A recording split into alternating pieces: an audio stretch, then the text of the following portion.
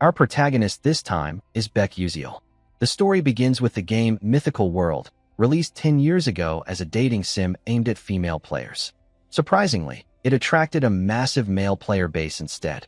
The game allowed players to choose from a variety of characters, ranging from easy-to-play, highly effective ones to extremely difficult, inefficient ones. Among them was a trash character, notoriously hard to level up and equipped with utterly terrible abilities. Yet, one masochist mastered this character over 10 grueling years, Beck Uziel. Now, he was cracking his knuckles to warm up, the very player who chose this trash character. On a beautiful day with fresh, warm air, Beck Uziel sipped a cup of warm tea, his eyes glued to the computer screen. He was browsing posts on the game's forum, where new threads suggested something exciting was happening. Clicking a post, a flood of player comments appeared. The game spawned a stupid dragon out of nowhere, and it wiped out all my game data. What the?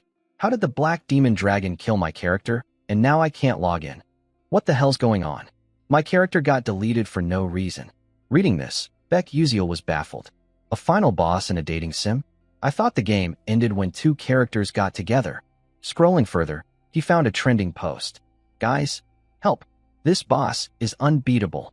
The half-horned black demon dragon has 99% magic resistance, no cooldowns, counters me with magic absorption, and shoots some kind of spell. How do I kill it? It's gotta be a bug. Beck Uziel realized this was from a famous ranker. Curiously setting down his tea, he exclaimed, "This final boss sounds wild." Propping his chin, he analyzed another player's post. Weird, huh? A magic-immune monster in a magic-filled world? That's illogical. Is it really a bug? People are saying their characters are vanishing without a trace. A notification popped up on his screen.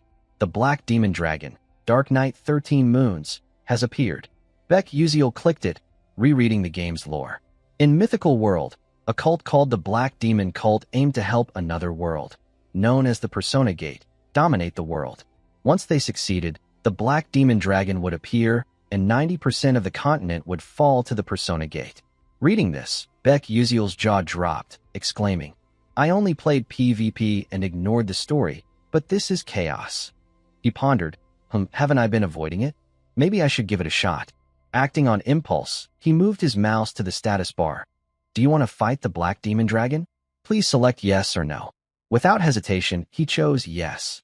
I'll show off the skills I've honed for 10 years. Beck Uziel declared confidently. A quick rundown on his character. Beck Uziel is the only character unable to use magic. In a game where everyone wields magic, even seasoned players avoided this trash character. To be blunt, he was worse than a side character. Still, he could use one spell, just one.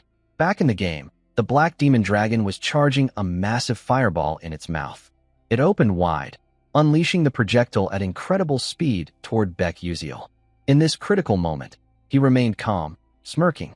Using his elite flash skill, he dashed forward, slashing the dragon's neck, repeating the move, flash, then flash again. Beck Uziel's flash allowed him to teleport 3 to 10 meters instantly.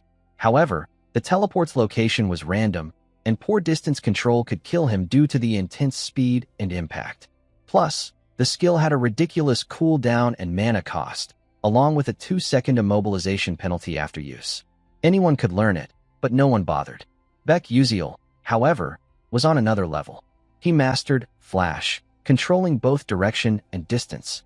Miraculously, he negated the skill's penalty, using no mana at all, since his character had no mana stat. Unlike other spells, flash was merely a movement skill. But Beck Uziel was obsessed with this character, as everything depended on skill mastery. For 10 years, he played this non-magic character exclusively. Now, he charged, carving a long gash across the Black Demon Dragon's face. With a powerful, decisive strike, he cleaved the beast in two. Truly formidable. Standing tall like a descended god, a notification appeared. You have defeated the final boss, Dark Knight 13 Moons.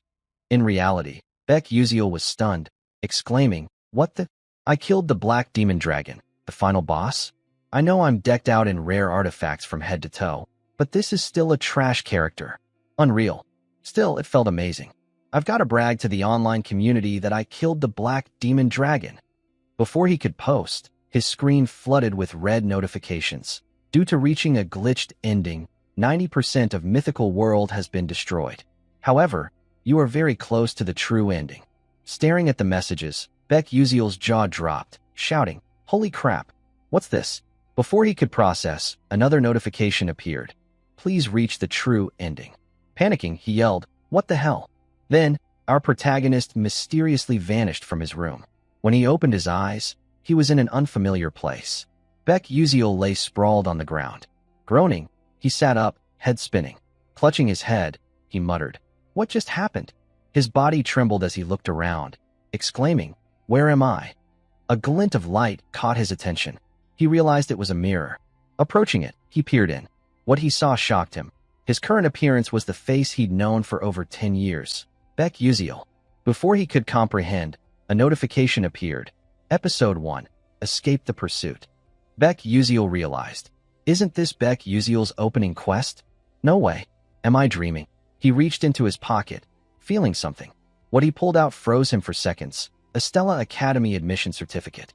Though reluctant to accept it, he could guess where he was. This is definitely Mythical World. So from now on, I'm Beck Uziel. Clutching his face in despair, he wailed, "But I need to think logically. That voice told me to reach the true ending. But with my knowledge, this game doesn't have a true ending. It has countless possible endings." His eyes widened in panic.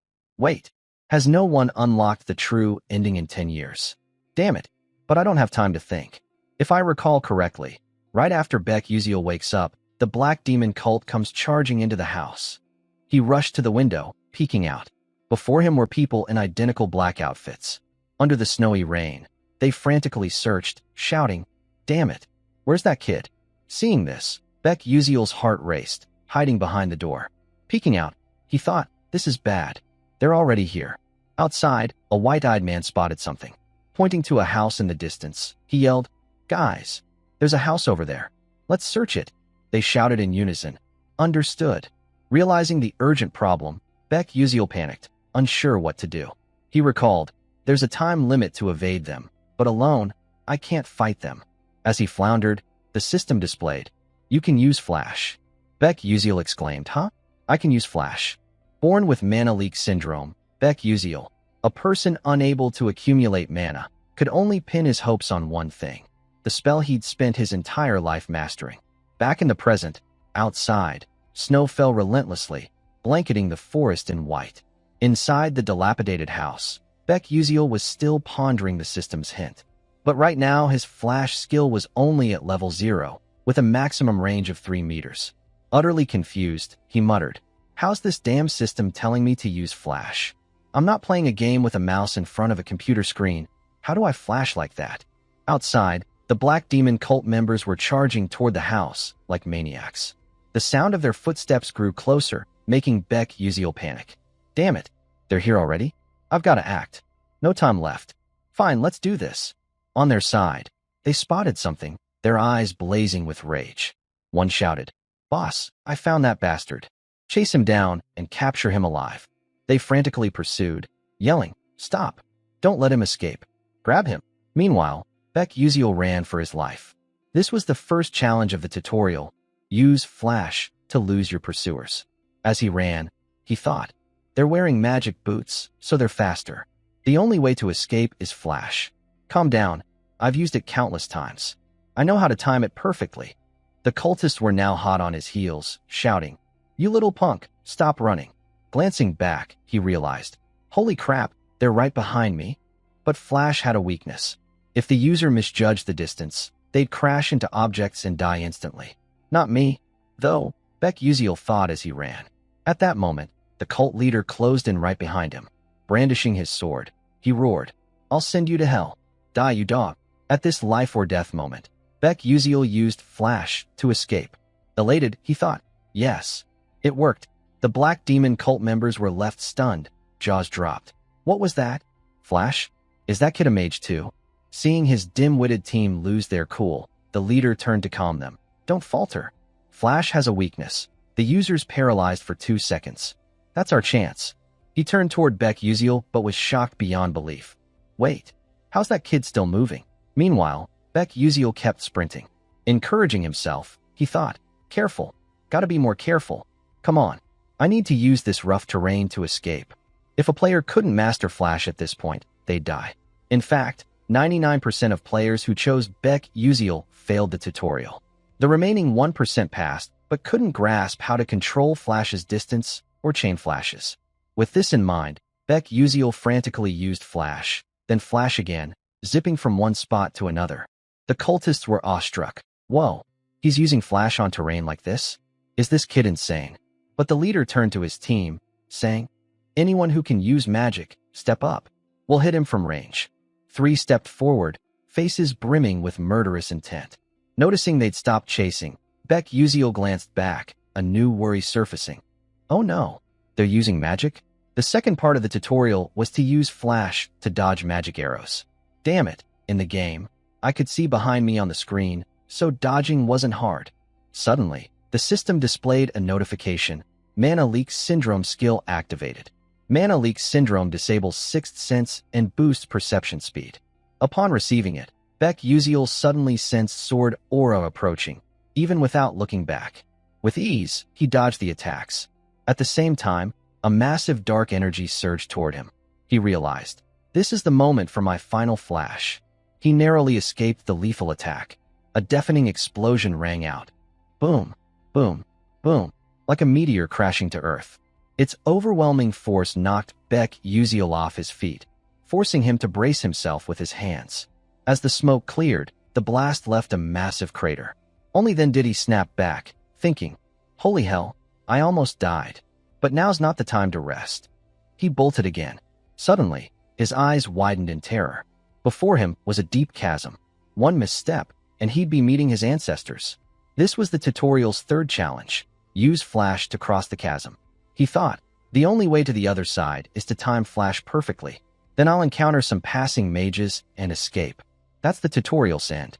But to pass, I need to activate Flash in 0.1 seconds. One failure means death. 2 floating rocks were there, but damn, only 0.1 seconds? Easier said than done. Who the hell wrote this tutorial script? So damn brutal. But it's not impossible. The issue is, a shout from the cultists interrupted. There he is. Right ahead. They caught up. Beck Uziel glanced back, thinking, they're closer than I thought. The gap's about 100 meters, and Flash's cooldown is 3 seconds. I won't make it to the other side in time. My only option, kill them all. Beck Uziel crouched behind a tree, hiding to plan his fight. He thought, this is insane. Why did I think I could handle this right after a battle? If this were the game, the system wouldn't let pursuers spawn back to back, but this is reality. There's no rule forcing me to blindly follow the game's system. Killing one guy doesn't bother me. It's not because they're my parents' enemies like in the game's story. Finally, they arrived. Beck Uziel gripped his sword tightly, ready to defend. His face radiated determination. Come on, bring it. I'll take you all. Within moments, the cultists caught up to his position. The leader, still fuming, his face red with rage, roared. That's him. That little punk. Grab him, they shouted. Understood, and charged with fury, each one visibly enraged. Beck Uziel remained calm, unshaken. Noticing the kid's boldness, one of the Black Demon cult members sneered. You dare fight us alone? What a fool. You're done for, kid. But Beck Uziel stayed focused, observing to make precise judgments. He realized the distance to his target was about 8.7 meters. Immediately, he unleashed his flash skill, darting toward the black-robed cultist. The cultist barely registered what happened before he was as good as dead. The leader beside him gaped in shock. But Beck Uziel's face burned with unyielding resolve. His speed was too fast, too dangerous, causing the cultist to spew a gush of blood that splattered onto Beck Uziel. Blood dripped from his fingertips, but he felt no guilt. If they don't die, I will. I have to kill them all to survive. With that thought, he slashed the cultist hard, then furiously kicked him for good measure. The seemingly light blow sent the cultist flying back into the others. This enraged them further. After taking down one, Beck Uziel bolted. Since his flash needed time to recharge, he couldn't take risks now. The cultists noticed him fleeing, their anger boiling over, shouting, "Damn it! He's running. Don't let him escape." Beck Uziel thought as he ran. I took one down, but it won't be that easy next time. What do I do? Wait, why is it so quiet? Are they not chasing? Just then, they appeared right in front of him. There was no time to escape. He thought, they're not using magic again, are they? If I can dodge these bastards. The cult leader barked orders. Do it. Instantly, a sinister spell materialized, heading straight for Baek Uziel. A massive spark shot toward him. He tensed up, not just one but multiple fiery arrows hurtling his way. Facing this, he didn't know how to escape, cursing inwardly. Damn it, that cursed spell. But then he exclaimed, wait, I've got it. A tree branch protruded from a rock crevice in front of him. In this critical moment, he used Flash to dart toward the branch. A massive explosion followed. Boom, boom, boom. It left a huge crater, dust swirling around. One of the cultists smirked smugly. Serves that punk right. But his glee was short-lived as he noticed no body in the crater. Confused, he muttered, where'd he go? While he was baffled, Baek Uziel had not only escaped their spell but used Flash to charge at the boss. By the time the leader noticed, Baek Uziel was face-to-face with him. They locked eyes. The ultimate Flash technique required equal momentum before and after use. Without hesitation, he flashed again, slashing the boss hard. Only a piercing scream echoed into the distance. The cultists were stunned. What the hell's happening? Not stopping, Baek Uziel drove his sword deeper, piercing the boss's body, causing him to spit blood and die on the spot. The cultists couldn't comprehend. Where'd this kid get such powerful magic? Why's he so brutal? After dealing with two, Baek Uziel was exhausted, covered in blood. He thought, two down, but I need to hurry before they recover. A scarred cultist spoke up. You freak. Your reaction speed's too abnormal for a mage. Who are you? Baek Uziel thought. My reaction speed's probably unmatched among players, but that's in the game. Here, I can't dodge forever at this range. I need to take them out fast. With that, he recklessly charged. The scarred cultist, observing, shouted, I've figured out your moves. This kid only uses Flash and that dagger. If I guard my face and neck, he can't touch me. He gripped his sword defensively, taunting, come on. Then he roared, Frost Dimension. Meanwhile, Baek Uziel showcased his stunning Flash skills. The scarred cultist unleashed a powerful surge toward him, confident in his strength, thinking, haha, I'm about to catch you. Let's see you writhe in pain. But his triumph was cut short. Baek Uziel, unscathed, flashed toward another cultist, beheading him instantly. The scarred cultist's hair stood on end, trembling as he gasped, damn it, you were just scurrying like a rat before. Now you're fighting back. Blood-soaked, Baek Uziel replied coldly. Yeah, that was the old me. Thanks for making me stronger every day. Enraged, the scarred cultist retorted, you damn dog. We were going easy on you. Die. Baek Uziel's powerful steps closed in, his face brimming with killing intent, terrifyingly fierce. He swiftly hurled a spear at him. Seeing the spear, the scarred cultist calculated, Flash targets unguarded spots. He's throwing the spear to make me block, then strike from behind? Dream on. As the spear neared, he casually swung his sword, slicing it in half. Smirking, he thought, now I'll turn and finish him. But his prediction was wrong. He froze, muttering weakly, huh? Then he gritted his teeth, face contorted in agony. Baek Uziel hadn't attacked from behind as expected, but struck directly from the front. With full force, he pierced the cultist's heart. In disbelief, the scarred cultist, unwilling to accept defeat, weakly roared, damn it. He planned to attack head-on all along. Thus, Chapter 1, Escape the Pursuit, was completed. After killing the entire group, a system notification appeared. You have gained additional experience and received a reward from the Constellatio project for advancing a unique storyline. Baek Uziel, exhausted, slumped down, his breathing rapid and ragged. Huff, huff. He looked at his blood-soaked hands, then scanned his surroundings. Like many transmigrated protagonists, he initially thought it was a dream. But no, this was reality, not a dream. Baek Uziel recalled the fight for survival that had just unfolded. It was his first Flash in this world, his first battle, and his first time killing. The truth is, I killed people to survive. After a moment, he slowly stood up.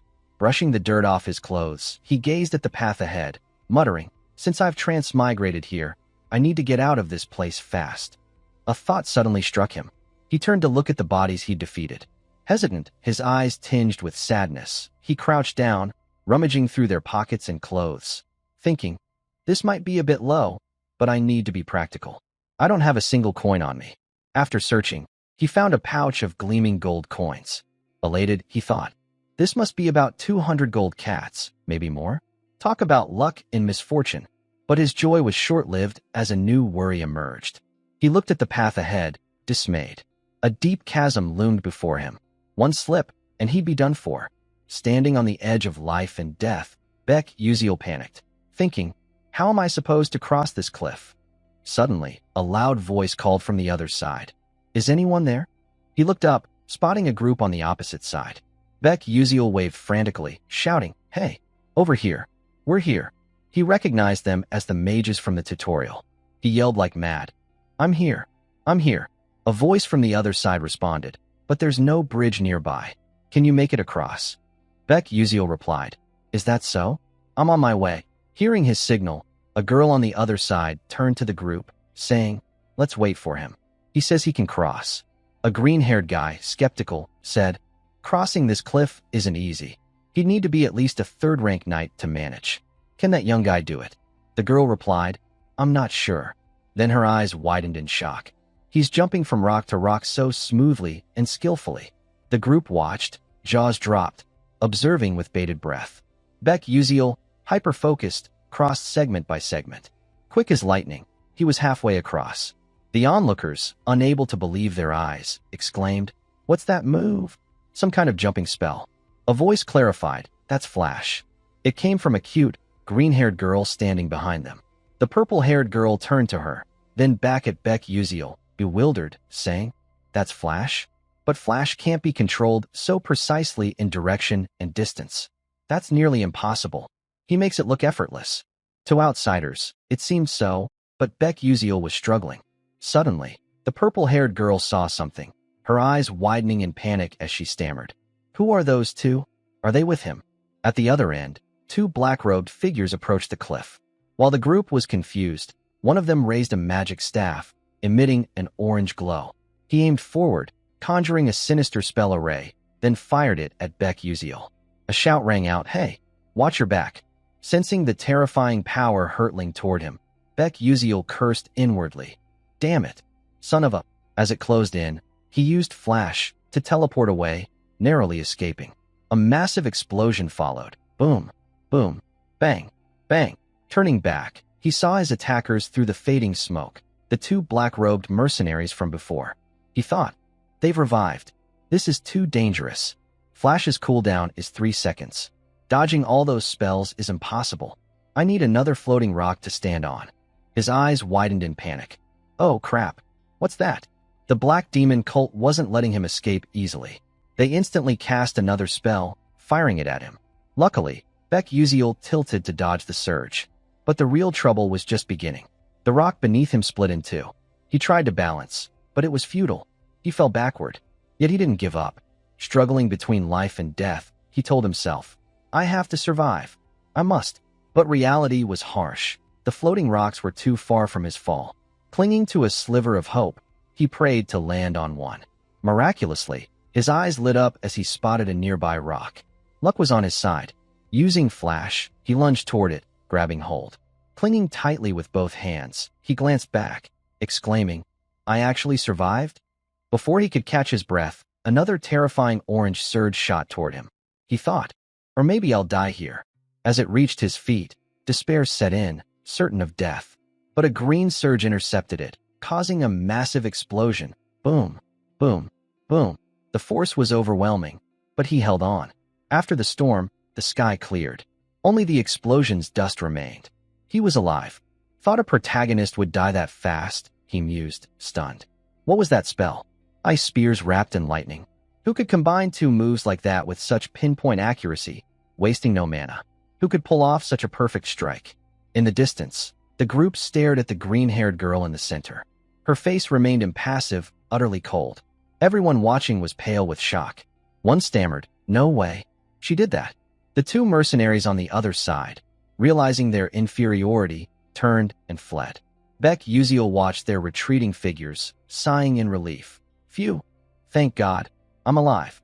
Soon, he reached the other side. The group warmly welcomed him, except for the green-haired girl, who turned to leave. Beck Uziel ran after her, thanking her profusely. Hey, friend. Thanks for saving me. She glanced back coldly, saying, I didn't do it for gratitude. No need to thank me. She walked away. Beck Uziel felt a bit deflated, replying, Oh, okay. Watching her leave, he thought, she's interesting. I've never heard such a cute voice. Though she seems hard to approach. Those guys were bandits, plundering villagers. They deserved it. Most such acts are done by the Black Demon cult. But thankfully, that ends here. I just survived a life-or-death moment, and crossing this cliff, I've reached mage territory. The cult can't follow me here. He sighed. Those bastards still don't know who I am. Suddenly, a system notification appeared. Chapter 2. Enroll in Stella Academy. Staring at it, he exclaimed, Chapter 2? Not bad, huh?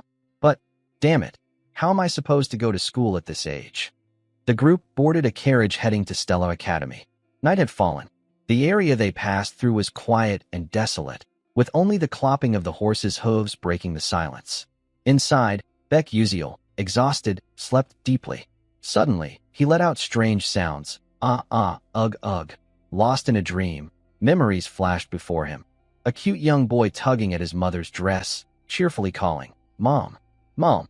His mother smiled warmly, replying, My precious son, when you grow up, you'll become a mage. I believe in you, my dear Uziel. But according to his mother's diary, his parents had struggled greatly to raise him.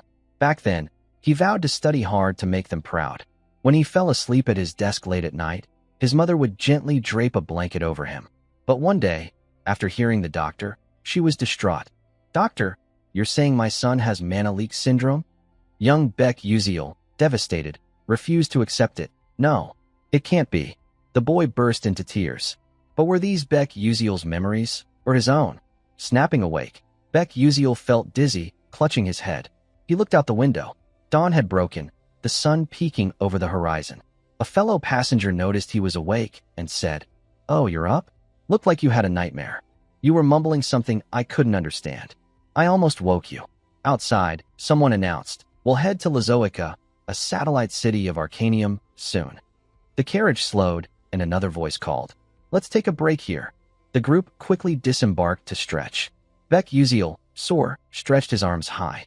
Suddenly, he froze, eyes wide. By chance, the green-haired girl was staring at him. He raised a hand to greet her, but before he could speak, she turned and walked away. Feeling awkward, he gave a sheepish smile, muttering, Man, she's cold. But things were going relatively well. Considering how worried he'd been, he was glad this world's timeline was closer to modern times than medieval. Magic existed in mythical world, but in safe cities, trains, airships, and sky roads were built for convenient long-distance travel. They'd reach Lazoica via a state-of-the-art airship. Lazoica was a stop en route to Arcanium. In Arcanium, the city of magic, everything truly began. Magic towers, mage conferences, and 5 prestigious academies were all there. The academy with the most powerful mages and brightest students was Stellar Academy, filled with geniuses and nobles from across the world. Yet Beck Uziel couldn't fathom why the character he'd transmigrated into was admitted to such a prestigious school. Wait, I haven't checked my skills. Hurriedly, he opened his system. A status panel appeared. Mana leak syndrome, level 1. Strength, plus 3%. Speed, plus 5%. Agility, plus 10%. Sixth Sense, consumes mental strength to detect mana within a 12m radius. Acceleration Wave. Looking at the status, he silently thanked the skills Beck Uziel possessed. Sixth Sense and Acceleration Wave? Without these, I'd be dead in this game. Accursed Condition, unable to retain mana, Mana Leak Syndrome, was Beck Uziel's innate curse. Yet it allowed him to detect mana via Sixth Sense, sensing attacks even without looking. Acceleration Wave let him perceive everything as if time slowed, reacting faster than a normal human could. These are essential for Beck Uziel since he can't use mana. But everything has a downside. Overusing Sixth Sense drains mental strength, potentially causing unwanted side effects. He swiped to the stats. Name, Beck Uziel. Stats. Strength, 1 star, 59%. Agility, 1 star, 97%. Speed, 1 star, 81%. Stability, 1 star, 51%. Endurance, 0 star, 97%. Mental strength, 1 star, 43%. Mana remaining, 0. Skill, Flash, Level 0. Trait, Mana Leak Syndrome, Level 1. After reviewing, he thought, the starting stats aren't bad. The original Beck Uziel had low agility, but in my hands, it's different. I need to push this. In this game world, there are levels for skills and stats, shown as levels and stars. The max stat level is 9 stars, but that's nearly unreachable. I've played for over 10 years and only hit 8 stars in stability and agility. I should focus on agility to boost sixth sense and reaction speed. I can improve stability and flexibility other ways. The issue now is Mana Leak Syndrome. If I don't train it, I won't survive long. I need to level it to reach the true body secret. Stella Academy is the way to suppress this syndrome. I have no choice if I want to prevent this world's end and cure my chronic illness. He sighed helplessly. Phew, I really don't want to go there. Someone save me from this. Suddenly, the system chimed. You've missed some notifications. Surprised, he exclaimed. Oh, I haven't checked these. But before he could, an urgent voice called. Hey, kids, let's go. Beck Uziel shelved the notifications for later. The green-haired girl was still watching him, but remained coldly silent. Before them hovered a massive, modern airship. Everyone on board seemed excited and eager. A loudspeaker announced, Attention, we're approaching Arcanium. Please remain seated. Someone spotted something, exclaiming in shock, then mocked. Hey, look at that guy gawking like a kid. Never been on an airship before? Huh. Their gazes pointed to Beck Uziel. He was looking around, everything unfamiliar. They continued. Is that guy some country bumpkin? Looks like a hick in the city. TCH, how does Stella let trash like him in? Beck Uziel overheard their whispers about him. He glanced at them but ignored their mockery, sighing and turning away. His indifference surprised the mocker. Beck Uziel thought, just a bunch of brats. I'm an adult. I won't stoop to their level. His nonchalance embarrassed the young noble, who shouted, Hey kid, you dare look at us like that? Tired of living? Frowning and grinding his teeth, he added, You nobody. Stop right there. A gentle voice interrupted. Hey, what's with the racket? The noble jumped, turning toward the voice. His eyes widened in shock. In the distance was a girl with long hair. Trembling, he stammered, Princess Bayan. Beck Uziel turned, thinking he said Bayan. Following his gaze, a stunningly beautiful princess stood before them, exuding cold elegance. Princess Bayan Adalabit of the Adalabit Kingdom. She said nothing more, gliding past the group. As she passed the noble, he smiled warmly, placing a hand on his chest, greeting politely, Your Highness. Before he could continue, her icy glare silenced him, and she walked on without a care. Embarrassed, he stood speechless. She strode inside, leaving the group stunned and deflated. As she passed Beck Uziel, he realized she's the world's enemy in the story. Hong Bayan is a main character in the game. She and the heroine are always at odds, but she's the one who dies. In most endings, she's killed brutally or forced to take her own life after being bullied by the Academy. She endures the most humiliating things in front of everyone, as if the developers despised her and wanted her to suffer. He grew somber, thinking, I heard she's super famous among players. She's gorgeous, but so cold. Like she'd kill me if I tried talking. His stomach growled loudly. Rubbing it, he decided to fill it first. At a stall on the second deck, he saw dazzling pastries. Picking one, his face paled, thinking, why is it so expensive? Still, he ate to satisfy his hunger. After eating, Beck Uziel stepped out, dazed. Damn, is eating in Arcanium always like this? I'm screwed. The loudspeaker blared. Attention, attention.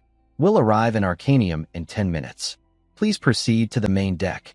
Repeating, we'll arrive in Arcanium in 10 minutes. Please proceed to the main deck. Thank you. Hearing this, Beck Uziel smiled, thinking, it's finally starting. This is my reality now. Excited, he exclaimed, let's do this. Soon after, the group arrived at Stella Academy. Surrounded by unfamiliar faces, Beck Uziel felt out of place. He took a deep breath. At least I've dealt with the immediate problem. The Black Demon cult can't follow me here. But can I survive in this place? Surviving this world isn't easy. I wish I had something useful for this situation. A thought struck him. I still haven't checked those system notifications. He opened the system. The message read, The Constellatio Project grants you a special reward. Options: 1. A weapon you used in the game at a lower level. 2. A skill you acquired in the game with reduced power. 3. Experience. Staring at the status, he mused, Huh, this system has some morals, doesn't it? But what should I pick? Should I go for twin lightning reflector? As if reading his mind, the system responded. Based on analysis, such equipment is too high tier and will be downgraded. He pressed, what about hyper flash? The system replied. Based on analysis, this skill is an upgraded version of flash and cannot be granted. However, you may use the reward to enhance your flash skill. Stunned, he cursed inwardly. This damn system, really forcing a downgrade. Sensing his complaint, the system explained. Due to insufficient narrative energy, we cannot fully materialize such items. Huh? What's that? He asked, confused. The system continued. Narrative energy influences the story's progression. By exploring hidden storylines, you can accumulate it. For now, as a newcomer, you cannot possess overly powerful items. He waited eagerly for more, but nothing came. He asked, what about the crest glasses? The system replied, based on analysis, this item can be provided. I'll take it. With that, the system tossed him the crest glasses. Holding them, he examined them, thinking glumly, I never thought I'd actually have to wear this damn thing. Note, the crest glasses store all information a player has gathered in mythical world. Players cannot recall or access details about hunted monsters or acquired knowledge on their own. Thus, various items were developed to store information uniquely. Beck Uziel is no exception. He uses the crest glasses to store data. Excited, he put them on to test them. A blue glow emanated from the glasses, displaying crest glasses, level 0. Description, can't remember last night's dinner? No problem. These glasses record everything you've seen and learned. Special feature, sealed crest archive, activate with mental strength. He opened another section, and the system showed alchemy materials, hunting grounds, dungeons, characters. Satisfied, he thought. This place feels just like real life, so I'm not sure what I can do with the system. But with these glasses, I can regain half the abilities I used. Suddenly, whispers came from behind. Hey, isn't that Izal Malf? Oh, you mean the eldest daughter of the traitor Malf Duchy? How dare she show her face here? Chill. Quiet. She'll hear you. Hearing a familiar name from the story, Beck Uziel grew curious. Izal Malf? Oh, right. The crest glasses let me register or check character info. Let's see. A panel appeared. Name, Izal Malf. Description, false heroine, ice lightning mage. Enjoys pickle juice before pizza. Eldest daughter of Malf Duchy. Her father's death led to her family's downfall. Fate will die? Reading this, he thought. So she's the false heroine? Let's talk about Izal. One thing stands out. Though this is mythical world from the game, it's based on a romantic novel, Don't Love the Princess.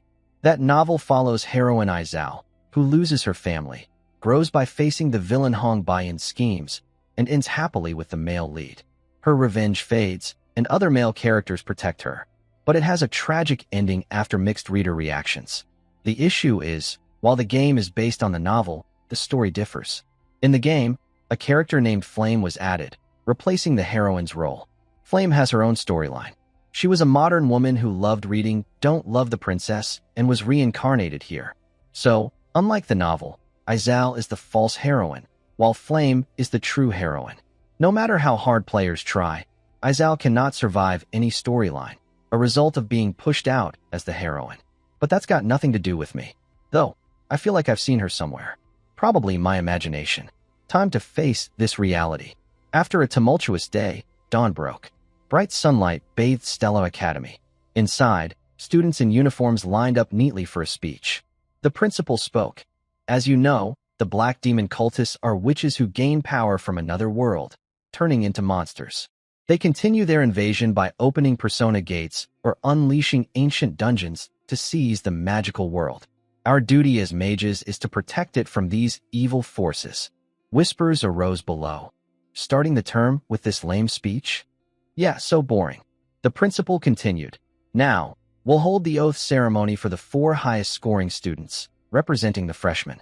Please come forward. The standout students stepped up, handsome boys and beautiful girls with radiant faces. Watching them, Beck Uziel thought, they're all shining, like they're the protagonists. But who's the brightest? Write him. The principal announced, representing all freshmen here, Ma Yuziong. Please give your speech. Girls below swooned. He's the top scorer? So talented and handsome. Beck Uziel nodded, acknowledging. So that's the famous Ma Yuziang. Game note. Ma Yuziang epitomizes I alone am supreme, with a 9-star mana stat, nearing godlike potential. A genius among geniuses, he can control all elements. Even if I don't reach the grand finale, I must avoid bad endings by pulling my Yuziang to the good side. But that short-haired, cute girl, probably Flame? He delved into speculation. It depends on how she acts from now. She's a transmigrator like me. Teaming up might be smart, but what if she sees me as an enemy and rejects me? I have an info advantage, so I shouldn't ruin anything. Flame's a reader of the romantic novel, while I'm a player of this fantasy game. I swear I'll act accordingly, even if my role's smaller than a shop villain. Plus, Flame has a unique ability, purifying black demon cultists.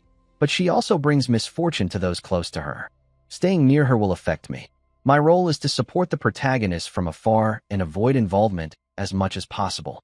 As he thought, my Yuziang's speech ended, met with enthusiastic applause. The principal declared, I hereby conclude today's entrance ceremony. Right after, Beck Uziel's system displayed. Congratulations on completing Chapter 2. Enroll in Stella Academy. After the entrance ceremony, the students gathered in a lecture hall, each choosing a seat at random. Beck Uziel, looking somewhat glum, thought, I graduated college ages ago, and now I'm suddenly a high school student again. This feels so weird. But he consoled himself. At least there's something pretty cool about this place. He held a watch in his hand, musing, this is it. Having this is awesome. The Stella Watch, proof you're a student at the prestigious Stella Academy. With it, you get privileges and better services than other mages. Grinning, he tucked the watch into his pocket, thinking, gotta make the most of this. At that moment, someone entered. A stern-faced man walked to the podium and announced, all students, remain seated. We'll begin the exam now. Except for writing tools, put away all items. If you're wearing glasses, I need to inspect them first. Beck Uziel thought glumly, an exam right after the ceremony? Stella's curriculum is tougher than most Korean universities. A placement test on the first day to evaluate and assign classes. After distributing the papers, the teacher returned to the podium, declaring, attention, you have 45 minutes. Begin. For someone like Beck Uziel, who'd long returned borrowed knowledge to teachers, the questions were daunting. Sweating, he thought, damn, I can't even understand these. What am I supposed to do? So hard. The placement test is unrelated to the entrance exam and notoriously brutal. Students are ranked from F to A and S, based on scores. Of course, most playable characters are in Class S. But Beck Uziel ranks dead last among 1,141 students. Staring at the paper, he wavered. Should I just turn in a blank sheet? I'm already admitted. Surely they won't expel me. I'll just volunteer for Class F. Glancing around, everyone seemed focused except my Yuziang, casually propping his chin, lost in thought. Beck Uziel felt a pang of disappointment. He's already chilling? Did he finish? No wonder he looks bored. In the game, my Yuziang's personality is jaded. Born into the continent's strongest family, with a genius mind and top-tier talent, everything's easy for him. Depending on the heroine's actions, he joins the good or evil side. The Black Demon cult, bent on wiping out humanity, is obsessed with him. His family's the biggest issue from the start. Watching a genius like him makes me question myself. Suddenly, he realized, wait, why am I so dumb? I can use the Crest glasses. I use them to store library knowledge. They're perfect for this. Nothing to lose. Let's try? He reached into his chest pocket for the glasses, but as he was about to put them on, the proctor noticed, approaching sternly, hold on. What's with those glasses? I said glasses need inspection first. Hand them over. Startled, Beck Uziel thought, oh right. Damn, I forgot. He handed over the glasses, panicking as the teacher examined them closely. Sweating bullets, he thought. I'm screwed. What do I do? If they detect these are magic glasses, I'll be expelled. Looking up, he prayed, please let me survive this. Suddenly, the system blared, detected a missing component of the Crest glasses. Would you like to summon it? Terrified, he thought, no? No. Stay quiet, system. The proctor used magic to inspect the glasses, but found nothing, returning them, saying, no mana detected. Ask first next time. Relieved, Beck Uziel replied, yes, sir. Thinking, thank God. If the original functions were active, I'd be toast. He put on the glasses, looking more scholarly. Answers appeared before his eyes. Copying them, he thought smugly, jackpot. Maybe I'll top the class. At this rate, I'll escape Class F, maybe even hit Class A. As he copied, the teacher announced, "Time's up. Stop and submit your papers." The proctor used magic to collect them, preventing any extra writing. Watching the papers fly to the teacher, Beck Uziel groaned. "What? I only answered 3 questions." The teacher scanned the stack, eyes suddenly widening in shock. Beck Uziel, dejected, I thought I'd escape Class F. Guess it's too much for me." Removing his glasses, the teacher noticed something, shouting, "You, hand over those glasses." Beck Uziel froze, stammering, "Why yes, sir." The teacher studied them, muttering, "Strange. Impossible." Turning to him, he ordered, "Call Dr. Gran." Beck Uziel replied, "Yes, sir," but panicked. "What's wrong with him?" I wrote carefully to avoid suspicion. "Am I busted?" Later, in the professor's office, the teacher's urgent voice rang out. "Dr. Gran, what do you think?" Dr. Gran, professor of magic engineering, held the glasses, replying, "The boy answering that question is suspicious." The teacher pressed, "Did he cheat?" Dr. Gran said, "Cheat? No. I detect no magical energy from the glasses or any item. He did it on his own." Beck Uziel feigned innocence, looking wronged. Dr. Gran chuckled, patting his shoulder. "Haha, fascinating. I never expected this in my lifetime." Professor Lee Hanwall, apologize and guide him. Embarrassed, Lee Hanwall said, "Yes, sir." Turning to Beck Uziel, he added, "I misunderstood you." "Sorry." Beck Uziel grinned, thinking, "I did cheat. But if the glass's original functions worked, I'd be done." He replied, "It's okay, sir." Later, in Professor Lee Hanwall's office, teachers graded the exams. Reviewing one paper, Lee Hanwall paused, staring in disbelief. A voice called, "Oh, Professor Lee Hanwall? These are the freshman exams." He replied, "Yes." The woman, Professor Edel Taiman, an elder council member, said cheerfully, "I hear we have many outstanding students this year." Lee Hanwall agreed. "Indeed. We have talents from the most prestigious fire magic family, Princess Hong Baiyin of Adalabit's Fire Kingdom, Jeremy Selvin of the Scalvan Empire, who outshone his brothers in the throne war at 12 with magical talent, and Hei Waryong, heir to the world's grandest magic tower, Full Moon Tower." Edel Taiman nodded. "Setting questions for such elite students must be tough. This year will be exciting." Lee Hanwall replied, "I'm glad you approve. As you said, this year's test is new. The first 3 questions are tricky riddles testing agility. If students can't solve them, do they move on? Second, how do they handle problems not in books? Rote magic learning is over. Now, it's about quick judgment and creative thinking. But those questions don't need answers. Over 1,000 of 1,141 students left them blank. The other 100 tried, but got them wrong. Only 3 freshmen answered correctly. Ma Yuziong, a once-in-a-century genius from an unknown family. Flame, a commoner recommended by the principal, nearly as talented as Ma Yuziong, and Beck Uziel, a nobody. Ma Yuziong and Flame being geniuses is no surprise, but Beck Uziel had a low entrance score. Yet he solved all 3 tough questions, leaving the rest blank. A nearby professor, seeing Lee Hanwall's puzzlement, asked, "What's wrong? Worried about their scores?" Lee Hanwall replied, "Well, I can't explain some students' results." Edel Taiman said, "That's normal. Those formulas don't solve everything. If the kids don't know, you can. But do you think this kid's a genius?" Lee Hanwall asked. She replied casually, "Maybe just luck." She left, leaving Lee Hanwall baffled. He sighed, checking Beck Uziel's file, finding a note. "Specially admitted for exceptional flash control."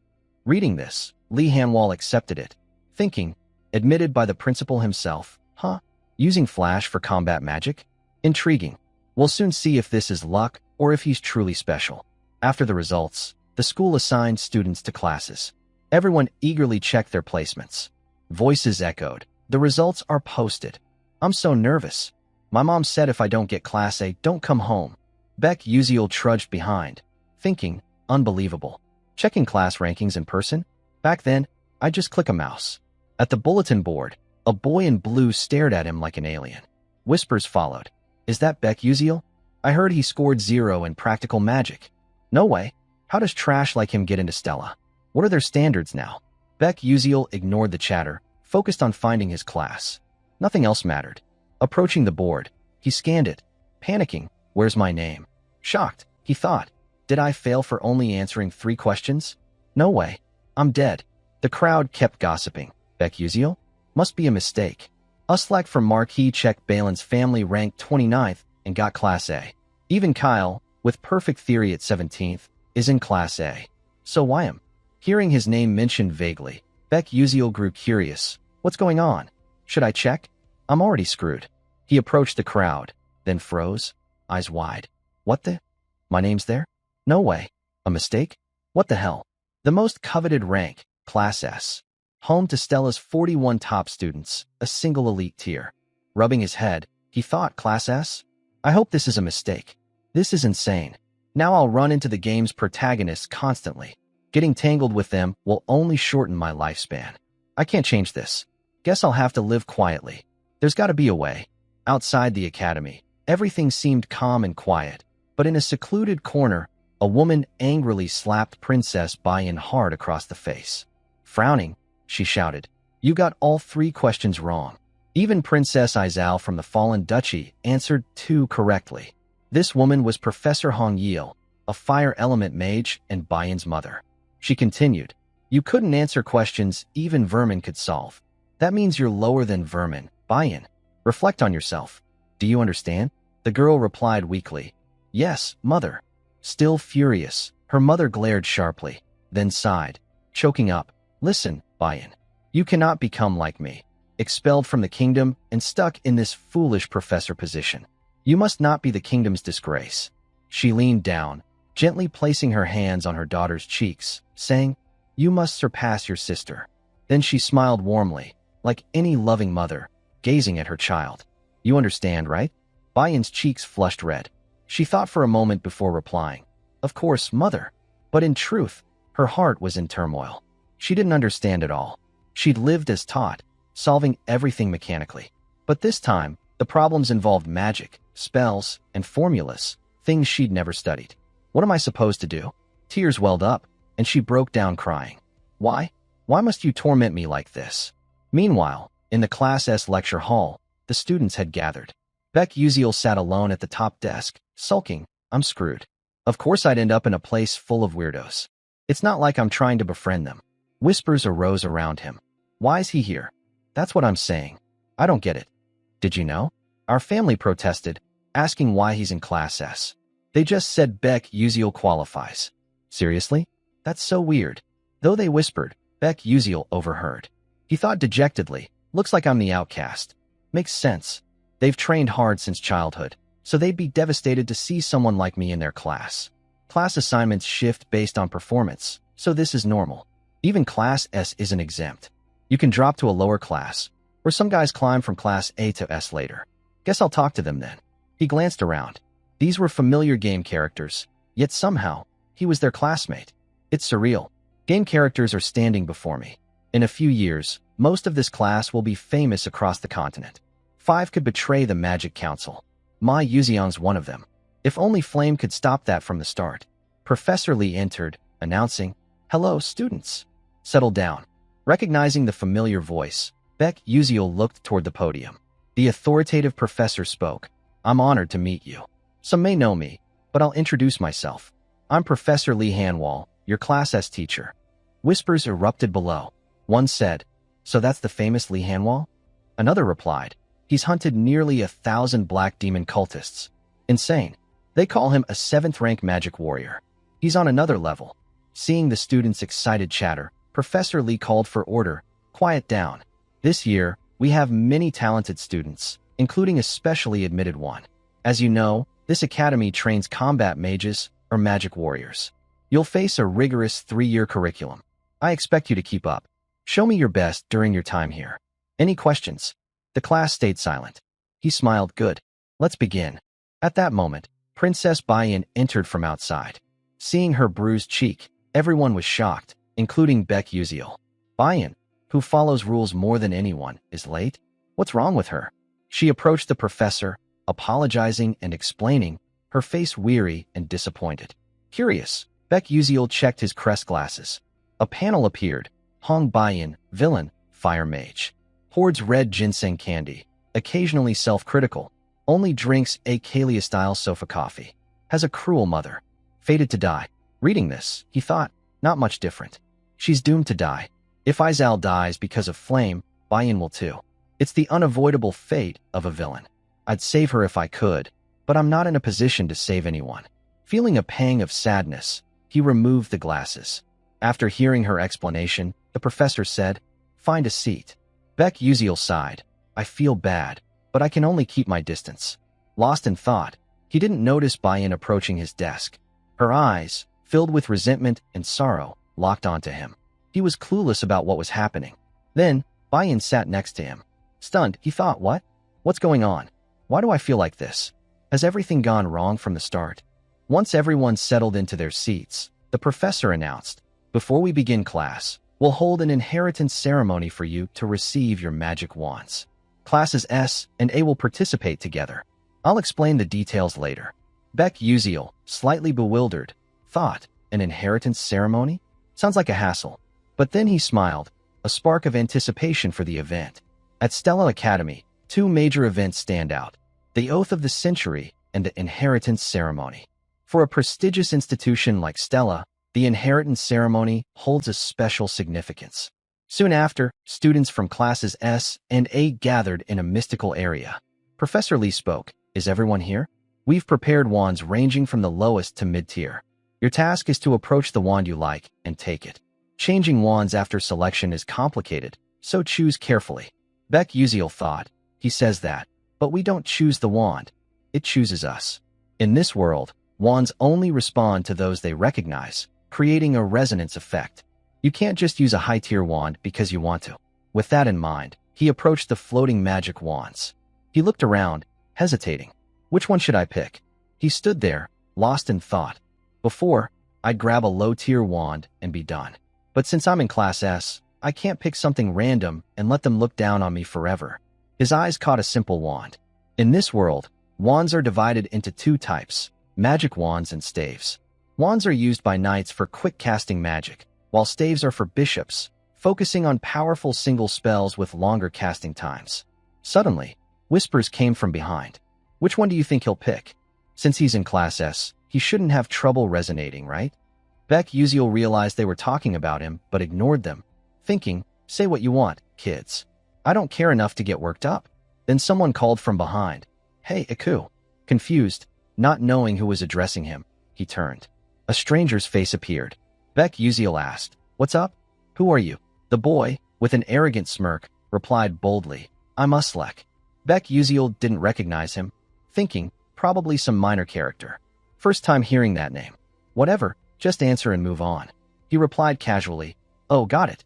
Uslek crossed his arms, continuing, "Which wand are you picking?"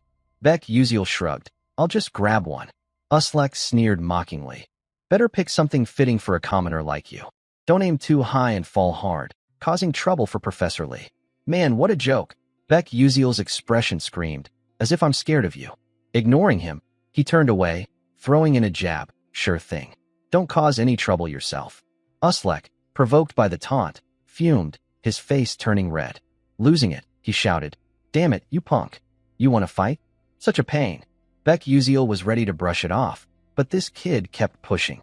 Sighing, he pulled out his crest glasses and put them on. Uslek's info appeared. Uslek Czech Balin, son of Marquis Czech Balin, follower of Prince Jeremy. Dissatisfaction level 3. Removing the glasses, Beck Uziel thought, disappointed, "That's it? Lame." Looking at Uslek, he sighed. "Does this guy have anything special?" Uslek pointed at a wand, boasting, "Anyway, I'm picking that one. Watch closely."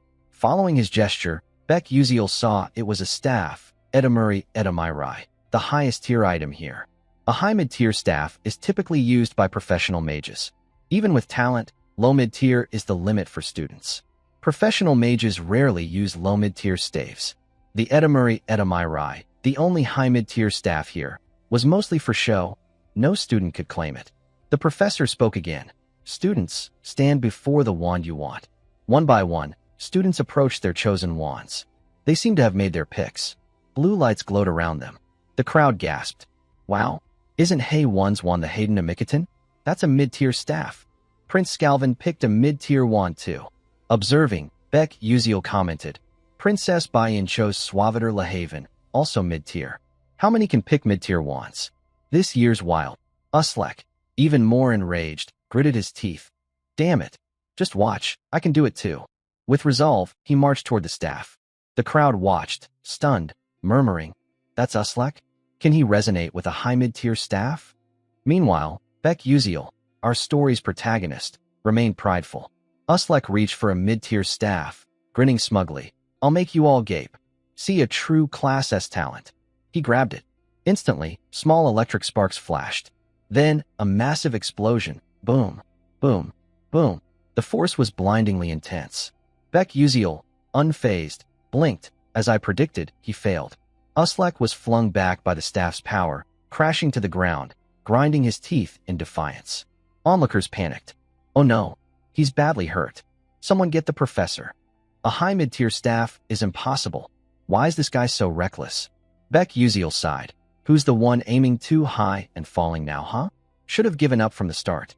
Then, another student approached the staff, whistling confidently.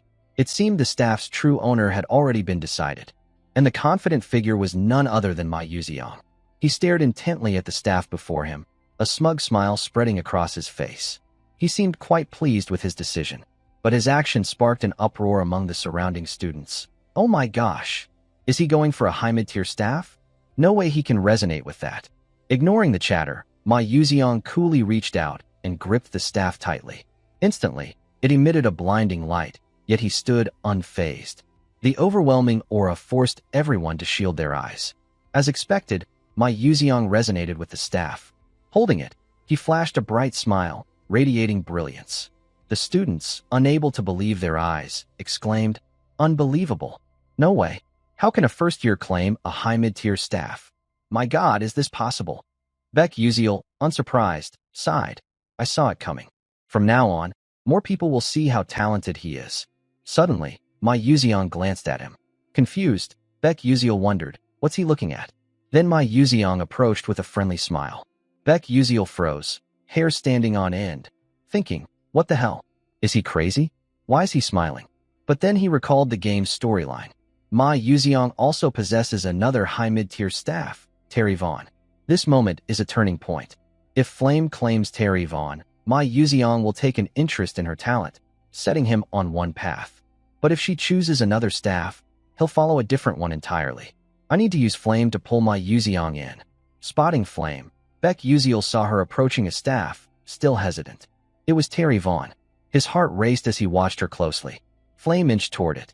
Staring at her back, he urged silently, Yes, take it. Then Ma Yuziang will notice Flame, and we'll get a perfect ending. But before he could celebrate, Flame abruptly turned away. Shocked, he nearly choked. What's that? She doesn't want Terry Vaughn. What's going on? Doesn't she know? Relax the info. This isn't good. Flame can resonate with any staff. She's the protagonist. But what if she picks some random one? We'll lose a great option. No way, I have to act. I need to push Terry Vaughn toward her. Focusing, he targeted Flame's position and used Flash to zip behind her. Quick as lightning, he appeared at her back. Sensing someone, Flame spun around, thinking, what the heck? When did he get behind me? Beck Uziel raised a hand, grinning. Hello? Hi. Just curious which staff you're picking. Confused, Flame replied. Why do you care? What's it to you? Embarrassed, he said. I just wanted to help since you seem unsure. Unimpressed by his flimsy excuse, Flame replied coldly. That's not your business. If you've got nothing else, I'm leaving. She turned to go. Beck Uziel called out. Wait, but sensed something off. Flame's supposed to be friendly with everyone. She's outgoing, right? Why is she so cold? I can't give up. My whole life depends on this. Gathering courage, he shouted. Hold on. I really just want to help. Flame, now annoyed, snapped. Nosy jerk. Worry about yourself first. You haven't even picked a staff yet. Undeterred, Beck Uziel pressed. No, wait. I feel like there's a staff perfect for you. Furious, Flame yelled. You think you can tell me what to do? What do you know about staves? Intimidated, he thought. What's with her? Did I mess up? Or does she just ignore side characters like me? Stammering, he replied. Oh well, I've heard a lot about you. Don't you think you could take that staff? Flame, puzzled, asked. Terry Vaughn. Seeing her calm slightly, he grinned. Exactly. That's the one. Suddenly, a loud noise interrupted, wiping the smile off his face. A massive explosion rang out, its force overwhelming. His eyes widened in panic as a staff inexplicably flew into his hand. Blinking, he yelped, "What the hell?" Examining it, his face paled. "Why's this in my hand?" Flame was supposed to take it. Damn it. Speechless, he stood awkwardly. Flame, stunned for a moment, then smirked. "Well, what now?" Beck Uziel, creeped out by her odd reaction, stammered. Nothing." But internally, he panicked. "It's over. I'm done for. This makes living quietly impossible now." The inheritance ceremony had ended, but its buzz lingered. On the school courtyard, Flame trailed behind a group of students. By chance, she overheard two guys talking ahead. One said, "Hey, heard the hot news? 2 students claimed high mid-tier staves this year." The other, shocked, replied, "No way. Only 5 people have ever done that. And now 2 more." Yup. But get this, one of them only used Flash in the practical magic test. Flash. That's basic magic. My parents said Flash is rare, though. This is weird. Their conversation made Flame ponder. She didn't get it either. Later, in the study room, Flame arrived, feeling at ease. She sighed. Finally, some peace. All day, I've heard whispers about that. News of 2 students grabbing high mid-tier staves is everywhere, but I still don't get who that guy is. Why could he claim Terry Vaughn? I read the original novel 3 times before transmigrating, and Beck Uziel never appeared.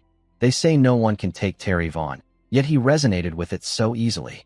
No, he's probably just showing off to me. Whatever, thinking about it's useless now. Suddenly, someone called, "Flame, here to study too." Turning, she grinned. "You kids think I'm a bookworm?" The blonde girl teased, "Nah, you always say you're bored, then study anyway." Flame, embarrassed, said, "Hey, not true." Another girl asked, "But why call us kids? We're the same age, right?" Flame made up an excuse. "Oh, just a habit. Where I'm from, people treated me like an old lady, haha." In truth, she knew she was in a novel. How could she act childish? Another voice asked, "Studying alone today?" It was a cute red-haired girl. Flame thought, "Is that Jackie? Her fashion sense is so like mine." She replied, "Nah, I'm heading to a meeting. Gotta go." "Cool, let's grab a drink next time." Flame waved, "Bye-bye." Her cheerful facade dropped, replaced by her usual cool demeanor. She mused, being an adult acting like a student is tough.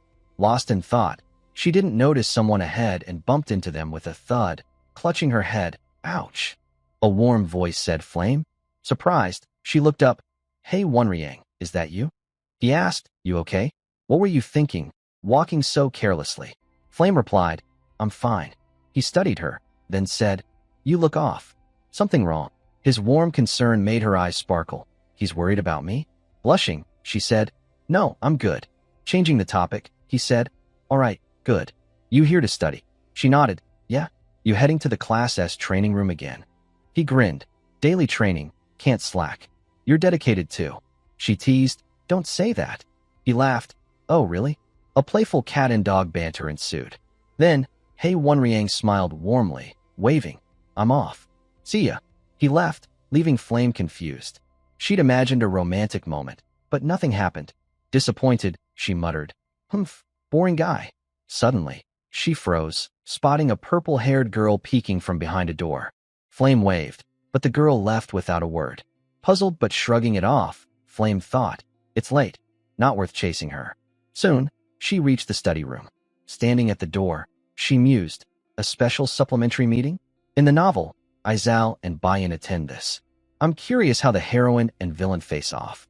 She opened the door and stepped in. As expected, all the key characters were there. She scanned the room. The meeting's host, a Class A student, seemed surprised by the attendees. Flame quickly took a high seat to observe.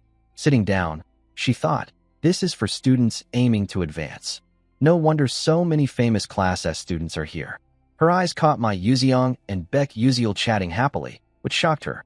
In this world, Mai Yuziang was intrigued by the unknown Beck Uziel. Flame thought, this isn't just chance. Beck Uziel not answering anything but those 3 hellish questions is absurd. Maybe from the start, he knew solving them would land him in Class S. If Beck Uziel really knew the future, his actions back then were downright terrifying. Meanwhile, Beck Uziel sighed wearily, thinking, I wish someone would just yeet this guy out of my sight. Ma Yuziong, on the other hand, grinned brightly, looking at Uziel and asking, Hey, Uziel, why are you here? With your skills, you don't need this class. Got some secret reason? The protagonist forced a laugh, replying, Haha, no reason really. Just felt like checking it out. But inside, he was a mess. He was forced into this class. Who said my scores were bad? He thought, staring at the guy, baffled. Why is he so interested in me? A voice interrupted. All right, settle down. Let's wrap up the chatter. Today, we'll discuss the recent ranking test issues. As you know, this test was tough. So tough, even upperclassmen called its 3 questions Hell's Riddles. I'll explain them slowly. The speaker, Kai, was secretly nervous. He didn't understand why so many famous students were here. His goal was just to boost his reputation by helping the dumb kids in this class. Suddenly, an idea sparked in Kai's mind. Glancing at Beck Uziel, he thought, no, this is my chance. I heard Beck Uziel had the lowest entrance test score. If I show I'm way better than him, I'm set. Confidently, he continued, Everyone, pay attention. I'll guide you through the first question. Writing on the board, he explained, this is actually a trick question. It tries to lead you into a dead end. First, you need to do this. The students below listened intently, scribbling notes. Ma Yuziong glanced at Uziel, who seemed lost in thought, and asked, What do you think? Is his explanation right? Caught off guard, Uziel looked up. Ma Yuziong was grinning, eagerly awaiting an answer. Freaked out by this odd behavior, Uziel thought, What the hell? He's asking if I think Kai's right. I don't even know what's being explained, let alone Hell's Riddles. But honesty's a virtue. He replied, no, I don't know. His words triggered whispers among nearby students. What? Beck Uziel? He's saying Kai's wrong. It seemed some were deliberately twisting his words to smear him, knowing his low entrance score. Kai, writing on the board, overheard and paused, visibly annoyed, grinding his teeth. Uziel sensed something off, looking around. Huh? What's going on? Why's everyone staring? Kai stopped writing, snapped the chalk, and said, Yes, I got it wrong. Uziel was stunned. What's happening? Kai smirked triumphantly, adding, So, Beck Uziel, why don't you come up and explain it? Uziel's hair stood on end, panicking. What the hell is he saying? Then he caught my Yuziong's encouraging smile, as if saying, You got this, go for it. It clicked. Kai and the others were setting him up. Steeling himself, Uziel walked to the board, thinking, Fine. If you want to humiliate me, you're mistaken. I'll make you all gape in awe. All eyes were on him. At the podium, he pulled something out, reviewing Kai's solution. It was the crest glasses. He thought Hell's Riddles? More like wordplay nonsense. The questions like this. A mage chants. Oh Mother Earth, shed your tears, doubling the dust from the start. Why? The answer's simple. Dust is crying. It's just a state of separation. Uziel rubbed his head. Who the heck comes up with this garbage? To him, it was laughable. Yet here, it was a major unsolved problem. Kai hadn't approached it like a normal math problem, but as dust crying to produce more dust. Hard to explain. His method was wrong but fluked the right answer, likely by luck. Another similar question would stump him. Now it's my stage. Uziel turned to Kai, saying, I can't teach you how to solve it, but I can show where you're wrong. Kai jolted. What? Uziel continued. It's about the Earth's foundation. But what if it's water or wind? Would your method work? If not, I'd use a simpler approach. But that needs multiple methods for the same question type. You just got lucky with the right answer, not the questioner's intent. Kai tried to argue, stammering, but conceded, you're right. Seeing Kai's defeated look, Uziel felt uneasy. Did I crush him too hard? He added, Anyway, here's how to solve it. Kai listened, jotting notes. The other students followed suit. Flame was stunned. Why is everyone writing down what he says? Aizao and Hong Baiyan should be debating, not analyzing his solution. Is this possible? What a joke. By now, dusk had settled outside. Inside, Ma Yuziong waved goodbye to Uziel. Bye-bye. See you tomorrow. He flashed a bright smile and left. Uziel reluctantly waved back. See ya. As Ma Yuziong's figure faded, Uziel clutched his face, groaning, Damn it. If I keep getting tangled with my Yuziong, I'm screwed. I don't want it tomorrow. I never want to see him again. Lowering his hands, he stared at his slender fingers, thinking, must be the phone's fault. Can't use it anymore, and my hands feel restless. but catching my Yuxiang's attention? Damn it, why do I keep running into him? Oddly, besides Flame, no character had ever used Flash before. As he trudged home, he spotted Baiyan lingering nearby, her face tinged with sadness. He thought, what's up with her? She looks off. But it's none of my business. Why bother? He walked past her. Suddenly, she called, Beck Uziel. Startled, wondering if he misheard, he turned as she continued, I need to ask you something. The protagonist was floored. He couldn't believe someone as perfect as her had a question for him. He replied, Baiyan? What's up? Cutting to the chase, she asked, why didn't you explain your answers earlier? Uziel froze at the question, thinking, I didn't explain? Honestly, I don't even know how to explain that nonsense. A question with no answer. How do you explain that? Is she misunderstanding something? Scratching his head awkwardly, he said, I didn't really explain anything. Baiyan interrupted, I get it. You didn't want to reveal it there, right? More confused, he thought, no, that's not it. She continued, then I'll compensate you. Shocked, he blurted, what are you talking about? Baiyan clarified, I'll reward you properly. Uziel's mind reeled, stammering, Moments later, they sneaked into Professor Lee's office. After rummaging, they found their tests. Glancing at Baiyan's, Uziel said, I don't get why you're paying me to explain the 3 ranking test questions. Baiyan replied, I have my reasons, not convenient to share. Just tell me. Yes, ma'am, he said. Reviewing her test, he remarked, you only got those 3 wrong. I flunked all the others. And you're asking me? Aren't you embarrassed? Baiyan replied coolly, no. The only thing I'm ashamed of is not understanding those answers. If you can clear that up, I'll do anything. Stunned, Uziel thought, she's the model student, right? He asked, but why me? You're a princess. Don't you have tons of friends to ask? Hesitating, she said, well, out of 1,141 freshmen, only 3 answered those hell's riddles correctly, including you. Uziel's jaw dropped. What? Say that again. Slightly ashamed, she continued. Those questions have no answers. Yet you, my Yuxiang, and Flame solved them. That's what I'm most embarrassed about. Uziel lost his cool, hands trembling. No. Hold on. Standing abruptly, he shouted. Those 3 were trick questions? No one could solve them. How didn't you notice? Baiyan was silent. Suppressing his anger, he sat down, thinking, this is insane. Now I get why I'm in Class S and why Flame blocked me. I didn't know the game's full setup. I had no clue about those trick questions. But Flame's different. She read the whole novel. Even without knowing the game's plot, she'd know the story's setup, like those trick questions. But since a side character like me, absent from the novel, showed up, Flame had to acknowledge my existence. Damn it.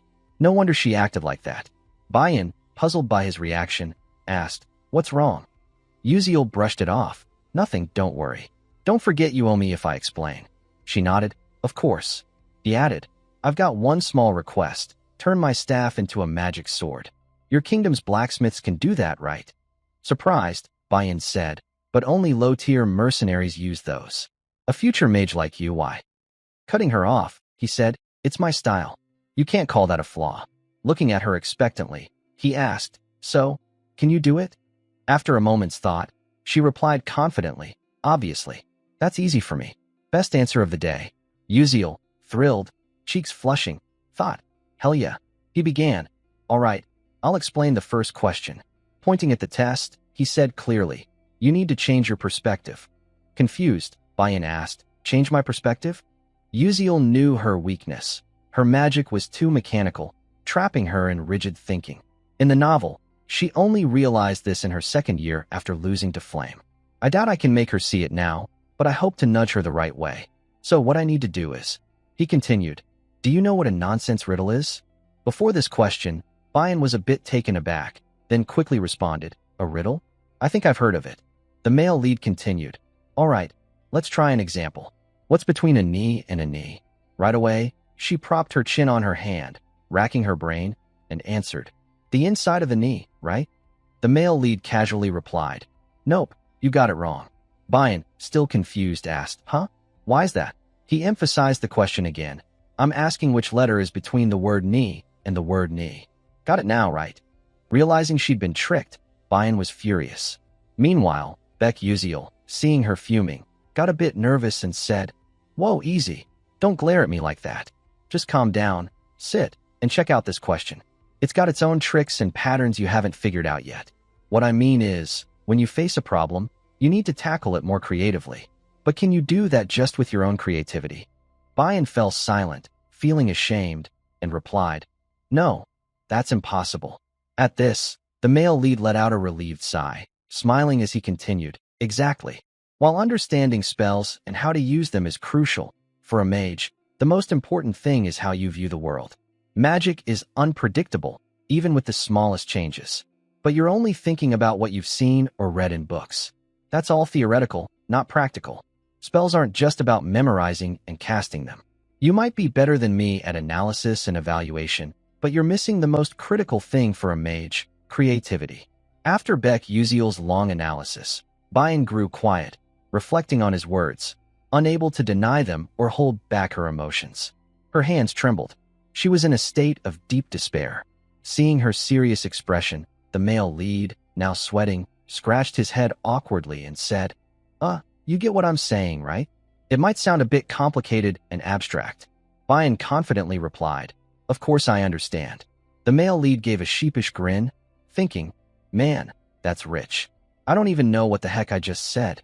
He got serious again and said, "I'm glad you get it. Ready to start? Here's a riddle. What does a man say to his horse when he takes it to bed?" Bayan, a bit flustered, put her hand on her chin, thinking, "What does a man say to his horse when he takes it to bed?" After struggling, she sadly admitted, "I don't know." The male lead answered, "It's simple. Time to go to bed." Then he rolled out more riddles. "Why don't they work harder?" "No idea, because they're always lying down on the job." "What happens when scissors, rock, and paper join a race?" "I don't know either." "My answer, rock rolls, but scissors and paper can't move. Their shapes don't let them." At this point, he glanced at Bayan, not daring to say more. Her whole body was trembling, clearly beating herself up. She was so frustrated, her brows furrowed, teeth grinding. Seeing her like this, the male lead got goosebumps, thinking, "Whoa, what's this? She looks like she's about to lose it." Mustering his courage, he asked another riddle. "So, what does a cloud say to the sea?" What does a cloud say to the sea when it rains?" Bayan focused hard, calming herself, thinking, "Come on, you got this. Stay cool." After some internal struggle, she hesitantly answered, "I'm falling into the sea." To her surprise, the male lead exclaimed, "Whoa, you got it right." Finally, she answered one correctly and was recognized for it. Overwhelmed with joy, it showed all over her face. Bayan beamed, her eyes sparkling with excitement. Her reaction caught him off guard. It was the first time he'd seen her smile, in game or in real life. The male lead, sharing her joy, grinned proudly and said, "Just as I'd expect from a princess. Your creativity's on a whole other level." Blushing at the flattery, she tried to play it cool, saying, "All right, enough. What's the next question?" The male lead smirked and said, "That's the spirit, huh? Here's the next one." And so, they kept chatting until it was pitch dark. Outside the school courtyard, a few students lingered, chattering away. By then, the male lead was heading home alone, looking exhausted, with dark circles under his eyes. He sighed, thinking, "God, I'm an idiot. I spent 3 whole hours throwing silly riddles at Bayan to challenge her. I don't even care if she remembers what I said." Speaking of Bayan, she's got the potential to be an amazing witch with that brilliant mind. But her weakness is thinking too rigidly. If I wanted to poke at that flaw to mess with her, even though she's a villain, why do I feel so guilty? Whatever, I need to focus on forging Terry Vaughn into a magic sword. I've got to step it up. Man, it's not like the old me who could do everything on my own. Ugh, why overthink it? I should just grab the books I need for the next class. A bit later, he arrived somewhere, looking around for something, muttering, "No, it's got to be around here, right? I didn't remember it wrong, did I?" Then his eyes lit up, and he shouted, "There they are, the shoes. This is the place." Before him stood a rather old and dilapidated house. Inside, everything was covered in dust and cobwebs. Stepping in and taking in the scene, he thought, "Man, this place is falling apart." Looking at the shopkeeper, he mused, "But I know one thing. The owner of this bookstore has a weird habit of pretending to sleep while secretly watching customers. If I'm not mistaken, this no-name shop holds Myla's notebook. She was the top graduate of Stella Academy 10 years ago. Back in my old world, I could have just clicked a mouse to check it out, but here, you need the actual book to learn. Plus, the books you study affect your leveling speed. At first, I bought books from famous bookstores, but then I realized the good ones are hidden in unmarked, obscure shops like this. With that thought, he ventured deeper into the store, starting his search. As he moved, he grinned to himself, thinking, studying magical engineering with Mila's notes? That's a guaranteed A+. Sure, wearing crested glasses would get me decent grades, but I might uncover some secret formula. Suddenly, something caught his eye, a green book tucked away in a corner of the shelf. He exclaimed, "That's what I'm looking for." As he reached for it, another hand reached for the same book at the same time. Their eyes locked. Surprised, he blurted out, "Acel?" She looked confused and replied, "Wait, how do you know me?" "Come on, you're famous," the male lead answered. Then it dawned on her. He continued, "Oh right, you're in the supplementary group too. Your name's Beck Uziel, isn't it?" Hearing this, he felt a pang of disappointment, thinking, "Ugh, she doesn't remember meeting me before we got to the academy?" Acel went on, "I really liked that debate you did. Just a shame you couldn't explain all the answers." He suddenly recalled that Acel also struggled with those riddles. She added, "Anyway, nice to see you," before turning away coldly. Her attitude caught him off guard. But the pressing matter was, lucky me, the book's still here. He grabbed it and glanced at Acel, wondering, why is she here? She was browsing books but seemed hesitant to buy, carefully checking prices. After looking at one, she sighed in frustration and put it back. Beck Uziel caught this and pieced it together. That's why? This shop sells used books, so it attracts poor students like me.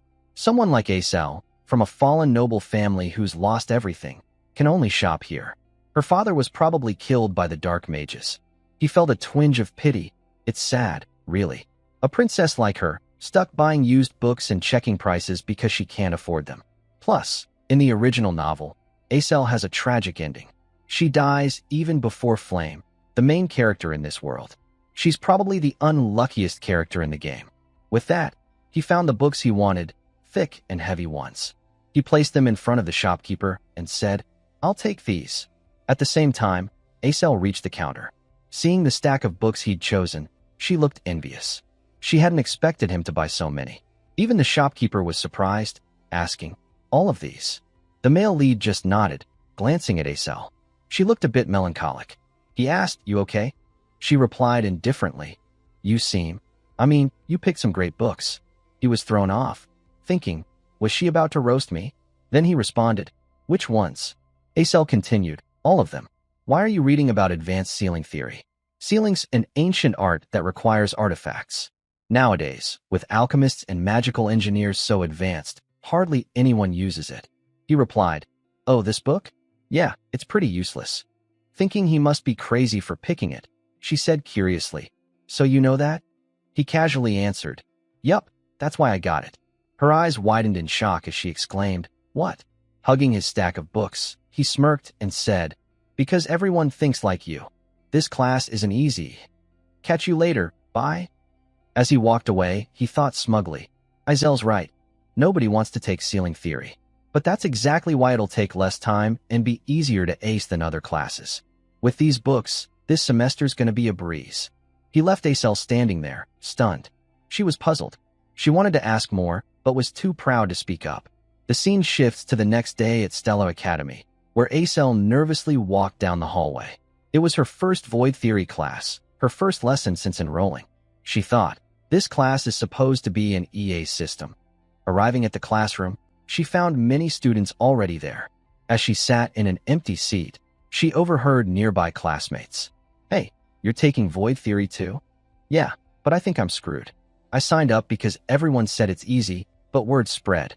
All the smart kids are in this class. We're toast."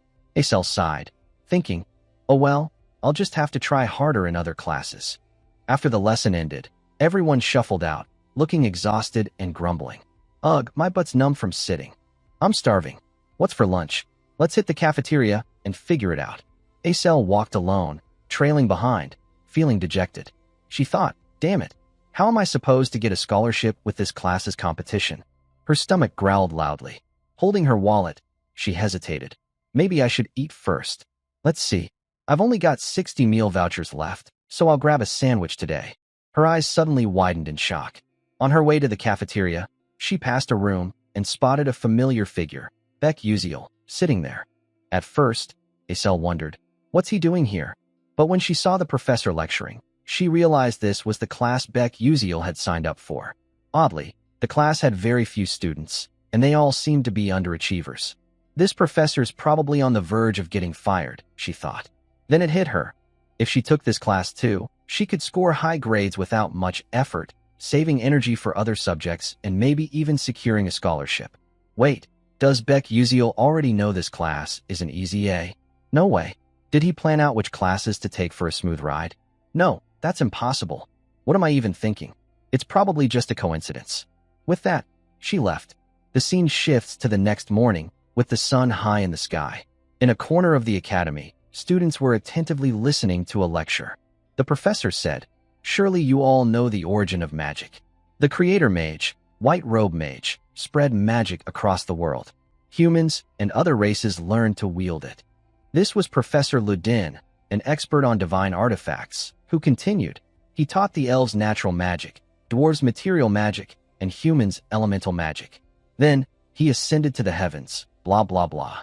What followed was an abstract and confusing lecture. The male lead listened, baffled, thinking, damn, how am I supposed to survive 3 years of this? In the game, I could have skipped all this with a single button. But this class might actually be important. It could reveal the true ending. Of course, that's just my guess. Suddenly, he noticed someone familiar sitting nearby. Turning, he thought in surprise, Aizel's in this class too? I don't recall any main characters taking this class who were connected to me. Meanwhile, the professor continued passionately. Human curiosity didn't stop at elemental magic. Mages traveled the world, secretly learning the magic of other races. Still, they weren't satisfied and couldn't learn more. The creator mage left behind the 12 divine artifacts and vanished without a trace. Anyone know about the 12 divine artifacts? A clear voice spoke up. They're said to be guardians that maintain the balance of power on the continent. It was none other than Aisel. She added, I heard they're hidden across the continent and carried that mission until 1,000 years ago. The professor, impressed by her answer, continued, exactly. They hold special powers to protect the continent. For example, the divine artifact of summer, the 6th artifact, Red Summer, bears a blazing red flame. They say that flame never dies. If you go to the depths of the Alaman Sea, you'll still see it burning. Curious students can check it out. The male lead, hearing this, thought he must have misheard, shivering as he mused. What the hell? Is he joking? If a living creature enters the Sea King Alaman's territory, they die instantly. Up at the podium, the professor went on, there's Luvine Shore, a massive whirlpool in the ocean, frozen by the 12th artifact, Green Winter. Each divine artifact has its own power, but true magic happens when they combine. A student below asked, What's that magic, sir? The professor grew solemn and replied, Well, no one knows. They've been dormant for 1,000 years.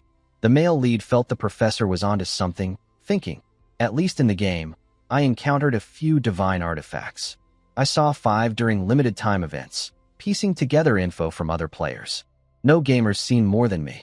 If I'm right, the 12 divine artifacts are tied to the true ending. No one's found it in 10 years. The answer must lie in unknown content. I only saw 5 artifacts after risking my life multiple times. If I want to see the true ending, I guess I'll have to start from scratch. Meanwhile, in an outdoor class, a massive fireball hurtled toward a dummy. A green-haired woman in a red dress stood in the center, saying, Power isn't everything. No matter how strong your attack, it's useless if it misses the target. This was Professor Hong Yil, teaching the fire class. As she walked, observing students apply theory to practice, she sensed something coming. Suddenly, a huge fiery surge shot toward the dummy. Then, boom boom boom, a massive explosion erupted. The professor, initially pleased with the power's source, was stunned when the smoke cleared. Despite the blast, the dummy stood unscathed. Professor Hong Yil, disappointed, exclaimed, That was poor, Bayan. Hearing this, Bayan trembled with frustration.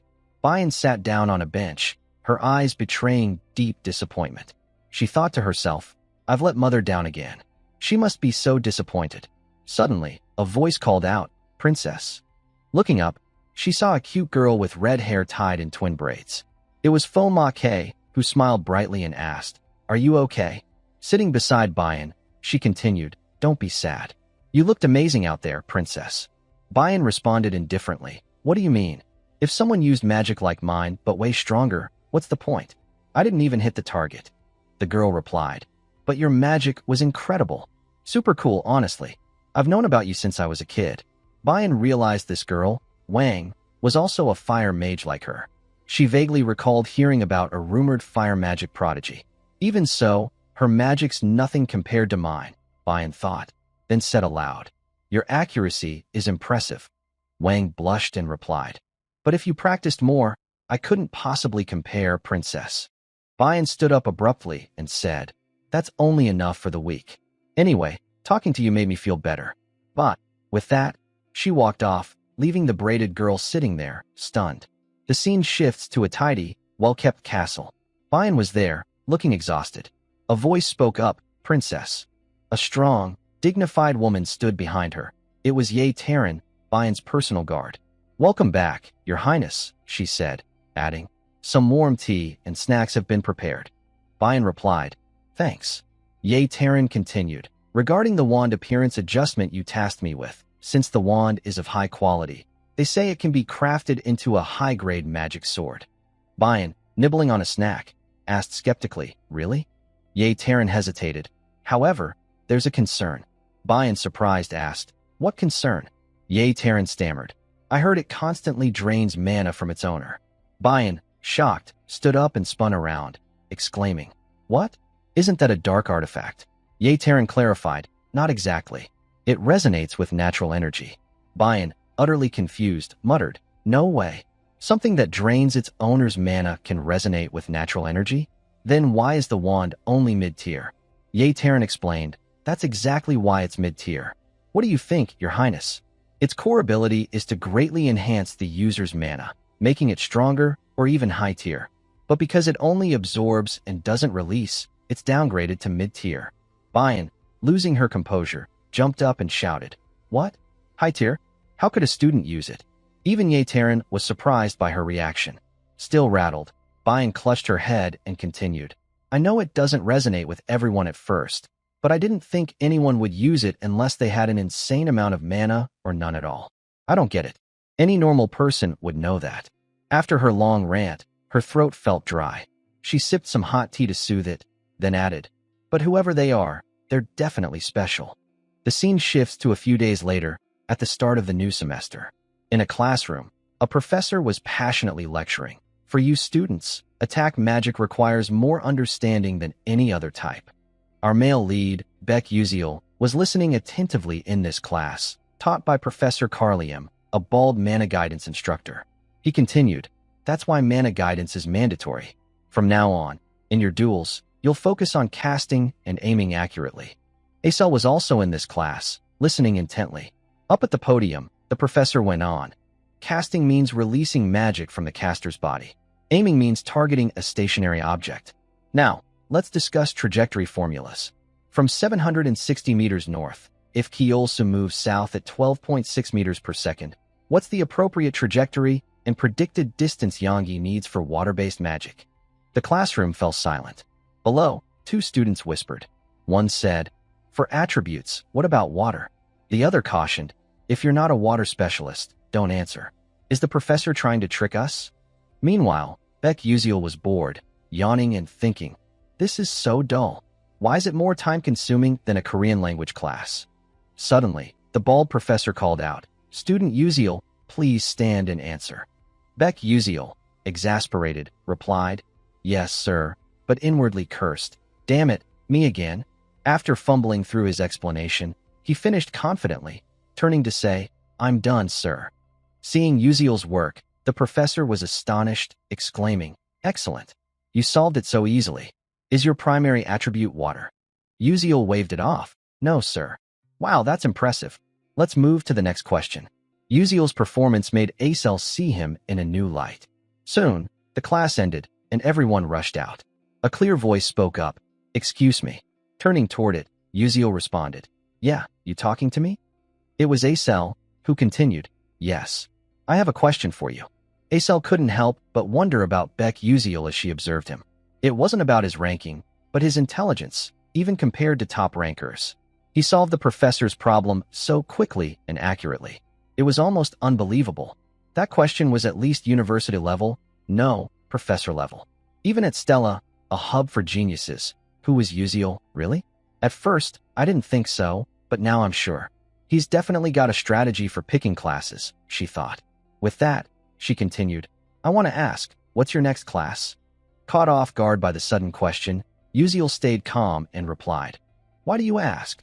Got a crush on me or something? Acel, annoyed, shot back, What the heck, dude?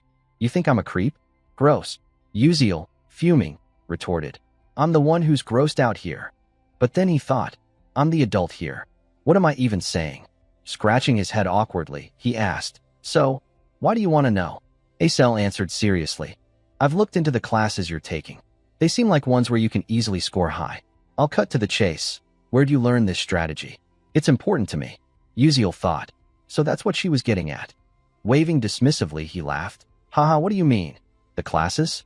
Just a coincidence. If that's all, I'm out. With that, he turned to leave. Shocked by his nonchalant attitude, Acel exclaimed, What? Watching his back as he walked away, she called out, Hey, wait. But he ignored her. Gathering her courage, she lowered her pride, ran after him, and shouted, Please, wait. Hearing her, Uziel stopped. Acel, panting, said, Please hold on. Uziel replied, What's up? Why were you following me? Go learn that stuff from someone else. There are plenty of smart people here. Or just copy me. You said you already studied my classes. Acel stammered, But everyone in Divine Artifact classes gets an A+, so it's not a big deal. If I join your class, it might hurt your grade. Her eyes turned sad. She felt guilty, thinking, if he misses a scholarship, it'd be a huge loss for him. Yet, even now, he's worried about others' grades. Seeing her pitiful expression, Uziel thought, she's kind of a hassle, but a heroine's still a heroine. Suddenly, Acel put on a cute, innocent act, saying, Can you at least suggest a class? One that's easy to score high in. Please, I'm begging. Uziel smirked. You think that look will sway me? She touched her cheeks, feigning confusion, and said, Weird. Usually when I look at myself, all my worries vanish. Her overconfident act made Uziel cringe, and he deadpanned. Are you serious? Azel's cheeks flushed, and she laughed. Haha, just kidding. I knew you'd react like that. So, I've got something cool to make up for it. Uziel thought. Make up for it? With me? Shocked, he mused. No way. Kids these days are into that. Just offering stuff like it's nothing. Acel continued. Do you know about the seventh magic? Uziel jolted, replying, Yeah, I know. She added, Really? Not many do. It's a lost tower, and there are barriers keeping people away from where it once stood. But as she eagerly explained, she paused, noticing Uziel's odd reaction. Concerned, she asked, Wait, you okay? Uziel, struggling, clutched his head, thinking, I'm losing it. This is huge. This info lets Flame boost her influence over the male lead. In the original story, only Flame knew this, and Acel only shares it with the protagonist, not a side character like me. Wanting to avoid it, he waved her off, saying, Sounds like a creepy story. I'm not interested, it's boring. Then he walked away. Confused, Acel called after him. It's not that scary. Scared at your age? Uziel reluctantly replied, Fine, fine. I'll tell you. She teased. Whoa, you acted like you wouldn't, but you flipped fast. Yeah, I do what I want. Uziel shot back, thinking, besides, Acel offering something is enough. He spoke up. This won't help your grades, but it's super useful. Sign up for Journey of Void Meditation as an elective. Acel, puzzled, asked, Meditation? As an elective? Are divine artifacts and meditation prioritized? You into training? Not really. Uziel replied, unsure how to explain. Thinking fast, he made up, My master was a bishop like you, and through meditation, you can boost your magic skills. Acel, shocked, said, Just meditation? Drawing on his 10 years of all-night gaming, Uziel explained, It's not fully explored, but for bishops wielding large-scale destructive magic, meditation is key for precise casting based on formulas and equations. Above all, it's the mind that controls mana. I haven't told anyone this, but you're an exception, 'cause you're kinda cute. Flustered, Isel wasn't sure whether to believe him, saying, "Didn't you just call me ugly?" But girls love hearing that. Smiling brightly, she added, "Thanks anyway. It won't boost my grades, but I'll sign up." Yusiel shrugged. "Your call. Do what you want." Having achieved her goal, Isel left happily. Watching her go, Yusiel felt uneasy, thinking, "I told her everything. I'm kinda scared how this'll change the future. But if I ignored her, Isel would face tragedy in this world. If meditation helps her, that's good." Then it hit him. I'm a mage too, aren't I? Why haven't I thought about training? In the game, Beck Yusiel trained rigorously, building stamina, delaying mana, and growing fast. In the game, I'd gain XP with a button. Now, I have to do it for real. It's late, and there's no grinding or quests for XP. But I owe Isel for this. Later, Beck Yusiel returned to the Stella Academy dorms. All students lived in the dormitory system, a side feature in the game where players could decorate their rooms. For Yusiel, though, this was his only home since his village had been burned to the ground. The dorms were divided by rank. Rooms were the same size, but the number of occupants depended on class level. Naturally, Class S students got the top floors. Alone in his room, Yusiel thought, "It's kinda lonely, but I can finally make use of it." He took a deep breath and said, "Time to get started." Sitting in meditation, Yusiel focused intensely, thinking, training stats isn't the top priority. Since this is reality, I need to get used to this body. In the game, Yusiel was a genius who wielded aura blades by cycling infinite mana in and out of his body. No one noticed him, so his talent went unrecognized, but Beck Yusiel was a swordsmanship prodigy who reached the pinnacle. I have to walk that path again. My breathing controls the mana flow in my body. If I can gradually increase the mana I take in with each breath, I'll eventually gather enough in one go. Skills don't level up just by collecting EXP. They improve through constant use. That means training. And so, he trained through the night. By 4 a.m., as dawn broke, Yusiel was still at it in his room. A shimmering golden light radiated from his body. Suddenly, his eyes shot open, and he raised his hands, feeling a refreshing energy coursing through him. Amazed, he thought, this must be what Yusiel felt. As someone with mana leakage syndrome since childhood, it's faint, but I can still sense it.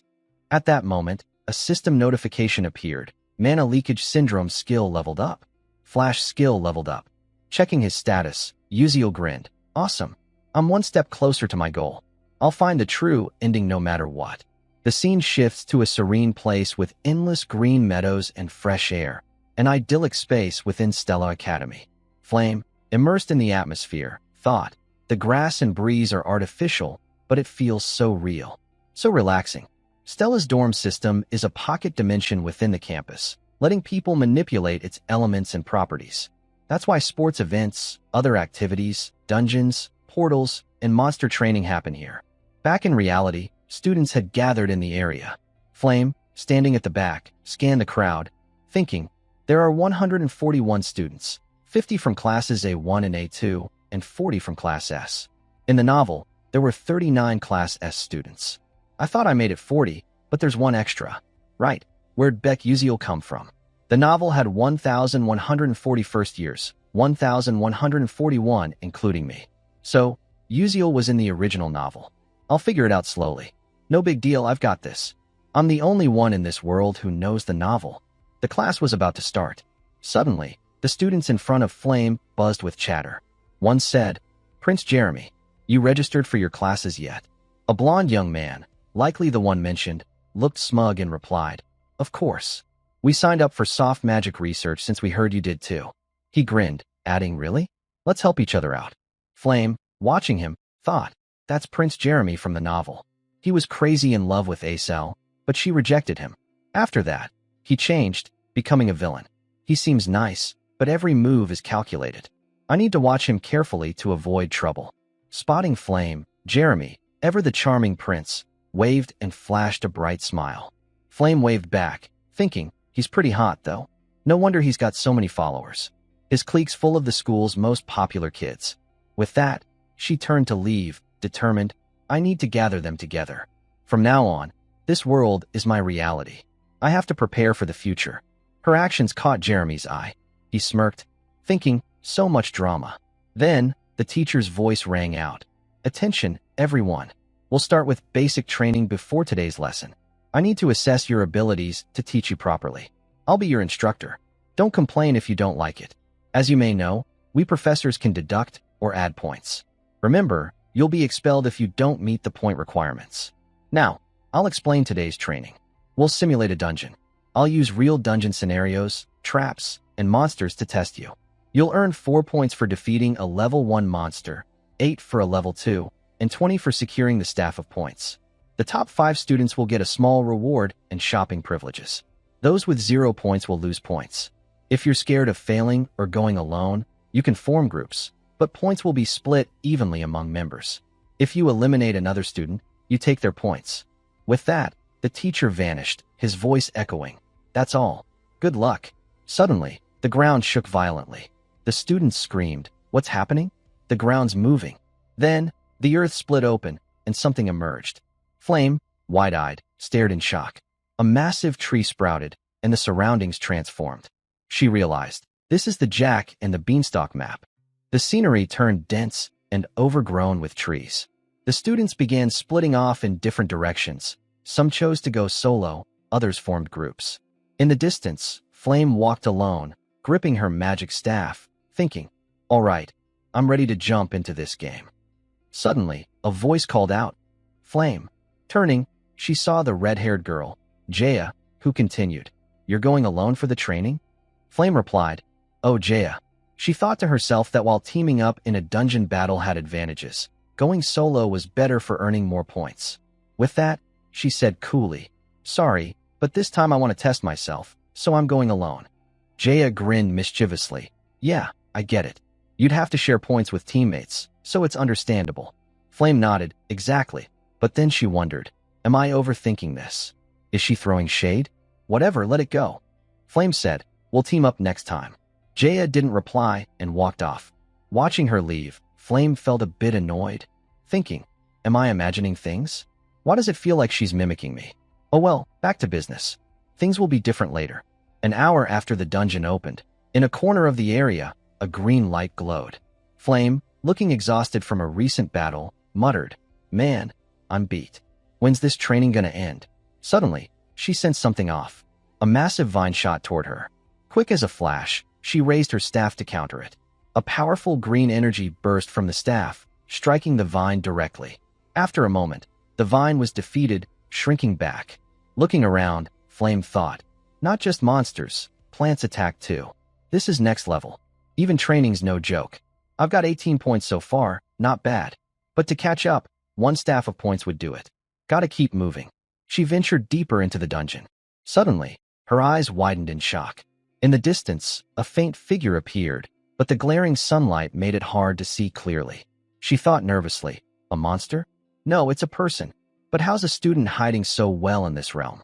Either way, I'm using nature's camouflage to stay hidden. With her unique abilities in control, defense, destruction, and healing, Flame mused, ambushing someone doesn't sound bad right now. She crept forward quietly, approaching the figure. As she got closer, she realized it was Beck Uziel. He's alone? I thought other students wanted to team up with him. Did he turn them all down? So weird. I can't figure out what he's thinking. What shocked her more was the staff of points in his hand. A bold idea struck her. This is the perfect chance to test him. Unaware, Uziel was yawning as he walked forward. Flame raised her staff, creating a bright glow. At about 15 meters, she figured he couldn't defend. A sinister magic circle appeared, and an intense orange energy radiated from her. Locking eyes on Uziel, she shouted, "Light bullet!" A bolt of lightning shot forward. As it neared Uziel, he noticed the sneak attack. He used flash to teleport to another spot. When the dust from the explosion settled, Flame was stunned, muttering, "Where'd he go?" Uziel's gone. Her hands trembled with frustration. No way. How'd he dodge a tier 2 spell from that distance? Damn, that's unreal. Meanwhile, Uziel, using flash repeatedly, moved behind the attacker. Breathing a sigh of relief, he exclaimed, "What the hell? Was she trying to kill me? Just throwing out a light bullet like that. Good thing my mana leakage syndrome leveled up, or I'd be in deep trouble." His flash skill had reached level 1, with a max range of 12 meters. I've got 2 more flashes. If I use the terrain, I could take her out. But avoiding her's safer. With that, He used flash again to distance himself from Flame. Looking back, he thought, this should be far enough. My goal's 5th place. No need to take big risks. 5th place rewards are easy to get and boost stamina and strength significantly. The top 4 are probably main characters anyway. They'd only need 3 more staffs of points. Suddenly, a mocking voice rang out. Yo, guys, check out who's here. A group of students appeared before him. One of them smirked, saying, well, look at that, Beck Uziel from Class S. At that moment, Uziel recognized the guy, Ridden, a rising name in the academy lately. Glancing at the goons beside him, Uziel thought wearily, and he's got Ussel's crew, Jeremy's weakling posse. Bunch of trash. But then he noticed something else. They've got 3 staffs of points. For losers like them, how'd they rack up so many? One of Ridden's cronies piped up, heard he's a failure who cheated his way into Class S. The blonde guy laughed mockingly, getting into Class S by solving 3 dumb questions? Stella must have been fooled. Uziel, fed up, thought, goddamn, they keep harping on the same crap. Don't they ever get tired? Seeing Uziel stay silent, the blonde smirked, yo, since we're here, hand over your staff of points. Uziel replied coldly, hell no. The blonde found it amusing, saying, oh, you're gonna fight back? With a sly grin, he added, think you can take us all alone? Huh. You're gonna use that mid to high grade staff? Pathetic. Can't even cast magic properly, let alone use a staff. Unsure how to handle the taunts, Uziel thought, with just low-level flash, I can't take on a guy from a big shot family. But with 3 flashes, I've got a plan. Use the staff of points in my hand. Plus, this is a dungeon, which gives me an edge. With that, Uziel held out his staff, saying, here's what you want. The blonde, thinking Uziel was scared and giving up, looked pleased. Good call, kid. That's what I like. Uziel thought, don't get cocky too soon, karma comes quick. Seeing the blonde lower his guard, Uziel darted forward like lightning, snatched one of his staffs of points, and grinned wickedly. Using the staff as a weapon, he struck the blonde's magic circle, cracking it. The blonde gritted his teeth, cursing under his breath, damn commoner. Right after, he was flung back, crashing into a tree. Ridden, enraged, roared, you filthy dog. But the group was stunned to see Uziel had vanished. Before they could process it, a familiar voice called, over here. Ridden whipped around to see Uziel standing there, smirking, that was close, but thanks. Now holding 2 staffs of points, Uziel had the upper hand. Ridden, losing it, screamed, give those back, you bastard. Like a master troll, Uziel taunted, Naya, I don't wanna. Pleased with his plan, he thought, the staff of points really worked. In the game, I learned by chance they're glitched items, basically worthless. But their absurd durability means student magic can't break them. They carry the power of most magic tools. While they're better for casters, for a physical attacker like me, a weapon with high attack stats is perfect. Ridden, seething, spat, damn it. That jerk? How dare he steal my staff? Turning to his crew, he yelled, what the hell are you doing? Attack him. Just then, the dungeon shook again. Ridden thought, damn it, why's the dungeon changing now of all times? He shouted frantically, everyone, stick together and prep your magic. We can't lose that punk. But this was Uziel's perfect chance. He bolted. One of Ridden's crew spotted him, yelling, Beck Uziel's running, guys. They fired a green energy blast from their staffs, shouting, you're not getting away, bastard. The terrifying energy surged toward Uziel. He thought, damn, these guys are better than I expected. But they're still green. Just as the blast seemed to engulf him, he used flash to escape. Ridden's group was furious but helpless, one muttering, that jerk. He flashed again, damn it. He's too fast, I can't see him anymore. While they stared ahead, Uziel had zipped behind them like lightning. Confident, he thought.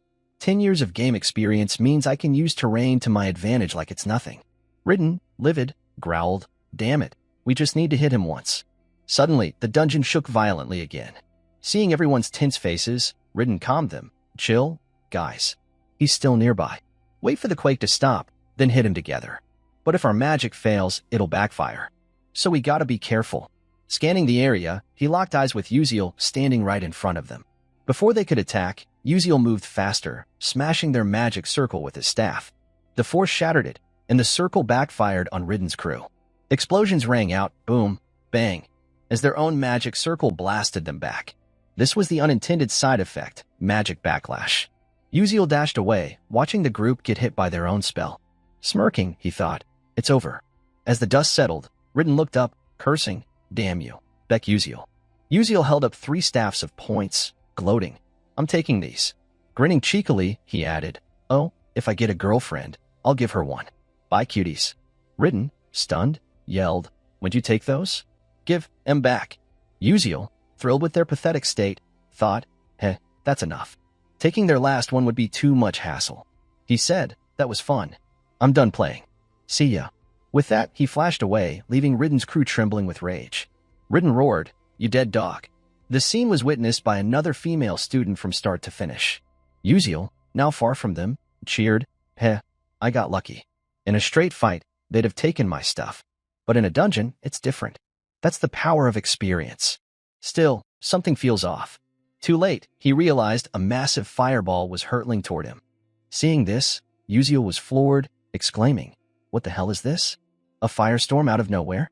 Flames rained down on his position, one after another, like a meteor shower. Explosions erupted everywhere. Unable to fight back, he could only use flash to dodge. Running for his life, his calm facade crumbled. Goddamn, what kind of terrifying magic is this? Holy crap. Looking back at the forest reduced to ash, he was still shaken, thinking that was close. But what's with this magic? Who's trying to kill me? From behind the smoky haze, a figure approached. She stood before him, shouting, hey, commoner, why didn't you take another staff from them? It was none other than Princess Hong Bian, a fire magic wielder. Uziel, surprised, thought, why is she here? Scratching his head awkwardly, he said, you got it wrong. I can't just take whatever I want. And what's it to you if I took those staffs? Bian, embarrassed, realized she might have overstepped. But Uziel caught on. Wait, you wanted me to take their staffs so you could steal them from me? What's this crazy plan of yours? Don't forget I taught you a thing or two. Bian, hand on her chest, explained, I'm royalty. I'd never want to rob a commoner. But in this battle, I have no choice. I'll take you down and get what I want. Uziel, nearly fainting from shock, replied, whoa, what's your deal? Why are you picking on someone weaker? You calling yourself weak? Bian continued, but I saw you fight and mess with them. You used magic and beat them, didn't you? Despite her words, she thought, I need to hurry. If I don't want Mother scolding me, I've got to score high. Suddenly, she sensed movement nearby. It was Ridden's crew catching up. One shouted, Beck Uziel. Where'd he go? Damn, that guy's too slick. Bian recognized them. Meanwhile, Uziel started running. She hesitated, thinking, should I attack them now? Even if I'm strong, I can't take on 6 people. Right, I'll wait for their magic to weaken. Then I'll strike. Uziel, not one to sit and wait for death, attacked Ridden's group from behind, striking their magic circle with his staff. Bian, watching from afar, was stunned. She hadn't expected this commoner to use anything beyond flash. Sure, those guys are weaker than me, but they're no slouches. Shouldn't they be way better than this country bumpkin? Resolved, she pursed her lips. A magic circle formed around her, enveloped in fiery energy. She thought, time to use fire magic. A powerful spell shot forward. Uziel sensed the terrifying magic, using flash to dodge instantly. The spell's pressure grew closer and fiercer, a massive flame hurtling toward him. He flashed again and again, leaping up and down. Bian, focused on the flames, watched as explosions erupted, boom, boom, boom. Breathing a sigh of relief, Uziel thought, her magic's insane. Good thing my instincts are sharp, or I'd be toast. But I've used 2 flashes already. How do I face her now? Bian spoke up. Why aren't you using your staff this time? Uziel, speechless, replied, you've got my staff already. What about the one we got at enrollment? Bian continued. Realizing, he said, oh, right, didn't think of that. Seeing his fake innocence, Bian scoffed. How long you gonna hide your skills? Her eyes turned a fiery, menacing red. Glaring at Uziel, she thought bitterly, I'm dead serious in this fight, and this commoner thinks it's a game? Furious, she said, fine, if you won't fight seriously, I'll take you down right here. Uziel, chilled to the bone, thought, I'm fighting for real. I'm not messing around. Bian went on, if you're not serious, you might die here. A blazing sea of fire roared behind Hong Bian. Her face glowed with determination as she thought, today, I'll crush him. With that, she directed the flames straight at Beck Uziel. Unable to stay calm, Uziel frantically dodged, weaving left and right. After scrambling to defend himself, he collapsed, stunned by the scene before him, thinking, holy crap, even with flash, her attack range is insane. What do I do? Suddenly, he heard a sound. Glancing back, a bold idea struck him. He activated his flash skill, leaping high up like lightning. The flames hadn't reached this spot yet. Looking down, he saw the fire growing fiercer and spreading wider. Hiding behind a boulder, he narrowly escaped, thinking, got lucky this time, but it's still tough. Even if I get close to Hong Bian, her surrounding flames will flare up to protect her. I know this from fighting tons of fire mages, but her level's way higher than I expected. If this were open terrain, I'd have lost in under a minute, no fight at all. Watching the flames shoot like a meteor shower, an idea hit him. What if I use the staffs of points in my hand? His eyes hardened with resolve. We'll see who gets taken down. With that, he boldly charged into the blazing inferno. Countless sparks flew at him. His mana leakage syndrome kicked in, activating his sixth sense and boosting his time perception. Time seemed to freeze, letting him easily slice through Bian's magic. Seeing her powerful flames deflected by a commoner, Bian couldn't believe her eyes, exclaiming, "No way. How's he countering magic with a weapon?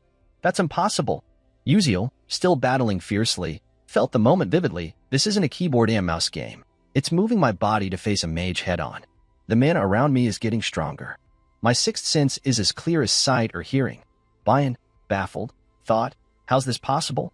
In this forested terrain, my fire should have the advantage. She muttered, fine, I'll just crank up my magic's power. Pouring all her strength into her staff, she unleashed it. Uziel frantically slashed through the magic, fighting for his life. He ducked behind a rock to catch his breath, thinking, I can't keep defending like this. Right. I need to break Bian's magic shield with the staff of points. He charged through the flames, closing in on her. His steps grew faster and more urgent. Nearing Bian, he used flash to zip right to her. She was stunned, gritting her teeth in frustration. Uziel had entered her fire magic circle. Their eyes locked, sparks flying. He calculated. When you get close to fire mages, their magic explodes, repelling enemies within a 2-meter radius. Smirking, he thought, that might stop others, but not someone with 10 years of experience like me. I've been through this plenty. Her magic blasted him back, leaving Bian gaping in shock. Undeterred, Uziel surged forward again, decisively striking her shield with the staffs of points. Cracks formed on the barrier. Bian, incredulous, thought, what the hell? How's he doing this? Uziel didn't let up, hammering the shield relentlessly until it shattered. The force sent Bian flying back, badly injured. She whimpered, ow, ugh. Uziel approached, flashing a bright smile, crouching down. I win. Bian felt humiliated. A princess, defeated so disgracefully. Bitterly, she asked, who the hell are you? Uziel stood, replying, just an ordinary student. Then, with a knowing tone, he added, but the one hiding over there can come out now. Realizing she'd been spotted, Flame stepped out cautiously.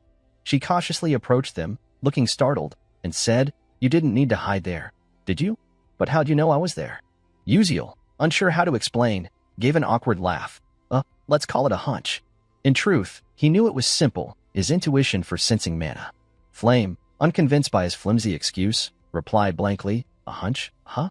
Then how'd you break a magic shield with a basic staff? Uziel froze, thinking, damn, she's sharp. Flame pressed. Why not explain? Gonna say that was a hunch too. Uziel thought, as expected, stuff like this wouldn't show up in a romantic novel like the original. Her curiosity makes sense, but I can't tell the truth. Thinking fast, he pointed to the staff of points, grinning. Oh, this staff's super sturdy. Flame, irritated, snapped. Sturdy, my ass. What's that got to do with anything? You think swinging it breaks a magic shield? If that's the case, knights would have wiped out mages in this world already. Uziel had to admit she had a point, thinking she's right. His dodging only made Flame more confused. She exclaimed, I've always found you weird, but never got to ask. Beck Uziel, who are you really? Hong Bian, ignored like a ghost but eavesdropping, was equally shocked. Facing Flame's relentless questions, Uziel was sweating bullets, thinking, is this it? Less than a month and my identity's already in question? Should I reveal the truth? No, that's too risky. Flame doesn't trust me at all. He said, even if you suspect me, I'm not some bad guy. Flame, baffled, replied, huh? What's that supposed to mean? Uziel, chuckling nervously, continued, just what I said. I'm just trying to help you. This confused her more. Help me? With what? Why are you being so cryptic? It's annoying as hell. But Uziel didn't elaborate, turning to leave. He waved. I'd say more, but I'm out of time. Catch you later. His exit left Flame fuming, practically steaming. His actions that day shifted Hong Bian's view of him. She seemed to be plotting something wild. Uziel thought, all right, time to bail. Hopefully, they'll let me off. Suddenly, Thwack, thwack, thwack. Staffs of points were thrown at him. It was Hong Bian. After tossing them, she froze, surprised. Whoops. Uziel, reeling from the hits, clutched his head and yelled, "What the hell? Just say it outright. Why so sneaky?" Bian retorted, "I thought you'd catch them. You dodged all those spells and traps, can't handle this." Uziel, speechless, thought, "I've got no choice. Mana leakage syndrome has limits. How am I supposed to keep that intuition up forever?" Feigning pain, he groaned. "Ouch. That hurt. My mana leakage syndrome depends on mental strength. I'm drained, so my reflexes are shot, and now I've got a headache." Curious, he asked, "Why'd you throw these at me?" Bian, without hesitation, replied, "You won, so take them." Though the staffs were valuable, Uziel thought, "Is she sore about losing? If I take them all, my score will skyrocket, but they're not that useful to me." He picked up one staff, stood, and said cheerfully, "All right, thanks, but I'll just take this one. Keep the rest. I'm off." Waving goodbye, he left. As he walked, he daydreamed smugly, "They're probably in awe of my generosity. What a kind guy, sparing the defeated. Hope they think so too." But reality was harsh, they didn't. Flame scoffed, "Ugh, that guy's got issues. Total nutcase." Bian, nodding, sighed, "Must be a commoner thing, his brain's wired wrong." Yet deep down, she wondered, who is Uziel, really? Outside the dungeon, Professor Lai and other instructors closely monitored the students' every move. The vivid, lifelike projections captivated them. Someone exclaimed, "Wow, this year's Class S freshmen are rare talents." Professor Li Hangen, stroking his beard, turned and said, "Not bad to watch, huh?" The speaker was Teles, an elder of the Magic Council. A woman beside him agreed, "Indeed, quite fascinating." Smiling, she thought, "I was even better at their age, hee. She was Zarina Aeon, a member of the Green Tower Council. Their presence surprised Li Hangen, who thought, the Magic Council, the Tower Council, all these big shots for a mere training session? Makes sense, they're scouting talent. Most professors are probably watching too. Suddenly, the crowd gasped. "Look at that." Li Hangen turned to the screen. 2 male students were gearing up to fight. The crowd quickly identified them, shouting, "He Won Young and Ma Yuziang are facing off." He Won Young struck first, unleashing a powerful spell from his staff. Ma Yuziang, unfazed, calmly observed, then leaped high, dodging the magic with 3 consecutive jumps. The crowd was in awe. Zarina Aeon exclaimed, "Holy crap! 3 consecutive Tier 3 mana leaps at his age? Incredible!" Teles, equally shocked, said, "Exactly. At 17, he's doing that." Professor Lai, eyes glued to the screen, thought, "Normally, an average mage hits Tier 3 at 25. Yet Ma Yuziang, at 17, wields Tier 3 magic so skillfully? Unbelievable." Someone shouted, "Look, they're both mastering 3 elemental attributes." The duel grew intense, 2 equally matched rivals clashing. Lai, amazed, thought, "Most mages control 1 attribute. 2 takes grueling effort. Controlling 3 is proof of innate genius, a gift from birth." Suddenly, Li's eyes widened. What the is that the final insect boss? A massive eagle appeared, its eyes radiating killing intent. Ma Yuziang and He Won Young froze, stopping their fight. Before they could react, the eagle screeched in agony, its cry echoing through the dungeon. It plummeted, crashing lifelessly before them. Both were speechless, unsure what had happened. A gentle voice spoke. "Oh, are you 2 fighting?" It was Acel, standing above. Sheepishly, she added, "Sorry for interrupting." Lai, lost in thought, wondered, "Who's that girl?" Hidden bosses only appear under specific conditions. They're hard to find and defeat, yet she took it down alone. Despite her feat, the professors seemed disappointed. One said, "The eldest daughter of the traitor M. Such a pity. If her father hadn't done that awful deed, her talent would have shone brighter." Another gasped, "Huh? What's that? The Princess of Adolvis? But who's her opponent? His face is unfamiliar." Lai, losing his cool, exclaimed, "What? That magic. Is it Flash?" Flash, over centuries, had eluded scholars. Attempts to master it led to death or disability. Yet this kid wielded it like an extension of himself. Teles, equally stunned, thought the same. In the stunned silence, someone asked, "Who's that boy?" Lai replied, "That's Beck Uziel, a unique student who uses Flash as his signature magic." The crowd was floored. Another gasped, "No way. Flash has a signature spell? That's different from the innate talents of Ma Yuziang, He Won Young, or Acel." Teles, bewildered, said, "Really? But why is he just toying around instead of using other magic? A proper spell would have ended the duel already. I don't get it." Someone entering added, "No, he's fighting for real. All turned to see Letmund Eltwin, shocking them. Why you're Letmund Eltwin? He continued. He's been serious from the start. Didn't you see? It's fascinating. His fighting style reminds me of the ancient Knights of the Way. Someone gasped. Knights of the Way? How's that possible? Tellys, stunned, said, You mean the Knights of the Way, lost with cold weapons? Note, cold weapons are non-explosive, non-gunpowder weapons. But a kid that young? Incredible. Lie. Eyes fixed on the screen, realized. So that's it. Knights of the Way aren't bad. They were warriors who fought evil with swords in this magic world. Heroes from ancient times wielding magic blades. But fighting with a sword? Impossible. Yet this kid swings his staff of points like a true sword. If Letmund Eltwin, Stella's headmaster and one of the continent's 10 great sages, thought so, Uziel was a rare talent. The first dungeon training ended. At the Class S training ground, a student was diligently practicing.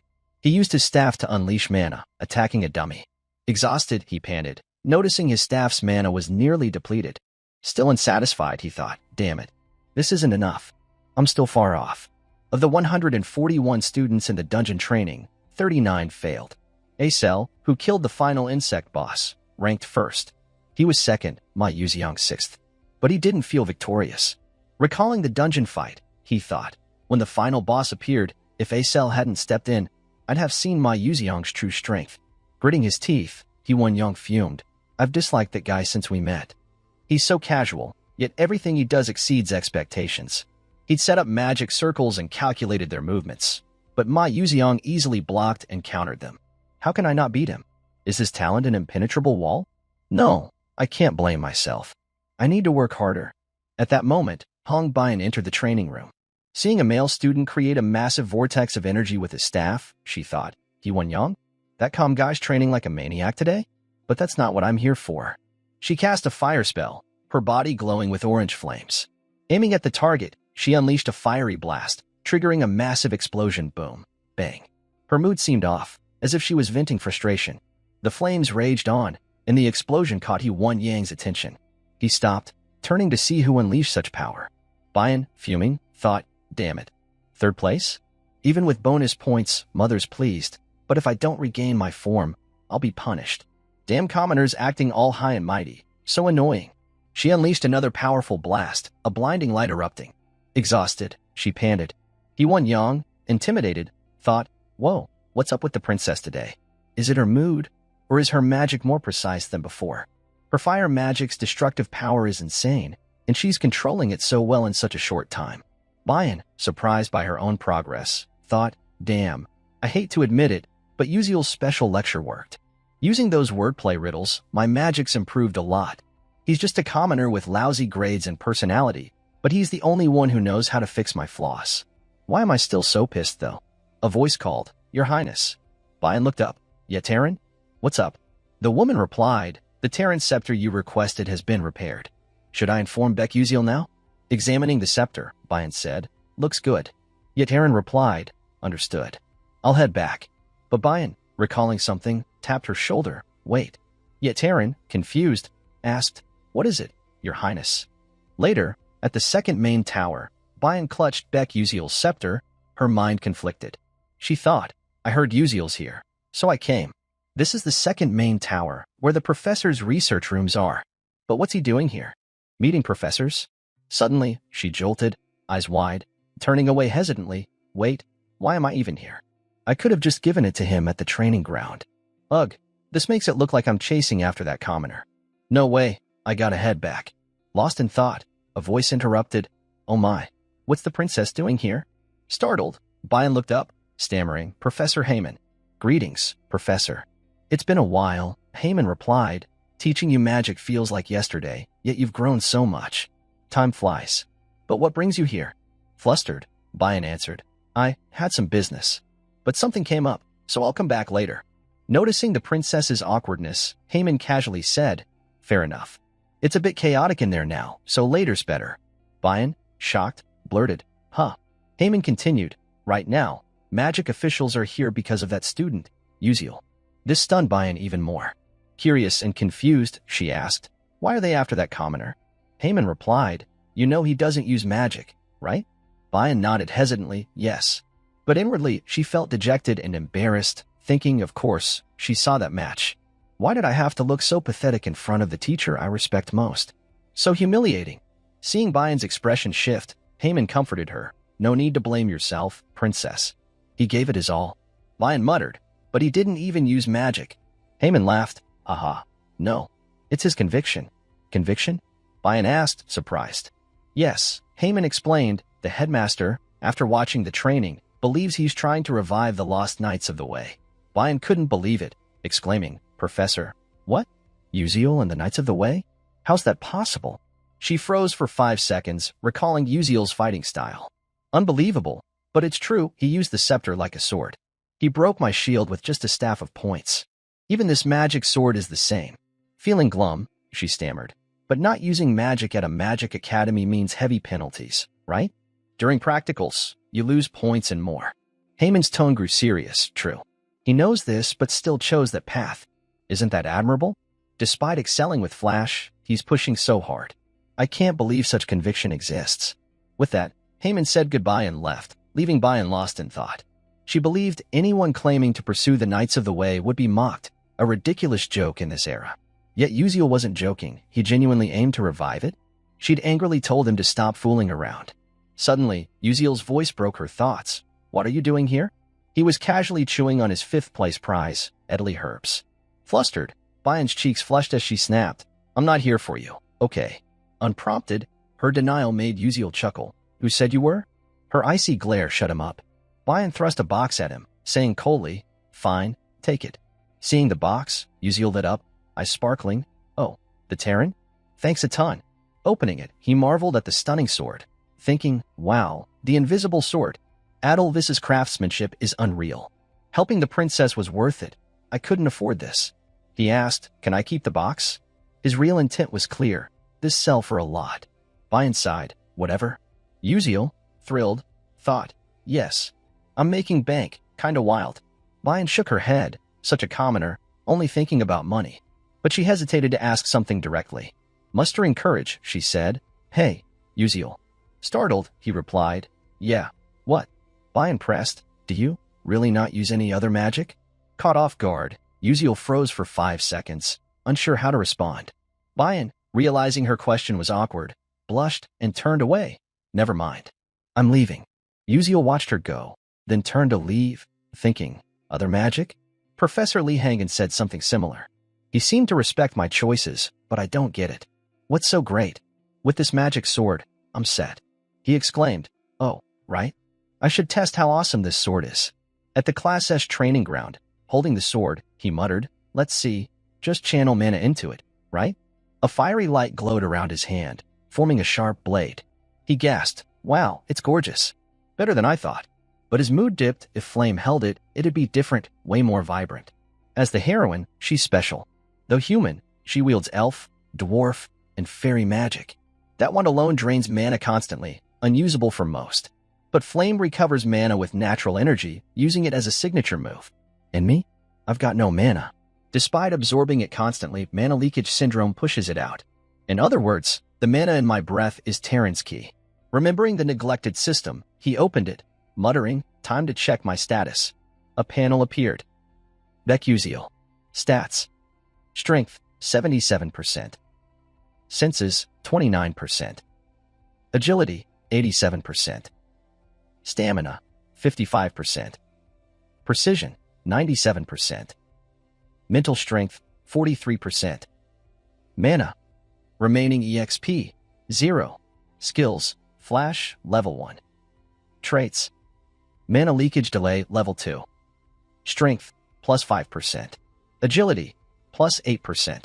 Senses, plus 15%. Sixth Sense, activated by consuming mental strength. Detects mana phenomena within 18 m, with auto-accelerated perception when danger is detected. Blood circulation speed, plus 1%. Reading it, he grinned, Awesome.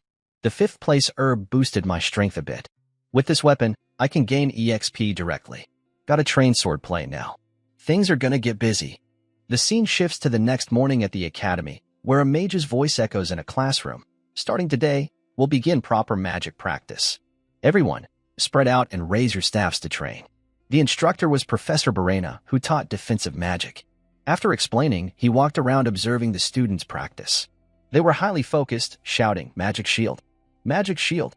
Verena, pleased, smiled and thought, this year's students are impressive. Ranking them by class was a good call. Suddenly, he froze in surprise. While everyone practiced diligently, Beck Uziel stood idle, doing nothing. Verena thought, is that the rumored Class S student? A commoner with a mid-tier staff, ranked 5th in the dungeon training. Damn, he's an eyesore. Approaching with a fake smile, Verena asked, "Hey, you're Uziel, right? Why aren't you practicing?" Unsure how to explain, Uziel gave an awkward laugh. I'm studying a different defense method, so I don't need basic magic practice, sir." Verena replied, "Oh, really? I'm curious about this different defense method of yours." But inwardly, he fumed. Damn arrogant kid. If it was Princess Hong Bian with Adalovit's inherited magic, fine, but a commoner daring to dismiss my class? Bold move, brat. Still, he recalled, they say Uziel only uses flash, no other magic. Oh, this'll be fun, haha. With an overly warm smile, he continued, why don't you demonstrate your amazing defense skill for the class? Let's open their eyes. Your opponent will be. He paused, glancing back, then added, more so from Class B. What do you say? Following his gaze, Morso stood smirking, brimming with excitement and arrogance, awaiting Uziel's response. Verena thought, haha, as a defense magic instructor, personal connections matter to stay at Morden Academy in the Canon Empire. If Morso shines, I'll look good too. Even better if he outperforms a Class S student. After thinking, Uziel replied, sure, sir. If you want, I'm game. Verena, thrilled, said, to the arena, then. Both stepped into the arena. Morso grinned smugly, while Uziel seemed nonchalant. Morso's friends cheered, yo, Morso, crush that kid. Humiliate him. You got this. Morso, confident, replied, obviously, watch me. The commotion caught Uziel's attention. Recognizing them, he sighed, damn, what's this? Now I see, it's Ussel and Ridden's crew from before. Bunch of jerks. Fine, this is a mandatory class anyway. Can't use magic, so nothing else to do. If they want a show, I'll give him one. Reflecting, he recalled, Verena's bad rep has been around since freshman year, ridiculous. Smirking, he thought, might as well test my training results. Not bad. The professor announced, this match is attack versus defense. No other magic allowed. Morso assumed a defensive stance, ready to fight. The students whispered, Morso's got the edge in attack, right? Defense is just defense. Didn't he train in earth attack magic? That's tough to break. But Prince Jeremy Kelvin watched calmly. Verena's voice rang out, get ready. Show your best skills. Morso instantly formed a magic circle with his staff, summoning a massive boulder. The students gasped, damn, that's tier 2 magic. In basic practice, the unspoken rule is tier 1 only. Is Uziel okay? Unfazed, Uziel focused, observing Morso's every move. Morso, enraged, thought, damn arrogant Class S kid. Take this. He shouted, boulder, strike. The boulder hurtled forward. Its overwhelming pressure radiated. Uziel sprang into action, channeling mana into his staff. A sword materialized. Without hesitation, he slashed forward. The strike seemed light but was devastating, shattering Morso's boulder into dust. Even Verena froze for 5 seconds, speechless. Jeremy Kelvin wasn't too surprised, but Morso, trembling, stammered, what the? No way. My magic's gone. Yup, Uziel sliced it to oblivion, buddy, haha. The students buzzed. One said, it's like he cut the magic with a sword. Another, baffled, replied, but it really vanished? That's insane. Verena, heartbroken, thought, no, it can't just be a slash and poof, gone. That's impossible. Had Uziel nullified Morso's magic? Every spell leaves mana traces. If mana is disrupted, the spell collapses. Is that what he did? Uziel, admiring his sword, smiled. Better than I thought. I only nullified tier 2 magic, but a few days at the training ground paid off. Awesome. This is my stage. Morso, fuming, gritted his teeth. Damn commoner, blocking my magic? Verena schemed, if Morso loses, it'll be hard to explain. I can't just watch. He said, Uziel, your defense method works, but it's limited to single spells. What about a barrage? His words tipped Morso off, who grinned slyly. Uziel thought, this guy loves spouting nonsense, huh? Suddenly, his eyes widened. Morso was acting, summoning multiple boulders, a formidable opponent. He unleashed them all at Uziel, radiating terrifying magic. The students panicked. Isn't this too much? He could get hurt. Why isn't the professor stopping it? Morso smirked, thinking, game over. Baby. Boulder blast. Go. The tension spiked. Uziel's eyes widened in shock. In a split second, Uziel effortlessly sliced through Morso's initial attack. After his first failure, Morso took Barena's hint and switched tactics. He conjured a larger magic circle with his staff, unleashing a barrage of attacks toward Uziel. Caught off guard, Uziel watched the mix of large and small boulders hurtling toward him, thinking, 11 boulders incoming. If I can't use flash to cut them down, there's only one option: block them all. As the boulders closed in, Uziel stood firm. With a graceful swing of his sword, he blocked them. His movements seemed effortless, but the boulders exploded on impact. Seeing his advanced magic thwarted so easily, Morso went from shock to rage. Eyes red, teeth gritted, he exclaimed. What? Fuming, he thought. My strongest magic. Blocked that easily? How? By what power does this filthy commoner do this? Damn it, I'm losing it. Meanwhile, Barena was panicking. He thought, damn it. What the hell? What's Morso doing? This is bad. If he loses, I'm screwed. What do I do? Uziel, surprised by his own magic, said, I tried mimicking something from another game, and it's not bad. Pretty cool. This is the panning Terran technique. Downside is, it takes way more mental strength to maintain than normal power. My stamina's dropping fast after using it. Plus, it's weaker against single targets, so it's tricky to use. Good thing this is just practice, or who knows what'd happen. The students below buzzed, wow, first time I've seen that. It's like a magic shield, right? There's a spell like that? Wild. Morso's gonna lose quick. Morso, clearly unhappy, fumed. Damn it. Me, a noble, humiliated by a commoner? I won't accept this. He poured mana into his staff, a powerful aura surrounding him. Seeing Morso's reckless move, the students whispered behind the professor, huh? More magic? Wasn't his attack turn over? Barena, hyper-focused on the match, ignored them, thinking smugly, that's it. Keep attacking. Crush that commoner. Morso roared, die. I won't let this slide. I can't stand this humiliation. A voice interrupted, Professor. Barena, grinning, jolted, huh? What's up, Jeremy? Prince Jeremy Kelvin, smiling slyly, said, why isn't Uziel getting an attack turn? Caught off guard, Barena froze for 5 seconds, then stammered, WL, the students piled on, isn't this a basic freshman match? He could get seriously hurt. Wasn't it over? What kind of irresponsible professor is this? No right to teach. Barena felt cornered. He thought, damn, I got too focused and missed the students' reactions. How'd I screw up like this? What now? Jeremy pressed, Professor, will you give Uziel an attack turn? Barena stuttered, a attack magic? While everyone focused on him, Uziel seized the advantage, positioning his sword at Morso's throat. The outcome was clear, Uziel won. The defeat left Morso humiliated, forced to accept his loss. The students gasped, wow, Uziel won. He's better than I thought. Uziel had caught Jeremy Kelvin's eye, who flashed a dangerous smile, a bad omen for the future. The scene shifts to the opulent royal palace, where screams echoed, Ack, please, spare me. A mysterious figure appeared. It was Morso, beaten to a pulp after losing to a commoner like Uziel. Blood splattered around. The culprit? Jeremy Kelvin. After tormenting Morso, Jeremy wiped blood from his hands, saying to a girl, Verzin. She replied, yes, your highness. What are your orders? Glancing at Morso, crumpled on the floor, Jeremy said, that classmate's pretty banged up. You didn't neglect him, did you? I'd be heartbroken if something went wrong. His words carried a threat. Handle it, or you'll end up like him. Verzin replied, understood, your highness. I'll take care of it. Jeremy added, good. I'm counting on you. As Jeremy walked away, Verzin thought nervously, not a vassal, but a classmate? Weird. In the Scalvan Empire, where magic determines power, Crown Prince Jeremy outshone all his siblings by 12 to claim the title. Not a vassal means the Dordan family's been permanently exiled from politics. The political elite are cutthroat. Not just Morso, but Uziel's quiet commoner life was about to get turbulent. The next day at Stella Academy, things ran smoothly, no rush, no Swundu vibes.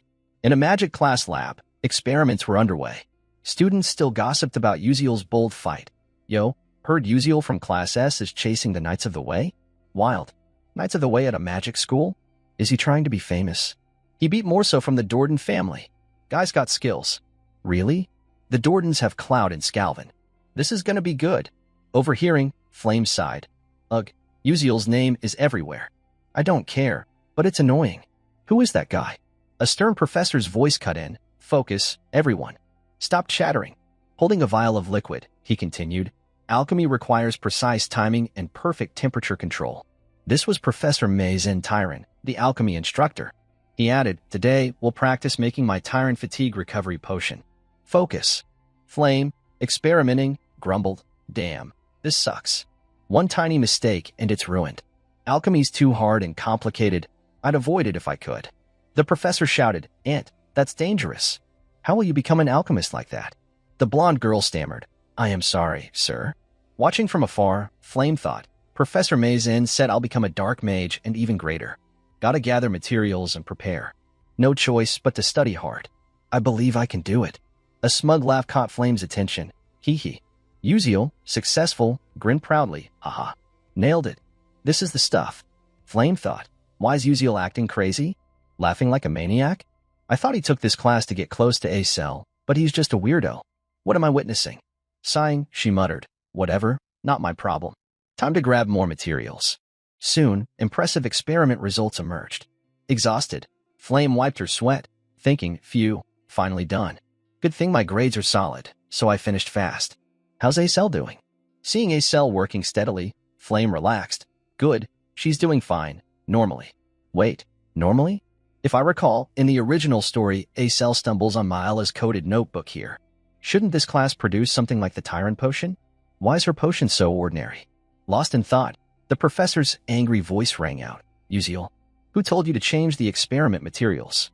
Uziel replied, Sir, this way the results are better. Shocked, the professor stammered, but the result isn't my Tyron potion. Seeing Uziel's vial, Flame couldn't believe her eyes, thinking, what? That advanced potion was supposed to be Izel's. How'd Uziel pull off something extraordinary like that? The next morning in the alchemy class, Uziel got carried away, altering the experiment materials on his own. Professor Mazen Tyron, the alchemy instructor, quickly noticed and didn't hold back. Flame was equally shocked.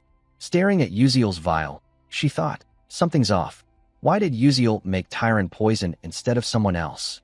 Meanwhile, Mazen, trying to keep her cool, lest she overheat, rubbed her forehead and groaned. Unacceptable. This attitude is utterly improper. Typical commoner. Can't do anything right. Flame, recalling the original story, thought, that line was supposed to be that's why your family was destroyed, haunting A-Cell for her family's loss until the story's end. If Uziel knows this, is he drawing Mazen's criticism to protect A-Cell? Mazen held significant sway at Stella. Her disapproval could tank grades. Flame thought, damn, why's that kid going so far? For who? Dying for a girl is a grim fate. Furious, Mazen shouted, Beck Uziel, what's with your insolent attitude? Didn't your parents teach you manners? Get them here now. Realizing the mess he'd caused, Uziel thought, crap, I forgot. Got too into alchemy and missed the trouble. Why'd I do that? Timidly, he replied, I don't have parents or family, ma'am. Mazen, even angrier, face red, snapped, you. Doing it like that means you don't respect me. Trying to outshine me. Uziel thought, she's got a point. I'm already getting chewed out, so what now? Oh right. Tomorrow, I'll mix kimchi poon and cola poon. The results will be even better. Weeks later, their clashes continued. Mazen said, how many times have I told you? Don't use untaught materials. Uziel countered, but tweaking your method got way better results. Mazen, fuming, yelled at the defiant student, you've got some nerve. Uziel activated his insight lens to analyze her. A notification appeared. Mazen Tyron, Dark Magic Corruption, 21%. Feelings of inferiority, envy. Dark Magic Contractor. Alchemy Professor, Volume 8. Confirmed Dark Magic Boss. Seeing her trembling with rage, Uziel thought, good, it's going as planned. Volume 8. Dark Magic Boss, Mazen Tyron. She's a villain consumed by her emotions, turning to dark magic. If corruption exceeds 90%, she'll fully transform. Below 50%, current magic can't detect it. At 21%, I can't prove or report her. No choice but to push her corruption past 50% to alert the dark magic suppression team. Normal dark magic corruption could be reversed before total control, but Mazen, a contractor, willingly bound herself to it. The dark seed was sprouting, irreversible. Uziel thought, Volume 4 hasn't started, but I need to prepare for a boss this strong. Otherwise, other students could turn dark and threaten Stella. Maizen threatened, change your attitude, or don't expect good alchemy grades. Uziel sighed, fine by me. If I draw attention, no one else gets hurt, right? Should I train muscles during assignments? Haha, gotta make her lose it. Later, Maizen split the class into groups. Uziel, in his group, clutched his head, thinking, didn't expect a group practical exam. Damn it. His teammates looked miserable, no exceptions. Sensing the tension, Uziel thought awkwardly. Geez, everyone's suffocating. Why so serious? Smiling nervously, he said, Hey, I'm Beck Uziel. The group responded, I'm Kasun. I'm Maliwan. And I'm Acel. Maliwan wailed. We're doomed. Why this group? Maizen'll tank our grades.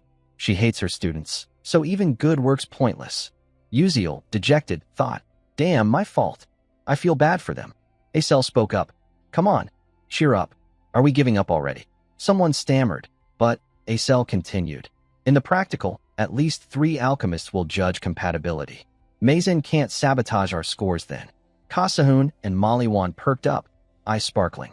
They smiled brightly, hope igniting. Someone said, All right, let's work hard. Man, I want to try this. Uziel, admiring Acel, thought, My savior. Acel, ignoring him, continued. D-Vitality Fortis isn't too hard with what we've learned. But we need top-notch materials. Who'll get the main ingredient? Crested lizard tail. Without hesitation, Uziel raised his hand. I'll do it. I'll find it. Monster corpses are key in alchemy, right? Freshest ones get the best results. The group nodded. Someone said, Cool, it's settled. Uziel's on it. Acel thought, he's confident. I can trust him. Uziel grinned. Lizard tail? I'll head to Sword Mountain. In the alchemy professor's office, a student entered. You called, sir? The professor held up a paper. Can you deliver this to the freshman alchemy group C, except group 12? The student replied, Yes, sir. The practical exam would be judged by professional alchemists. Poor performance could block an alchemy career. The professor thought, Uziel, you'll see the price of defying me. At the Class S training ground, Flame practiced magic. A voice called, Flame. A male student handed her a note. They told me to give you this. Alchemy notice. Here. Flame took it. Thanks. He added, One more thing. Don't tell any students. You'll get why. As he left, Flame sighed. Other students? He means don't tell Uziel's group 12. Like I'd bother. Reading the note, she was shocked. Notice, the practical exam will change from D-Vitality Fortis to Tyrant 4. Please take note. Her eyes widened. Wait.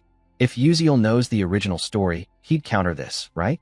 Instead of lizard tails for D-Vitality Fortis, we need Atalic spider shells for Tyrant 4. This is my chance to test that kid. A few days later, to gather materials for the practical exam, Uziel arrived at the Durably Grand Arena via a teleportation gate. Stepping out, he clutched his head, wincing. The gate's handy, but it makes me dizzy. My poor head. A cheerful voice greeted him. Welcome, Mage Uziel. It's an honor to have you at Durably. It was a warm welcome from a staff member. Uziel, embarrassed, replied, I'm not a full mage yet, just a student. The staff smiled. As a Stella student, you get the same privileges as a full mage. Hearing Stella, nearby students buzzed. Look, a Stella student. Really? First time seeing their uniform. So jealous, it's super cool. The staff added, What do you think? Need any help? Just let me know. Uziel grinned. Thanks a lot.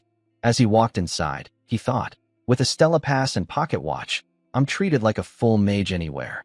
Stella's awesome. Plus, free teleportation gates. Normally 100,000 credits. Lucky me.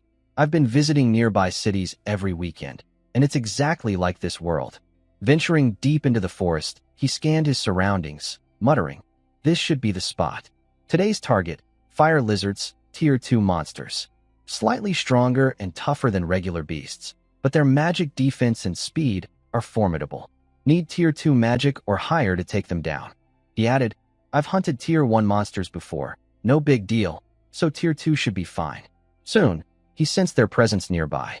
Channeling mana, he transformed his staff into a sharp sword, thinking, Here they come.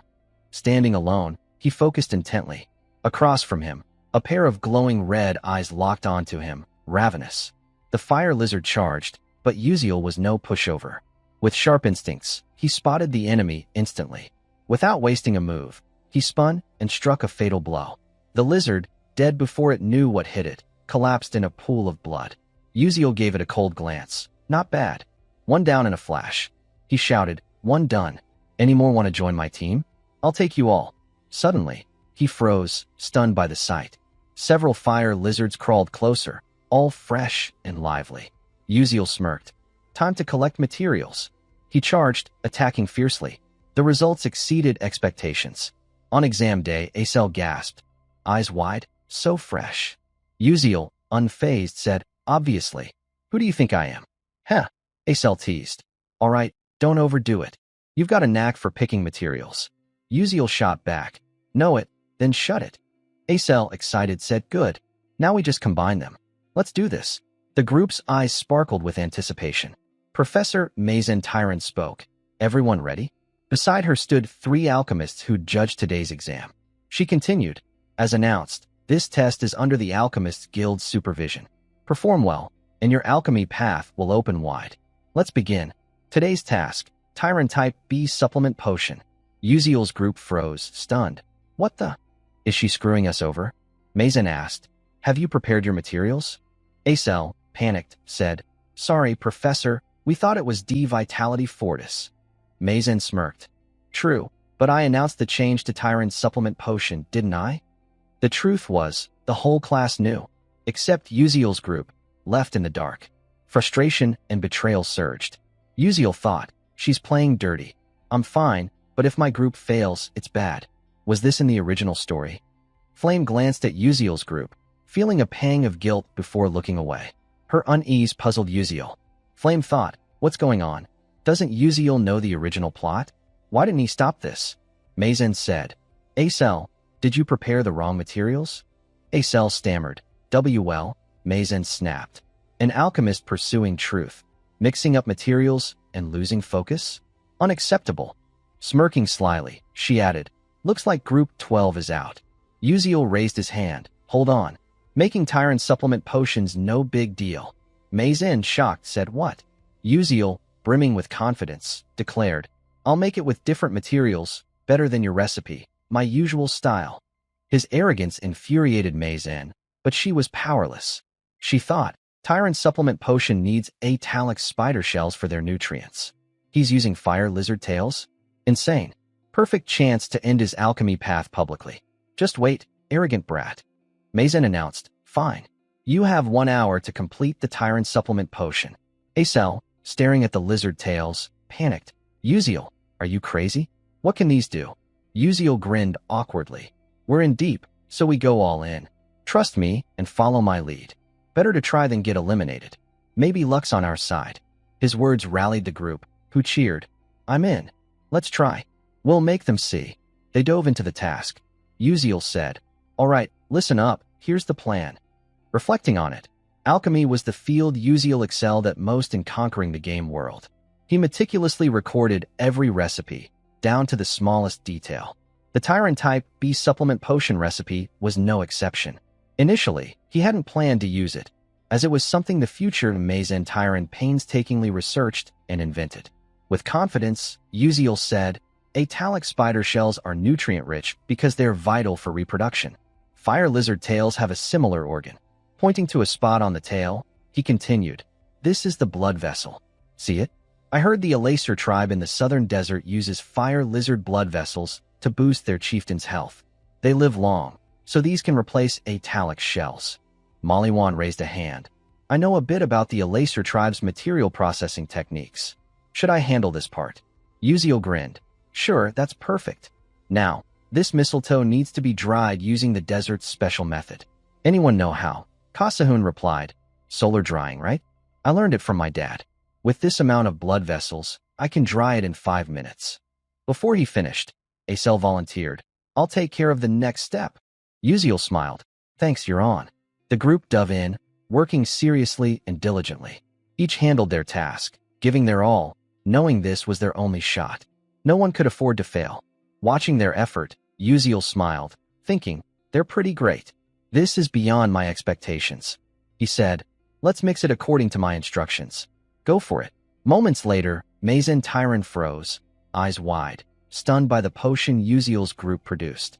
Uziel, confident, said, "Professor, here's our Tyron Type B supplement potion. Please check it." The other alchemists, witnessing it, couldn't believe it, thinking, "Unbelievable. These kids did this." Though the exact results were unclear, Mazen fumed. "Ridiculous.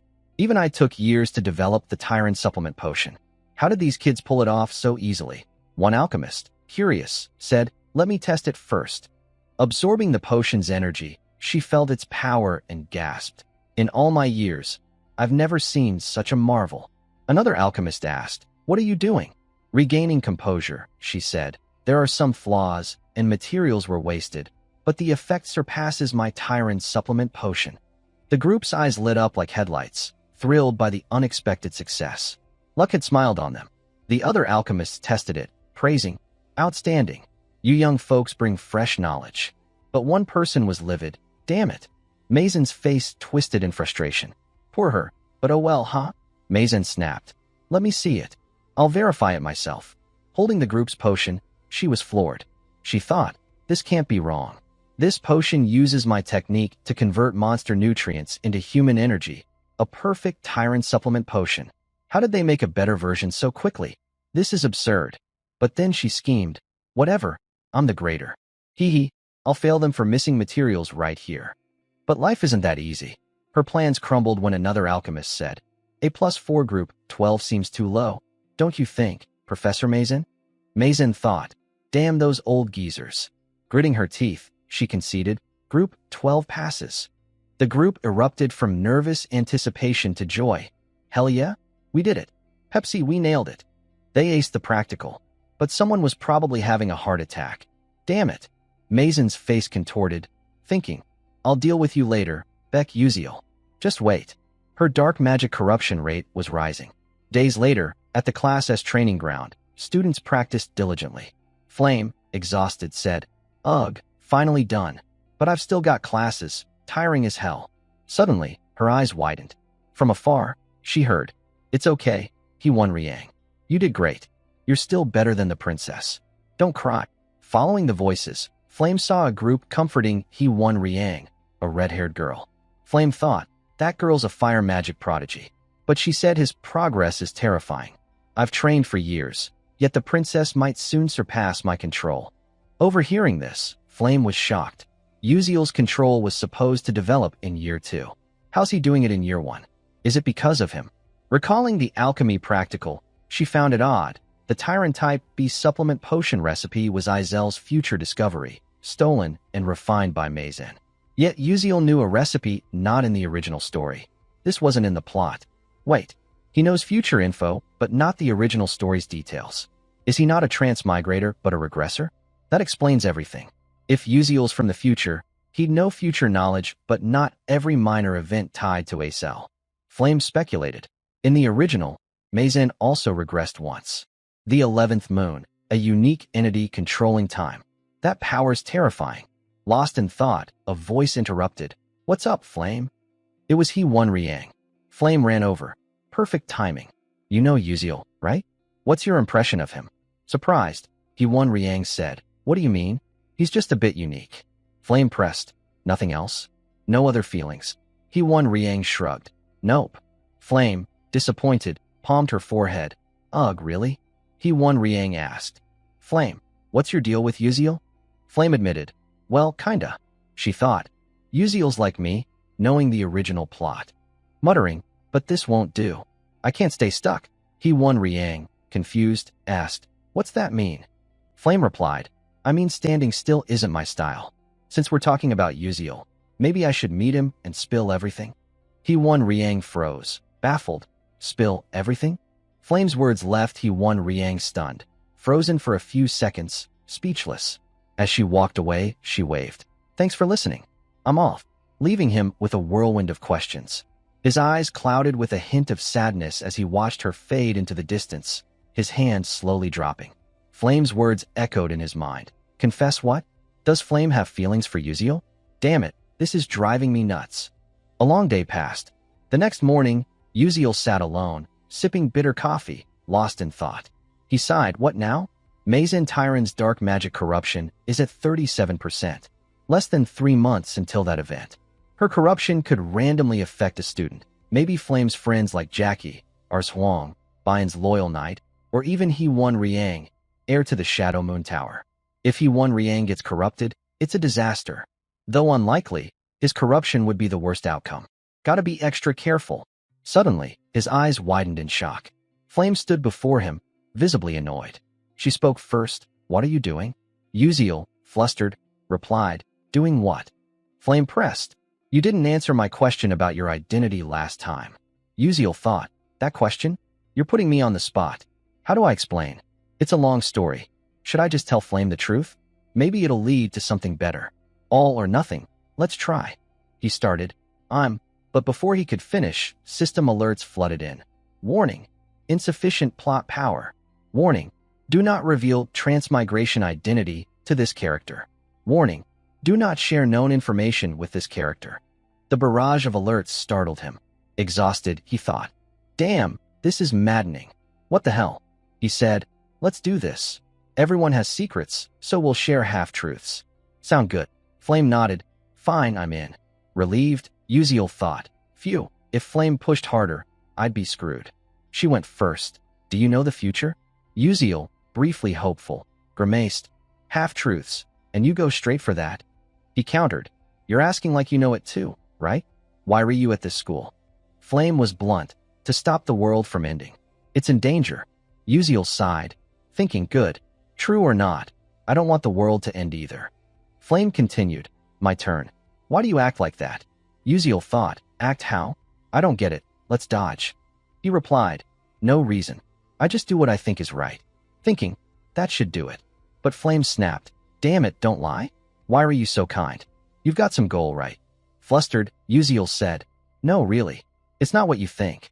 Well, who doesn't want something? Honestly, I'm not sure. Flame, frustrated, said what? Not sure. Uziel added. Yeah, I just want to survive. Shocked, Flame froze. Survive. Feeling tactless for pressing, she stammered. Guess so. Sorry, my bad.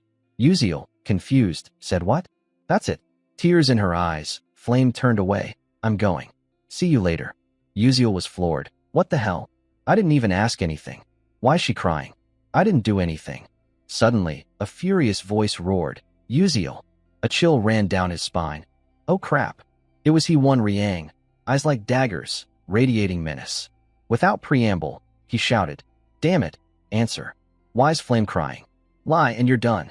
Terrified by his fury, Uziel thought. Holy crap. A glare from the strongest character's rival is chilling. Now I remember. He-Won Riang has a one-sided crush on Flame. I'm screwed. But I didn't do anything. A misunderstanding's trouble. I gotta clear this up. He said. There's nothing shady with me and Flame. Why were you asking? He-Won Riang frowned. You expect me to believe that? Believe it or not, you better believe there's nothing. Got it. Uziel awkwardly said. All right. Nothing shady, I swear. He-Won Riang, pensive, suddenly looked down. Is that so? My bad, sorry. His apology sent shivers through Uziel, who stammered. No problem. I'm off. He-Won Riang walked away. Uziel sighed, relieved, thinking, what was that? So unlike him. He-Won Riang. Always cold and rational. Acting unstable? I'm getting bad vibes. That evening, Acel closed her book, exhausted. Damn, why can't I focus today? She recalled her talk with Uziel in the lab. Uziel, about that recipe, did you come up with it on the spot? He'd said, something like that. She'd been shocked. I thought I was a genius, unbeatable. Guess not. Snapping back, Acel gasped. What? What's wrong with me? How can I avenge my father like this? Those who framed him as a traitor, driving him to death. The vile, despicable Adalovit family. I can't just be this weak to take revenge. Damn it. Calming herself, she vowed, no, I can't give up. I have to try harder. One day I'll do it. The next morning, warm sunlight streamed through the window onto Flame's bed. She woke but lingered lazily, reluctant to get up. She thought, I chose a 4-person room for the lively vibe. Should have picked a solo Class S room.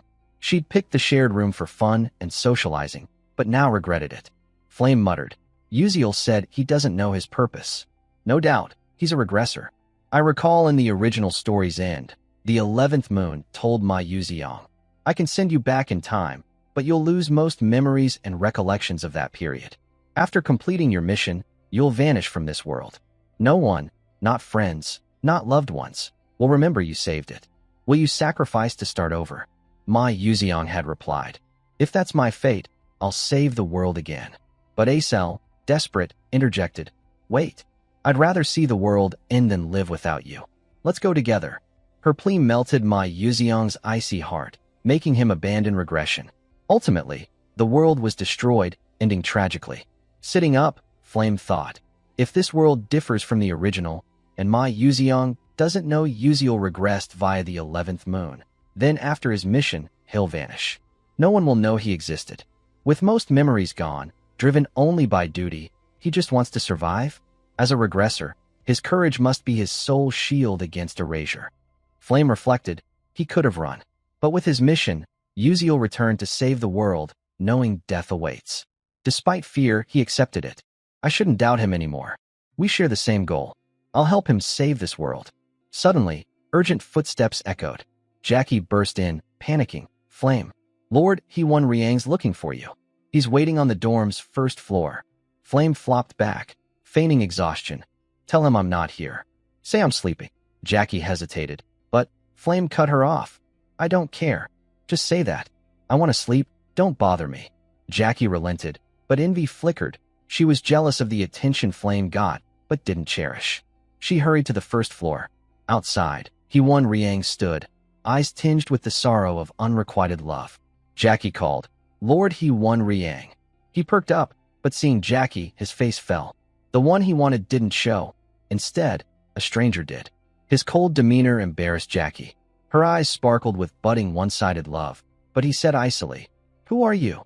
His words hit like a bucket of cold water, snapping her back to reality. Her heart shattered. Damn it.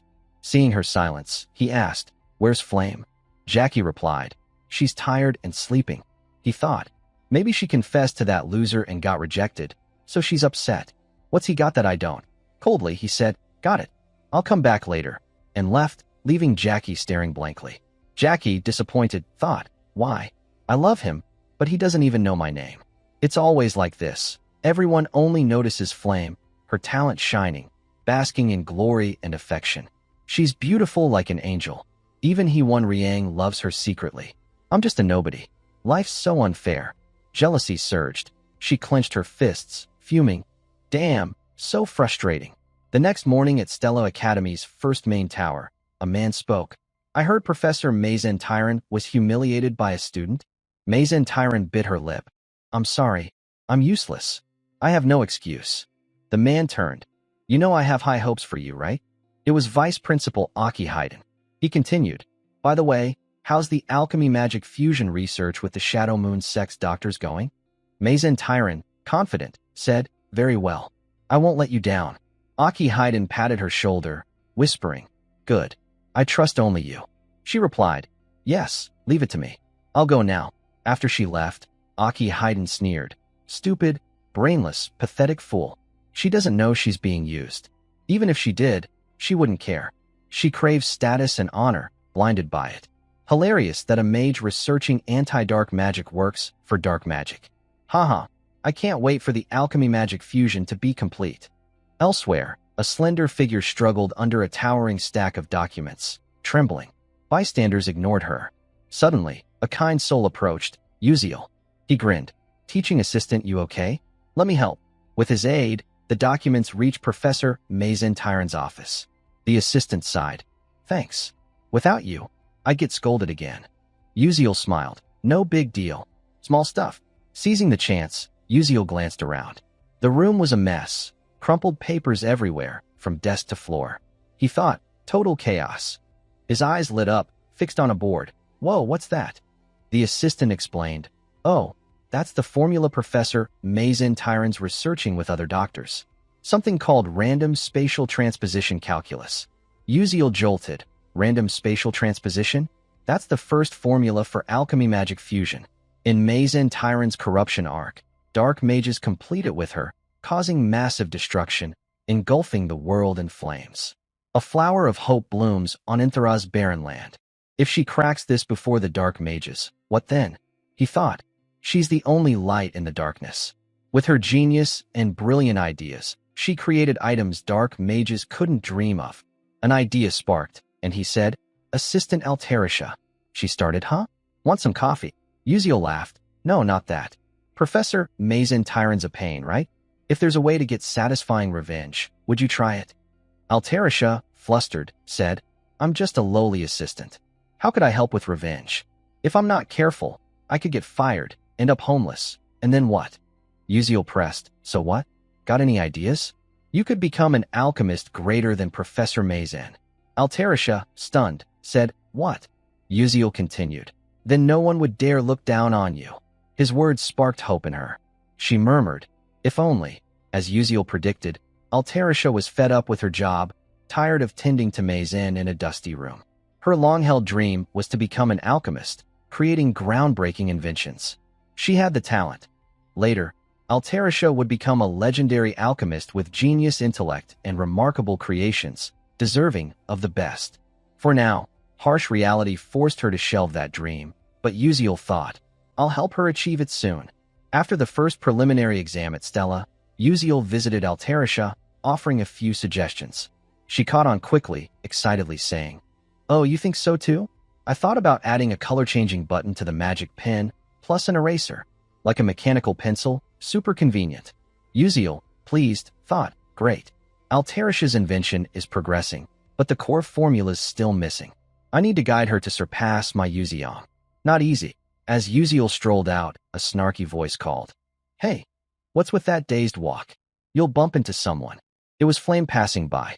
Uziel, arms crossed, puzzled, said, "Huh? Who are you calling that?" Flame shot back, "Who else but you, Grandpa? Playing dumb or just clueless?" Uziel, speechless, thought, "Damn, so tiring. I never mentioned my age, did I? At least she's talking to me more now." He said, "Anyway, perfect timing.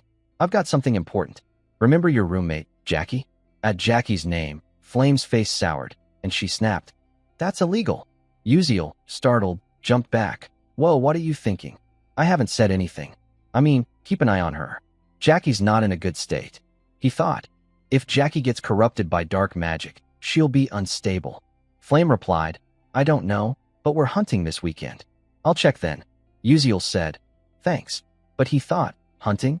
It's hunting season, targeting Martivis Graveyard. Chapter 4 start. Main characters like my Yuziong, Acel, and Flame are involved, even facing a Tier 5 Necromancer. I won't interfere, but grabbing the hidden reward could help secure a Familia contract. Hours later, Uziel visited Professor Lee for an outing permit. Lee, holding the form, said, "Training? But you can't learn swordsmanship or Knight's Way in chat." Uziel froze, unsure how to respond. Spotting my Yuziong's outing form, he thought, "As expected, they're hunting, matching my memories perfectly." He persuaded, "Sir, lots of people are hunting lately." Lee replied, "Seems they're heading to Martivis Graveyard for club activities, probably treasure hunting. My Yuziong and He-Won Riang are diligent. My Yuziong's visiting her family, and He-Won Riang's with Flame." Uziel, shocked, said, "What?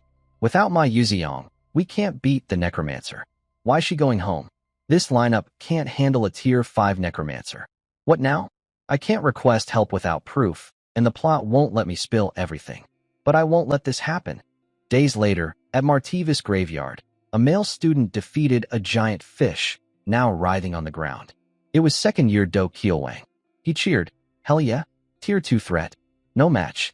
Predator fish is tough, though." A grumpy voice snapped, "Hey, dumbass. Don't screw this up. You listening to the captain?" It was second-year Kashif Derek. Do Kielwang scratched his head, grinning. Hee, my bad." Kashif fumed. "Damn, this idiot's still laughing?" A girl called from afar, "Forget it. Save your breath." It was second-year Bandian. She turned to Acel. "Don't mind them. Ignore M." Acel replied, "Yes, ma'am." Kashif spun around. "I heard that. Got a problem? Too loud. Watch your mouth in front of freshmen." Acel thought, "I joined the club for an open spot. Good thing they're not bad people." Lost in thought, the captain shouted, "Acel, let's go." She responded, "Yes, sir." Suddenly, a loud boom echoed from afar. The group froze, looking toward the sound. "What's that?" A fight nearby? Bandian asked. If it's a hunting overlap, should we greet them, Captain? Kashif, dazed, said, yeah.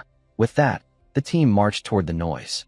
Izel's eyes widened, spotting Uziel, Flame, and an unfamiliar group in the distance. The group was arguing. Hong Bayan shouted, I clearly took down the giant piranha first. Flame retorted, nonsense. It was in our hunting zone, so it's ours. Before Acel lay the dead giant piranha. She thought, a giant piranha? A rare tier 3 monster. They're fighting over the loot. Getting involved will only cause trouble. Plus, I don't want to face the sister of my father's killer. I need to get out of here. Suddenly, a voice chimed in. Hey, juniors, what's the issue?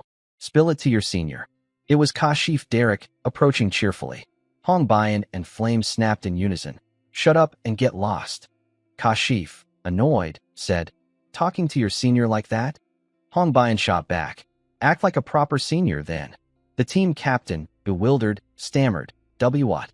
Suddenly, a loud rumble shook the ground, and a mysterious energy surged. Flame thought, this energy, bad news. A skeletal hand burst from the ground. Everyone froze, eyes wide. Flame gasped, no way. Skeletons already. Countless dry corpses charged, their eerie wails echoing. Meanwhile, in another part of the graveyard marked, do not enter alone, Uziel's system updated. Skill experience gained. Stats increased. He sighed, why's my only magic flash of all things? Dead fish littered the ground. He muttered, about time, huh? Spotting tombstones, he said, found it. His expression darkened. I don't have my Yuziong's OP skills to wipe out skeleton armies or overwhelming power. I'll fight like a gamer. Chapter 4, Necromancer's Assault begins. The ground trembled. A bone general, a tier 2 sub-boss appearing thrice in this chapter, emerged swiftly. With glowing red eyes and grotesque teeth, it glared at Uziel. He thought, with my current strength, facing it head-on is suicide. But that's not my plan. Grabbing its head, he punched hard. Get back down. Comic logic says you stand still during transformations or summons, but that doesn't mean I'll just wait. Completing the bone staff, he gained control of the bone general. Now the world's mine. Let's roll. Elsewhere, skeletons multiplied, surrounding the group. A chilling aura spread. Flame thought, I let my guard down. This is the Necromancer chapter. Damn, something's off. If I remember right, my Yuziong handles this. Why's Acel with this group? Where's my Yuziong? Am I stuck facing a tier 5 Necromancer with them? Seeing Flame rattled, he won Riang reassured. I sent a distress signal to Stella via pocket watch. We just need to hold out. Do Keelwang added, yeah, stall until the professors arrive. Even if we can't beat the Necromancer, we'll escape. Hong Bayan snapped. No time for comfort. This is a graveyard. The longer we wait, the more skeletons come. We need to get to base. Jackie, terrified, backed away from the grotesque skeletons. Don't come closer. One lunged, jaws wide, ready to devour. A sudden force struck from behind, stopping it. Acel asked, you okay? Jackie stammered, why yeah. Do Keelwang praised. Not bad. Freshman. Acel said, this necromancer's prepared. He's using an energy vessel, mana storage technique. Normally, tier 3 or 4 necromancers summon up to 15 skeletons. Controlling a whole area like this? He's no ordinary foe. Do Keelwang added, skeletons are swarming here. This was planned. They want to kill us to make mage skeletons. Kashif Derek forced a laugh, thinking, as captain, I gotta show my strength. Wipe them out with powerful magic. But reality bit. A skeleton grabbed his leg. Pale, he gasped, oh crap. Before he could react, Do Keelwang charged, striking cleanly. Damn it, you're not escaping. But a hand appeared before Kashif. Unable to resist, he froze. Do Keelwang shouted, damn. They're casting a counterspell. Duck! A terrifying force formed, its oppressive pressure threatening to explode. Everyone panicked. Hong Bayan yelled, no. If that goes off, we're... Before she finished, boom. A massive explosion rocked the graveyard, leaving a giant crater. Many were injured, but luckily Flame was unharmed. Yet the necromancers kept charging relentlessly. Flame thought to herself, this is wrong. This is my limit. I'm exhausted, and things are looking bad. My mana's drained. No time to recover, and the enemy numbers are insane. A skeleton opened its jaw, roaring as it closed in. Flame, Terrified and feeling faint, Bojax muttered, "Oh, crap. I'm done for." Gripping her staff tightly, she scanned the scene. Am I going to die here? But suddenly, the skeletons froze, as if under control. Flame couldn't believe her eyes. What's that? The skeletons stopped? What the hell is going on? In the distance, Uziel's figure emerged, like a god descending to save the day. Flame was stunned. How is he here right now? Her eyes caught the skull in Uziel's hand. That's a skeleton general. Way stronger than regular bone soldiers, usually escorted by elite ones. And he took it down alone? Unbelievable. Dope Keelwang came to. Thanks. You saved us. Uziel brushed it off. No big deal. Acel asked. But how did you get the skeleton general's skull? Uziel smirked. Scooped it from a bone stew. But he thought to himself, no need to mention I ambushed it at the summoning spot. His joke left Acel speechless. Uziel stayed calm. Anyway, we need a new plan fast. If the necromancers directly control the skeletons and ignore the skeleton general, we're in trouble. Do Keelwang asked, Kid, got any plans? Uziel replied, On my way here, I saw the necromancers controlling things near their base. No way we're breaking through the encirclement. Our only shot is to hit their main body directly. The others were rattled by his boldness. Someone blurted, Hold up. Are you sane? Uziel shrugged. Didn't we learn this in school? Necromancers control strong bone soldiers, but their main body's weak. Bandian fretted. But he's got a whole guard. Uziel pressed. His control range is too wide. If we don't hit the main body, we're trapped. He thought to himself, the necromancer's guard has 1 skeleton general, 6 elite bone soldiers, and 50 regulars. The numbers will keep growing. Now's our only chance. But how do I convince them? Someone spoke up. He's a bit reckless, but when it comes to fighting and tactics, he's got more experience than us. Uziel added, Honestly, in this mess, we can't break the encirclement. The necromancers won't expect us to hit their main body directly. The 2 seniors exchanged glances. It might be our only way to survive. No idea what you're banking on, but we can't split up. I'm in. Bandian cheered. All right, let's do it. Before the necromancers catch on, we've got a shot. Meanwhile, elsewhere in the Martivis graveyard, a figure appeared. He spoke, Running into Stella's newbies here is my lucky day? Turn them into skeleton mages, and even the Dark Magic Alliance won't dare underestimate me. It was Sabe Hyuk, a level 5 necromancer from the Dark Tower. He laughed. 7 years of storing mana in my flask. 700 skeletons resting here. No one will underestimate me now. Haha. Suddenly, he froze. What's this? I've lost my connection? Did my general get taken out? A crack echoed as a force struck the shield behind him. He stood dumbfounded. My level 4 magic shield cracked? How the hell? Furious, he snarled. You bastard. You won't escape. But quick as a breeze, he couldn't react in time. Boom. A massive explosion obliterated the skeletons. The flames were the combined power of Uziel's group. Sabe Hyuk stood frozen, stunned. Damn it, I got cocky. I didn't expect them to hit my main body directly. Even if they're newbies, Stella's still Stella. Can't underestimate them. He thought, I hate to admit it, but this is too dangerous. Time to summon the elite bone soldiers. Biting his finger till it bled, he spread his arms. Evil ones, heed my call.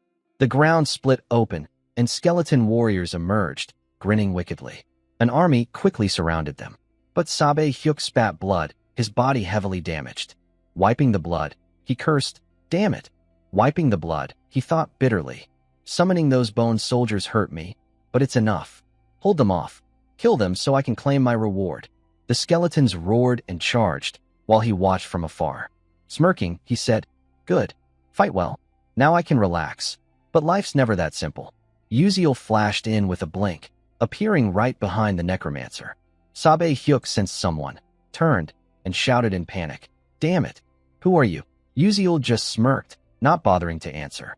Sabe Hyuk quickly sensed someone behind him, whipping around and shouting in panic. Damn it. Who are you? Uziel just smirked, not bothering to answer. The necromancer, now terrified, thought to himself, I had the positions of all 12 Stella Academy students tracked through my bone soldier's vision. So how the hell did this kid get so close to me? Suddenly, his eyes widened in shock. He couldn't believe what Uziel held in his hand, blurting out, No way. Isn't that my skeleton general? How is it in your hands? But then, Uziel casually dropped the skull, letting it hit the ground with a thud. Not stopping there, the protagonist slashed it with a fierce strike. With the skeleton general destroyed, Sab Baihyuk's internal injuries worsened. He spat out several mouthfuls of blood, his face pale as he clutched his wound. Furious, he thought, "Damn it, I was too cocky." So this is the true strength of Stella Academy students. Meanwhile, Uziel, sweating, thought, Doak, Kielwang, and Bandian were supposed to take out the skeleton general and back me up. But those elite bone soldiers held them up. Am I really fighting alone? I'm the weakest in the group. Should I just run? He felt this move was a bit off. Suddenly, Sab Baihyuk coughed up more blood. Uziel snapped back to reality, noticing the necromancer's condition. He muttered, looks like he's badly hurt too. He must have overexerted himself summoning those elite bone soldiers, causing internal damage. Maybe I can do this. A confident smile crept across his face. Out of nowhere, Jackie ran up, panicking. "Princess, we're in trouble.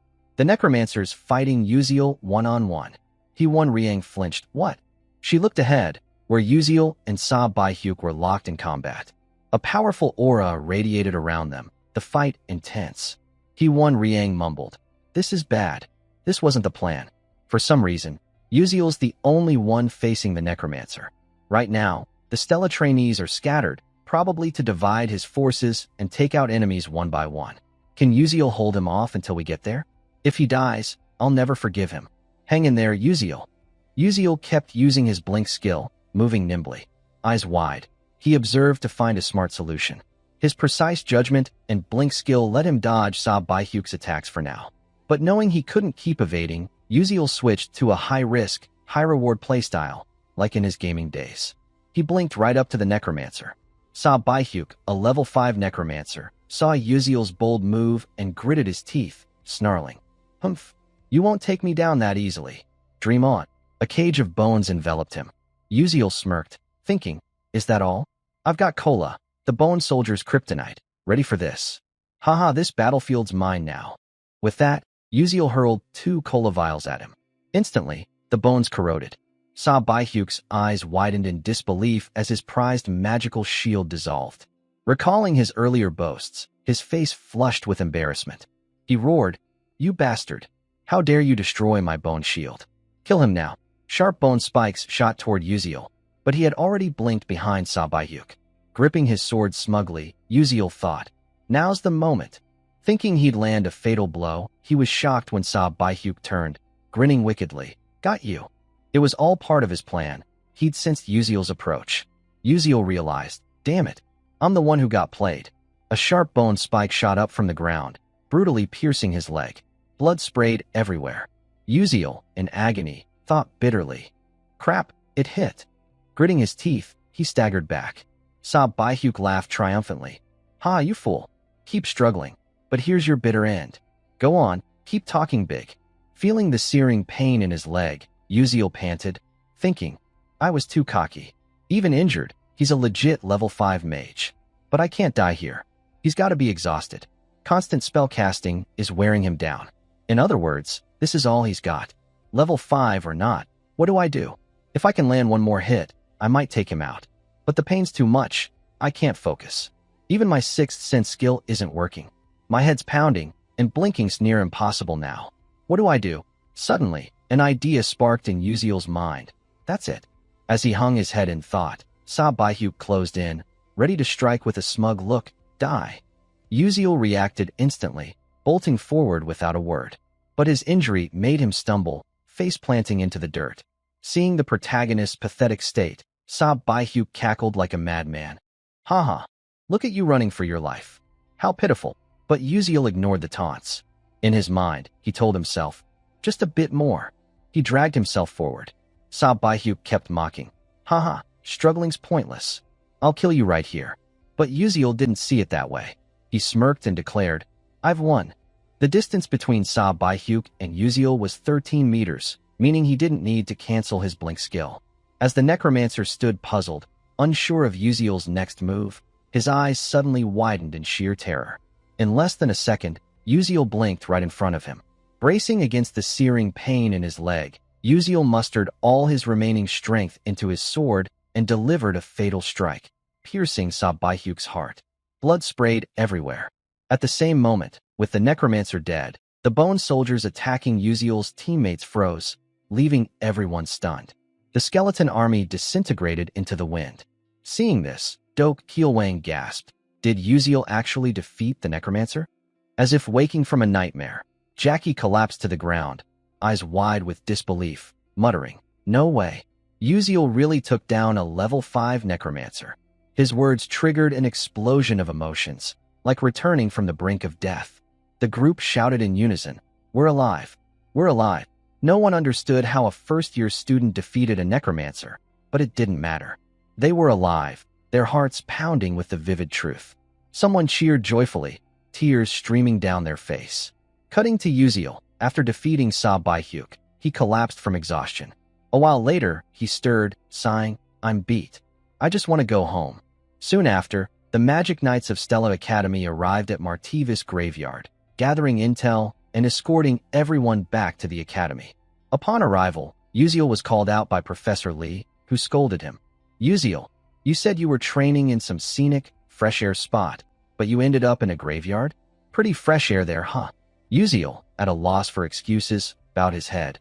"I'm sorry, I got off the transport because I sensed something was off." The professor nodded. "I get it. But rules are rules. You'll face punishment, no exceptions. That said, your bravery in jumping into battle to protect your friends, even if it broke academy rules, is commendable. You did well. The academy will reward you with points and recognition. Look forward to it." Uziel replied. "Thank you, sir." Professor Lee walked away, leaving Uziel to sigh, thinking, time to head out. The doctor said I need a few days rest to recover from the thigh wound. As he walked and thought, soft footsteps approached. Uziel turned, expecting someone to thank him. It was Acel, the story's heroine. Always smiling brightly despite her burdens, she stood strong through adversity, a remarkable character. Noticing Uziel staring, Acel spoke. "I'm really grateful for today." Uziel replied lightly. "Sure, treat me to a meal next time." But Azel's expression seemed off. She thought to herself, this event, and even before, taught me there are so many people out there better than me. I always saw myself as a peerless genius. That hasn't changed. But joining Stella showed me the truth. The world is vast, full of extraordinary people. I came here to be the best, but it's not easy. Suddenly, Acel asked, "Can I do it? If I try, can I be like you?" Caught off guard, Uziel thought, this isn't good. The old Acel wouldn't ask that. She's like this because of me.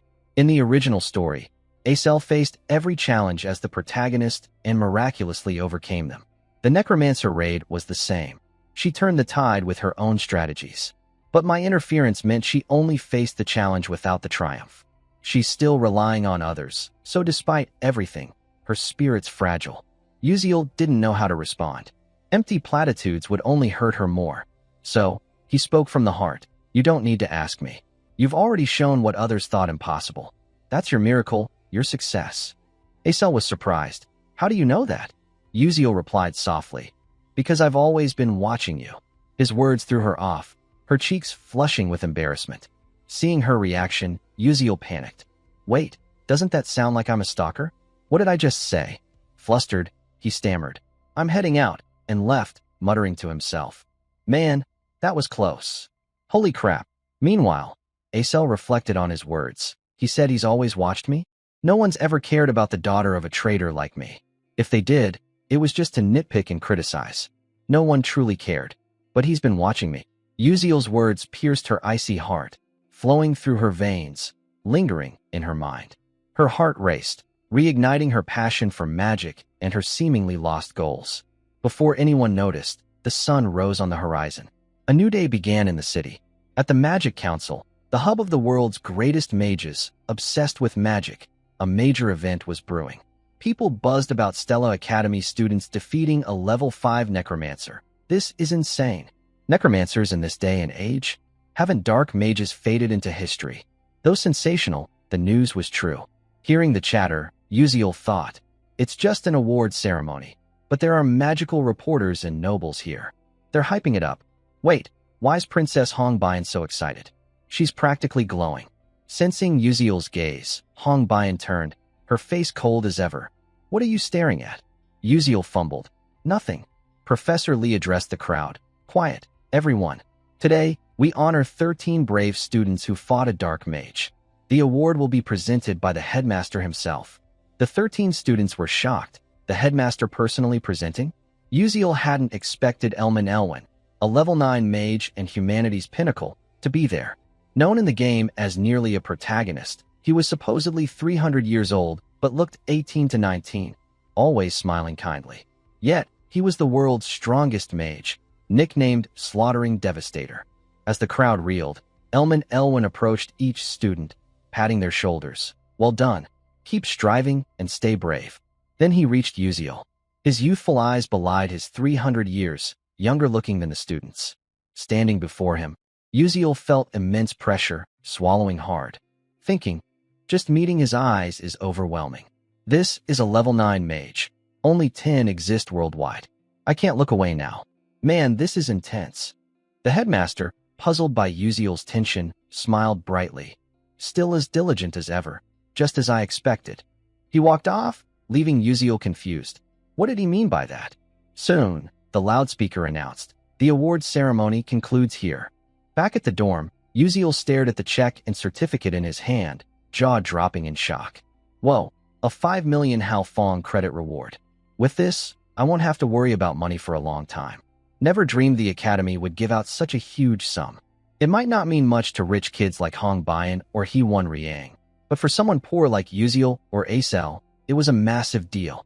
Plus, the final reward from this incident was the Death Mage's mana vessel, the Necromancer's heart. He thought gleefully, it's tough now, but with Italics, I'll soon create my own space. Carrying items will be way easier then. First, I need to crack the Chaos Algorithm's interference formula. Good thing the other trainees happily let me have the reward. What a relief. Next came the system reward. A notification chimed. The Necromancer Raid chapter is complete. You've earned a large amount of experience for progressing the story uniquely. You'll also receive a reward from the Constellation project. 1. A downgraded version of an in-game item. 2. A downgraded version of an in-game skill. Or 3. Experience points. Uziel was surprised. There's this too. He wasn't complaining, but he realized how weak he still was and needed this boost. He thought, gotta choose carefully. Skills are key right now. I'll put the experience into Blink. That fight showed me how weak I am. Matching others' effort is pointless. I need to get ahead with my knowledge. After choosing, the system announced, reward granted. Blink skill experience maxed. Skill upgraded to Blink level 2. Max range 12 meters. 3 charges, 3-second cooldown. Uziel felt the change in his body. Though the range didn't increase, he was satisfied. This'll do for now. Clenching his fist, he grinned. Finally, 3 Blink charges. I can use it more freely now. With some free time, he turned to the next issue. Izel's not doing great. Originally, she grew through all sorts of hardships. But the Necromancer event seems to have shaken her. From what I recall, the original scenario was worse, and things aren't much better now. He wanted to help Acel unlock the brilliant talent she didn't even know she had. Cutting to the dark meditation class, Acel and the others were there. She felt like she was floating in a dreamlike world. It wasn't bad. A cold breeze passed, and she sensed something stuck inside her. She tried pushing it out, over and over, unaware she'd been startled by a call. Trainee Acel. She looked around, seeing others meditating cross-legged like her. Acel thought, oh no, did I fall asleep? A translucent butterfly flew by her ear, carrying the professor's voice. Why are you using magic during meditation? Look above your head. Acel glanced up, eyes widening in shock. A lone ice pillar hovered in the air nearby. She'd unknowingly cast magic. Stunned, she thought, wait, when did I make that? I didn't use any formulas or calculations. She wondered, did the others not notice? Even if it's just level 1 magic, they should have sensed the mana flow. If this is the effect of Uziel's meditation technique, it's incredible. She'd been skeptical before, but the results were beyond good. They were amazing. Other meditating trainees were distracted or dozing off. But whenever they cleared their minds and focused, their concentration spiked, and their spellcasting speed improved noticeably. Acel thought, did Uziel plan for this too? After the session, trainees rushed to the cafeteria. Instead, Acel grabbed a red bean cake, savoring it. Thanks to the reward money, I can enjoy a 1,500 credit red bean cake with cream. Pure bliss. Suddenly, a voice called out, "Hey, Acel." It was Prince Jeremy Scalvin, smiling lightly, almost playfully. His sparkling, pure smile, not masculine but charming, made her heart skip. He continued, "Joined any clubs yet?" Acel was surprised. "No, not yet." Jeremy added, "Really? Why not join ours?" Acel wasn't naive enough to jump at such a tempting offer. There had to be a catch. She narrowed her eyes. "What's the condition?" Jeremy laughed. "Condition? There's none. I just like you." But his answer made her think harder. As a genius among geniuses, level 3 at 17 with good looks, attention wasn't new. Yet, her daughter of a trader label kept people away. So why was Jeremy different? She thought, he's lying. He clearly wants to use me as a pawn. Seeing her hesitation, Jeremy stepped closer. "Come on, don't you trust me, Acel? No strings attached. Just join the club and stay by my side. I'll do anything for you. You know who I am." Acel, sharp as ever, understood. The Scalvin Empire was at odds with the Adalovit Kingdom. With Prince Jeremy's backing, her struggles could end. No more rejoicing over a mere red bean cake or enduring shame as a trader's daughter. Though she knew better, she stammered, "Oh," as she opened her mouth, eyes blank. Jeremy smiled, sensing victory. But then, a hand shot up. Flame stepped in and slapped Acel hard across the face. Both Acel and the prince froze, confused.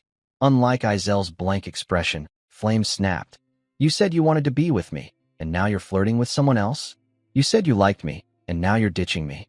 Without waiting, Flame grabbed Azel's wrist and pulled her away. "Come with me, we need to talk." She dragged Acel off, leaving Jeremy intrigued by this fiery girl. Later, behind the campus, Flame sighed in relief. "Phew, that was close." Acel, still confused, asked, "What's going on? What do you need to say?"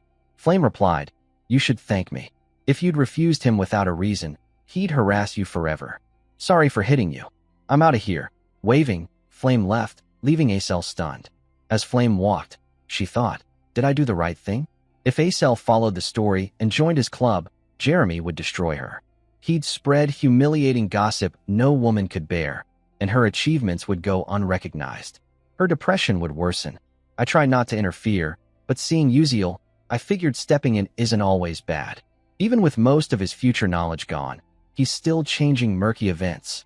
Flame glanced back, worried. But will my lie get caught?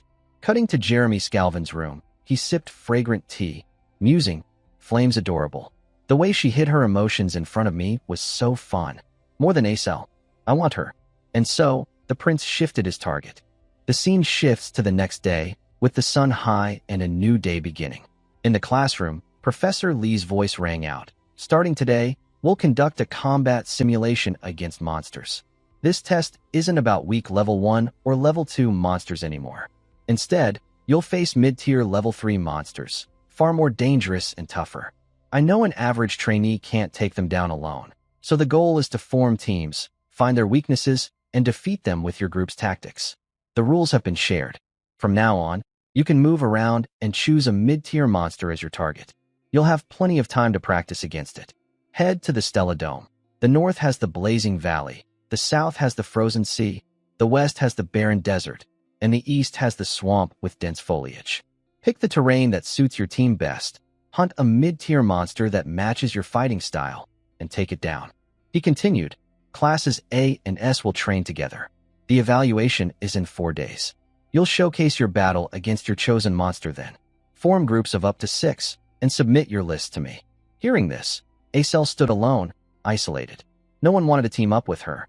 Feeling a bit dejected, she thought, "Ugh, I hate group work. This evaluation is critical. If I don't do well, I won't get a scholarship. Without that, I'll have to work weekends or holidays. That cuts study time, making scholarships even harder to get, and slows my magic progress. A grim future awaits. I've got to try harder." Suddenly, a voice ahead caught her attention. "Princess, will you team up with me?" Her thoughts interrupted. Acel looked up to see countless trainees swarming Princess Hongbian, each boasting why they were better than the rest. As expected of royalty, Hongbian could pick anyone she wanted. In stark contrast, Acel was completely alone, with no one approaching her. Her gaze lingered on Hongbian with a hint of envy, thinking, Before Adalovit ruined my family, I was surrounded by flattery like that too. We started at the same level, my ice-attuned family at its peak, rivaling Adalovit's fire-attuned royals, both fiercely competing to dominate the magical world. Neither outshone the other. That's why Hong Bayan and Acel were born with prodigious talent. Acel once conjured an ice needle, while Hong Bayan sparked flames from her fingers. This wasn't just innate talent. Their ability to use magic at birth without training was a divine gift, granting them access to the celestial realm every mage dreamed of. The world once watched them, believing they were chosen, born into noble magical families with unmatched talent. Acel had believed she'd become a great mage until Adalovit destroyed her family. Clenching her fists, she thought, "No need to get angry. Back then, I thought I was chosen. Can I take revenge on Adalovit now?" Lost in her thoughts, with seeds of anxiety about to sprout, a familiar voice came from behind. "Hey, you're all alone?" It was Uziel. Seeing his bright face, Acel sighed. "What's up?" Uziel knew he'd come at the right time. Izel's confidence hadn't yet been consumed by darkness, and this was his chance to help her reclaim her light. Under the watchful eyes of Stella Academy's mages, Uziel flashed a radiant smile, pointing at himself. "Team up with me." Meanwhile, Hong Bayan noticed Uziel's arrival. Feeling a pang of disappointment, she thought, "Uziel, huh?" She wondered, why'd he pick Acel when he had so many other options? Acel, equally shocked, asked, "You said team up?" Uziel explained calmly, "There's no minimum team size, right? 2 of us can form a team and earn bonus points for a smaller group." Acel flinched. "Are you crazy? How can just 2 of us handle a mid-tier level 3 monster?" But after speaking, her mind started to shift. A thought sparked. For some reason, with Uziel, I believe I can do it. Seeing she didn't refuse, Uziel grinned confidently. "So you in?" Acel froze for a moment, pondered, then nodded. "Fine. I don't have anyone else anyway." Uziel laughed. "Haha, smart choice. I'll go submit our list." He turned to leave, leaving Acel watching his back. Just then, footsteps approached. Acel was startled by Hong Bayan's appearance. Arms crossed, Hong Bayan snapped, "Hey!" Acel jumped. "What?" Hong Bayan cut her off. "What's with the nonsense? Worry about yourself, you shameless pig." Hong Bayan scorn cut Acel like a knife. Then, Hong Bayan turned and left. Acel realized why Hong Bayan approached, not out of fear of her potential, but because Uziel had been stolen by her. Grasping this, Acel clenched her fists and gave a bitter laugh. "So, in Hong Bayan's eyes, I don't even exist." Hong Bayan kept walking, thinking, so annoying. Am I really losing to a failure and a commoner? I could team up with anyone, but I need the strongest knight to gain an edge. Her eyes scanned the room, landing on Ma Yuziang, who was debating whether to go solo or join a team. Without hesitation, Hong Bayan approached. Seeing the princess, Ma Yuziang asked, "Hello, princess." "What's up?" Hong Bayan replied, "Got a team yet?" Ma Yuziang raised an eyebrow. "Nope. Planning to go solo." Surprised but composed, Hong Bayan said, "Team up with me then." Ma Yuziang smirked. "Is that necessary?" It was a clear rejection, but Hong Bayan didn't back down. She pressed. "Uziel and Acel already teamed up. You know smaller teams get more bonus points, right?" She glanced at Uziel's group. Ma Yuziang followed her gaze, seeing the 2 chatting happily. Hong Bayan continued, "I think they're not aiming for a standard mid-tier monster, but a special mid to large one. I'll say it again, team up with me." Ma Yuziang pondered. Though he knew Hong Bayan was provoking him, her challenge to compete against Uziel's group ignited his competitive spirit. Finally, he grinned. "I see. Sounds fun. I've wanted to face Uziel. Let's beat them." Hong Bayan sighed in relief. "Great. I'm counting on you." Her sharp gaze fixed on Acel and Uziel as she thought. "Just wait. I'll crush you both." Time passed, and after 4 days of preparation, the monster combat simulation officially began. Professor Lee's voice echoed. "All right, we're starting the evaluation test for classes S and A. Each team can choose their monster, from easy to difficult." As Flame warmed up, whispers buzzed around her. "Oh, Group 16 picked a mugsaw? That mid-tier monster looks manageable." Flame steeled herself, thinking, "No big deal. I've trained hard. I may not be able to hunt a special monster for attribute bonus points or a massive special beast, but taking down this mid-tier level 3 monster solo should earn me max points." Normally, it takes 5 level 1 mages to handle a mid-tier level 1 monster. With attribute advantages, solid experience, and a favorable environment, defeating a higher level monster is doable.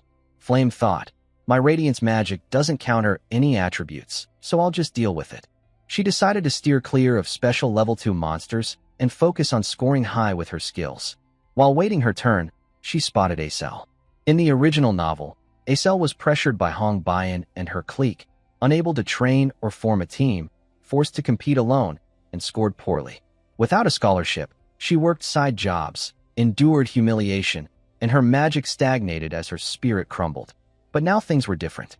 Flame and Uziel, time travelers from the future, had altered the original story. Uziel teamed up with Acel, despite remembering nothing of his past. Through care and patience, Azel's future brightened. Just then, a loud explosion snapped Flame's attention to the arena. A monster had been defeated. Professor Lee announced, Group 16 has completed their test. Well done. The crowd cheered. Flame knew her turn was near, her heart racing with a mix of nerves and determination. After congratulating the last group, the teacher called, Group 17, prepare for your test. Flame shouted, Yes, I'm coming. She hurried toward the testing platform, passing Uziel and Acel. She strode by coolly but, unluckily, tripped over her loose shoelace and stumbled forward. In that critical moment, a hand grabbed her collar from behind, saving her from a painful fall. The sight of a petite girl dangling by her collar sparked laughter from the crowd. Haha, so cute. She's shorter than my little sister. It was Uziel who caught her. A bit embarrassed, he asked, You okay? Flame, flustered at being held like a kid, was speechless. Uziel let go. She turned to thank him awkwardly, but he pointed at her foot. No big deal. Tie your shoelace. Looking down, Flame saw one lace in a mess. She recalled Jackie tying it tightly earlier. As she fumbled, Uziel offered to help, but she quickly refused, fixing it herself, thinking, Good thing I caught it, or I'd flunk the test. After tying her lace, Flame stepped onto the platform, exuding confidence. Seeing her alone, the crowd murmured, Is she by herself? Looks like it. No way. She's taking on a mid-tier monster solo? Some trainees whispered about those who couldn't form teams due to a lack of connections. In the magic world, relationships mattered. Flame's test began against a massive mid-tier monster. She looked like an ant before it, the size difference overwhelming. Whispers continued. That monster has no special attributes, so it can't be countered. The teacher's voice rang out. Group 17, test begins. At the signal, the monster charged at Flame with terrifying speed. But she stood still, focusing on her incantation, despite the crowd's worry. Look at that reckless stance. How can she handle it alone? Finishing her spell, she whispered, Petals on the wind. A golden magic circle appeared beneath her. With determined eyes, Flame trusted her ability. Powerful vines sprouted from the ground, binding the monster tightly, immobilizing it. She then cast a matter transmutation spell, hardening the vines into stone, weakening the monster as it trembled in frustration. But Flame knew it wasn't enough to finish it.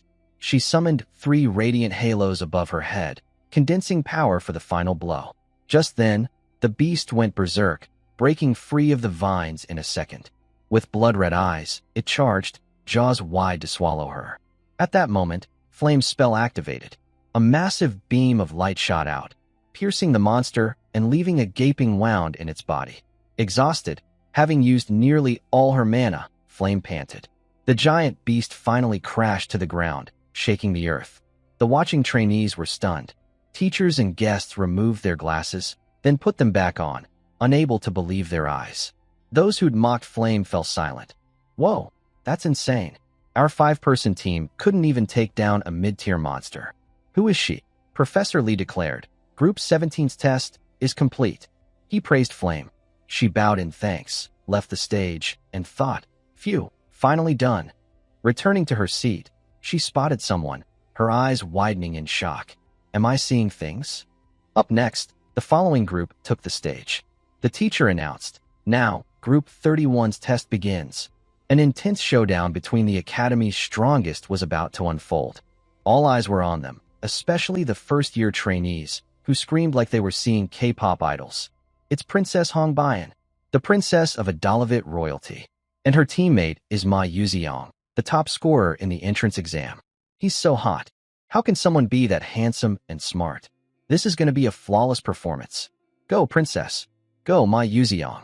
Meanwhile, Flame leaned against the wall, thinking, Hong Bian, who was supposed to form a 6-person team with her clique, is now with Ma Yuziang.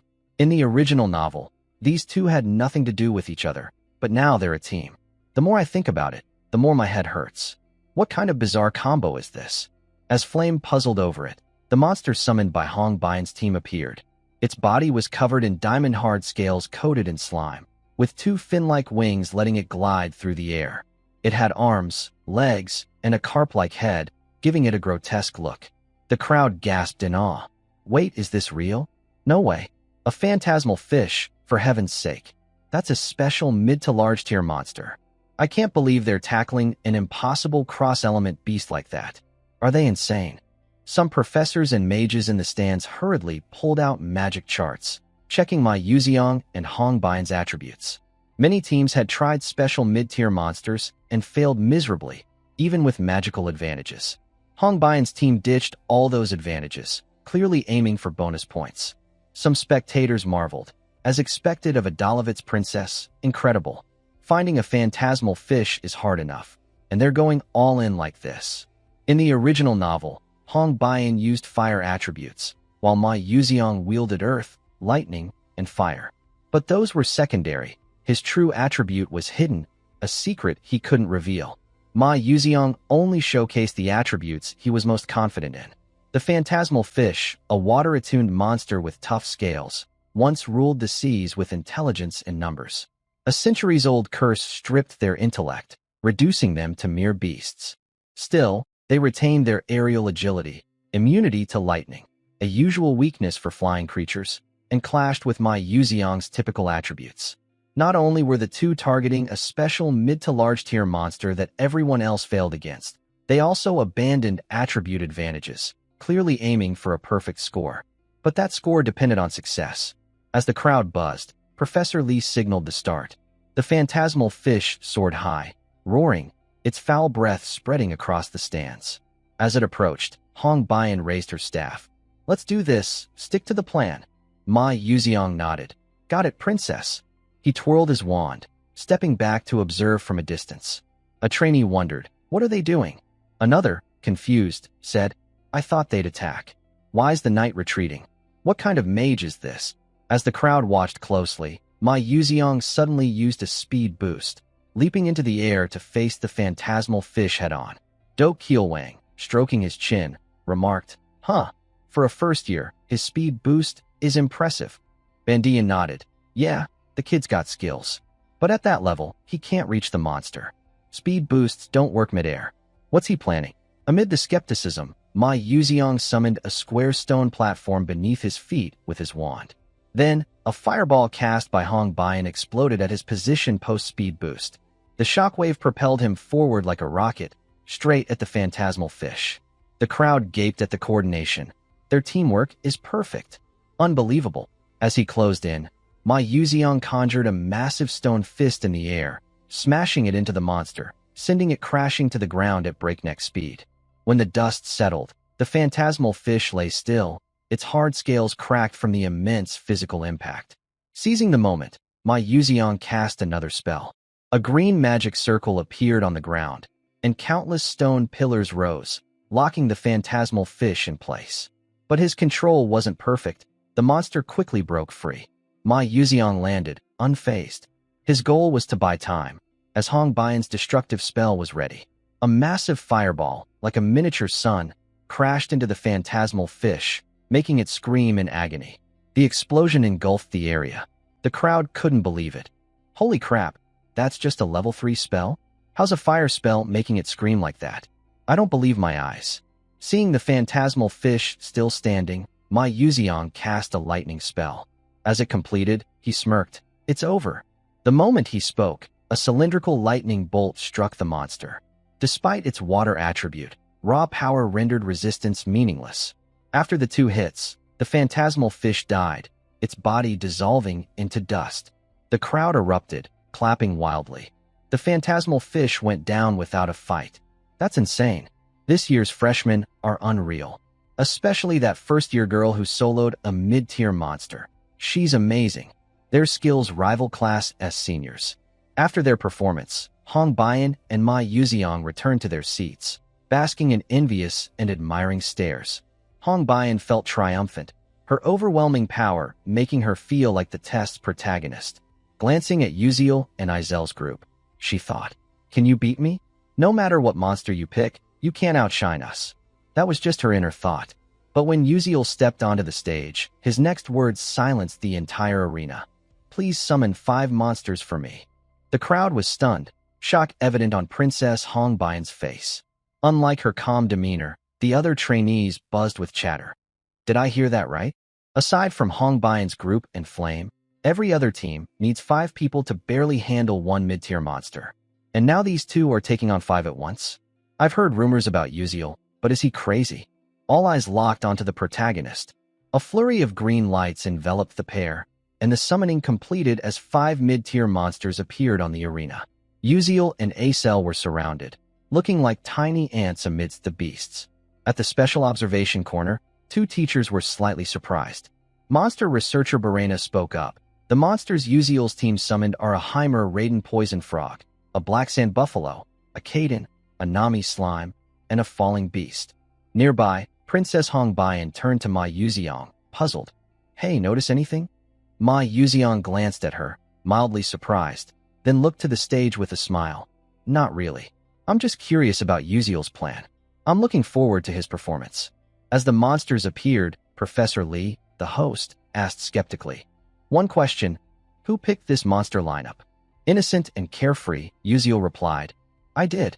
Knowing the participants chose the lineup, Professor Lee continued, "You're a knight, so scoring points in this situation is easier for you, but not for a bishop.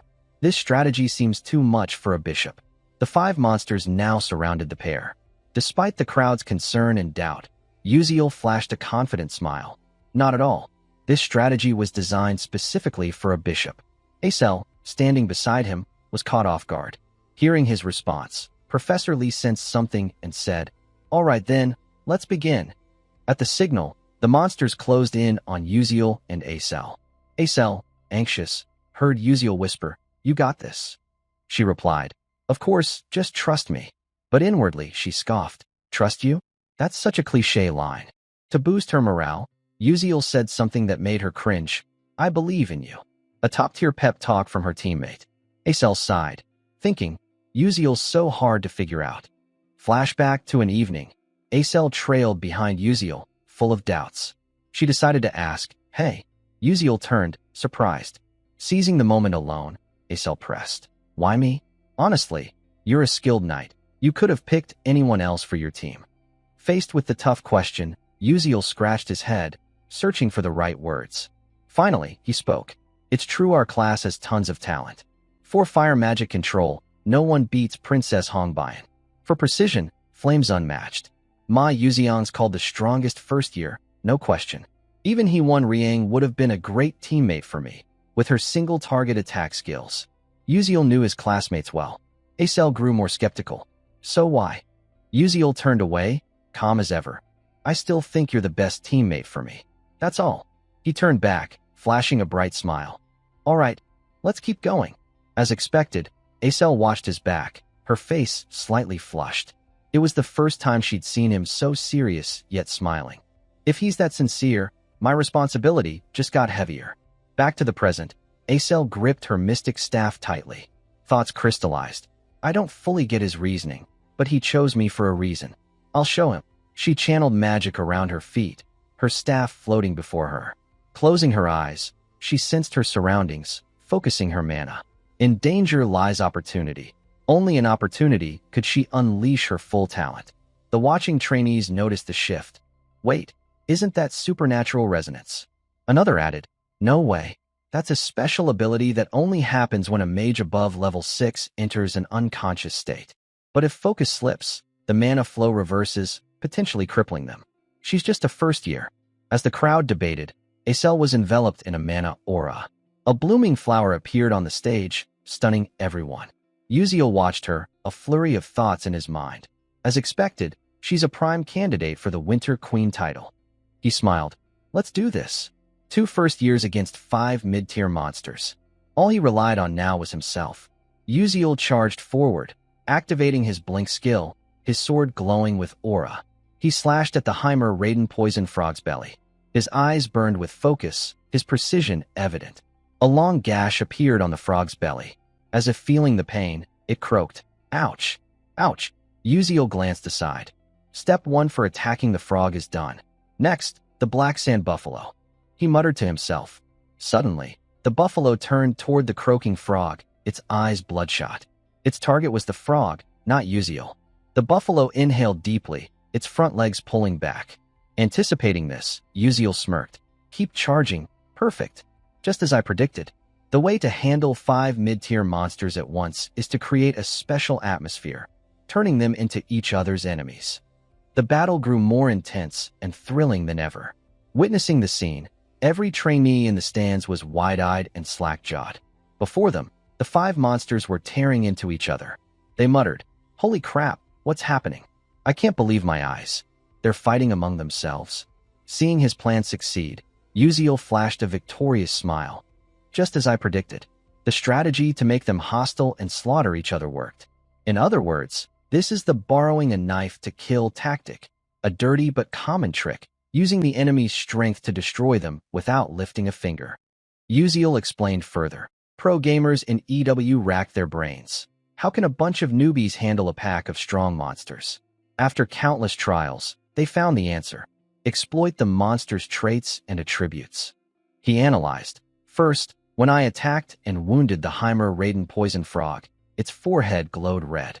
That light triggers the black sand buffalo's frenzied attack instinct. Then, as the buffalo moves, it sprays sand everywhere. When the sand hits the Nami slime, it gets irritated and releases a ton of water to stay moist. He smirked. Nice, the plan's on track. Thanks to the simulation arena's barrier, the water's rising fast.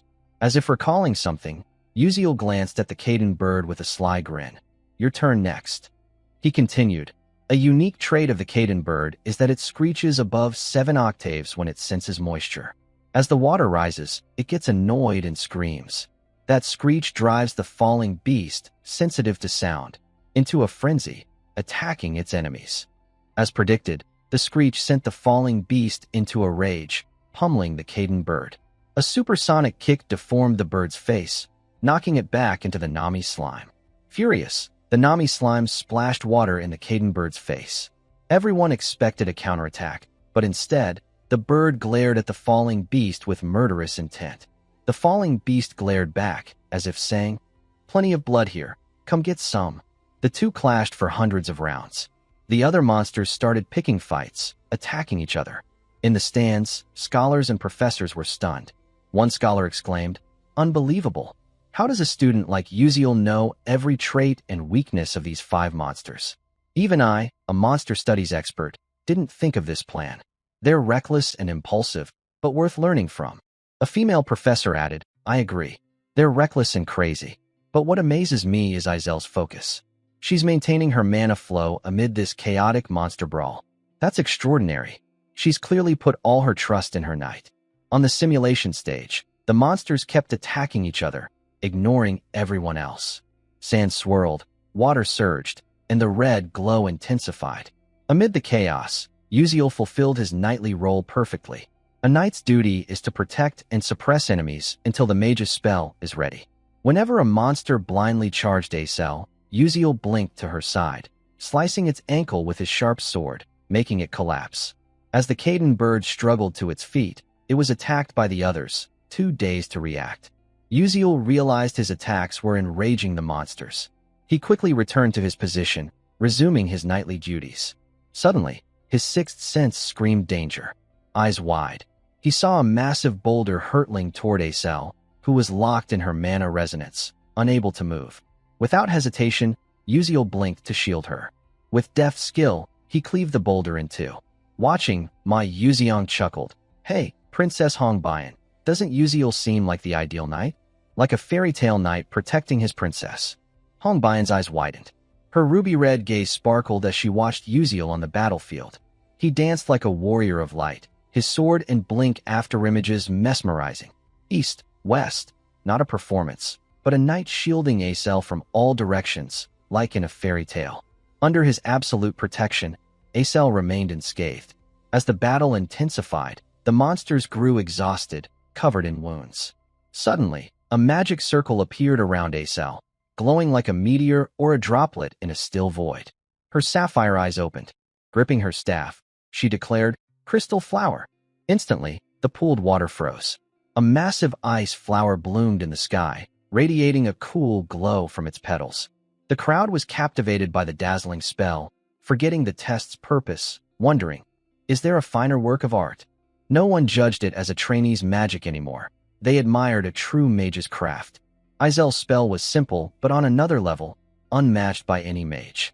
As time passed, the water reached the monsters, frozen by Izel's magic, immobilizing them.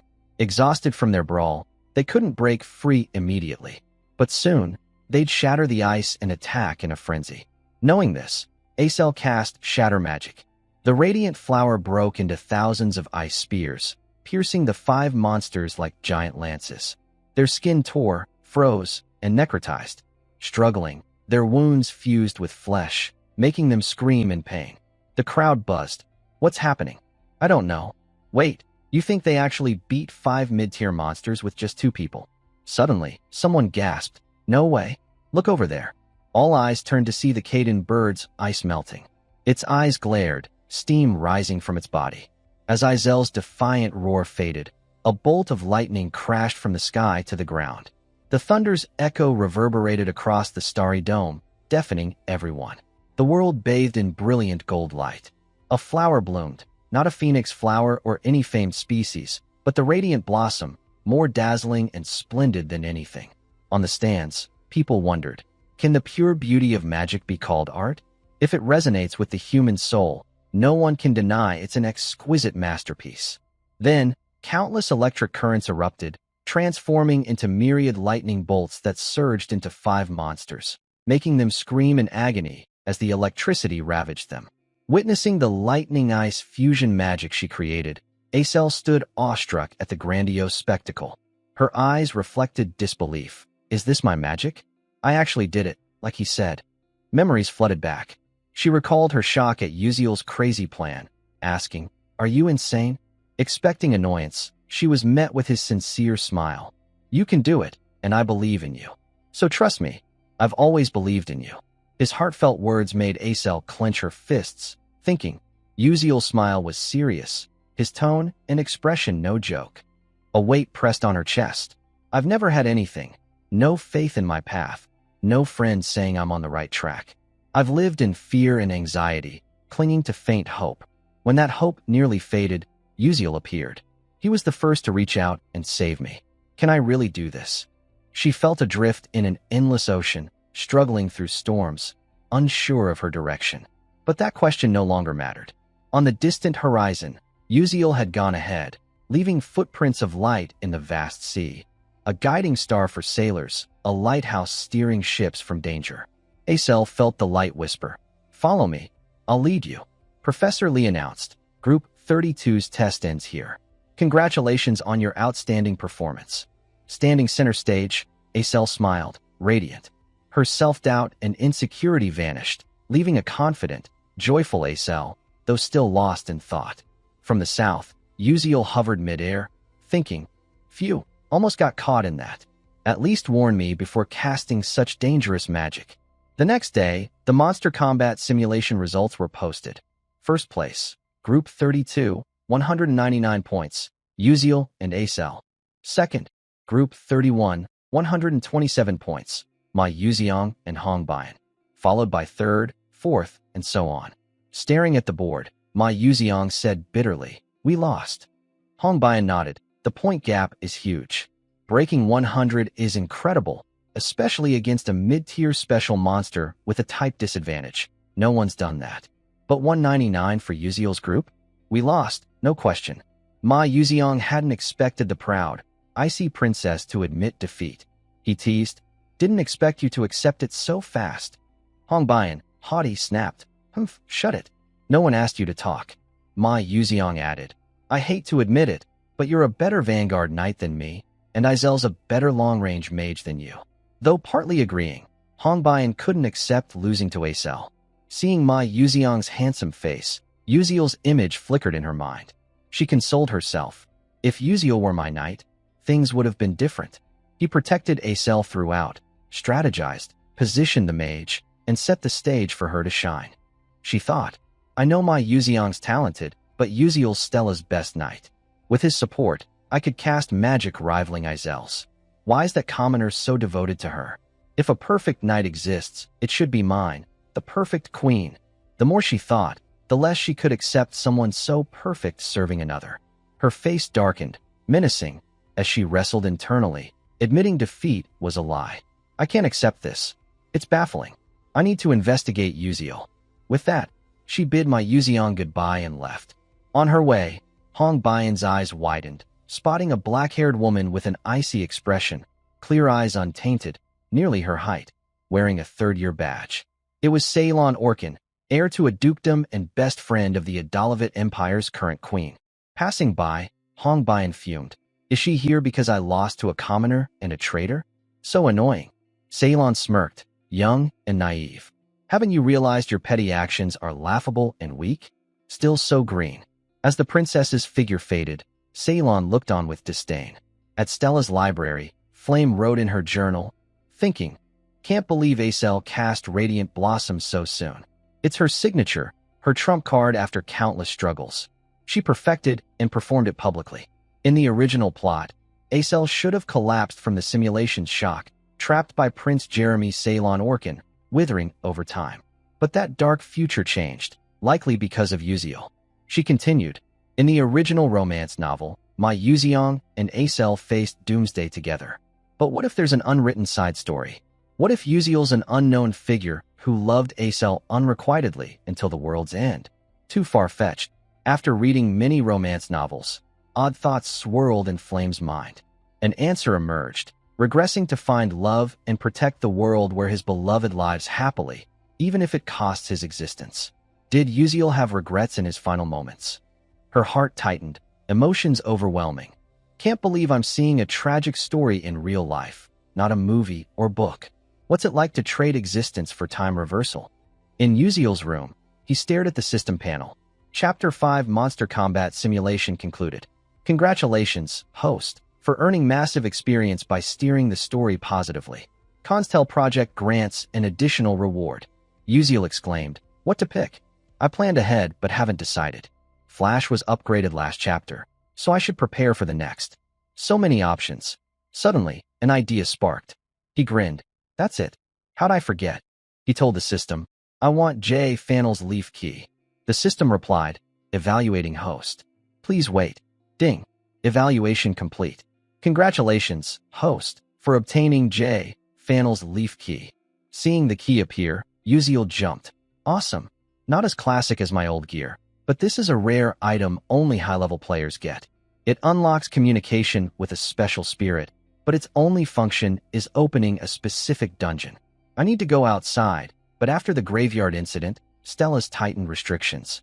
What now? Pondering, Yuziel recalled leaving Stella in the game. Back then, the Academy had similar restrictions. What did I do? His eyes lit up, right? The club. I need to join a club.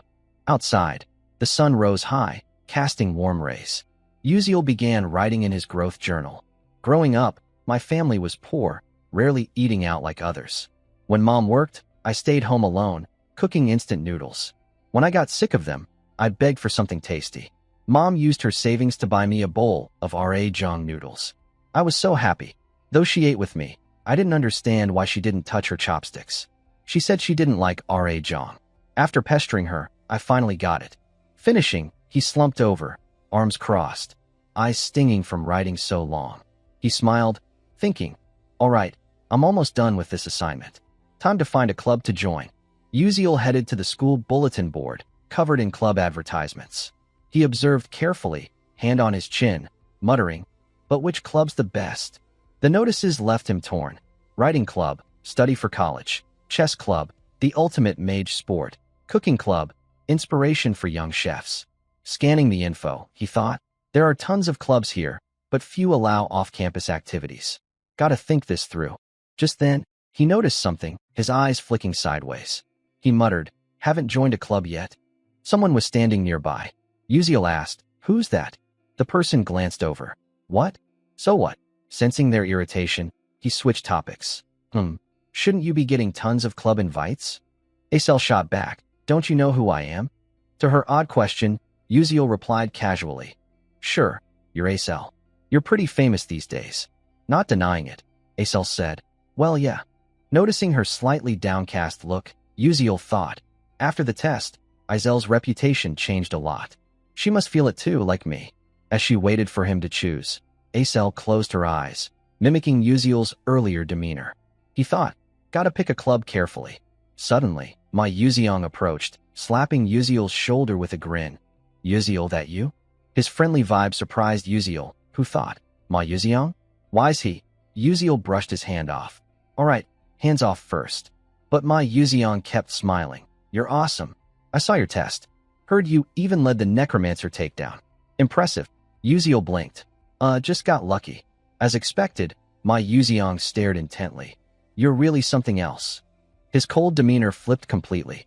Uziel, startled, swallowed hard, stammering, "As you know, I'm just a commoner, always gotta outsmart others." To his clever reply, Ma Yuziang grinned. "You use your time way better than me." Out of nowhere, Uziel asked, "What are you doing this weekend?" Ma Yuziang, caught off guard, said me, then answered curtly, "Studying." Both paused, dumbfounded. Uziel laughed. "I asked just to ask, and you answered just to answer." "Thanks." Ma Yuziang waved it off. "No, I'm really studying." "Study, then train." Uziel faltered. "You don't usually act like this, so why the constant grinning?" Ma Yuziang replied, "Huh? Oh, yeah, I've been like this lately, don't know why." One all smiles, the other skeptical, Uziel thought. His eyes are always so annoyingly handsome. Tone it down. Ma Yuziang continued, "Training's for later." "What's the reason this time?" Acel jumped in. "The dungeon practice, right?" Ma Yuziang added, "Yeah. If the lady hadn't stepped in, I might have been in danger." Acel snapped, "Don't call me lady." Uziel summed it up, "Right. In the original story, Ma Yuziang teamed with Flame, easily beating He One Riang. But since I intervened, Flame got stuck with me, leaving Ma Yuziang to face He One Riang alone. Is that why He One Riang's acting weird? Either way, it's fine. They'll train harder, unlike me. Their growth will lead to a positive ending." Ma Yuziang got to the point. "Hey, Uziel, you still haven't joined a club? It's been a while since we enrolled." His tone was slightly annoyed, busy as he was. Ma Yuziang grinned like a tonic, pointing at himself. "Join my club then." Uziel glanced away. "We'll see. If you meet my conditions, I'll consider it." Ma Yuziang asked, "What kind of club do you want?" Uziel launched into a speech. Quiet, small, no private gatherings, full 4-part insurance, lunch with cheese and pork cutlet, freedom for off-campus activities, respects individual pursuits, allows going out. Acel was baffled. What club like that exists? Uziel, knowing full well, chuckled. "Of course none. I'm joking." Ma Yuziang suddenly said, "Interesting. If I make a club like that, will you join?" Both froze, stunned for a moment. Uziel asked, trying to stay calm, "Wait, you can actually start a club with special off-campus permissions?" Ma Yuziang beamed confidently. "Absolutely, I can." Uziel calculated internally. Right, Ma Yuziang has wide connections, tied to powerful hidden factions in Stella Academy. Scary, but useful. Off-campus freedom, health insurance, daily beef cutlet, no pointless restrictions. But he thought further. There's no free lunch. Ma Yuziang and I aren't close. Even with my game knowledge and genius act, is that enough for him to create my dream club? Uziel got serious. "Great idea, but what's in it for you?" Ma Yuziang's eyes sparkled, seeing Uziel like a gem. "Plenty. You're special." Uziel wondered, what does he know? Then recalled, Ma Yuziang's biggest issue is his extreme loneliness. With no other choice, Uziel nodded. "Fine, start the club." Ma Yuziang lit up, "Really?" Uziel replied casually, "Yeah, but she's joining too." He pulled Acel in, surprising her. "Huh? Me too." Smirking at his plan's success, Uziel thought. In the original, they're a fated pair. With Acel, she can support Ma Yuziang's mental state. He's like a pufferfish, dies or goes crazy without water. I can't rely on Flame. She's always with He One Riang. Ma Yuziang cheered. Having Yuziel's great, and adding the lovely Miss Acel? I'm all for it. Acel fumed. Stop calling me miss, it's annoying. Hearing their cat and dog banter, Yuziel wondered, was this the right call? Ma Yuziang asked, so what's the club's name? Yuziel was ready. I'll handle it. Soon, a form appeared, club registration form. Name, Culinary Club, President. Yuziel, members, Ma Yuziang, Acel, purpose, exploring global cuisine. Acel hesitated. Is this okay? For a special activity seal, you need at least one advising professor and 5 members. Ma Yuziang's lips curled into a savior-like grin. Leave the members and seal to me. But finding an advising professor's tricky. Yuziel turned. You can get a special off-campus permit, but a professor's hard? Ma Yuziang smirked. No big deal. That smile sent chills down Yuziel's spine. With everything settled, Ma Yuziang took the form. I'll get the seal for the club registration. Yuziel replied. Cool, it's all on you. Watching Ma Yuziang's back fade, Yuziel thought, a special activity seal isn't easy to get. If they approve it for him, they're definitely his people. The scene shifts to Stella's main tower, the vice principal's office. He was admiring a porcelain vase when the door opened. His expression changed as Ma Yuziang entered. Seeing the heartthrob face, the vice principal gave a respectful smile. Well, what brings you here? Welcome, young master Ma Yuziang. Noticing the flattery, Ma Yuziang grinned warmly. Yes, it's been a while. Ma Yuziang flopped into the vice principal's chair, crossing his arms with a smug grin. Wow, this seat's comfier than I thought. I'm liking it, haha. Despite the audacious remark, the vice principal only gave a faint smile, bowing respectfully. Thank the heavens, it's an honor that the young master approves. I'm delighted to see you've grown so much. Ma Yuziang waved it off casually. Is that so? Life at Stella Academy's great. I've met tons of interesting people, way better than home. His smile was radiant, but the vice principal frowned inwardly, thinking, what's this crazy kid doing here? Regaining his composure, he asked, so, what brings you here? Ma Yuziang didn't answer immediately, sliding a sheet of paper across the desk with a sly smirk. This is a club registration form. I need your stamp. The vice principal froze. What? His eyes locked onto the paper, disbelief clear. A weirdo like Ma Yuziang wants to start a club? If his family knew, they'd be floored. After a moment's thought, he sighed and nodded. I see. A club registration? First, I'll check if it meets the criteria. There's a minimum member requirement. It's the rule. But as he reached for the paper, Ma Yuziang slapped his hand over it. The room fell silent. The vice principal froze, looking up. Ma Yuziang's bright smile vanished, his eyes darkening like an abyss, his low voice carrying an invisible pressure. You don't need to check it. Your job is to stamp it. The vice principal's throat went dry, sensing something terrifying in the teen's gaze. Swallowing hard, he thought, I can't resist. More accurately, I have no right to refuse. As long as this kid is the heir of that great man, I can't say no. Cold sweat ran down his back as he reached under the desk for the stamp. Yes, of course, I'll stamp it. But please keep this quiet. He subtly reminded as he stamped. When the final seal hit the paper, Ma Yuziang, goal achieved, dropped his icy demeanor. Got it. Thanks. I'm off. He left the office, the door closing behind him. The vice principal sat still, then slumped into his chair, exhaling. Damn it. A half-baked prodigy dares act cocky in front of me. Like father, like son. He clenched his fists, eyes darkening. He's so much like that man. But this'll end soon. One day, I'll crush that arrogant kid's neck myself. The next day, the bell signaled the end of class. The professor announced loudly, All right, class is over. Don't forget your homework. He left quickly. The class buzzed. Did you see that? That professor always nitpicks during presentations. Yeah, especially with commoners. After packing up, students trickled out, leaving Jackie staring at her presentation, filled with regret. Damn it, I could have done better. I messed up because I was nervous. Seeing Jackie linger, Flame, knowing her regret, offered a comforting smile. Jackie, your presentation was better today. Don't mind the professor's harsh words. You did great. Jackie snapped. Shut up. I don't need your fake pity. Flame, stunned, then annoyed, retorted. You little brat. I came to cheer you up because I was worried, and you don't even appreciate it. Suddenly, a voice from behind chimed in. She's got a point. Flame yelped. Can you stop sneaking up like that? You scared me. She crossed her arms, frowning. What do you want my help with? Uziel scratched his head awkwardly. Not a big deal. Do you know any professors well? I'm starting a club and need a free professor as an advisor. Can you help? Flame raised an eyebrow. Why not do it yourself? Uziel sighed. The professors seem to hate me, so it's better not to ask directly. Flame froze, then burst out laughing. Haha, no surprise. With your attitude, arguing with professors, sleeping in class, even cheating, you're lucky you haven't been expelled.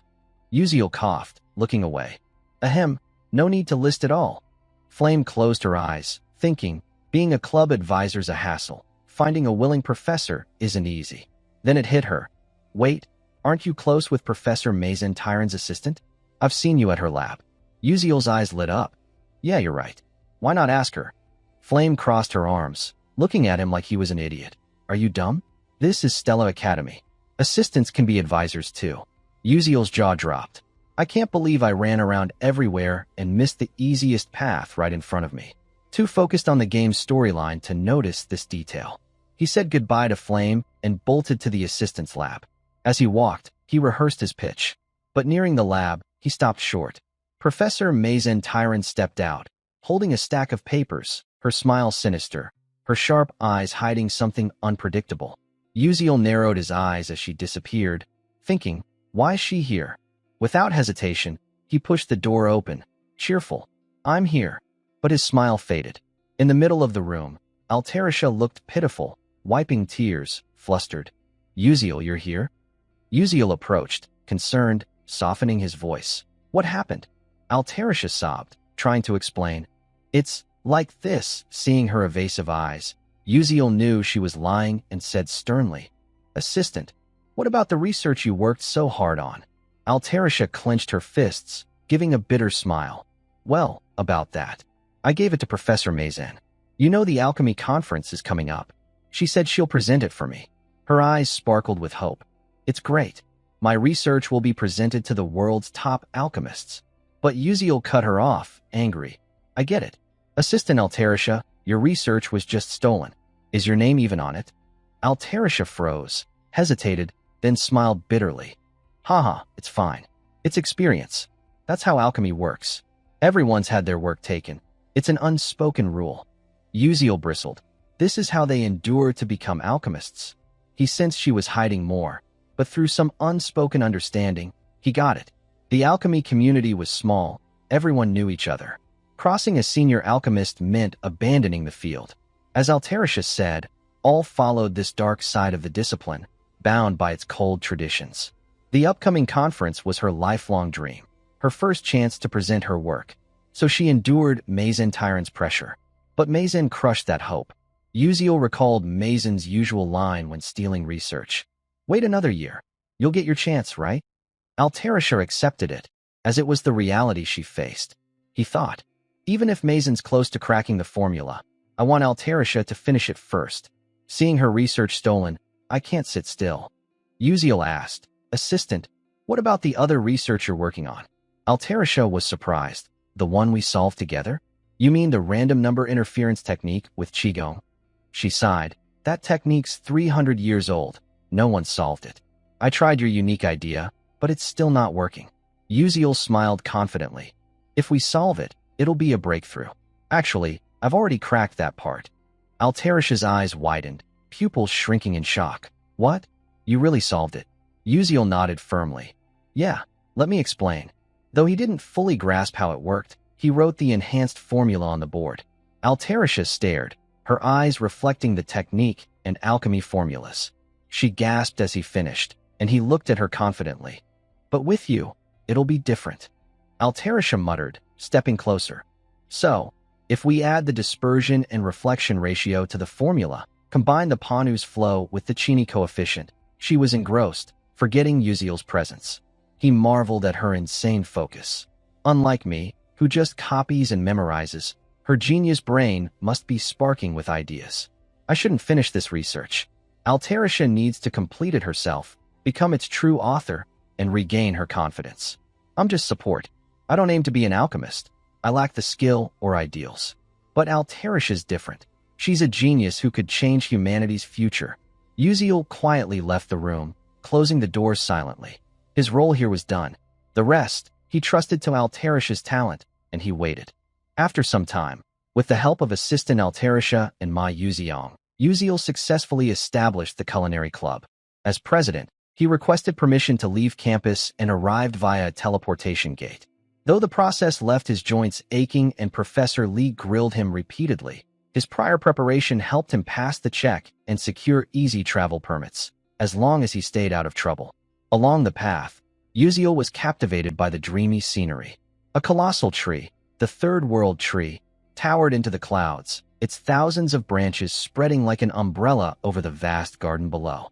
The World Tree's signature emerald glow, also called the Nam Hoa Spirit Garden, gently enveloped everything, bringing a sense of peace and joy. The surrounding garden, dubbed the Dreamy Tree Garden, was open to all for picking and enjoying fruit. From above, it looked like a fairy tale, making it a famous retreat and a must-visit photo spot in the game. Uziel marveled. Wow, the game's graphics are nothing compared to this view. Just then, a beautiful girl with pointed ears and snow-white skin approached. Seeing the Stella Academy emblem on his uniform, she gave a friendly smile. "Welcome, mage from Stella. We warmly welcome human mages here." Uziel grinned back. "I'm thrilled to meet such a lovely lady." Another passerby chimed in enthusiastically. "May your sincerity reach Mother Earth." Uziel nodded earnestly. "Yes, I offer my gratitude to Mother Earth and the World Tree for this stunning garden." They greeted him with the elven salutation, which he recalled from his knowledge lens. He thought, "I heard the Elman and Elwyn once saved them when the Second World Tree burned and collapsed. That must be true, since many elves recognize Stella's uniform and are so friendly." In reality, few mages mastered offensive magic, and the test to become a magic warrior was brutally tough, so those with the title were rare. Notably, many elves had striking, heart-stealing appearances. Uziel admired them as he walked. However, not every elf was jaw-droppingly gorgeous at first glance. Their beauty ratio was just higher than humans. He likened it to Uzbekistan on Earth, full of striking people, but none overwhelmingly superior. Among them, elf queen Hoa Siren stood out, her goddess-like beauty captivating countless players. She was the game's most popular character and one of Uziel's favorites. He thought, elves are born genderless, only gaining a gender through true love, based on their beloved.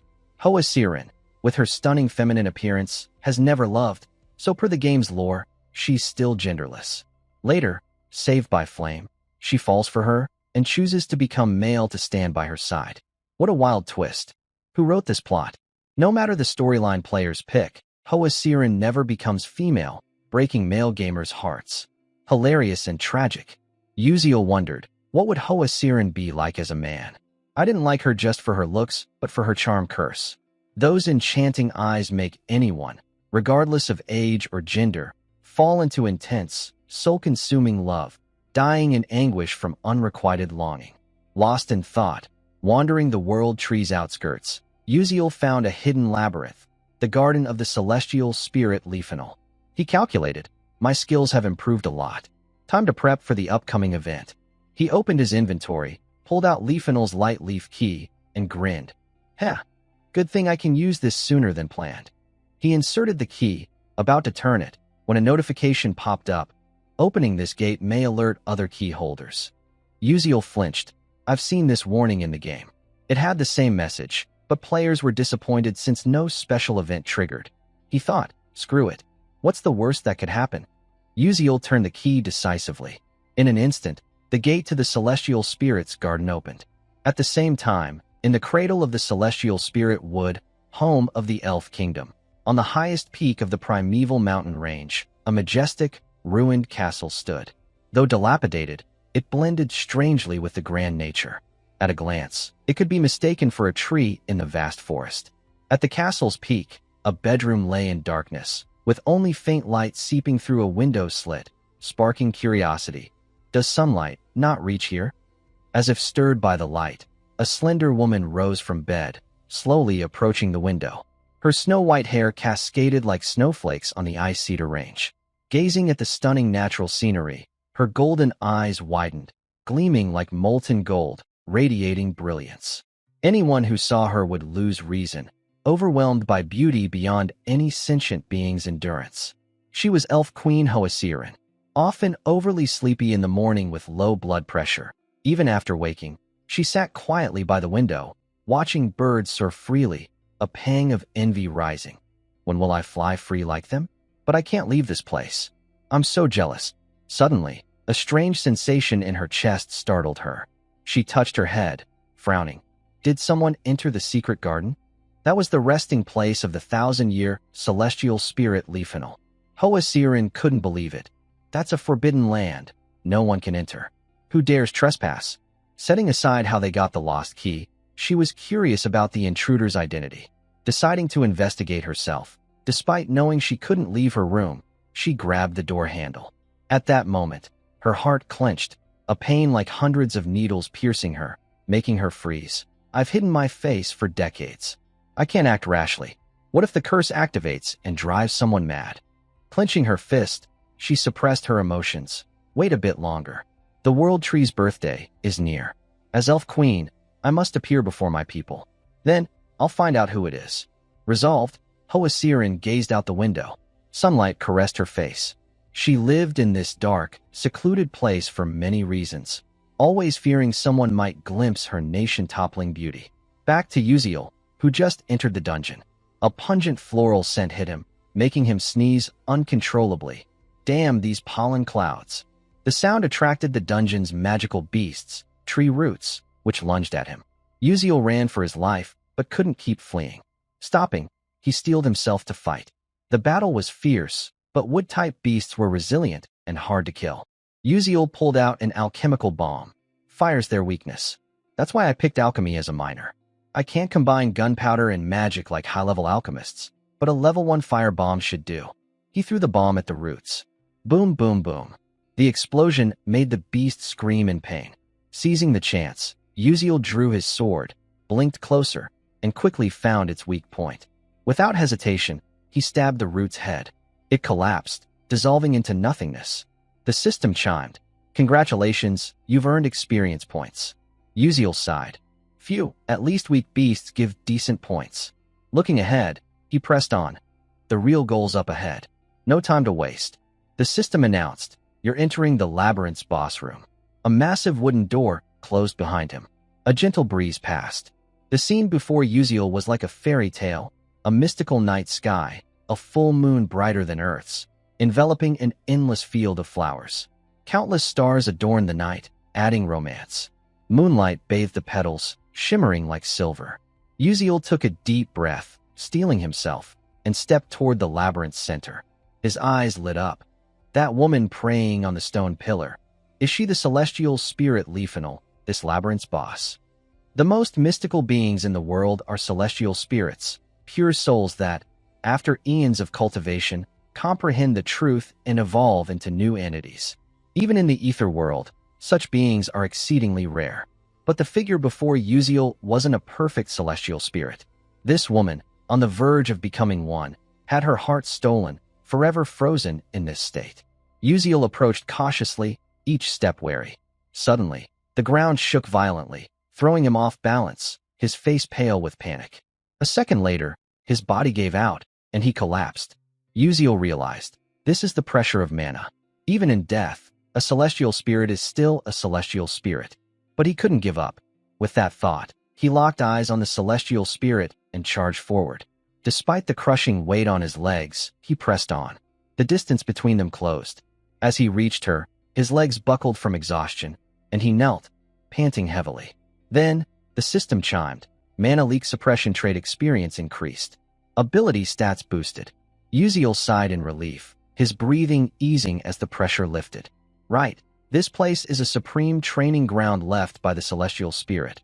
A rare opportunity mages worldwide would kill for, yet no one's found it. The mana flow here amplified normal training 100-fold by absorbing the celestial spirit's aura through the body. Natural harmony skyrocketed. Simply put, this grueling effort was to find a perfect gym. I never touched a gym in real life, but here I have no choice. As he mused, Uziel's gaze caught a branch in the celestial spirit's hand, emitting purple energy. Without hesitation, he grabbed it. The system announced, "You've obtained a special artifact, Branch of Resentment. Rank high. Description: resentment doesn't fade with time, it burns fiercer. Special functions: 1. On first contact, inflicts resentment status on the target. 2. On second contact, resentment explodes, dealing damage. 3. Resentment accumulates daily, max storage 3 months. 4. Damage halved against targets with risk level 6 or higher. Uses: 1 time." Reading it, Uziel grinned, satisfied. "With this, I can take on Mazen Tyron, the insect in Volume 8. Got the artifact, now time to train." Weeks later, through diligent training here, Uziel's stats soared. Mana leak suppression, LV.3, muscle strength, plus 8%, reflex speed, plus 12%, sensory acuity, plus 20%. Sixth sense, activates with mental effort, senses mana phenomena within 24 meters, boosts perception speed in danger, auto-triggered, mana circulation rate in blood, plus 2%. Checking his stats, he sighed, "I'm around mid-tier 2-star. Still a long way to go. The main characters are already past 4-star. No one here teaches swordsmanship, so I can only aim for precise strikes, targeting enemies' weak points. I need to train until I'm carving bone, flaying flesh, and spitting blood." During practice, Uziel felt a shift in his body. Something pierced his chest. He coughed violently. Hack, hack. His sword dropped. The system announced, "You've mastered a special mana-breathing method. Skill acquired, Breath of the Celestial Spirit." Uziel's vision blurred, his eyes half closed, as if losing consciousness. Everything faded into a mystical haze. Suddenly, a strange voice snapped him awake. "Hey, what are you doing? Didn't hear me? Ignoring me on purpose? I hope so. Can you hear me? Answer, I'm waiting." Uziel jolted. "Ack. What the hell? Where's that voice coming from?" The voice continued. "Oh, you heard me, didn't you?" Composing himself, Uziel turned, muttering, "Are you Celestial Spirit Leafinal?" A huge question mark formed in his mind. Did Leafinal just talk to me? Shocked, he blurted, "What? A talking corpse?" Leafinal snapped, "TCH, I'm not dead. You rude human." Uziel, still reeling, asked, "How can you talk?" Leafinal replied, "I've been talking all along. Your ears were just deaf to it. Why didn't you hear before, but can now?" "Oh, probably because you're starting to resemble me. Just now, you breathe like I do." The more he heard, the more confused Uziel became, thinking, "Wait, the system mentioned I acquired a skill." The system displayed, "Skill, Breath of the Celestial Spirit, LV.1. Merge with nature through celestial spirit breathing. Greatly boosts mana circulation in blood when used, but triggers divine beast erosion. Effects: 1. Strength, plus 107%. 2. Reflex speed, plus 125%. 3. Sensory acuity, plus 147%. 4. Endurance, plus 101%. Duration, max 15 seconds. Erosion level, 1%. Uziel thought excitedly, "What is this? Insane skill. Short duration, but stats jump to 4-star level. Hold on, divine beast erosion? Does that mean I'll lose my human body? Divine beasts maintain form with mana, but with my mana-leaking physique, losing my body means death. Does using this shorten my lifespan?" He reassured himself, "Think positive. It's a clutch skill for emergencies." Silent until now, Leafinal spoke, "Strange, you're the second human to breathe the celestial spirit's breath. You're like that person, your presence so faint it's barely noticeable, your body void of mana, like you don't exist in this world." Uziel, surprised, asked, "Who was that?" Leafinal continued, "He wielded a sword like you, cutting through magic, even slaying celestial spirits." Uziel was stunned. What? He thought. The game never mentioned a swordsman like that. Someone strong enough to kill a celestial spirit must be a true master. He asked, "Can I meet them?" Leafinal shot back, "No. The first Grand Mage's disciple killed him." Uziel felt like he'd been struck by lightning. The first Grand Mage? That guy's long dead. How's he alive? Leafinal continued, "Want me to teach you? I fought him and recorded his breathing and techniques." Uziel, skeptical, asked, "For real?" Leafinal added, "But there's a condition. I can't leave or talk to anyone else. I'm as good as dead. Find my heart and revive me." As expected, Uziel was blunt. "Sorry, with my current skills, I can't get another celestial spirit's heart. After a pause, Leafinal relented. Fine, it doesn't have to be a celestial spirit's heart. A pure divine beast's heart will do. Uziel, confused, said, but that'll strip most of your power. Leafinal replied, doesn't matter. It's better than being trapped here, living alone forever. Hearing this, Uziel agreed. It's a win-win. He said, if it's just a regular divine beast's heart, it's not impossible. I can do it. Leafinal asked, really? Uziel thought, I'm training here for the upcoming Famila contract ritual, where I'll face tons of divine beasts. Compared to a celestial spirit's heart, this is way easier.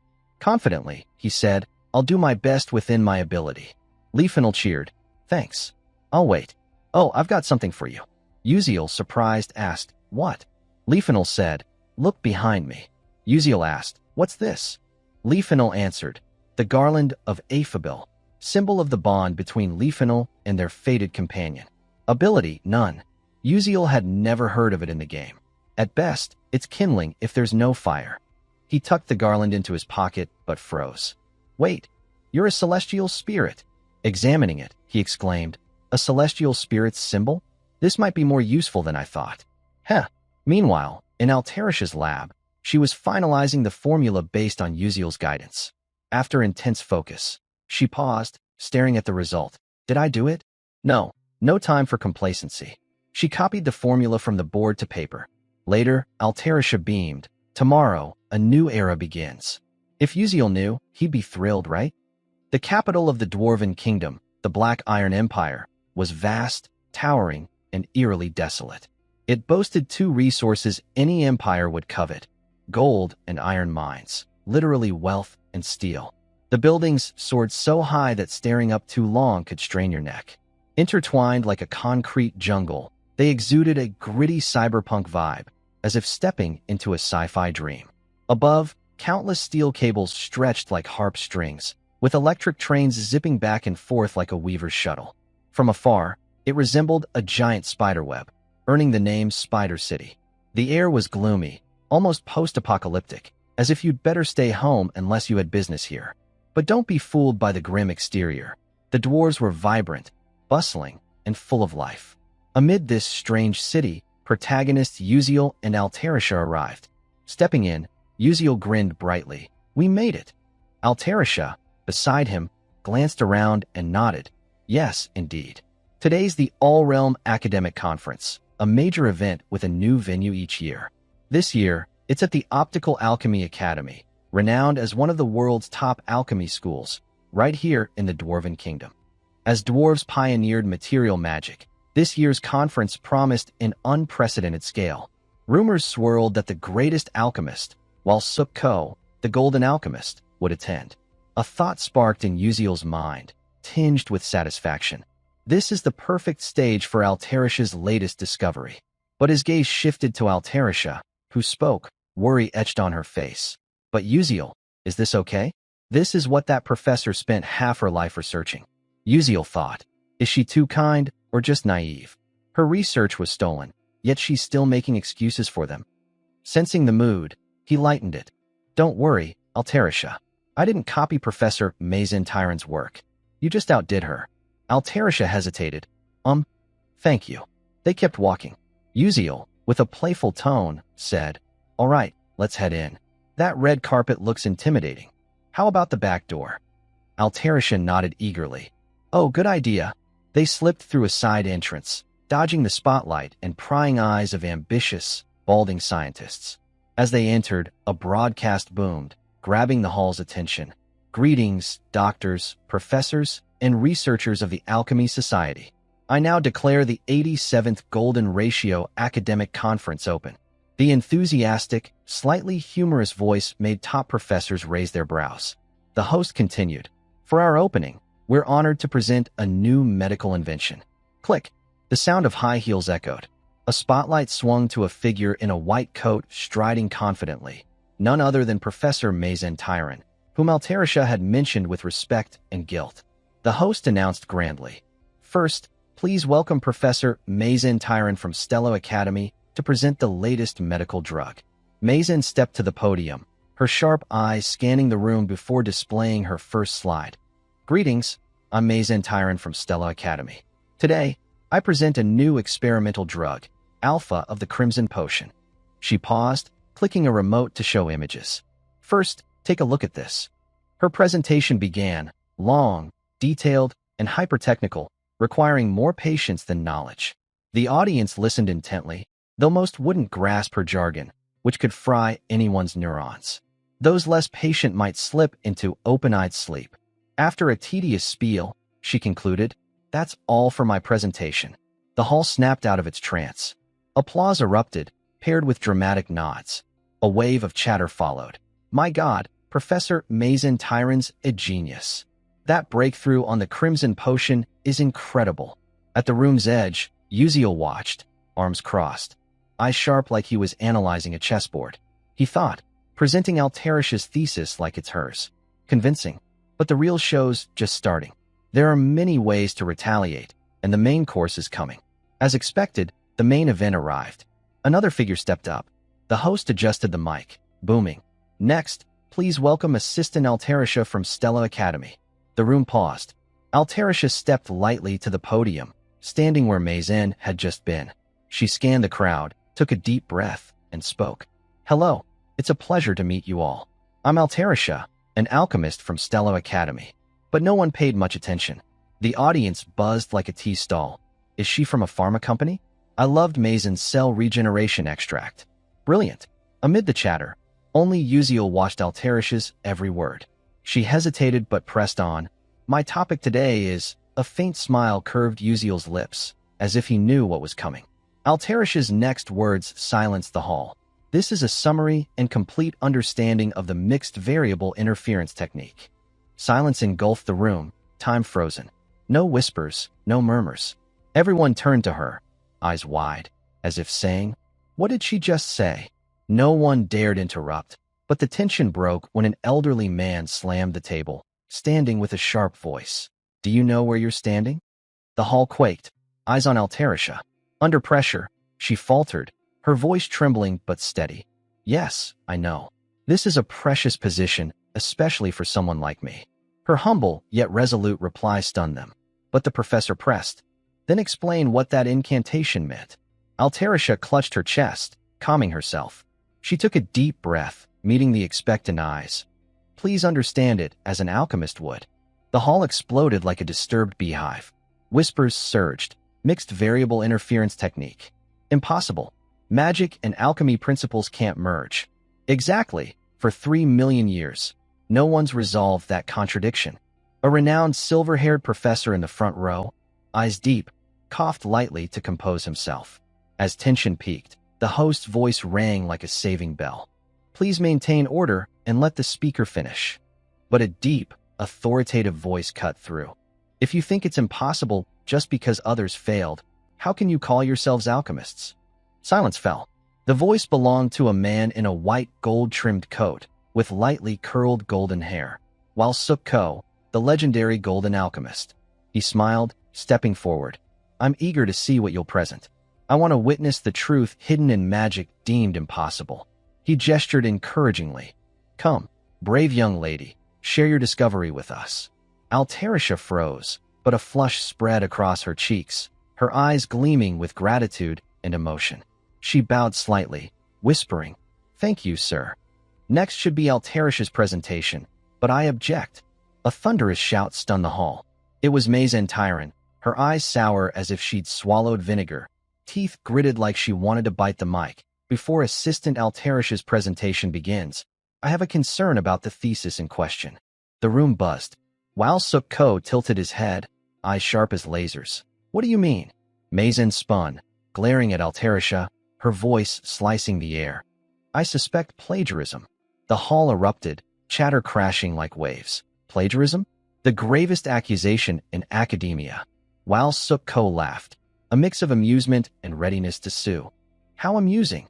Do you know what happens if you accuse plagiarism without proof?" Mazen replied, "Of course I do." She approached Alterisha, arms spread like a magician. As everyone knows, the mixed variable interference technique has 5 unsolved problems. Only by solving all 5 can alchemy and magic harmonize. So far, our academy has solved 2, and only partially. Uziel, arms crossed, listened, eyes narrowed. Mazen continued, brimming with pride. But I, Professor Mazen Tyran, have solved 4 of the 5. And this assistant is my assistant. The room roared. Someone whispered amid the noise. If true, this thesis. Mazen raised a hand, cutting them off. Yes, this thesis is undoubtedly mine. She tilted her head, smirking challengingly.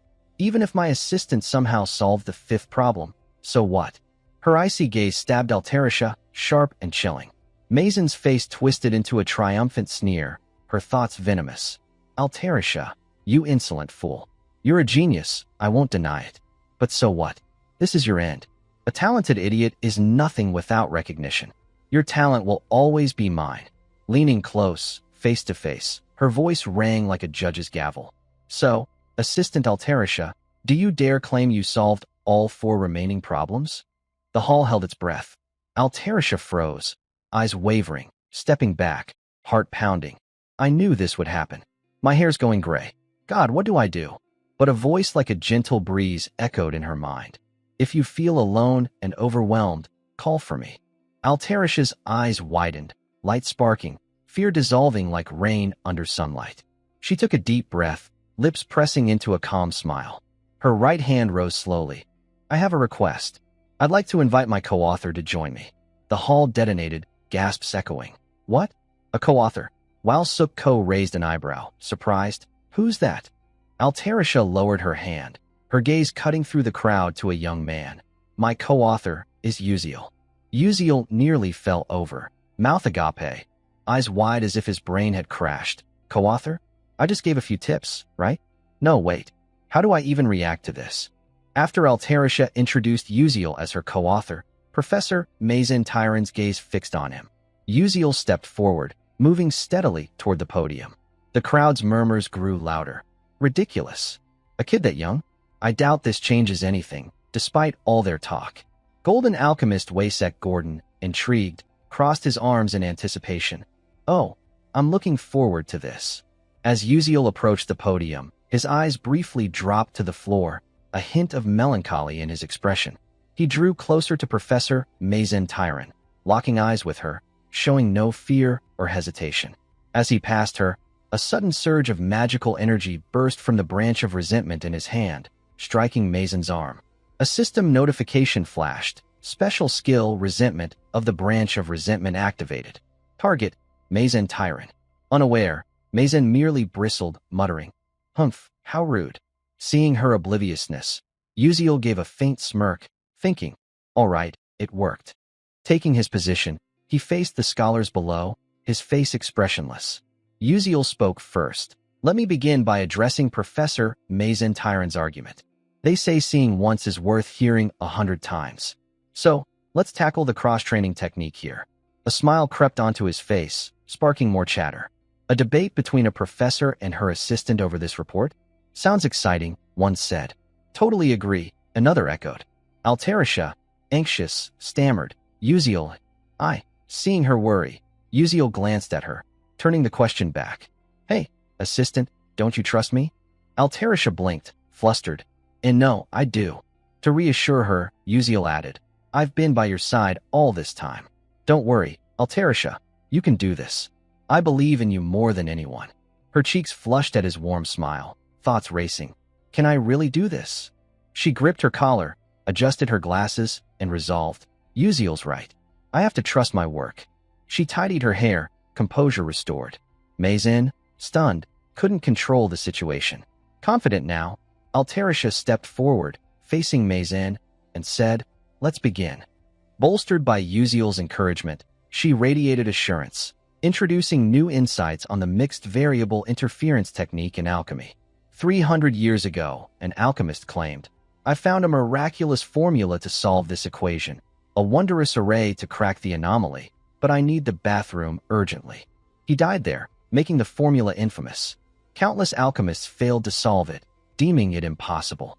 Now, someone claimed to crack the random interference array. A cold-faced smoker remarked, Interesting. His info appeared. Kane, captain of Bone Moon Tower's 13th Annihilation Team. A girl in similar attire yawned nearby. Interesting? More like boring. Her info, Heijin Macaron, vice captain, both cloaked in invisibility.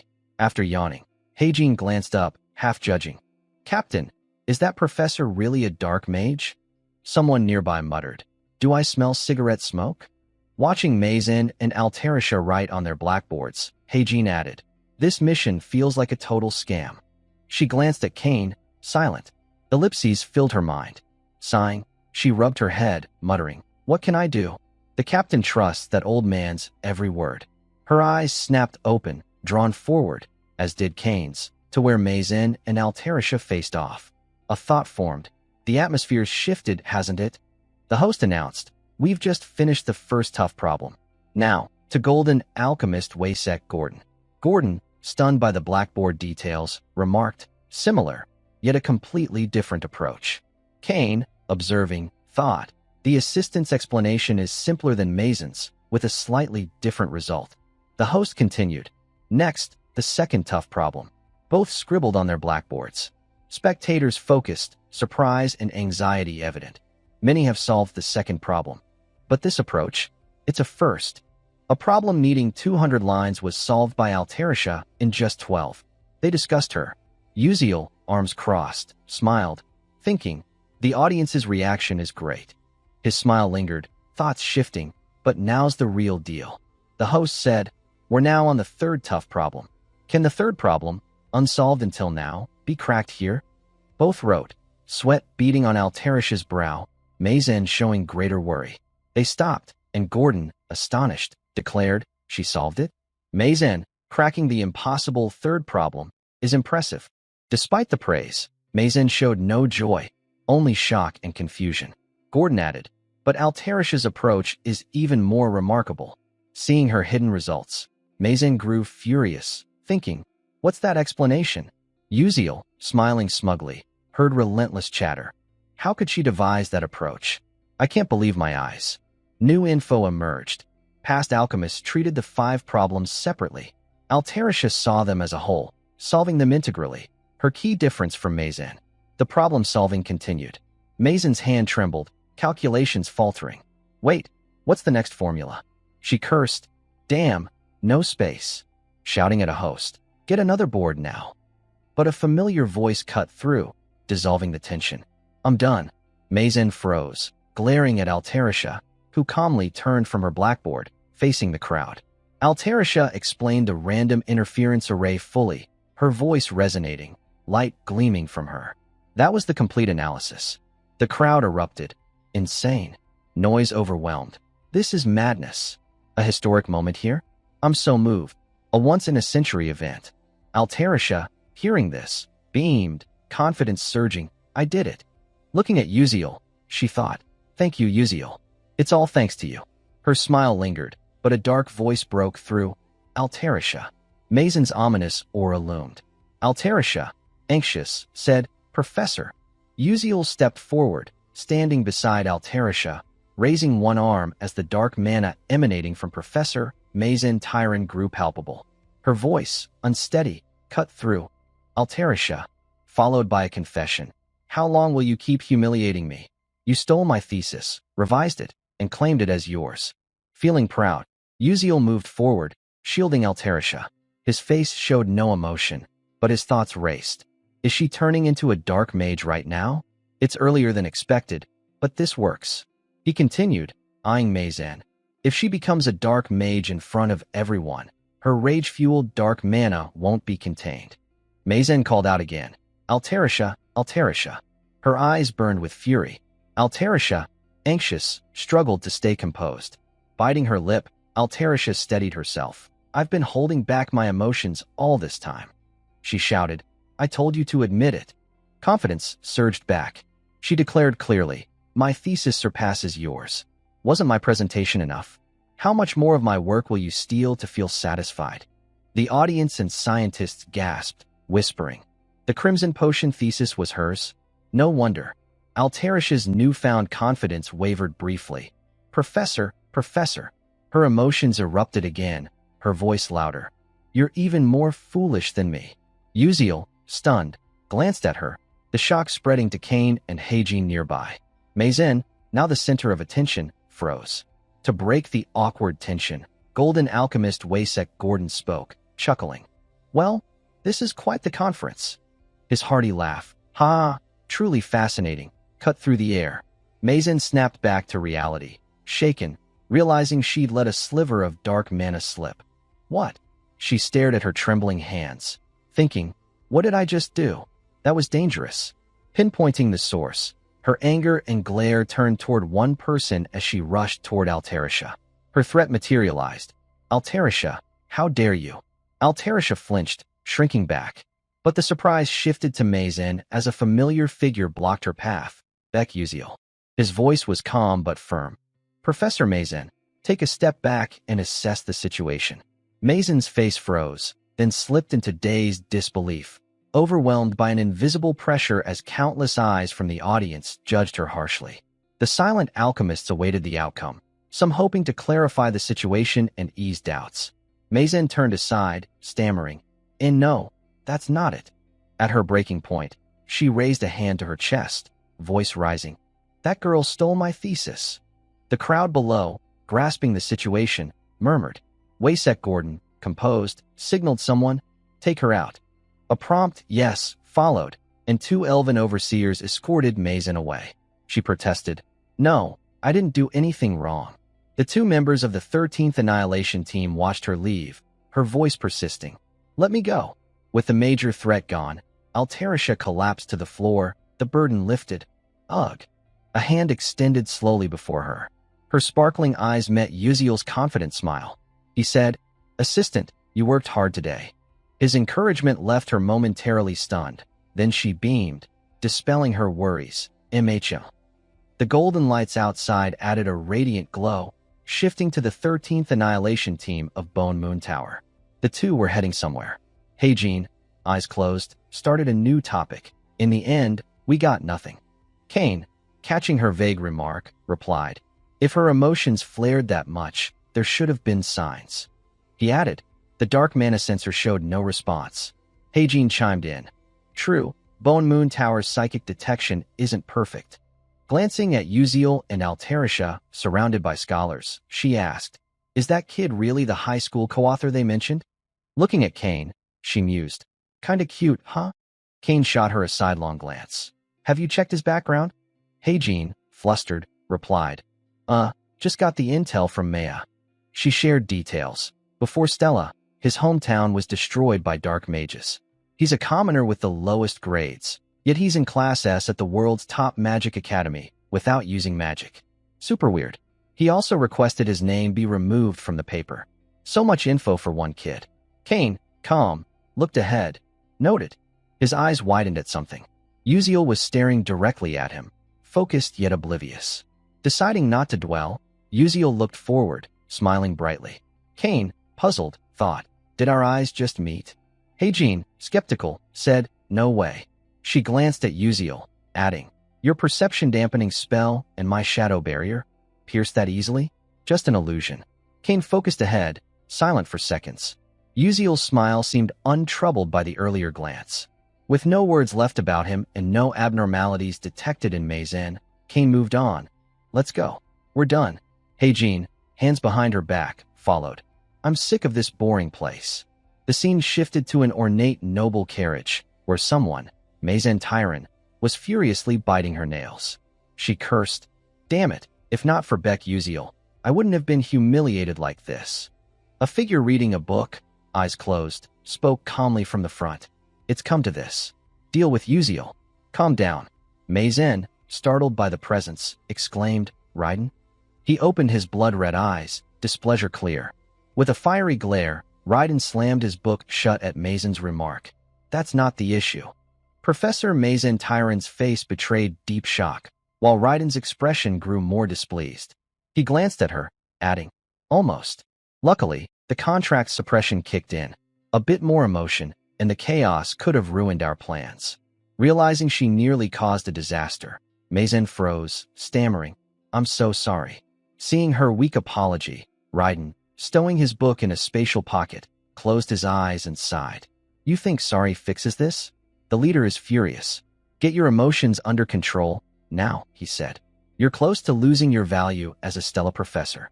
Unwilling to accept this, Mazen shouted, "No. I have connections on the plagiarism review board. I can smooth this over. I'm not fired yet." Hearing her ramble, Raiden shut his eyes, cutting her off. "Be quiet, stand still, bow your head, and walk away. That's the most useful thing you can do." The reprimand silenced her, the atmosphere heavy. Raiden added, "Don't move or speak until the leader gives orders." He teleported away, leaving Mazen with her instructions. Alone, Mazen clenched her fists, fury directed at one person. This is all Uziel's fault. Her face twisted with menace, a plot forming. Recalling Uziel and Altarisha before being dragged away, she thought, just wait a little longer. Uziel's image burned in her mind. Uziel boarded a train heading somewhere. In a compartment, he sat, arms crossed, staring at assistant Altarisha, who looked dazed, as if just waking up. His gaze shifted, thoughts forming. It's a pity.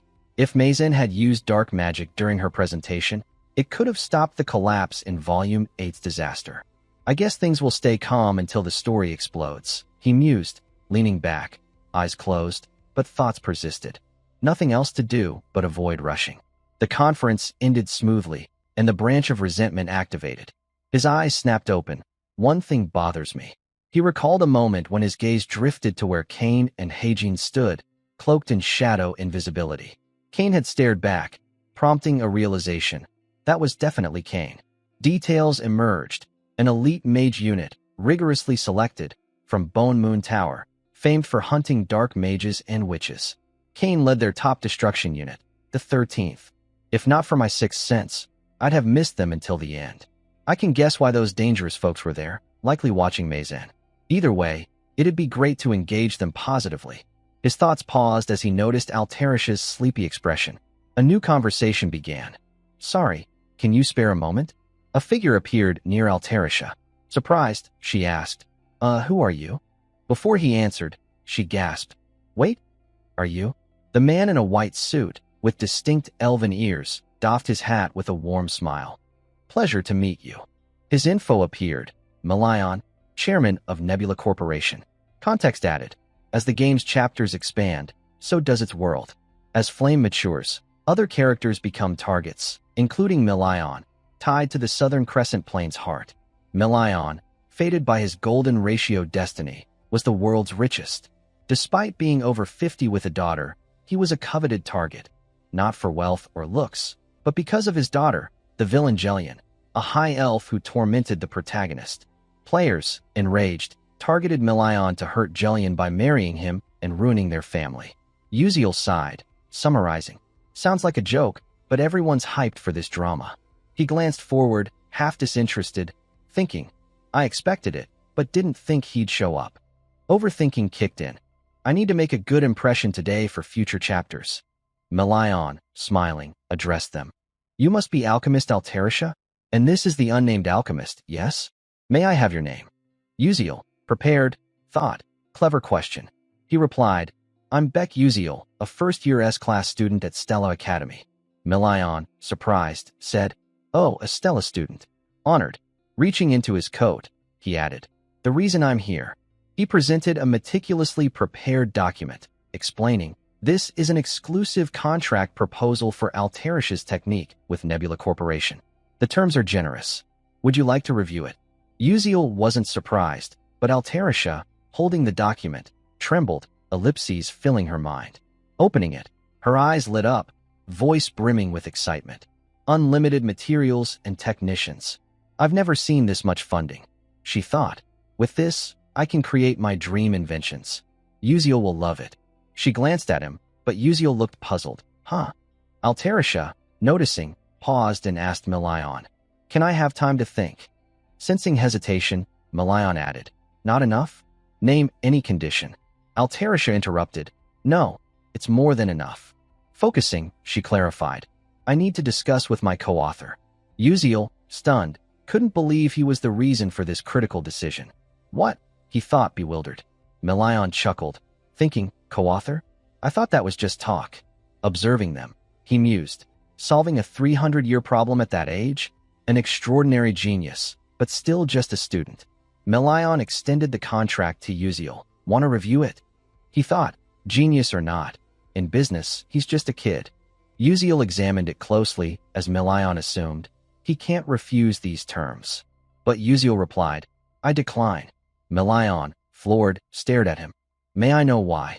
If the terms aren't satisfactory, I'll revise them. Uziel gazed ahead, thoughts unraveling. An exclusive deal with Nebula, the world's largest corporation, is tempting. But Milion, despite his business prowess, is stubbornly possessive. If this technique is bound to him, only cheap, mass-produced items will result, limiting diversity, individuality, and performance. Plus, exclusivity would block many mages from accessing these tools, skewing tech toward commerce and letting dark mages catch up. From the game, players who chose this path got rich but faced a tragic end. He voiced a new concern, unrelated to terms. I simply don't want an exclusive contract. Milion faltered. You mean? Holding the document, his face blank, Uziel continued. This technology, blending magic and alchemy, will revolutionize daily life and mage equipment. We want it accessible to more mages. Milion, hearing this, acknowledged. You have grand dreams and ambitions. That's good, but money is essential to realize them. Uziel countered, I just negotiated with several investors, including you, Chairman Milion. Understanding, Milion asked, so, you'll sign with them and me? Most of my terms would be cut. Uziel, eyes closed, smiled exactly. Frankly, I'm tempted by your terms. Opening his eyes slowly, he said, make it a premium product line. A new smile formed. That's my proposal. Uziel aimed to distribute items as widely as possible, but high-end, hard-to-craft items would be exclusively contracted to the Starlight Guild, a matter of branding. Seeing his confidence, Melian, standing opposite, narrowed his eyes slightly. As a seasoned merchant, Melian understood his intent, extending a hand with a smile and asking, Great, but will those luxury items really sell? I'd never do anything to harm myself. Knowing his concerns, Uziel lowered his gaze, responding calmly. Right, so I won't ask you to sign immediately. His cold yet confident eyes gleamed. 6 months from now, let's hold a press conference for investors with you, Chairman Melian. Melian's expression shifted in surprise at Uziel's words. If you like the product I present, please sign the exclusive branding contract. Seeing Uziel's calculated approach, Melian closed his eyes, flashing his usual smile. Yes, that's right. Absolutely splendid. Altarisha smiled, realizing Melian had initially agreed. To seal the collaboration, Melian pulled out something like a business card, saying, This is a message scroll, including my contact details. Uziel accepted it. Thank you, sir. Additional info appeared. A message scroll, written on paper and sent, always reaches its recipient. With business concluded, Melian donned his hat, smiling in farewell. All right, I'll take my leave. Uziel's face showed slight surprise. Meanwhile, Altarisha maintained a faint smile. Uziel, now trembling despite his calm, clutched his chest, checking if his heart had stopped. His voice shook. God, I thought I'd die from nerves. Altarisha, concerned, asked, Is that normal for someone so anxious? Uziel, bewildered, replied, I was really nervous. Her natural smile followed with praise. As expected, Uziel, you're amazing. Caught off guard, he blinked. Huh. Noticing his confusion, Altarisha shifted her tone. Oh, nothing. Uziel's gaze drifted to the door Melian had exited, a smile forming with his thoughts. One issue resolved. When I return, I'll treat the club to a nice restaurant. Additional info. The science conference ended safely. Classes at Stello Academy continued normally. A professor on the podium addressed the students. Professor Mazen is unwell, so I'll teach today. Uziel, wearing glasses, glanced with half-lidded eyes, his thoughts deepening. Gone without a trace, huh? His contemplation intensified with images of Professor Tyron's corruption. If things follow the plan, Mazen will fully awaken in Chapter 8, causing major damage to the school. I don't know how this will alter the future. His gaze grew sterner. Could this chapter happen sooner? I hope it's at a level I can handle. Further note, not just Mazen, but Altarisha hasn't been at school either. Class ended, and Uziel walked down a hallway. She's probably happy, enjoying her retirement benefits. A student ahead spoke up. Hey, did you hear? Uziel tuned into the conversation. Assistant Altarisha. Isn't she the one who solved that super complex spatial interference formula? The talk continued. Yeah, but wasn't there a co-author? They say their identity's a secret. Why hide it? Uziel ignored it, looking forward. Good. Maybe they think the co-author's hideous? Haha, really? Outside the campus, his overthinking persisted. Keeping my role as co-author's secret reduced attention at school. His steps paused. I first gave hints using knowledge from these special glasses.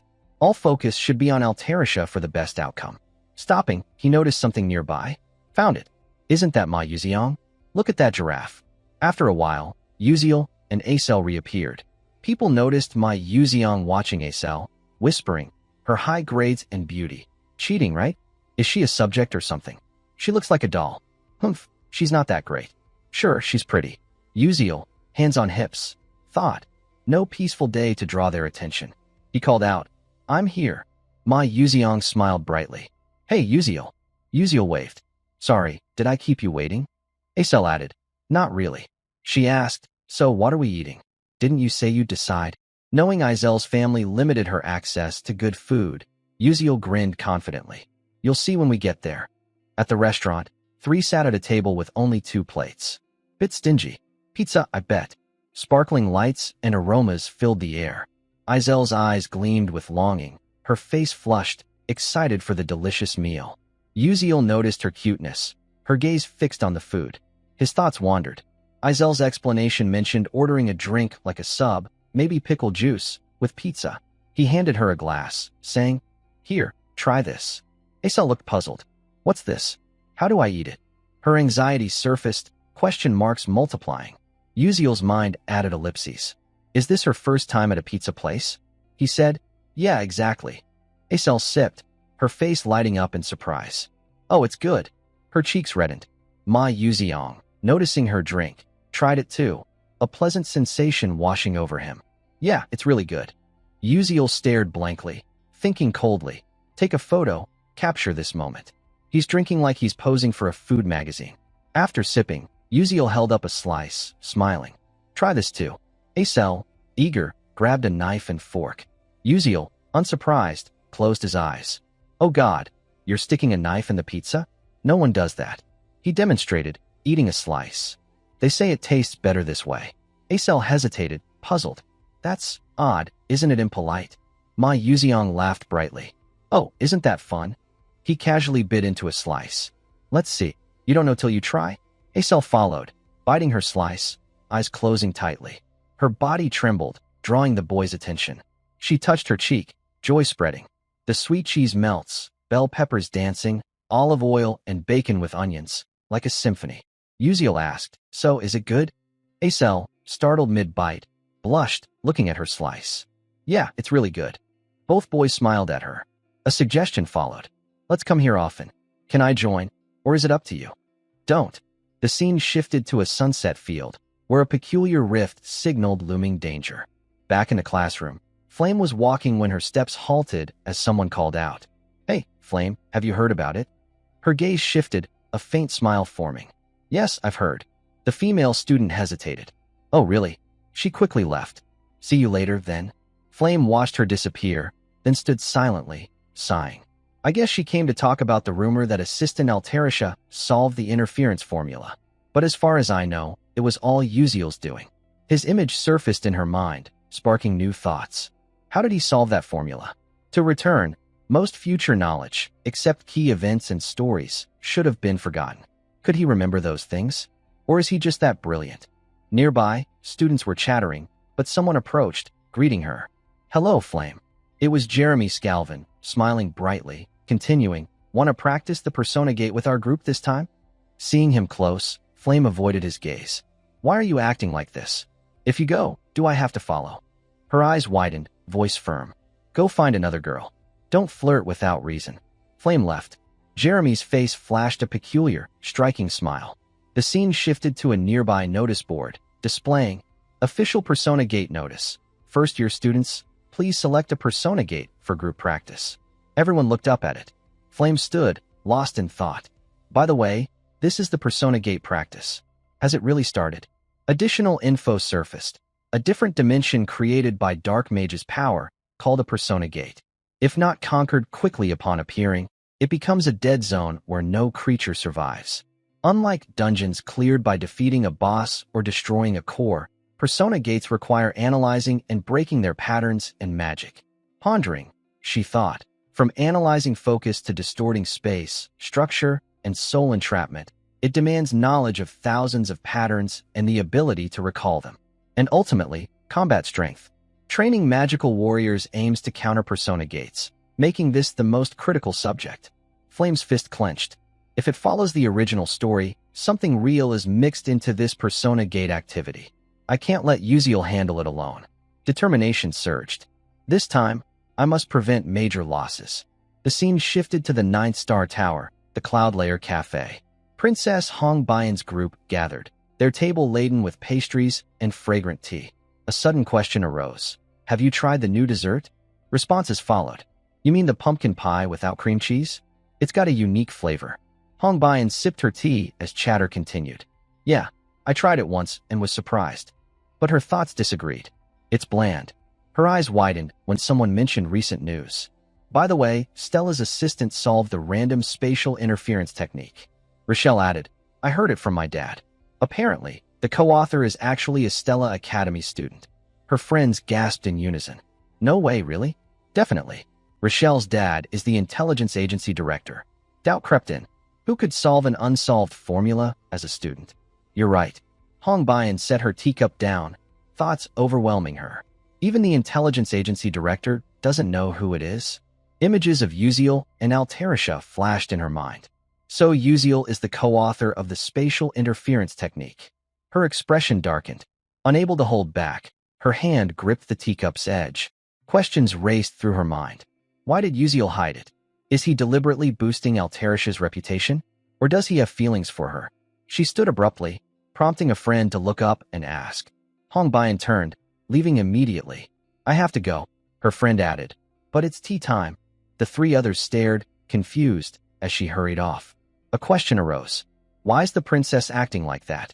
The scene shifted to the school courtyard, where Hong Baiyan walked until a figure appeared before her. She looked down, not yet recognizing them. A voice spoke, Hong Baiyan. Recognizing the voice, she replied, Princess Hong Siwa. Siwa covered her mouth, laughing. Goodness, didn't I tell you to call me sister? Additional info. They're fated enemies due to one being legitimate and the other illegitimate. My half-sister, Hong Siwa Adalovit.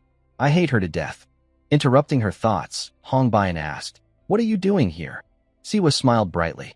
Haha, don't look at me like that. I'm here for a reason, right? Lately, a fascinating commoner appeared in the first-year class, didn't they? The question startled Hong Baiyan. She's talking about a commoner upholding the knightly spirit, nearly lost to this world. Uziel's image surfaced. Noticing her odd reaction, Siwa crossed her arms, adding, From your reaction, you're interested in him too, huh? Her voice grew pensive. A knight sacrificing everything for a mage. A cold gaze and mocking smile followed. Isn't that every princess's dream? Hong Baiyan's fist clenched. So, will you introduce me to him? She wasn't pleased. Hong Baiyan stepped past, replying, Sure, thanks. Try it yourself. Siwa laughed loudly. Look at you, getting upset. So cold. Then, recalling something, she raised a finger. You weren't like this before. Is it because of our eldest sister's death? Hong Baiyan's face darkened, her eyes visibly sad. She continued walking, saying, I'll take my leave. Siwa's gaze followed, tinged with sadness. Her thoughts shifted. Maybe I was too harsh this time, going too far. It's too soon for her to hear about our eldest sister. A guard, Sarah, appeared, adding. Seeing her sudden arrival, Siwa asked, Huh? What's up? Sarah handed over documents.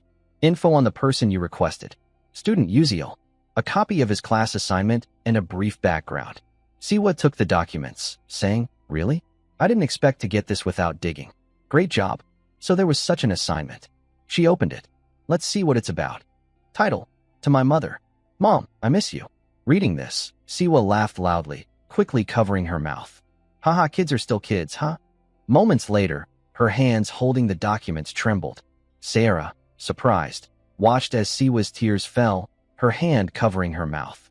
I see. Uziel's mother said she didn't like black bean noodles. Sensing something wrong, Sarah apologized. My apologies. Siwa turned away. Are you crying? Siwa replied. Oh, it's nothing. Wiping her tears, she added thoughtfully. I never deeply considered poverty. He lived in that environment, yet kept his knightly spirit. Her gaze softened. Uziel's hometown was invaded by dark mages, right? She smiled. I'm sorry, Hongbayan, but I'm growing more curious about him. The scene shifted to the final training day. Students gathered on the lawn. A professor stepped forward, explaining, "We'll now begin the Persona Gate training for first years. Students, enter the gates as assigned." Uziel stood in a corner amid murmurs. It's just like the textbook. I'm getting worried. He thought further. So it's finally starting. Melian.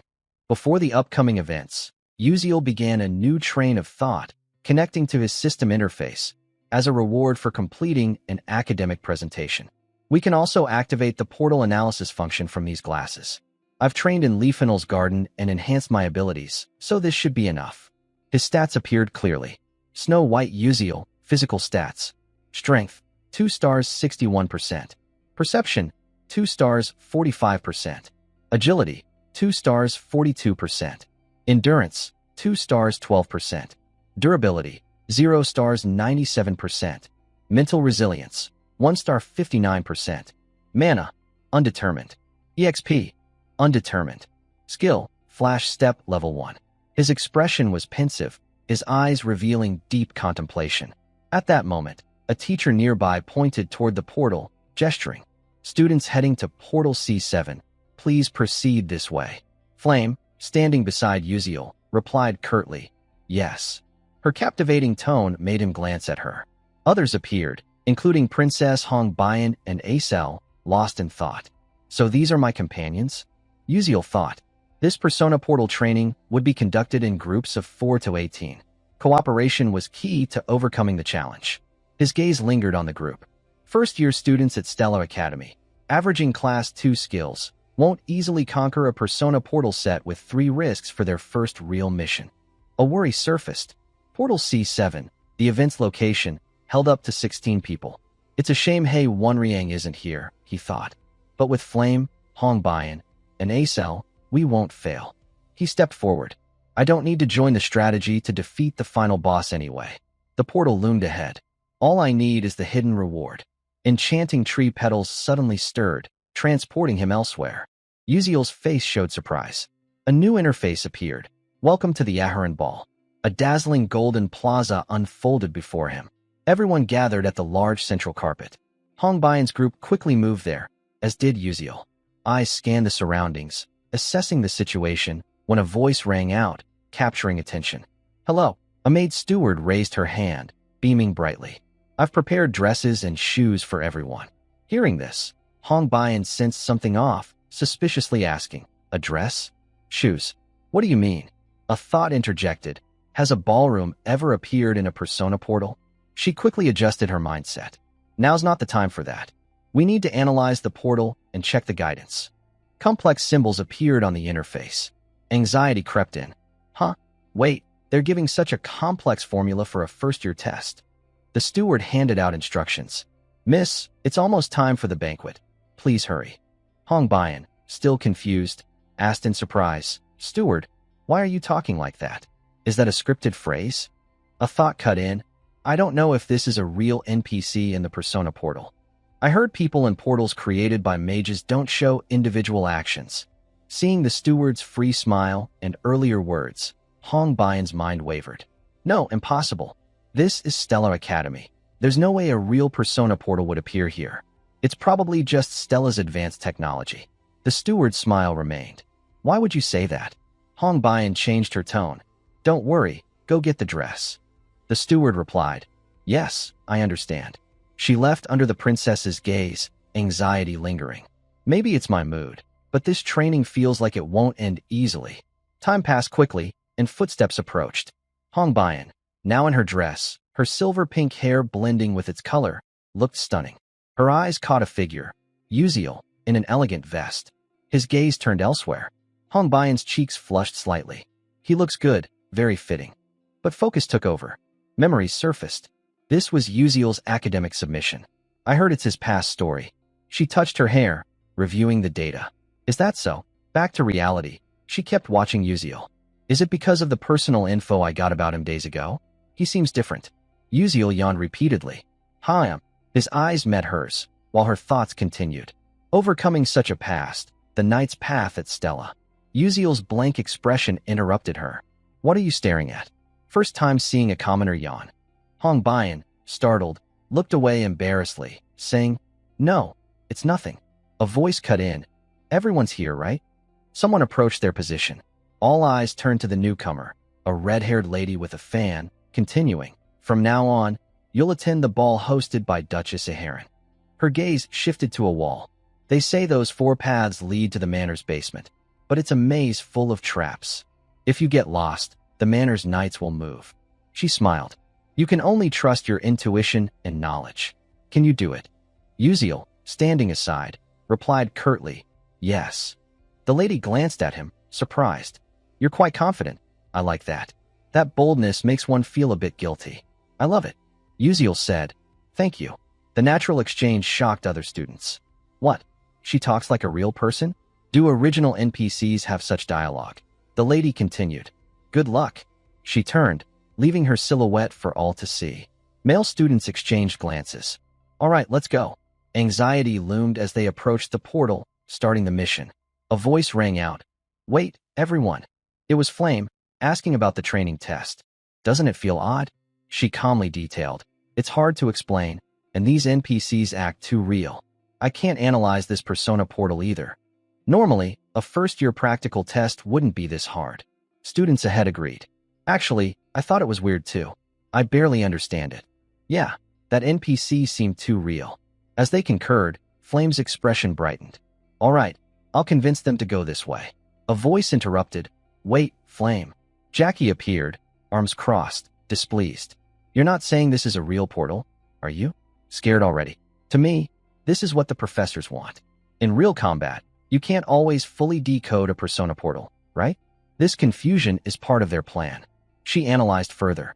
Besides, Stella trains the best magical warriors with top-tier magic knights.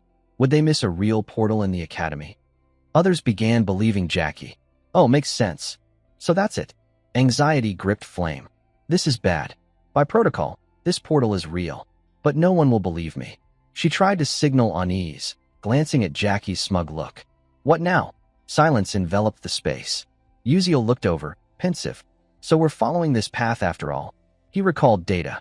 E006, Jackie's corruption branch. In the original novel, Jackie doesn't exist, so Flame must be confused. But Flame's interference here is one of many game branches. Either way, one of the 3 students must become a corrupted sacrifice. A new worry arose. Though Uziel hoped no one would be corrupted, could fate be changed? Seeing the opposition, he thought, even helping Flame won't change the outcome. If so, the right choice is to step back. They locked eyes briefly, then Jackie turned away. Whatever you say, I'm going. Flame tried to stop her. What? Wait, Jackie. Jackie turned back, her gaze cold. Even in this situation, it's the professor's setup. Just handle it calmly. You guys just stand there clueless. Jackie chose a portal and teleported. Flame couldn't stop her. Male students exchanged worried glances. One decided, I'm going too. I'm always ready for this. Uziel stood, arms crossed, assessing. No one's acting systematically. His fingers twitched slightly. If it's come to this, we just move forward. He smiled, stepping toward the portal.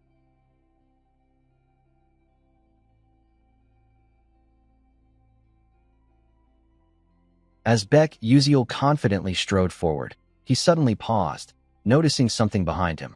A group of male students had gathered, slightly too close. He asked, Why are you all trailing me?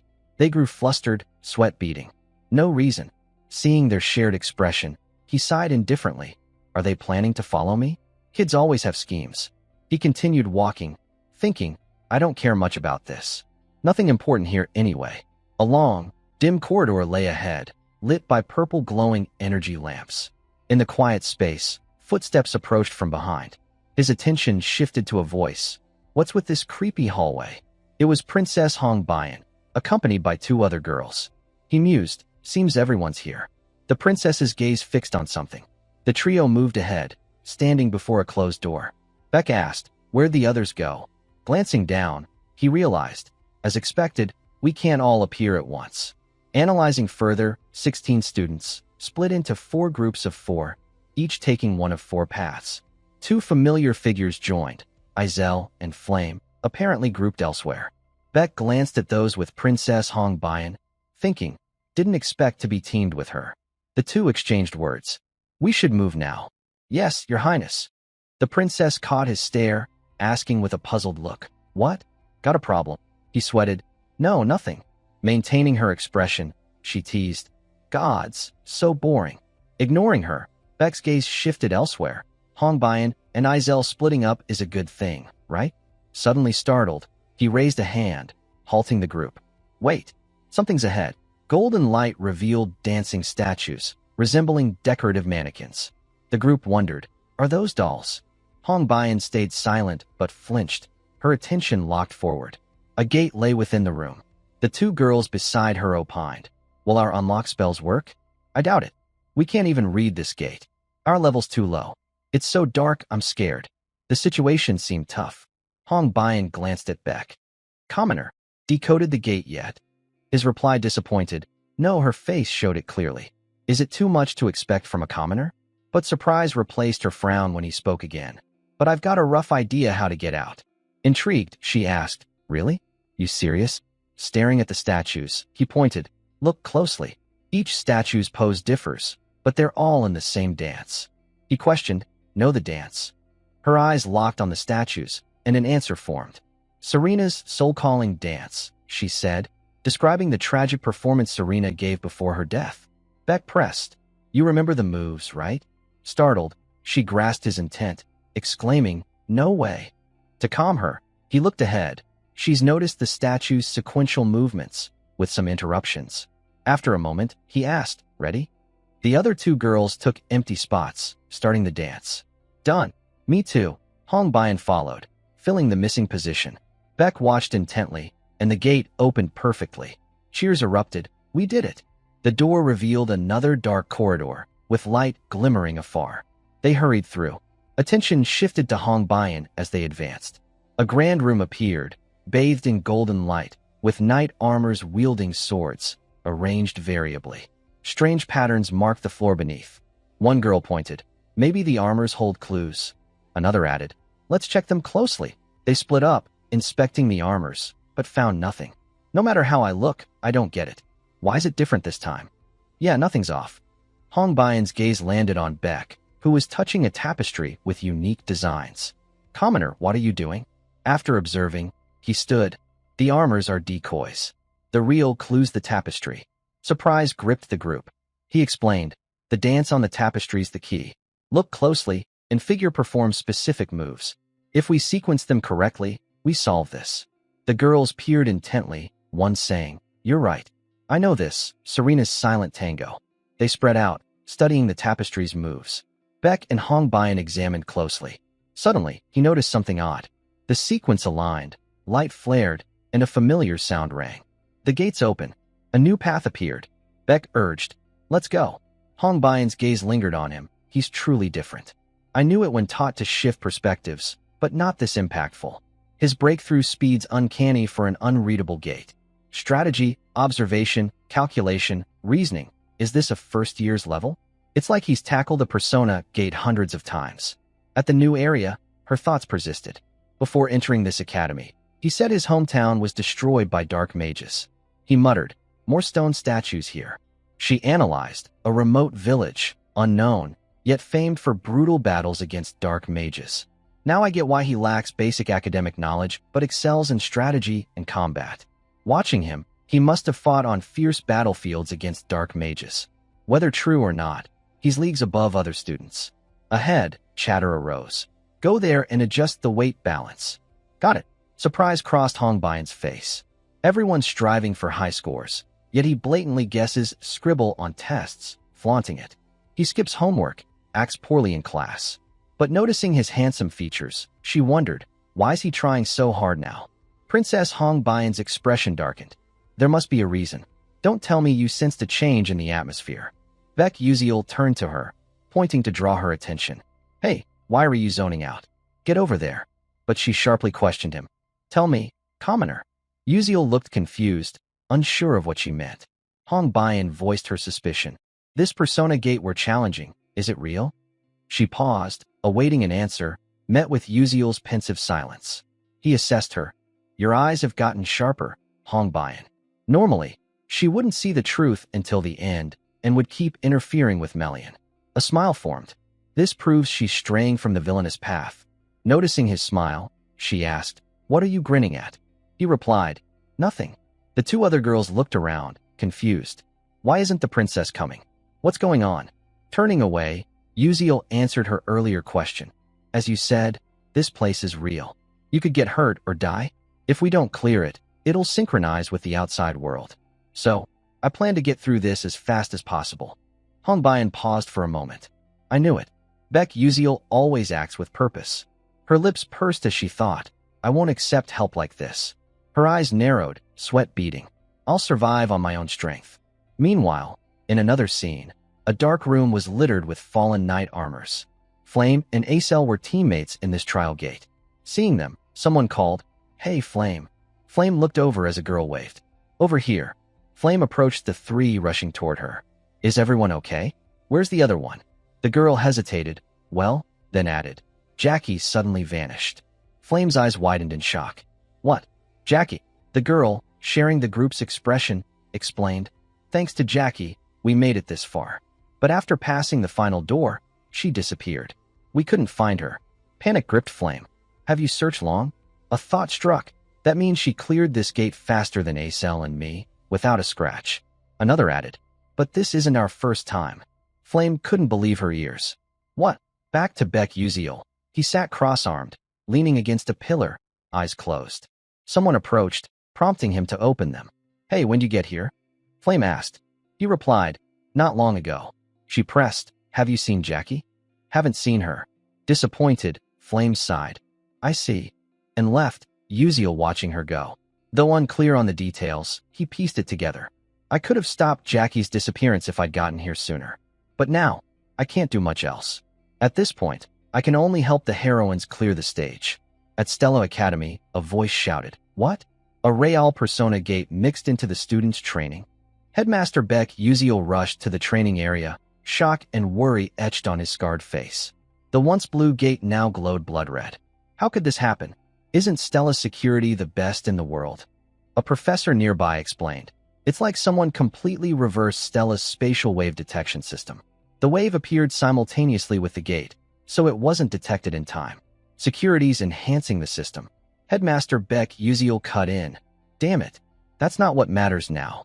Another voice interrupted. He's right. A figure appeared, catching the headmaster's attention, a new presence. Recognition hit. Commander Arian. Arian Black Swan, supreme leader of Stella, the world's strongest knight order. The man said to create seas of blood from dark mages' corpses. Rarely seen on campus. Arian approached coldly. What's the situation? Have reinforcements entered? The professor replied, No, it's impossible. The students inside are facing a tough challenge. Arian asked, What's the gate's risk level? The answer came, estimated between level 4 and 5. Arian raised an eyebrow. Estimated? Give me an exact number. The professor, clutching documents, said, Initially level 4, but it spiked to 5 once the students entered. Arian noted, Unusual, but not rare. The gate's emitting false waves. Get me the registered students list. The professor handed it over. Here. Arian scanned the names intently. Class 1S students stood out. Beck Uziel, Hong Bayan, Flame, Acel, Likey. Reading them, Arian's eyes narrowed. A level 5 risk persona gate. Even seasoned mages need thorough preparation to clear it. These are first years, only at level 2 or 3 mage skill. They're nowhere near capable. His voice grew colder. Prepare 16 foam coffins for the students' bodies. Headmaster Beck Uziel shouted, Commander Arian. But Arian turned, leaving. It's just protocol for efficiency. With a dangerous glint, he added, Don't tell me you believe those first-year rookies can conquer a real level 5 gate, Lee Hanwall. That's like saying ants can kill a tiger. Arian vanished, leaving the headmaster more anxious for his students. I know it's a crazy bet, but I still hope those kids make it out safely. The red gate remained unchanged. Inside, Acel and Flame simultaneously noticed a direction as someone called, Hey, everyone! Jackie returned, dust on her clothes, saying, So this is where you all are? Uziel, arms crossed, stood pensive, while others cheered. I'm so glad you're safe. Why'd you vanish like that? It scared me. Uziel turned aside, thinking deeply. Now that everyone's here, the only thing left is to fight the final boss. While deep in thought, Uziel's attention was suddenly drawn to something emerging nearby. Red status panels flashed repeatedly. You've arrived at the dancing clock tower. Descend the stairs to reach the ballroom. The party has just begun, so hurry. The group moved toward a staircase leading downward. I guess we need to go down these steps, someone said. As the others focused on the path below, Flame glanced upward nervously, sensing something ominous. A monstrous spider formed in her mind. At the top of this clock tower lives the Great Sword Spider, a level 4 risk boss. Its 8 legs can transform into 8 sharp blades. Flame swallowed hard, taking a deep breath. That thing's dangerous. I can't keep relying on Uziel. He's lost his memories, so he knows nothing about the Great Sword Spider. But I've researched it, so I'll try to stop it somehow. She glanced at Acel nearby. If Acel and Uziel faced the final boss, we could clear this with minimal losses. Determined, Flame called out, "Wait, everyone." But a voice interrupted, startling her. Hold on. It was Uziel, looking up at a high corner. Something's up there. Flame froze for a moment. He turned, breaking the silence. You all go down first. I'll check around here and follow. No one objected. Led by Princess Hong Bayan, who moved slowly at the rear, they descended. Flame's anxiety lingered. Uziel probably doesn't even know about the Great Sword Spider. His silhouette flashed in her mind, yet he sensed its presence. Impossible. Hesitating, she thought. I didn't know his senses were that sharp. Well, he did deflect magic. As she wavered, the group moved deeper. A male student paused, noticing something. What's that sound? Others shared his expression. Hong Bayan pinpointed the odd noise, shouting, "It's coming from above." All eyes turned upward, gasping as the Great Sword Spider lunged toward them. It's the Blade Spider. Another corrected. No, it's the Great Sword Spider, a level 4 risk. Seeing it, Flame's panic grew. What? Where's Uziel? Thinking of him, Hong Bayan and Acel exchanged glances. Don't tell me. Suddenly, a foot appeared on the spider's body. Uziel leapt from above, slamming it down with a heavy kick. Golden light from his flash step glowed, his sword gripped tightly. Someone below shouted, Uziel. Seeing their hesitation, he yelled, I'll handle this. Get downstairs now. Acel, doubting, muttered, Can he stop it alone? Gritting her teeth, she decided, I should go help. A voice interrupted, I don't know what you're thinking, but we need to get to the ballroom. Fast. Hong Bayan approached Acel, adding, That's the best way to help the commoner. Still reeling from Uziel's actions, Flame was stunned by Hong Bayan's words and expression. Curiosity arose as she watched Hong Bayan's back. In the original story, was Hong Bayan like this? Flame's wonder was justified. Normally, Hong Bayan would be jealous of Izel's strength and plotting. Instead, she helped her. The group didn't linger, opening the door to the ballroom below. Music and melodies filled the space. Someone gasped, Wow, understandably so. The grandeur exceeded expectations for this special ball. Crystal chandeliers gleamed midair, masked nobles danced hand-in-hand in the vibrant atmosphere, and a red carpet stretched across the stairs, enchanting all.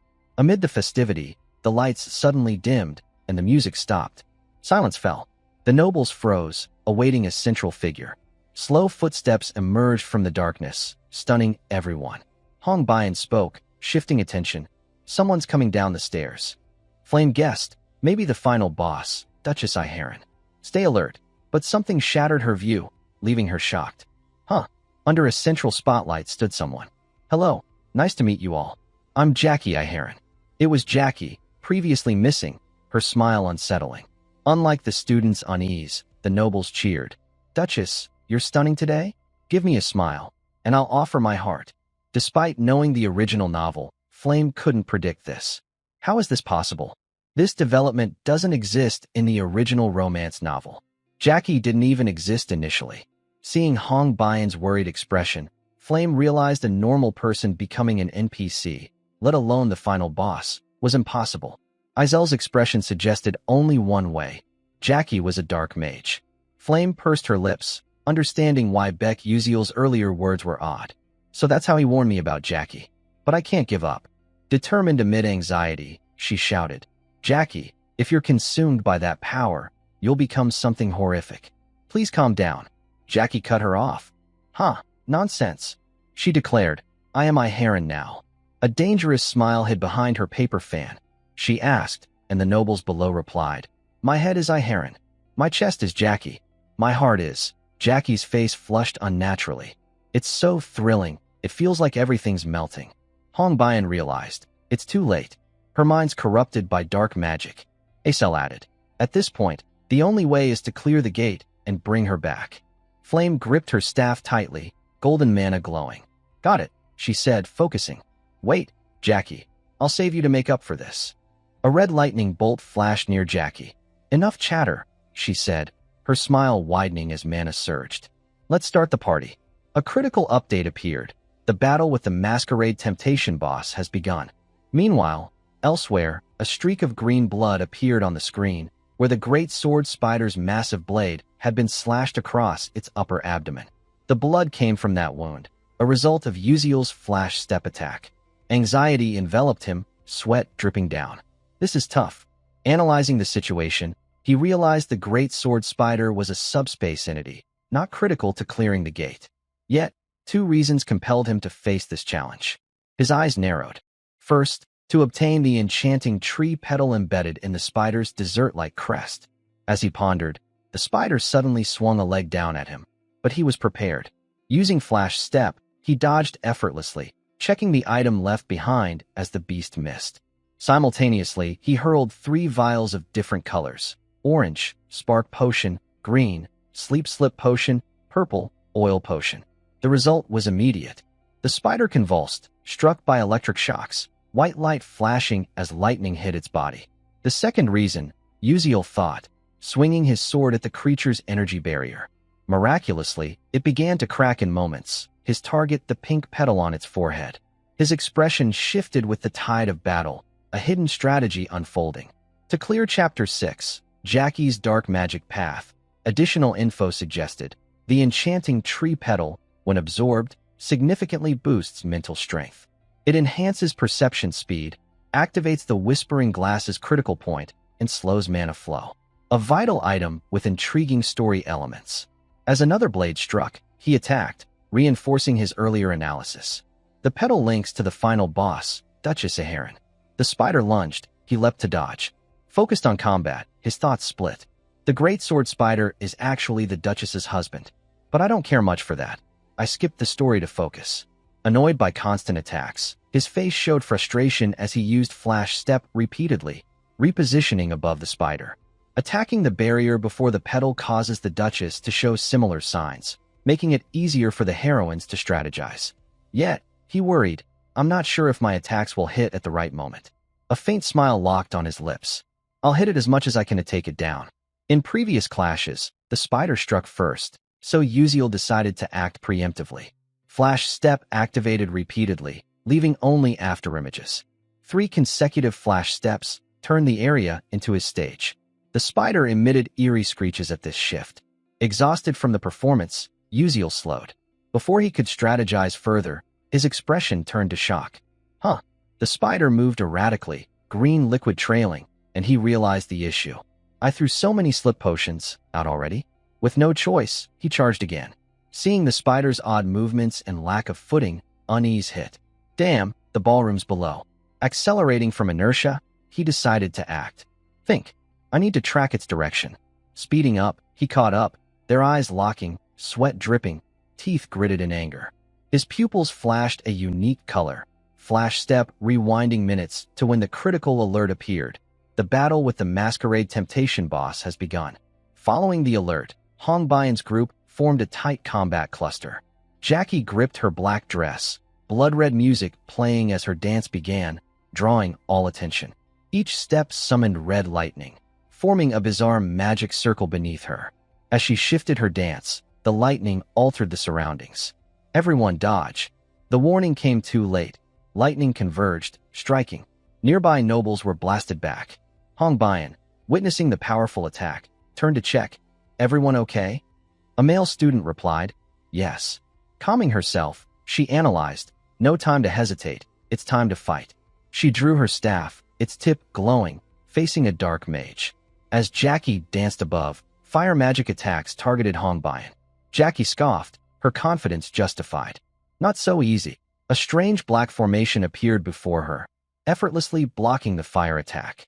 But more came. Acel summoned 3 small ice formations, launching large ice pillars. Other students joined, unleashing spells. Unfortunately, similar magic circles blocked them all. The students were stunned. Our magic has no effect. As the group attacked, Jackie shifted to a new move. Red lightning formed overhead, startling them. She's attacking again. Be careful. 2 exclamation marks appeared in Flame's mind. Miraculously, she formed a complex magic array. Jackie noticed, recognizing something. Mimicking Jackie, Flame grasped her dress. Music played, and with an indifferent expression, Flame began the required dance. Others watched, puzzled. Acel spoke. Why are you dancing? Flame didn't answer, continuing. After a moment, she stopped, eyes half lowered, staring at Jackie. From her array, a golden light attack shot past Jackie, who stood frozen, fan in hand, eyes wide. Flame rejoiced inwardly. It worked, just like the novel. She shouted, "Everyone dance." Hongbian and Acel looked stunned, and Flame explained, "We got hints from earlier stages. This isn't just a magic duel, it's a dance too. We can only cast spells through dancing." Hongbian grasped it quickly. So, the Duchess's dance can't be broken by normal magic. Acel added, "The dance counters Serena's silent dance, tied to Serena's farewell." Without hesitation, Hongbian began dancing to the somber rhythm. Others, familiar with the dance, joined. Notes blended with their movements, and soon, magic attacks launched toward Jackie. Stunned, hiding behind her fan, Jackie faced a massive explosion centered on her. The music still echoed, and Acel, caught in its rhythm, felt a new wave of anxiety. Will that attack even work? But the music abruptly shifted, mirroring her unease. Wait. Amid the blood-red melody, a dark silhouette emerged from the smoke of the prior explosion, stirring new thoughts. The music's tempo is speeding up. 2 other students noticed the same thing as Acel. "Look over there, what's that?" A foot stepped forward, revealing 2 additional legs protruding from beneath Jackie's dress. Her eyes glowed an eerie red. Someone warned, "Her legs have grown to 4 now, right?" The dark feet, stained from the blast, resumed dancing, shifting rapidly with the rhythm.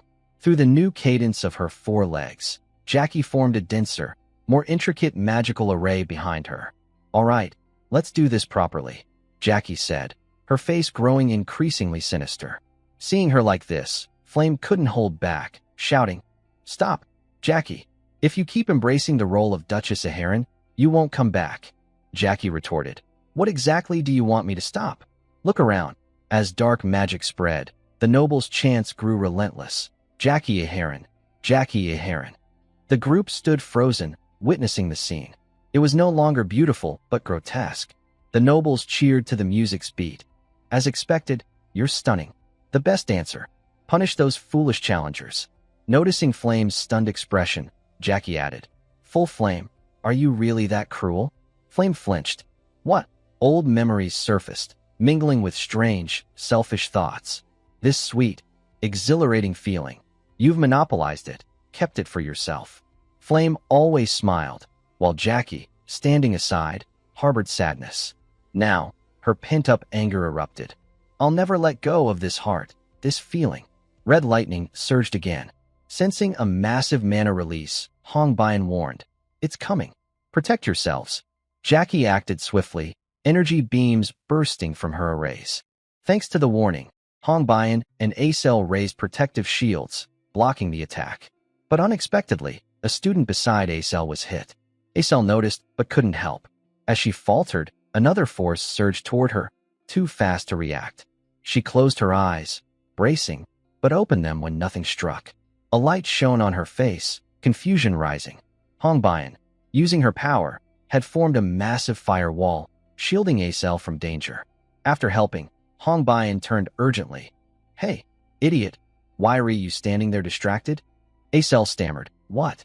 Still dazed, Hongbian raised her voice. "Fire magic defense is more effective for me, so let me handle it. You focus on blocking those lightning spells." Acel understood. "Oh, got it." Hongbian continued. "Stay behind us and attack when you can."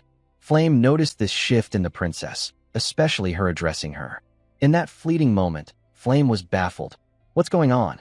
In the original story, Hongbian's jealousy of Izel's abilities ruined teamwork, causing major losses. But now, she was reading the situation best. A blood-red energy attack surged toward Hongbian, blocked by Izel's ice shield. Hongbian, startled, glanced at her.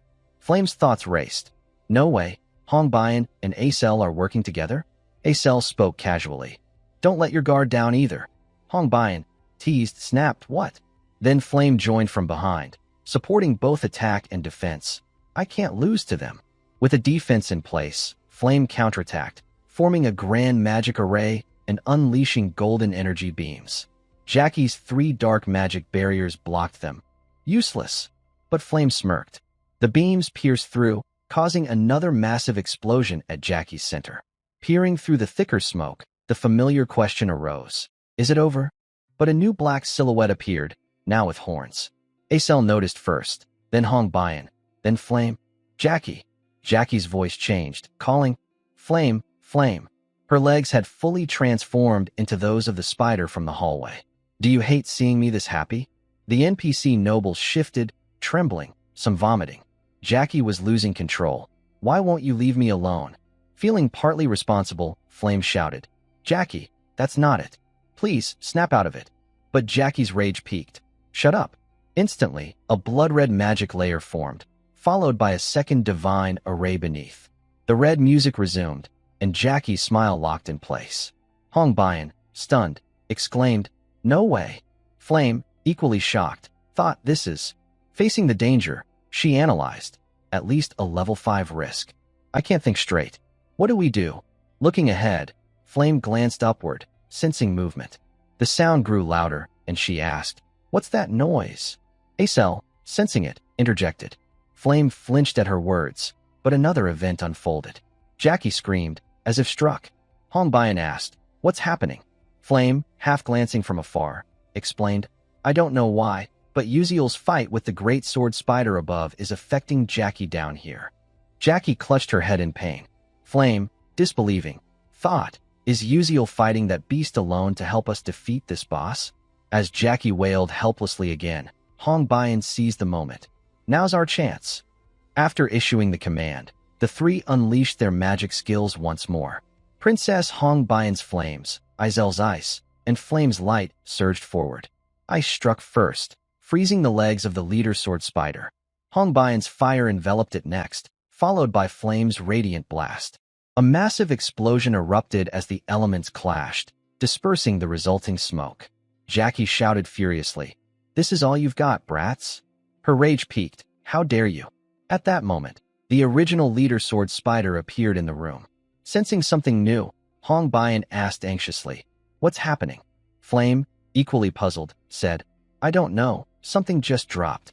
Recognizing a familiar silhouette, Flame froze. No way, that's the great sword spider leader? Its massive body crashed from above, unconscious, cracking the ballroom floor. The group questioned, Is it dead? A male student, trembling in disbelief, muttered, Ridiculous. Uziel, a first year like us, hunted a level 4 monster alone. Not only the spider fell. Behind them, Uziel lay unconscious. Before everyone's eyes, the giant spider had landed where Jackie stood. A friend of Jackie's, Flame, ascended the steps with sorrow. Jackie, pinned under the spider, struggled to rise, trembling as she confronted Flame. Why do you always ruin things for me? Her anger flared. I'll never forgive you. A new thought emerged. Oh, I get it. You couldn't win at dancing, so you resorted to tricks? Because no one dances better than me, right? Pathetic. You're just like me, jealous of someone prettier. With a manic grin. Haha, not just me. You're no different. Flame's sadness deepened, watching her friend's unraveling mind. Jackie, confused by Flame's gaze, asked, Why were you looking at me like that? To shift her emotions, Flame turned to Acel. Can you summon an ice mirror? Acel replied, Yes. Jackie smirked. No matter what nonsense you pull, I'm still prettier. At Flame's request, Acel conjured an ice mirror before Jackie. She stared, stunned. Huh. Half her face had morphed into a spider's. Disbelieving, she stammered. This? A male student checked on Uziel, now stirring. You okay? Ugh, my head. Jackie's screams shattered the silence. Is this my face? You're lying. This isn't a mirror, is it? Uziel, awake, pressed a finger to his lips as Jackie ranted. You're tricking me with this image, right? It's disgusting, disgusting, disgusting. Her cries escalated. Please, remove the mirror. The nobles who'd supported Jackie at the ball now fell silent. The Duchess was no longer beautiful. Knowing what came next, they bowed their heads, letting Jackie rage in agony. No, I don't want this. I hate it. This isn't me. Her spider-like hand reached out, pleading, Flame, please, do anything, save me. Her tone shifted. You think I'd beg? A sword-like spider leg emerged, her transformed arm lunging at Flame. It's your fault I'm like this. Dot. Red-white flames clashed, but Jackie was the one wounded. Something beneath Flame pierced her. Jackie's dazed eyes widened, recalling joyful moments with Hei Wonriang. She couldn't be saved. The group could only end her suffering through sacrifice. Hong Baiyan's flames ignited. Acel lowered her head in guilt for her role, and Hong Baiyan shared the same regret. Flame, the saddest, knew she'd partly caused this death. As Jackie faded, Flame whispered, I'm sorry, Jackie. Truly sorry. As she fell, a notification appeared. The tale of Duchess Aharon, who achieved supreme beauty and fame, ends. You've conquered the Temptation Ballroom. Congratulations. Outside, where teams entered gates, another announcement sounded. Team A6, simulation training complete, students exited. Group B3's simulation training also concluded. Emerging students heard instructor Uziel order. Evacuate them immediately. A teacher replied, Yes, sir, all clear. Uziel's gaze fixed on the last gate, worry forming. Is C7 the only one left? Suddenly, the red gate beside him flickered, red lightning crackling around it. Sensing danger, Uziel turned to an assistant. The waves are shifting. Prepare now. Yes. Before more could be said, the gate warped, its space expanding, the red hue fading. Uziel watched intently, then smirked. The ant defeated the tiger. Following his words, students emerged, save one, and the red gate vanished. Seeing them escape, such peril sparked chatter. They conquered a level 5 persona gate as mere students? Even seasoned veterans find that tough. Questions arose. Is that boy the leader? Arian, surprised, retracted her earlier jest, then laughed at herself. Let's retreat. Yes, ma'am. Outside, Uziel raised his sword to his chest. I report. Persona Gate conquest complete. 16 participants, 1 casualty, 15 safely returned. Instructor Uziel's face soured. 1 sacrifice, after all.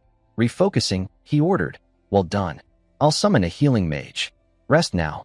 Yes, sir. A voice interrupted. What happened while I was gone? All eyes turned to the familiar tone. A figure appeared. Seems something went down, huh? Uziel froze, caught off guard. Principal Stella Elman Eltwin, the great 9th-tier mage, approached with a smile.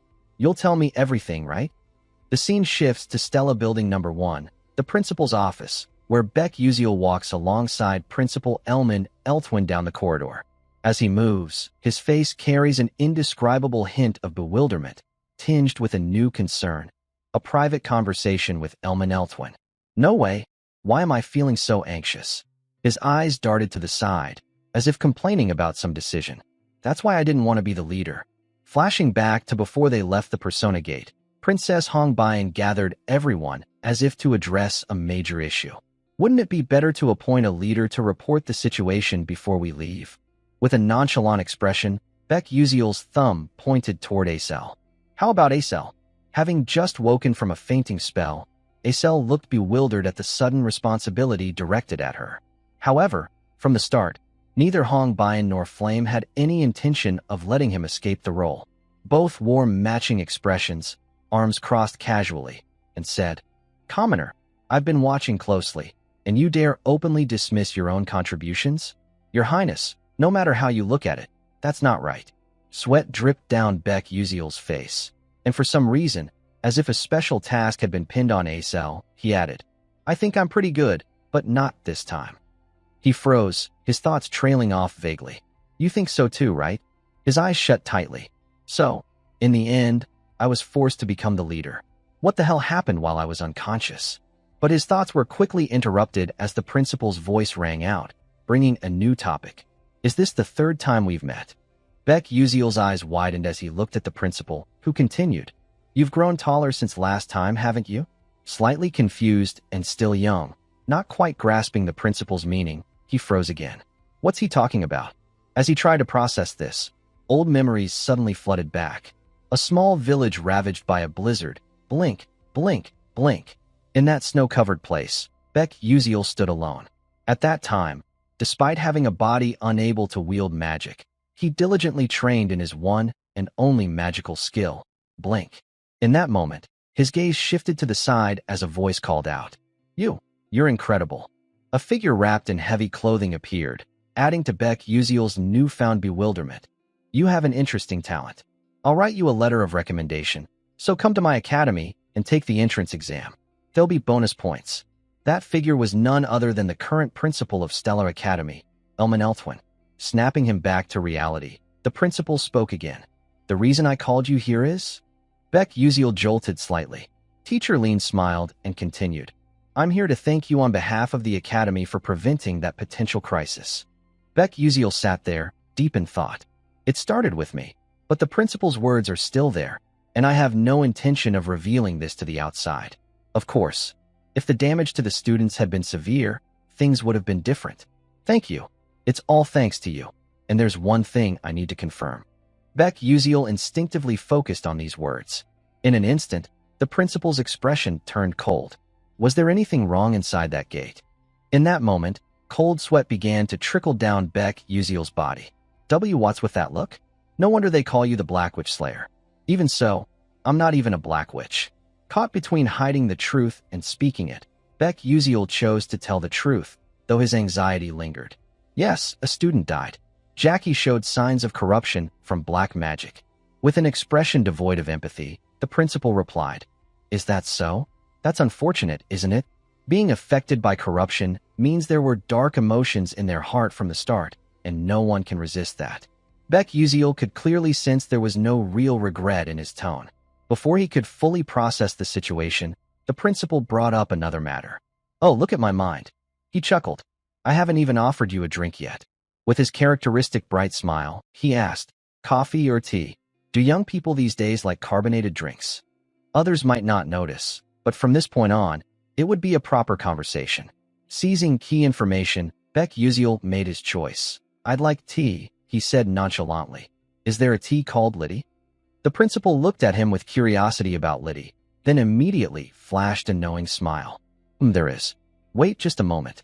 Beck Uziel let out a soft sigh of relief. Lucky break. Time passed, and the principal brought out a cup of tea, placing it on the table. That's right, Lai Tai is quite surprising. Not many people know about it, and even fewer enjoy it. Beck Uziel responded. Thank you. He picked up the cup and took a sip. Savoring the tea, he showed no particular expression, but his thoughts revealed the atmosphere. As expected, it's pretty bland. Compared to earth foods, it's like durian or fermented skate. It's a matter of taste. But it's strangely addictive, so some people dislike it. Its distinct aroma turns them off, and they won't even try it. But those who love it become obsessed.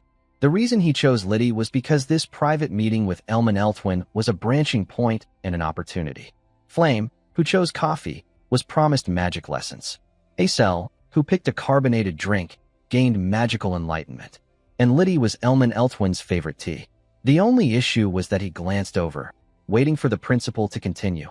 About Liddy, you see, it was exclusively enjoyed by the L tribe in the Western continent decades ago. They should have kept it to themselves. But they shared it with humans and faced misfortune along with the Lai tribe. The recipe for Lai tea was said to have vanished. The principal smiled, looking at the cup in his hand. This must be one of the last Lai teas in the world. If humans hadn't been so greedy, we could still enjoy it today. Such a pity, Beck Uziel said. But his next words caught the principal off guard. Is that so? But it's strange, because I'm still drinking it now. As he set the cup down, the principal hurriedly asked, Well, is there more of it? Beck Uziel replied curtly, No. At this, Elman Elthwin's expression shifted, revealing disappointment. I thought as much, but it was too early to despair, as Beck Uziel interjected. But I know about it. The recipe for Lai tea. The principal's eyes widened, the quiet atmosphere shattered as he couldn't contain his excitement. What? Really? How did you get that recipe? Beck Uziel, realizing he'd spoken too quickly, grew slightly flustered. Well, he thought, this is a bit hard to explain. I can't exactly say I got it from a game. Under the principal's expectant gaze, he slowly said, my late mother taught me, so that's how I know. With a hint of sadness, he shared this. The final touch, mentioning his mother's nurturing, tugged at his emotions. The principal's mood softened. I'm sorry, I shouldn't have asked. Beck Uziel brushed off the sadness. It's fine. No need to apologize. His thoughts returned. Thankfully, things were going smoothly. Regaining his usual composure, the principal cleared his throat and asked again. So, would you consider selling that recipe to me? I'll pay you handsomely. Elman Eltwin couldn't hide his eagerness, but Beck Uziel had been waiting for this moment. Finally, the moment I've been waiting for, he said immediately. Actually, there's something I want from you more than money. Principal, he continued, and the principal asked, oh? What is it? Surprising him again, Beck Uziel revealed. Your spatial enchantment technique. I'd like your help with it, even just once.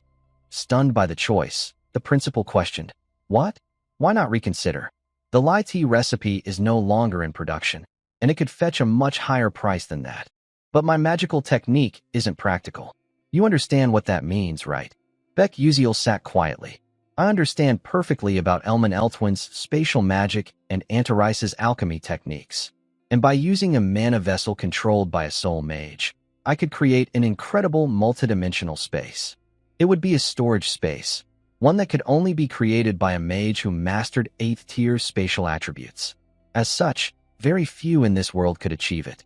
But with the help of 9th tier mage Elman Eltwin, he could create the most advanced storage space in his imagination. Smiling brightly, he continued, more than a few coins. As an alchemist mage seeking the truth of matter, understanding the essence of magic and its principles, I consider this the most precious gift of my life. So please, I'm asking for your guidance. Hearing these repeated surprises, the principal let out a sigh and a smile. Under Beck Uziel's expectant gaze, he replied, all right, if that's truly what you want, let's make a deal. Beck Uziel's joy was evident. Fantastic. Meanwhile, at the first tower, Vice Principal Aki Hayden sat in his chair, facing someone. Clenching his fists, he addressed the other party. I heard a story. The Persona Gate was quite a challenge, and you failed to open it, didn't you, Raiden? As the Vice Principal spoke, the person engaging with him was Professor Raiden from the Crescent Moon Magic Department. Professor Raiden closed his eyes and replied, yes, I'm afraid the cult leader will be furious if they learn the truth about this. The Vice Principal adjusted his coat, cutting in, you tried to be overly rigid, and that's what caused the trouble. I'm not particularly sorry about your failure, but there were still other ways. Professor Raiden remained indifferent, as if sensing something. Under the dangerous gaze of Aki Hayden, Raiden voiced his suspicion. Are you planning to make Professor Meizen lose control? An eerie silence hung in the air, and the conversation ended with Professor Raiden's departure. If there's nothing more to report, I'll take my leave. Down the long corridor, the professor walked silently. During this, he began forming new judgments. The only practical reason for opening the Persona Gate this time was to deal with a few students capable of participating in the upcoming Aslan seminar. Though they had opened a gate with a level 5 risk, far beyond their capabilities, who could have imagined that Flame, Acel, Princess Adalovit, and even Hongbayan would all emerge safely? Glancing at a nearby window, the professor quietly assessed. None of this was part of the plan. Lost in these thoughts, the professor suddenly turned as someone spoke. Professor, it's been a while. Raiden slowly turned to see the polite smile of a student, Mao Song. Crossing his arms, Mao continued. When I was younger, you seemed like a dangerous beast. But now, I hardly recognize you acting so human. Before Raiden could respond, Mao Song raised a serious issue. Really, my friends nearly got hurt recently. Was that planned by some old man weighed down by burdens, moving too slowly? At these words, Professor Raiden turned to Mao Song with a cold expression. Even if you're a young master, please refrain from disrespectful words and actions. Friends, you say? Mao Song's face darkened. The professor ended with a question. Are you too immersed in playing the role of a student? But Raiden was taken aback when Mao Song's tone shifted entirely. So it's not just your appearance that's changed? You dare speak so arrogantly and rudely in front of me. An invisible yet tangible pressure began weighing down on the professor's body. He gritted his teeth, trying to resist, but his expression grew tense as beads of sweat appeared on his face. Mao Song's demeanor and aura had completely transformed. Raiden felt the spirit of a king emanating from him, accompanied by a warning. It'd be wise to be careful. A smile followed. You lot are such a nuisance and an eyesore. See you next time. Mao Song walked away slowly, step by step, the sound of his footsteps oddly unsettling. The professor pressed a fist to his chest. When Mao Song had completely disappeared, Raiden gasped, taking a deep breath to regain his composure. If it's for the sake of the Moonshadow cult, this is nothing. The scene shifts. The focus moves to Princess Hong Baiyan's group, standing somewhere. Two female classmates, visibly worried, addressed the princess. Princess, we're glad you're safe. We heard the Academy made a mistake in setting up the Persona Gate. Is that true? Honestly, what kind of work are they doing? At these words, Princess Hong Baiyan looked down, her contemplative expression unsurprising. As expected, the other students don't know about this. Considering the Academy's stance, it's understandable. Just then, someone called her name in a voice impossible to ignore. The princess turned to confirm. Senior, a male student approached with a smile. This was Edmund Adalek, a third-year student at the Academy, still wearing his bright smile.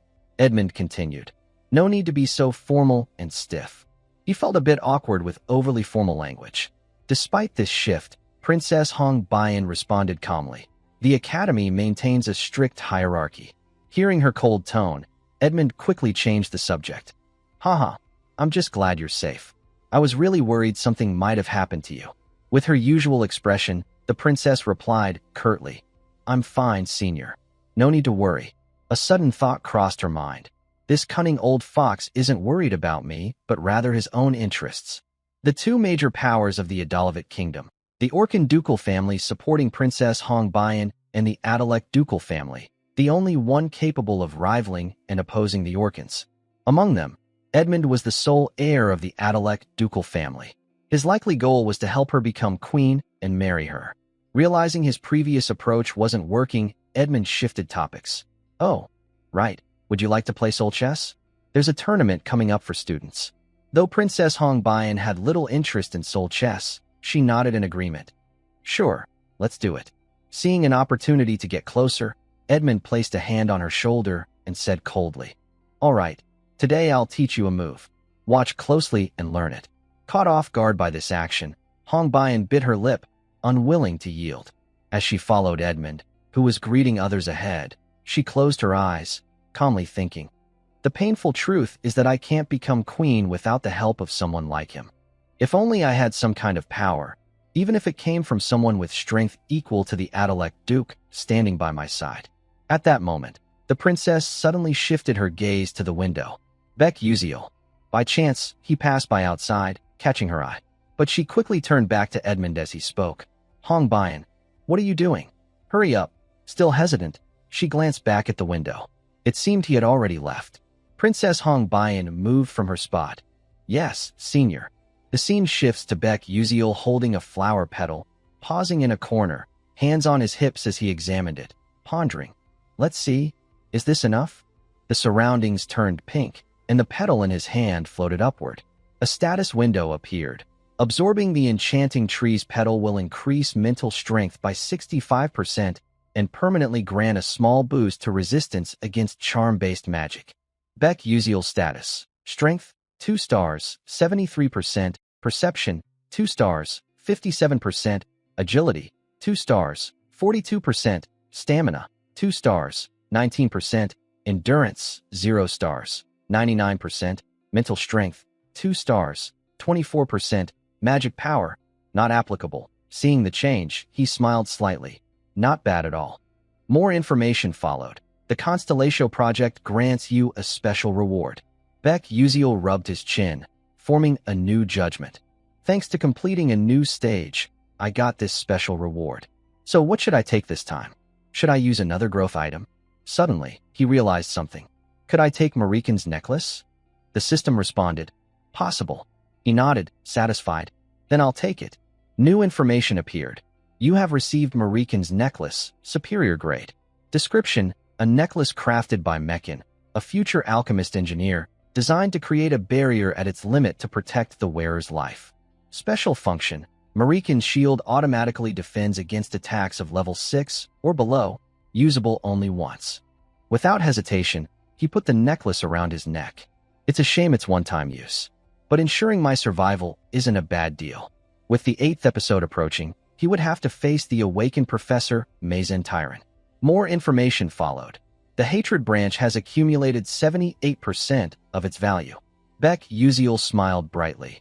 Good. Preparations for fighting Mazen Tyrant are going smoothly. Then I guess I'll rely on Alterisha for the rest. The scene shifts to the International Alchemy Organization.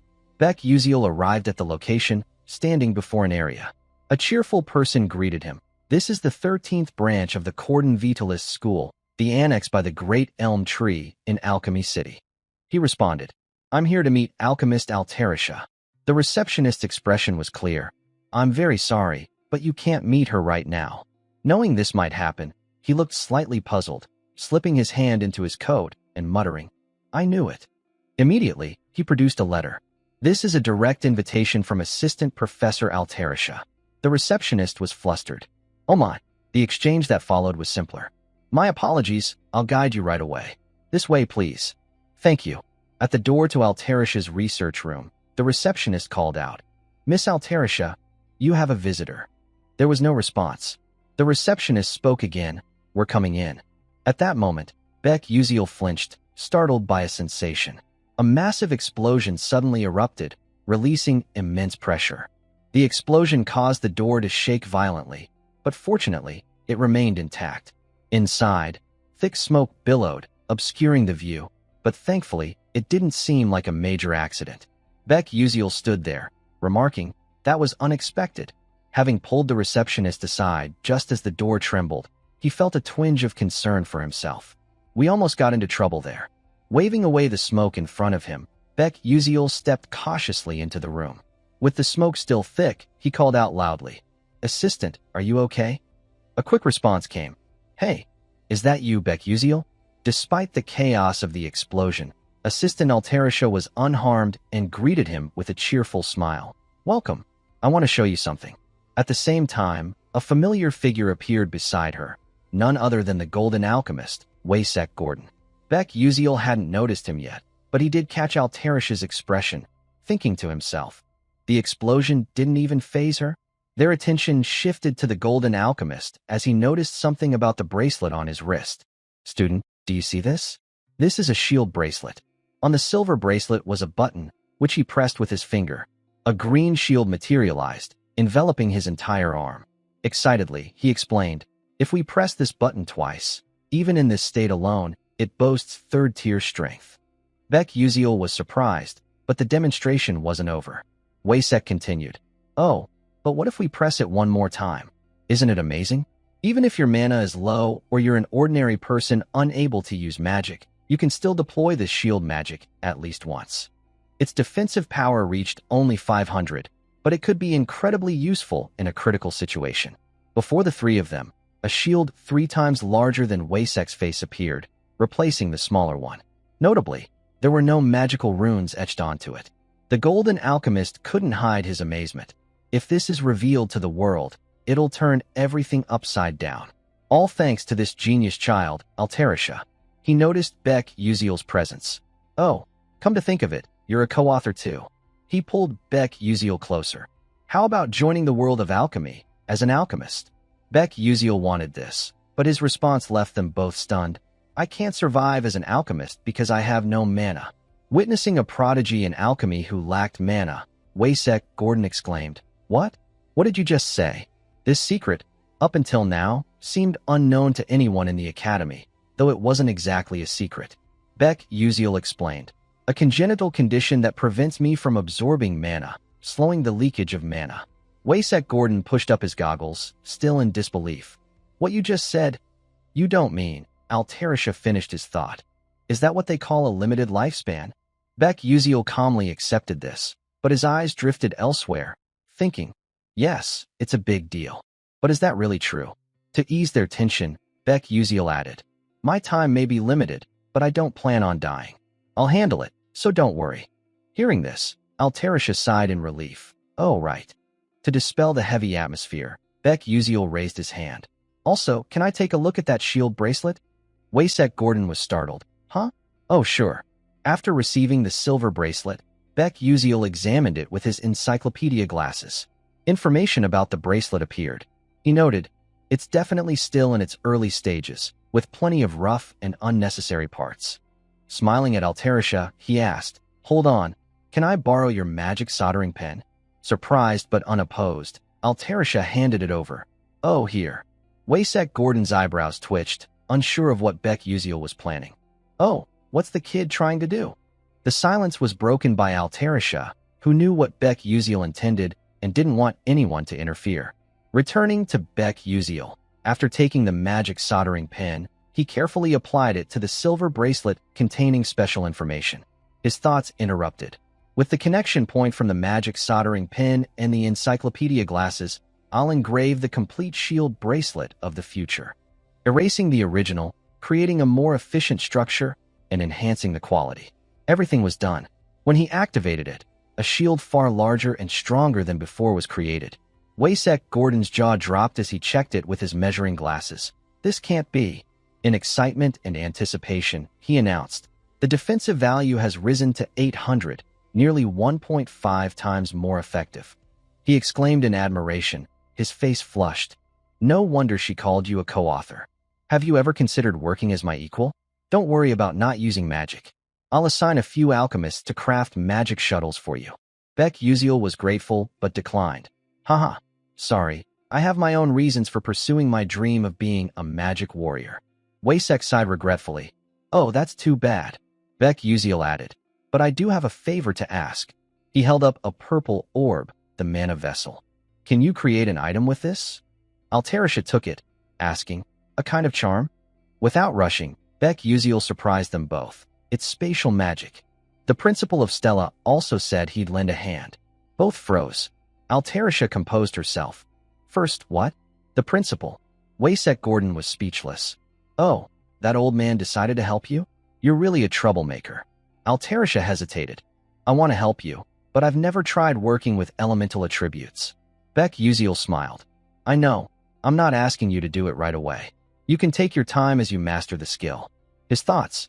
It might take a few months. Both agreed. All right, leave it to us. It's time to create a masterpiece. Back at Stella Academy's classroom, Acel sat at her desk, flustered. Things aren't looking good. She glanced at Beck Uziel, sitting absently nearby. Seeing him yawn, Acel hesitated. Should I ask him? Before she could act, someone approached first, a familiar voice calling. Commoner Beck Uziel. Princess Hong Bayan appeared at his desk, saying, I have something important to discuss. Are you free? Acel watched them, puzzled. Another important matter? Beck Uziel replied, nothing too big. Acel saw Princess Hong Bayan lead him out of the classroom. After they left, Acel sank back into her gloom. What they're talking about doesn't concern me, does it? Why do I feel so strange? The two walked down the corridor in silence, the atmosphere slightly awkward. Beck Uziel broke the silence. So, what do you want to talk about? Princess Hong Bayan stopped and replied. In the world of alchemy, they say an alchemical technology product has been developed. She turned to look at him, finding him somewhat handsome, then got to the point. I heard you're a co-author of that alchemy book. He paused, considering, given the information network of the Adalabit royal family, this is an obvious outcome. Staying calm, Beck Uziel responded. So what? Do you want a direct connection to the ink trade through me? Seeing he'd guessed her intentions, Princess Hong Bayan crossed her arms, closed her eyes, and spoke with noble coldness. I won't deny it, but don't misunderstand. The item is important, but building a relationship with someone like you is even more so. Beck Uziel was taken aback. Oh, huh? His thoughts interrupted. I didn't expect her to think so highly of me. This is definitely different from the original story. Maybe this time I can prevent Princess Hong Bayan's death. As cold as she'd been before, she now showed a hint of shyness. So, how about having lunch with me? Suddenly, someone interrupted. Oh, is that Hong Bayan? Both turned, startled, to see third-year student Edmund Adalek. His tone was annoyed. You turned down lunch with me, saying you had something important? I didn't expect you to be with a commoner like this. What a disappointment. Behind Edmund Adalek's cold expression, the three of them stood in silence for a long while. But soon, that stillness was swiftly broken by the thoughts, and the intense gaze locked onto the other from Baek Uziel. That man, Baek Uziel had seen him before while playing this game. One of the death flags leading Princess Hong Bayan to her destruction. Edmund Adalek, judging by his attitude just now, seemed unaware that he was a co-author of the report generated by that random algorithm. At that moment, Princess Hong Bayan suddenly spoke, startling Baek Uziel and interrupting his thoughts. He's not an ordinary commoner. I'm considering connecting with the alchemist Anarissa through this commoner. So please don't interfere right now. However, Edmund Adalek wouldn't let that happen. A dangerous smile spread across his face. Hey, Hong Bayan, do you really think that?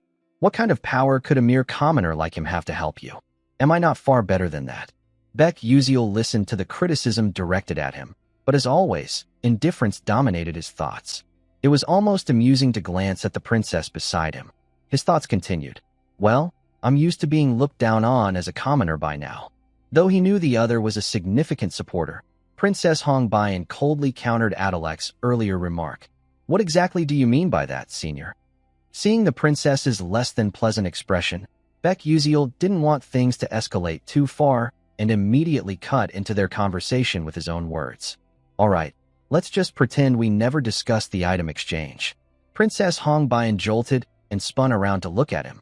What? Meanwhile, Edmund Adalek was quite pleased with this. Good thinking. The commoner knows his place. But before leaving, Baek Uziel suddenly brought up another important matter.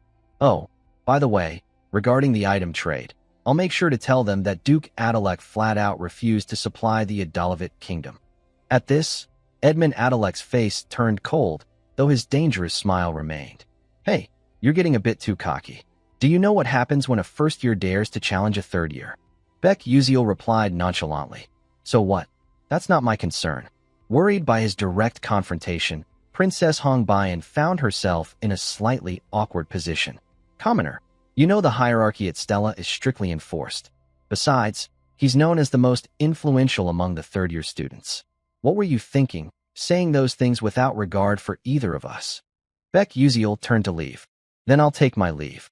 The gazes of the other two locked onto his retreating figure. Then, a clear look of disdain appeared on Edmund Adalek's face.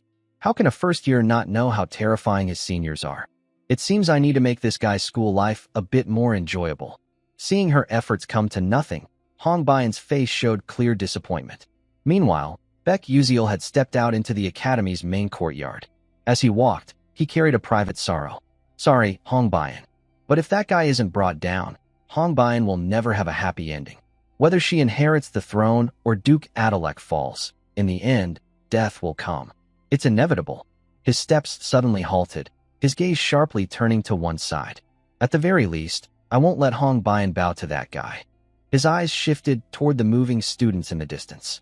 Far off, it was Hong Bayan, hiding behind a corner of a wall. Feeling utterly helpless, Princess Hong Bayan could only slap her forehead. Should I just throw away everything tied to this princess's honor? The reason Edmund Adalek kept interfering with her was clear. Maybe he wants me to never stand on my own 2 feet. That way, I'd have no choice but to depend on him. Her helplessness grew as she stood there alone. Looking at her clenched fist, the earlier sadness deepened. I missed a good opportunity. Am I really incapable of doing anything on my own? At that moment, Princess Hong Bayan's eyes suddenly widened as if realizing something. Wait a second. The figure and voice from earlier flooded back into her mind. I'll make sure to tell them that Duke Adalek flat out refused to supply the Adalavit kingdom.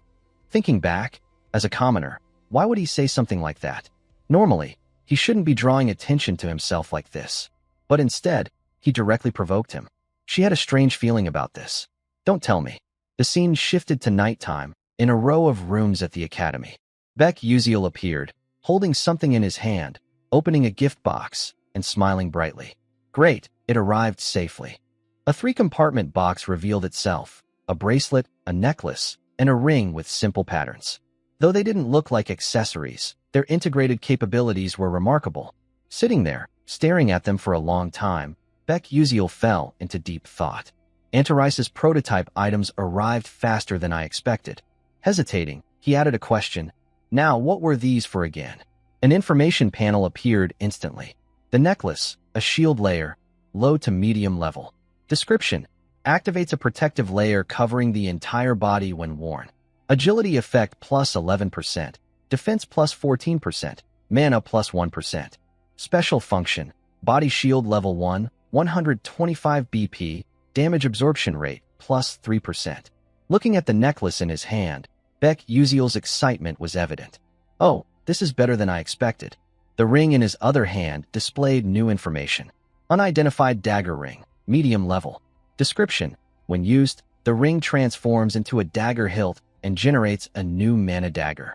Agility effect plus 14%, perception plus 9%. Special function: magic dagger level 3, duration 5 minutes. The final item among the three was detailed. Shield bracelet, low to medium level. Description: when activated, it transforms into a protective forearm brace. Strength effect plus 7%, defense plus 9%, mana plus 2%. Special function: shield level 1, 1000 BP. He gave the bracelet a compliment. As expected of Aunt Arissa, she's already making mid-tier items. Clenching his fist, a new smile appeared. I need to test these in real combat to send feedback to Aunt Arissa, and I've already informed Dr. Hans Gordon. Now everything's ready. It's time to slowly crush Duke Adalek. A few days later, the second exam approached. This exam was divided into two parts, practical and theoretical. In the practical part, the magical combat test was graded differently depending on the type of magic used.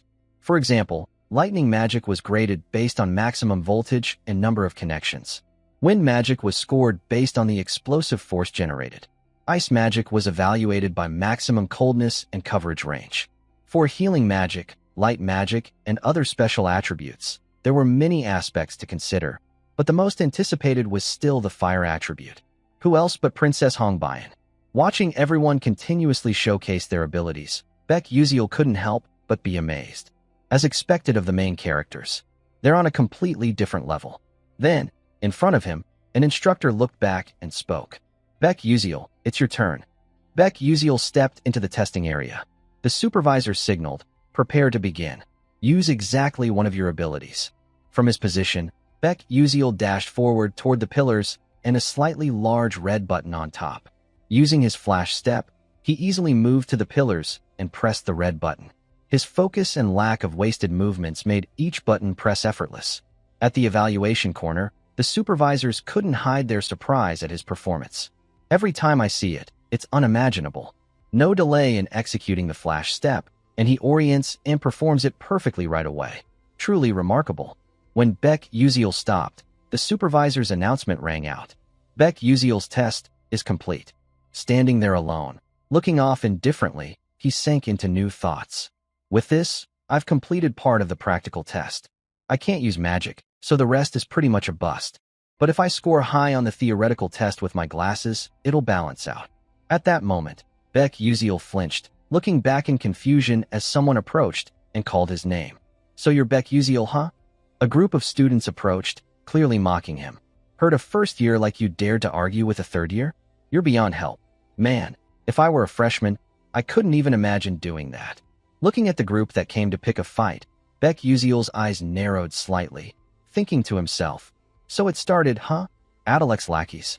As expected, one of them got close and spoke right in his face. Oh, look at this kid, daring to glare at us. The guy's face then seemed to pale. Not planning to look away, huh? Despite the taunts, Baek Yuziel remained calm, thinking, I saw this coming. Still, a hint of irritation showed on his face. He felt slightly annoyed at having to take a beating from these punks. Still maintaining that intense stare, Baek Yuziel silently observed the person approaching to provoke him further. The guy smirked perfectly. Look at this kid. I told you to lower your eyes. Baek Yuziel calmly listened as the other hurled insults at him. This damn brat is even more insolent than I thought. A commoner, huh? And I heard you don't even have parents, right? If you don't want to die, get on your knees, you bastard. At that moment, Diane, a second-year senior, passing by, noticed the commotion. Since she was already looking, she thought for a moment. What's this? A fight? The distance wasn't far, so Diane quickly recognized that the group was Edmund's lackeys. More importantly, she noticed Baek Yuziel was there too. Huh, Isn't that the freshman we met at the Mate's graveyard? His name was Beck Uziel, if she recalled correctly. After thinking it over, she put her hands on her hips and called out loudly, "What are you guys doing over there?" As she approached, the guy turned to Diane and said, "Can't you see? I'm teaching my junior a lesson. Don't interfere." Diane, this kid dared to talk back to a third-year senior. As seniors, it's our duty to discipline juniors. Hearing the argument, others nearby noticed her presence as well. Is that Diane? Isn't she from Class S? Quickly grasping the situation, Diane turned to look at Beck Uziel, showing clear surprise. But after observing him more closely, a new thought emerged. Beck Uziel, is he about to kneel? If he's strong enough to take down a 5th-rank summoner, he should easily handle these guys. Why is he letting himself get caught up in this mess? No way she'd hesitate any longer. Diane decided to intervene. "No, don't do that." The guy was taken aback by her decision. "What?" Diane continued calmly, closing her eyes. "If, as you say, a freshman defied a third-year senior, this isn't a small matter. In a mage army unit, that would be considered insubordination. So, what I'm suggesting is, why don't we hold a special training session for the junior?" Hearing this, both sides were momentarily stunned, exchanging puzzled glances. That kind of training needs approval from the student council president. Having made her suggestion, Diane decided to take charge. "I'll go get the approval. So let's do this properly." Suddenly presented with a more legitimate course of action, the guy flashed another perfect smile. Adding a hint of menace, he looked straight at Beck Uziel and said, "All right, sounds fun." The group then left, leaving the scene behind. Both pairs of eyes followed them, leaving only Diane and Beck Uziel. Diane spoke up next. "Sorry for stepping in, but if I hadn't, they wouldn't have let you off so easily." Beck Uziel didn't say anything, but showed clear surprise. "Huh, she's saying they wouldn't let me off?" Without getting a response, Diane ventured a guess. "You're planning to use this humiliation to strike back hard, aren't you?" Someone smart enough to defeat a summoner wouldn't pick a fight without reason. There's only one reason: to put an end to Stella's stupid traditions. The senior ritual. You chose to sacrifice yourself. Beck Uziel stood there silently listening, then looked bewildered. "Me? What? Who am I and where am I? Why am I in this situation?" Back to the main issue. Looking at the group that hadn't yet disappeared from view, Diane continued analyzing her earlier words in more detail. But among them, some have no choice but to follow Edmund. They're called the coerced, bound by their family circumstances. No matter how right you are, you can't let people like that be punished. She then placed a hand on his shoulder, offering encouragement. "So I'll set the stage for you. Fight however you want. I'll personally convince the student council president." Hearing this, Beck Uziel sensed impending danger and started sweating profusely, unsure of what to do, a helpless smile stretching across his face. What's she been talking about this whole time? Time passed quickly, and some green drawings were vividly sketched out. It was a different form created by some professor. This was the Magic Protocol Interpretation exam. The students below began their written tests. Among them, some couldn't help but complain. "Ugh, I don't understand any of this. Can I even finish it today?" However, one student stood out by standing up and leaving their seat. It was Beck Uziel. When he put on his encyclopedia glasses, his knowledge surpassed that of forgetful professors. "Add it up, and I'm done." The test supervisor, receiving his paper, was a bit flustered. It's only been 20 minutes. Are you giving up?" Beck Uziel, walking away, turned back to explain, "No, I've finished." It sounded absurd, so the supervisor looked at his answers. "What? You mean?" From initial confusion, it turned into outright shock. This, tucking his glasses into his coat, Beck Uziel calmly walked away, saying, "I didn't study at all, but finishing feels refreshing." However, things grew slightly complicated as he paused, looking in one direction where people were talking about him. "That's Beck Uziel, right? I heard a freshman dared to defy Edmund Adalek. Looks like he's about to get properly disciplined." Standing there stunned, he knew something bad was brewing again. Looks like the whole school knows now. His gaze dropped, and now Diane's gotten involved, talking about special training for juniors. Simply put, it was a place where seniors could directly challenge juniors. They'd duel one-on-one. At Stella, seniors were forbidden from insulting or attacking juniors. But in the training session, seniors could legally discipline juniors through challenges. In reality, it was just seniors using magic to beat up juniors. That's why it required approval from the student council president to prevent abuse. However, Class S students could propose it directly to the council. I should have just knelt and gone to bed. Recalling that moment, he sighed. Throughout his walk back to his room, Baek Uziel gradually came to a decision. Things have come to this. He opened a box containing a special item, a teddy bear. Holding it in his hands, a confident smile flickered. If I can't avoid it, I'll just enjoy it slowly. The scene shifted to the Stella Student Council meeting room. Inside, someone was reviewing documents and noticed the commotion outside. This was Moreau Yoon, the second-year Class S Student Council president. And as expected, the person who had confronted Baek Uziel earlier was now present, exuding seriousness.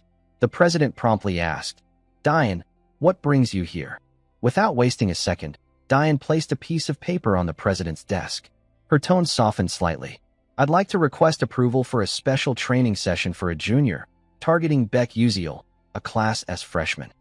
The president, surprised, responded, "Huh, I thought you hated these ridiculous things.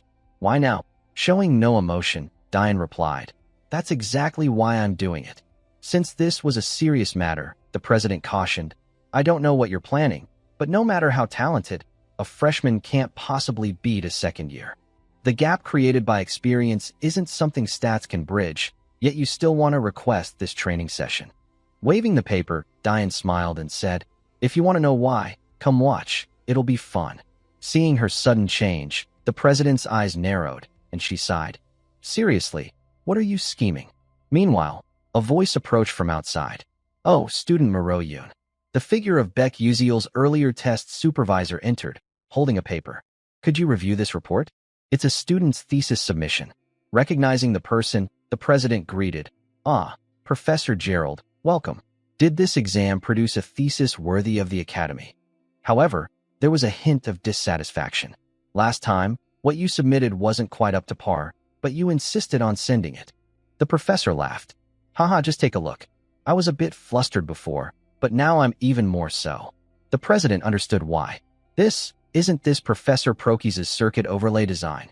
Truly impressive. It reduced the reverse model parsing loop formula by half, using such a simple equation. Looking closer, a thought emerged. The circuit overlay was already perfected by countless scholars, yet it's been pushed even further. This can only be called genius. Unable to wait, the president asked, "Who wrote this?" Raising a hand, the professor smiled. "Student Baek Uziel. With this level, he could be invited to the Aslan seminar." The room fell eerily silent. Holding the test paper, the president stood stunned for a while, connecting the two incidents to one student. She remarked, "Baek Uziel, huh? More interesting than I thought." Professor Gerald held Baek Uziel's exam paper and immediately went to find the vice principal. Teaching a student who produced such an outstanding thesis wasn't just about boosting Stella's reputation. It was a matter of honor and achievement for him. The document was placed on the desk. The vice principal frowned and asked, "Are you planning to recommend student Baek Uziel for the Aslan seminar?" Professor Gerald, delighted, responded, "Yes, as you can see, it's truly remarkable." However, the vice principal's tone suddenly darkened, cutting him off. "That's a bit difficult and troublesome, Professor Gerald." Unconsciously, Gerald replied, "Yes." The vice principal adjusted his mood and began explaining his earlier statement. Currently, Stella has many other candidates besides that student, especially the first-year students this year. They're highly promising and would stand out anywhere they go. In an academy, the maximum number of students who can attend Aslan, excluding those with established prestige or fixed enrollment rights, is 2. But you're nominating Baek Uziel for that spot? A magical warrior who can't even use magic. That's an insult to mages. Professor Gerald stood stunned, then closed his eyes as the vice principal continued. "If you understand, you should leave immediately. I absolutely cannot allow Baek Uziel to attend Aslan." "I understand." Gerald left the vice principal's office exhausted. Meanwhile, the vice principal's frown deepened. The exam paper on the desk was crumpled without a second glance. Who would let a pest like that into Aslan? Not a chance. With a cold expression, the paper was immediately set ablaze. Time passed quietly and silently. The second round of exams concluded, and the rankings were announced. Baek Uziel blended into the crowd, standing before the large results board, pointing with his finger and muttering with a blank expression, "Let's see here." Oh, I found it. After scanning the results from the bottom up, Baek Uziel was selected, ranked 419th in Class S. He looked at it with a hint of pride, though the number was a bit high. I'm ranked 419, so I'm pretty great on this leaderboard, even though I got a perfect score on the written exam.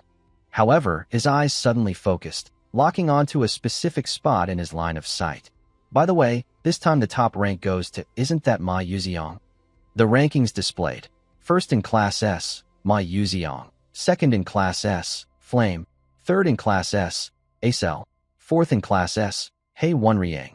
Fifth in Class S, Hongbian. The top ranks were all from Class S, so the results weren't surprising. But something bothered him. Hei Wonriang, who had ranked second last semester, had now dropped to fourth. Was it because Acel and Flame had focused more on their studies than before? At that moment, Princess Hongbian appeared at the scene, standing beside him without him noticing, lost in thought. Since Jackie had taken the path of a dark mage, the dark mage routes for Acel and Flame had vanished. Seeing him overly focused, Princess Hongbian suddenly spoke up, addressing him directly. Are you trying to adjust your ranking strategically? I think it's pretty obvious. Princess Hongbian waited for his response, but it seemed somewhat impossible as a bead of sweat appeared on Baek Uziel's face at her sudden presence. That was unexpected. What's she talking about? Why is she here all of a sudden? Is she up to something bad? As if reading his thoughts, Princess Hongbian spoke immediately. Still, seeing that you made it into the top 600, it seems like you're planning to join the Academy tournament. Hearing this, Baek Uziel vaguely realized something and propped his chin, thinking further.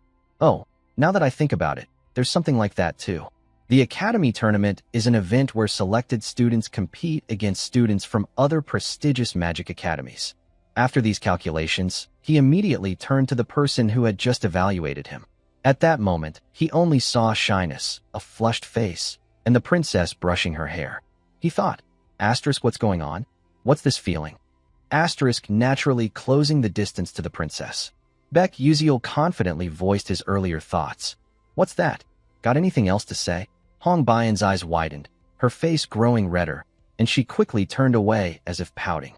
Her clenched fist tightened further, proving it even more. Amid Baek Uziel's continued confusion, a question arose. Why did you do that? Baek Uziel was clueless. Her eyes narrowed further, and Princess Hongbian pressed on. Why did you do something like that with Edmund? He's influential and holds grudges. He'll probably keep making things difficult for you until graduation. Her tone grew stern, adding another issue. Are you confident you can handle this? Seeing Princess Hongbian's concern surprised Baek Uziel, his gaze following her changing emotions. Without much thought, Baek Uziel answered bluntly. No, I don't think I can handle it. Her heart seemed to tighten at his response, disappointment evident, while Baek Uziel's confusion returned. Instead of being harassed by kids a few years younger than me, I'd rather crush them all and get expelled. Returning to the princess's mood, her clenched fist trembled, and two questions came in quick succession. Then why did you do it? What do you gain from me? Instead of answering quickly, Baek Uziel once again created a silent pause, his eyes still fixed on the princess. Only when his gaze shifted elsewhere did his answer come. It's because I value our relationship more. The world around Princess Hongbian instantly turned pink after that statement. Knowing he hadn't finished, he scratched his face, looked elsewhere, and added, and besides, I'm not doing this for you for free. After this is over, you'll have to sign a contract with me to buy an item. Princess Hongbian, facing him, was slightly flustered because she knew one thing clearly. Item contracts could be made anywhere, not just with a Dalabit. But why? Baek Uziel's inner thoughts wavered after that question. Honestly, I shouldn't say I want to save her and give her a happy ending. His eyes darted elsewhere. That, I'll tell you later. Curiosity gave Princess Hongbian a new question mark, but she couldn't press further on the topic. She decided to switch to another subject. All right, by the way, do you have any plans for the freshman training session? This time, he answered quickly. Yeah, I'll have to do something about it. Unexpected advice came from the princess. You don't have to hold back. Baek Uziel was puzzled. Gaining confidence with sparkling stars, Princess Hongbian let out a string of words. Yes, you can fight the seniors to some extent with your natural abilities. It's fine. I'll do my best to handle the consequences. Baek Uziel sweated slightly. All right, thanks. A new thought arose. Asterisk, it seems like she's trying to be considerate to help me. But why does she think I can win? Asterisk, while they were talking, someone stood in a hidden corner of the hallway, overhearing everything. That person was none other than Ars Huang, a prodigy in fire magic. She left and headed to a special training area. A massive flame suddenly roared to life at the magic practice grounds. Ars Huang was there, training under Professor Hong Gel. Praise accompanied by a smile followed. Your control is truly excellent, Ars Huang. Though lacking in firepower, this can be easily compensated with precise control. You'll pass this test. It'll work well against sensitive enemies or for silent missions. Her gaze then shifted elsewhere for comparison. But your magic is still lacking. Princess Hong Bayan looked down sadly. Meanwhile, the other's nagging continued. Fire magic. I've said countless times that destruction isn't everything, yet you're ranked first in fire attribute compatibility. It's absurd. Do it again. Ars Huang looked past the criticism, a hint of defiance showing outwardly.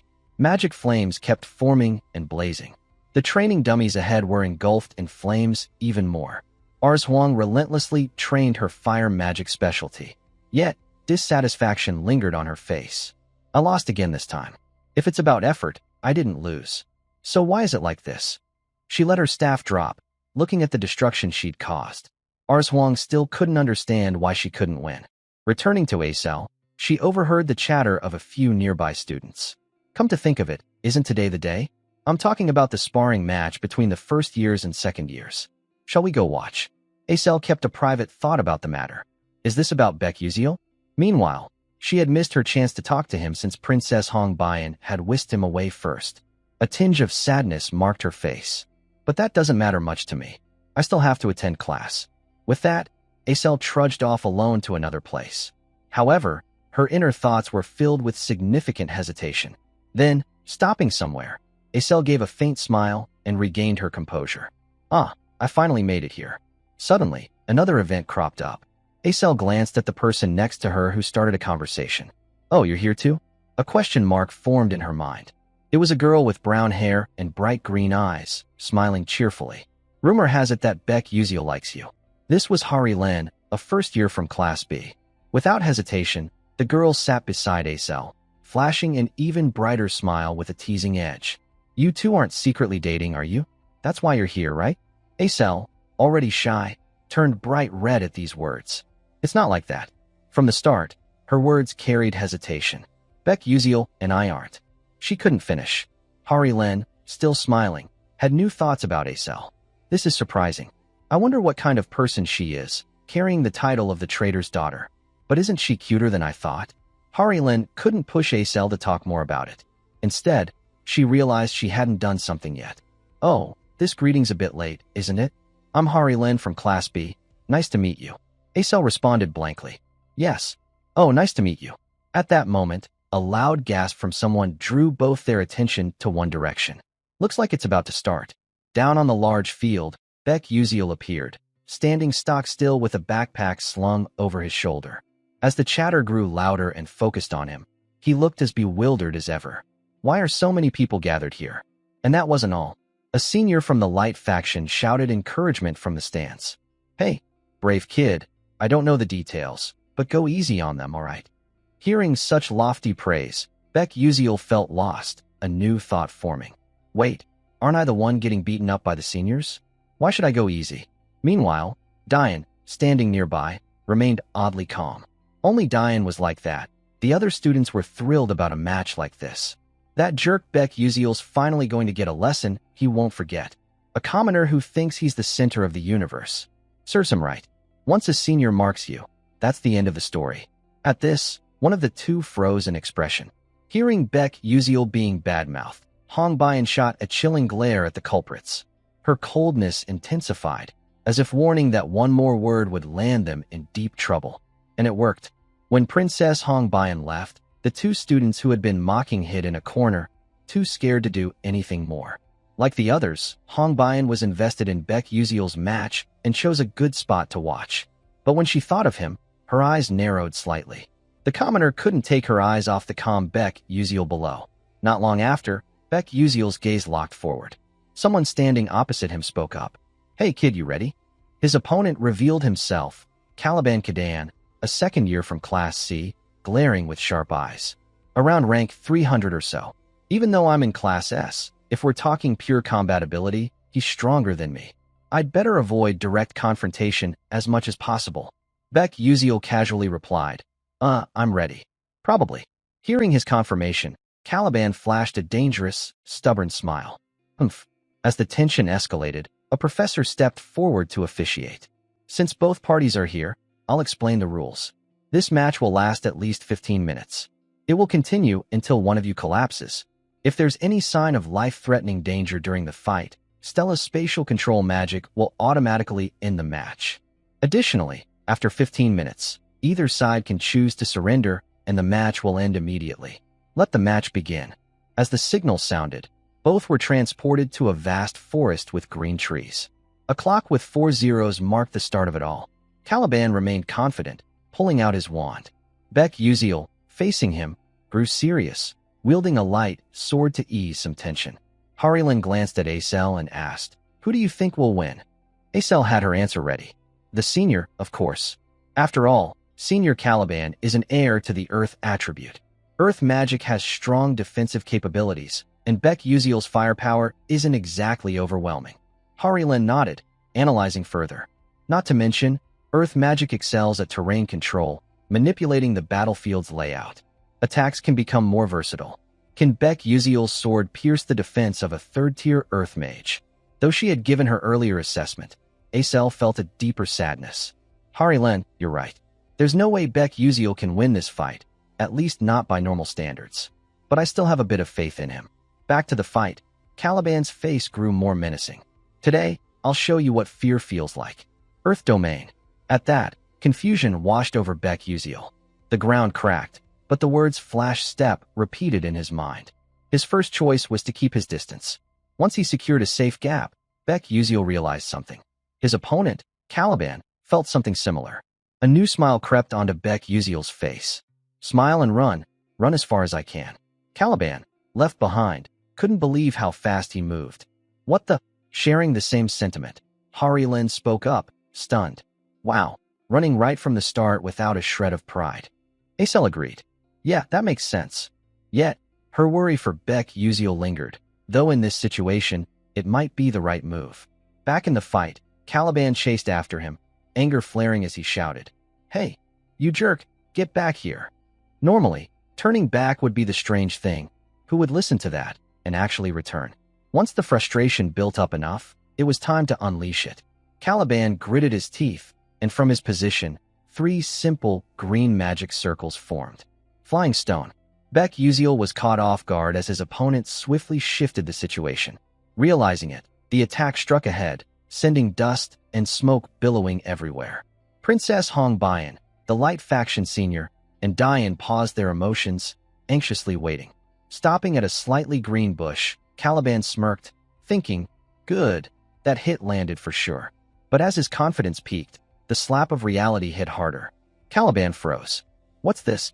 Before his eyes, a monkey puppet hung upside down by its tail, swaying. A monkey doll? In confusion, people lose their sharp judgment. What the heck is this? Why is it here? As he stood unsure of what to do, the doll's claws began closing in. A dangerous pressure quickly hit Caliban's senses. Boom.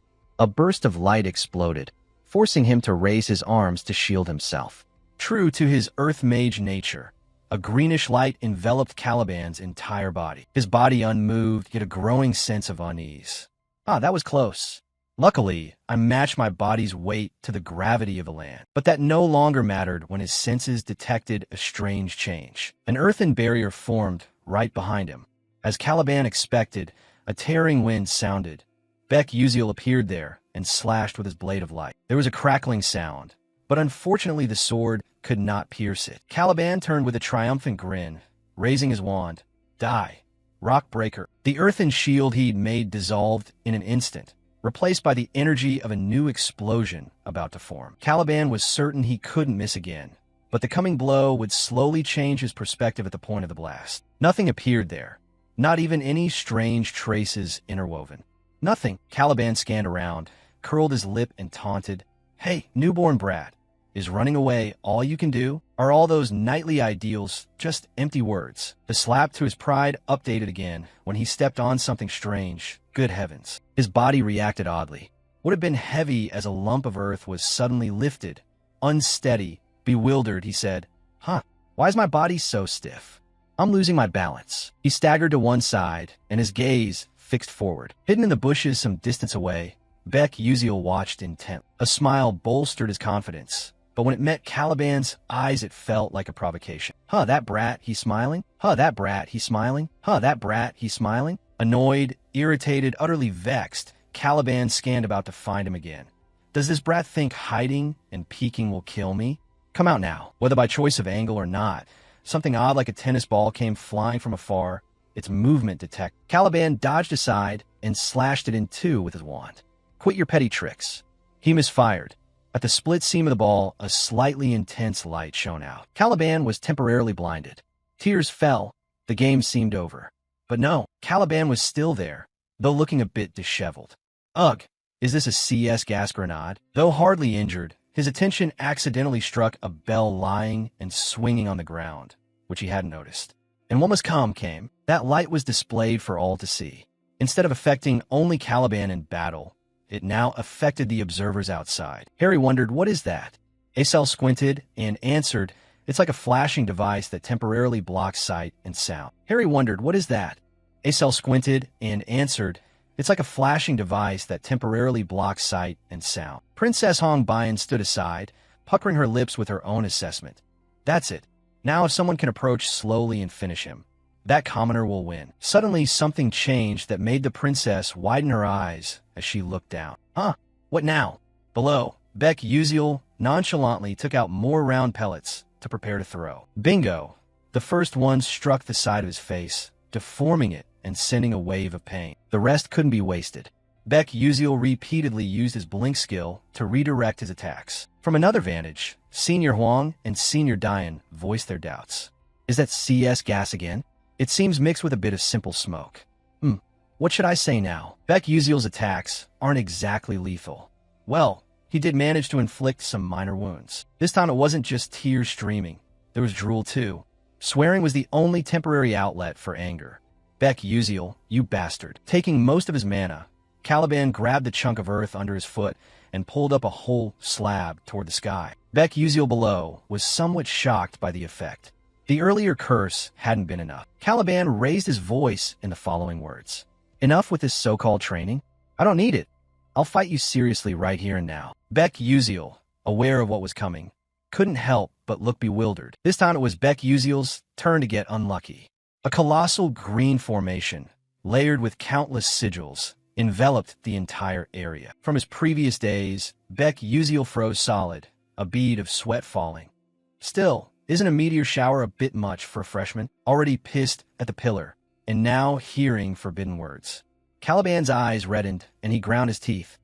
Are you out of your mind? I don't know about others, but you shouldn't say that. Huang and Dian agreed with the remark. Fair enough. When words failed to change things, small sharp stone pillars began to jut out of the formation. The slow countdown began. 14 minutes, 47 seconds. 14 minutes, 49 seconds. Caliban's wand-bearing arm rose straight up, preparing to strike. As his arm fell and pointed forward, he poured in more power and shouted, die. The timer kept running. 14 minutes, 55 seconds. The dense meteor shower overhead was closing in on Beck Uziel. Time reached 14 minutes, 57 seconds, and he still stood there with no movement to prepare. Not only that, Beck Uziel seemed sleep-deprived. His eyelids began to droop. Time ticked slowly. 14 minutes, 58 seconds. 14 minutes, 59 seconds. And the crucial moment arrived. 15 minutes. A smile stretched at the corner of his mouth. Just as the earth pillars were only a few spans away, Beck Uziel raised his hand high and declared, I give up. Rather than saying it merely stopped before him, one could say all magic ceased under Stella's influence. The entire plaza suddenly fell into an unusual silence, because none of them believed he would utter those words at the crucial moment. And it seemed the most pitiful person then was Caliban. From the start, he alone had taken the beating repeatedly, staggered, eyes burning, coughing, one indignity after another. After a while, he regained some composure. An announcement sounded, Sparring session over. The two returned to the real world and stood facing each other. Freshman Beck Uziel of Class S had surrendered, so the winner was Caliban of Class C, Year 2. Caliban still couldn't believe it. So it's over? Contrary to that expression, Beck Uziel felt noticeably lighter. Ah, I finally survived. Poor guy. He still stood there listening to the announcement. The special training match ended there, bodies trembling as if by natural reflex. Then helpless cries of frustration echoed across the entire plaza. Stepping outside, the chatter grew lively. Wow, did you see that second year's face? He looked furious, like he was about to go insane. If I were him, I'd start throwing punches regardless of the match outcome. You're absolutely right. The freshman appears to have beaten the second year on the surface. This has influenced Stella's students to analyze that fighting style. But what exactly did Beck Uziel use? Is this some newly developed item? He did very well, but I found myself more intrigued by those tools. Senior Diane was also swept up in the conversation. Could it be that he likes using magical tools? While ordinary alchemists fight by using terrain features. But Beck Uziel planned the placement of his magical tools from start to finish thanks to his superior mobility. He created advantageous terrain by installing items in his area. As expected, that kid really is impressive. Senior Huang nearby suddenly interrupted. Oh, Moreau Yun said you requested this training? Did you get the results you wanted? Diane surveyed everyone around again. The result I wanted. Yes, now second years won't so easily bother first years, right? And sometimes even a second year could lose to a freshman. A bit more murmuring from other students. I'm in a bad mood. I can't stand seeing that arrogant freshman's pitiful look. What a pity, me too, Senior Diane concluded. At this level, I suppose this is the relative result I wanted. This situation has become really interesting. Haha, things are going well. Inside the Red Hawk Club room, someone slammed their fist on the desk. It was Edmund Adalek, clenching his hand with a twisted face. Caliban, that idiot kid. Not far from there, Princess Hongbayan sat reading a newspaper. It contained information about assistant lecturer Altarisha. Alchemist Altarisha developing new magical engineering technologies for the future. Amid the outside discussions about Beck Uziel, Princess Hongbayan was lost in thought, replaying images of the battle. Is this the final result of surrendering to let the opponent win? Throughout the 15-minute duel, Beck Uziel didn't even use his sword properly and humiliated the senior by using multiple magical tools. In other words, if he wanted to win, he could have it any time. However, he chose not to and deliberately surrendered. The reason is clear. It would be strange for a freshman to beat a second year. So isn't he showing that things aren't always decided by pure strength? As for Princess Hongbayan, she expected Beck Uziel to get angry and crush the senior, but she never thought he would humiliate his opponent before withdrawing. Seriously, he really is an unpredictable commoner. Nearby, Edmund and his faction members were still discussing what to do about Beck Uziel. So what are the second years doing now? Didn't we say they should give Beck Uziel some private lessons? Actually the second years haven't taken Beck Uziel aside separately yet. What? A student scratched his face in confusion and carefully explained, contrary to rumors. Beck Uziel greets his seniors politely and treats them kindly. I meant to scold him, but because he's so good at striking a conversation, I ended up buying him snacks instead. An absurd situation had occurred. What the hell? Edmund was speechless, seemingly unable to believe it. Just as they began to consider how to handle things further, someone's hurried voice rang out. Young master. Startled, both turned to look in the same direction. It was one of the people who had accompanied Edmund to the academy. Her appearance gave Edmund a bad feeling. What's going on? She stammered, but managed to say clearly. I just received a call from the Duke. I think you should contact him. A phone appeared where it was needed. Edmund made the call he had been considering. When the connection was made, he replied, Oh my, this might be serious. Father is calling me first. Yes, Father, this is Edmund. A response in his father's voice. I just received a call from the Alchemy City, from the City of Alchemists. He held up a newspaper and said, I've received extremely important news. The alchemists at the Altarisha Research Institute have halted deliveries of artifacts to our country because Duke Adalek refused. Do you know anything about this? He answered, No, of course not. How could I discuss such matters with Altarisha's faction? Although Edmund denied it, his father reiterated the reality. But it's true. A co-author of the Delta Enhancement Technique said so himself. In an instant, he fell silent. Something strange flashed through his mind. A co-author? It didn't take long for him to become utterly alarmed. Wait, Father, I really don't know. I've never met anyone like that before. Then another thought suddenly sparked in his head. His heart began to pound, and a familiar silhouette appeared. Could it be Beck Uziel? At that moment, a chill ran down his spine and sweat formed on his face. He couldn't say anything further until a particular flicker of hope began to rise. One problem, he said bluntly to his father, but it's absurd to refuse the kingdom of Adalabit.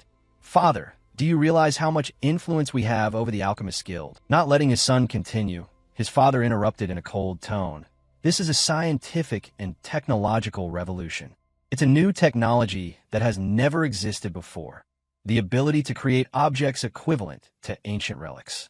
Even the Golden Alchemist is collaborating with Altarisha. Edmund gritted his teeth as he fell into a dangerous situation. The Golden Alchemist too? It's bigger than I thought, isn't it? His father cut in. As you said, the country will soon restore trade networks, but the name Adalek will not be included. He grew serious over the earlier issues. I'll ask again, are you involved in this incident? Edmund had no answer, and thus, that lack of an answer was telling enough. Back to Princess Hongbayan. The princess was surprised when someone called her name. Hongbayan, the one who could speak like that was none other than Edmund Adalek. Confusion showed on his face, and Princess Hongbayan replied, Yes, senior. With no other option, Edmund had to rely on Princess Hongbayan. Could you arrange a meeting with Beck Uziel? Princess Hongbayan couldn't believe Edmund had uttered the name she found detestable. After a moment's thought, she narrowed her eyes. Yes, I will. Moving to the southern continent, the Hall Plains Hanoyet Meadow.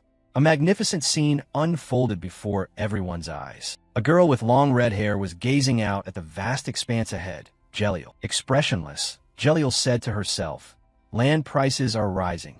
At that moment, another figure, trembling, approached her and fell to his knees. Lady Jeliel, please, I beg you. Just this once, have mercy. A strange number 3 panel appeared above his head. Jeliel, with the information panel showing the special number 3, received a new knowledge update, the value scores of all things. This score allows one to view any creature, person, animal, or object as a number. The lowest value is 0 and the highest is 100. She sat down near him. But this man only had a 3, equivalent to a street stone. She then spoke to him. See, why are you bankrupt like this? I warned you not to expand into useless businesses. However, he gritted his teeth, thinking differently. Lies. This venture was supposed to succeed, and you're the one who ruined everything. But it seemed there was no saving it. Bury him. Yes, those words rang out most clearly in his days. The guard stepped in and dragged him away amid his screams. Please spare me. Lady Jeliel, Lady Jeliel. Jeliel cast one last glance at him. When those sounds faded, she gave a particular satisfied smile. However, it quickly disappeared and she returned to her usual expression. How boring. Kids these days truly have no will. Just as that thought formed, a familiar voice suddenly rang out. Jeliel, are you there? Hearing the call, Jeliel beamed, her cheeks flushing. The voice differed from the earlier introduction, and the identity of a newcomer was a question. And the special person could be none other than StarCloud's chairman, Malian. Jeliel rushed forward and hugged Melian. Dad, was your trip fun? The two of them blushed even more. How did the deal go? Was everything good? Seeing his daughter's radiant smile, he replied cheerfully, It's still in progress. This time the Altarisha alchemy faction developed a new artifact by combining special magical techniques. There's a video of an actual battle using the artifact co-developed by the alchemists. Would you like to watch it? Still smiling, Jeliel answered. That would be very fun. A thought intruded. Honestly, I wish I had more time to talk with Dad, but I can't say that to him.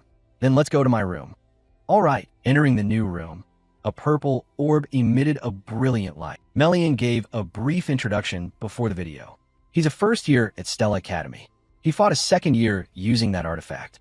Jeliel was slightly surprised by her father's introduction. Alchemy Techniques, a co-author of Metallurgical Magic, and he's only a first year? Jeliel began to feel a curious interest about this boy. What kind of person might he be? When the screen played, Jeliel snapped out of her surprise. Oh, Beck Uziel's image is crystal clear in 4K. However, through the screen, like her father, he also had a question mark value panel.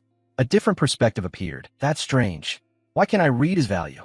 This has never happened before. Even the Emperor of the Skelvan Empire, the King of Adalabit, I've seen values for them all. There are 2 cases when the value of things cannot be measured. She looked at her father more seriously, specifically at the small question mark panel. One is when the subject is a loved one.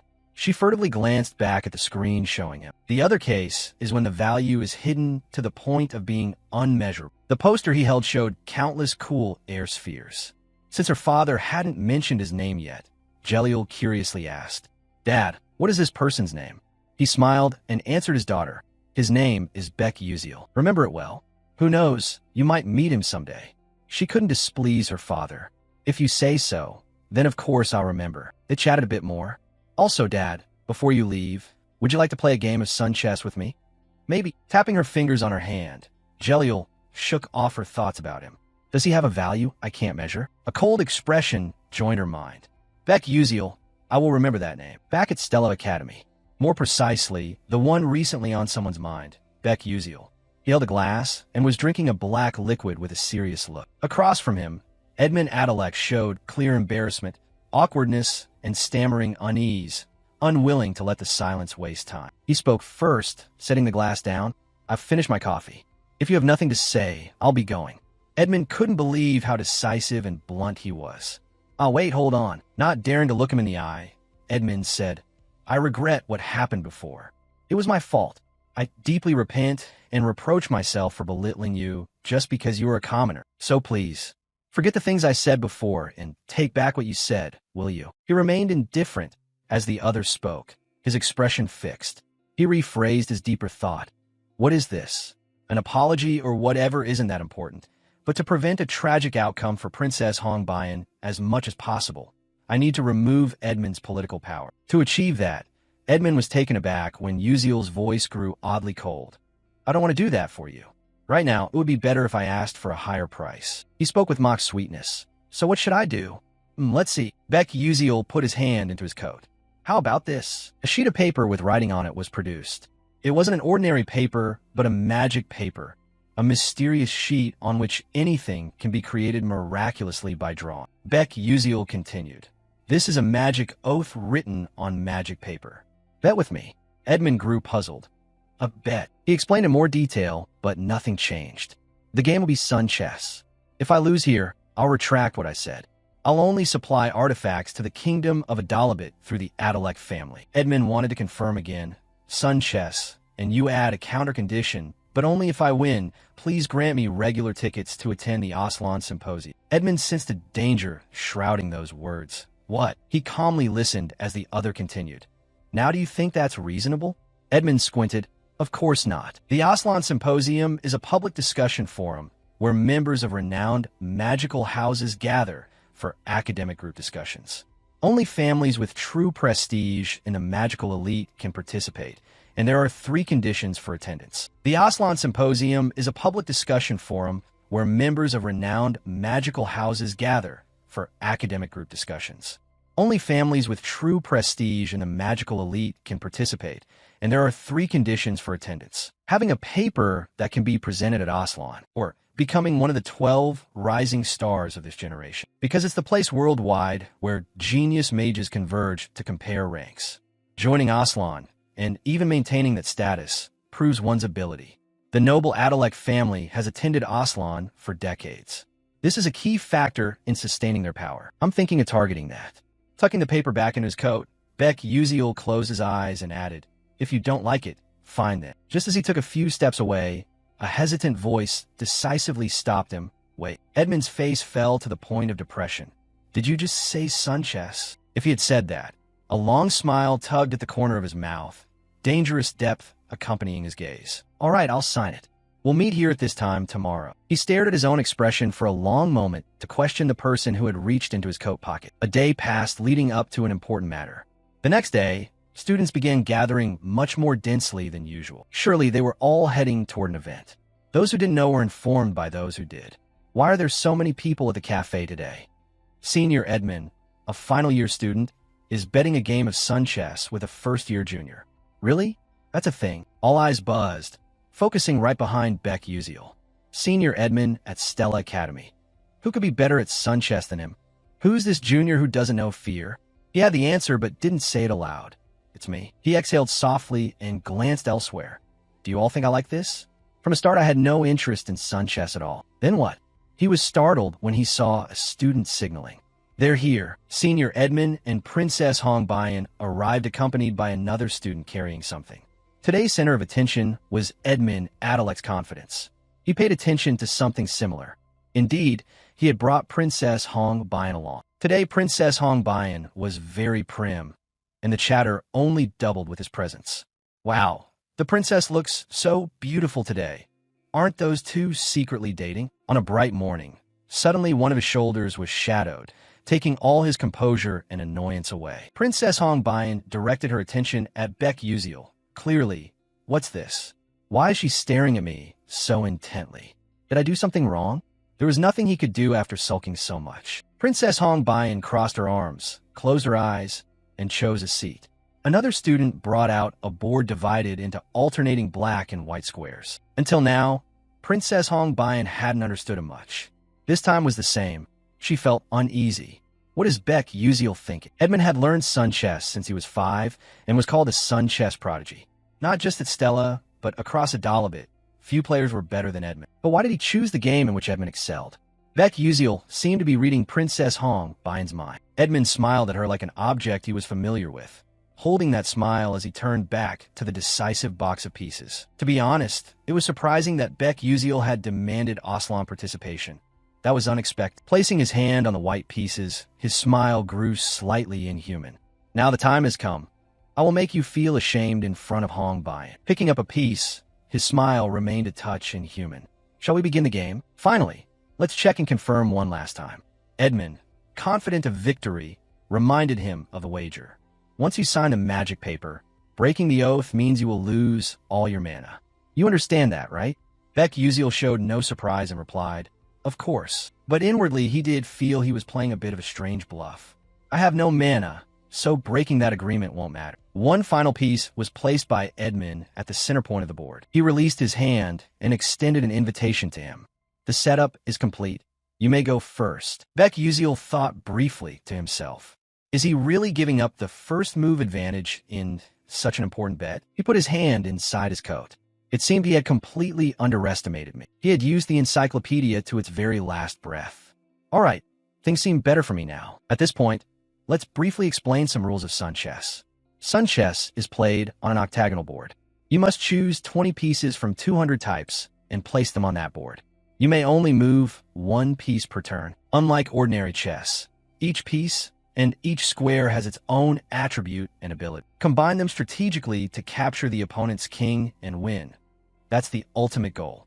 Even for me, a veteran with 10 years experience in sun chess, it's no easy feat, but PvP is still much more fun than this game. Baek Yuziel chose the black pieces, and his gaze landed on his opponent. Moreover, Edmund Adalek was one of the top sun chess players, not just at Stella, but across Adal. That confidence had completely bound Edmund's reason. I was very surprised that he staked Aslan participation, yet challenged with this form of sun chess. Truly an arrogant commoner brat. I will crush you, so you never dare challenge me again. Cutting that thought short, Baek Yuziel, having been granted the first move, spoke. So then, let's begin. As if isolated in a boundless void, the two were completely cut off from outside awareness. Edmund paid close attention to the arrangement Baek Yuziel had prepared. It showed an unusual level of surprise, while at the same time revealing utterly unpredictable elements. What is this layout? It feels like his pieces are positioned to subtly disrupt my strategy. It can't be such a coincidence, can it? After all, a commoner brat like him couldn't have played enough sun chess to gain that experience. Baek Yuziel began to adjust the opening piece decisively. You yielded me the first move. Then I will take it. That first move alone stunned a player like Edmund. Not only did he move his queen from the start, but he also lunged straight into Edmund's formation. He lifted a piece resembling a knight. This could prove that the guy is an idiot. A confident smirk stretched at the corner of his mouth. The white piece landed squarely on a white square. As the piece moved, some special transformation vaguely revealed itself in that move. More precisely, that piece quickly knocked one of Baek Yuziel's pieces backward. The knight charged forward. Edmund was confident he held a favorable position. How foolish. That brat dared to push his queen into a dangerous sacrificial position from the start. Piece trait revealed.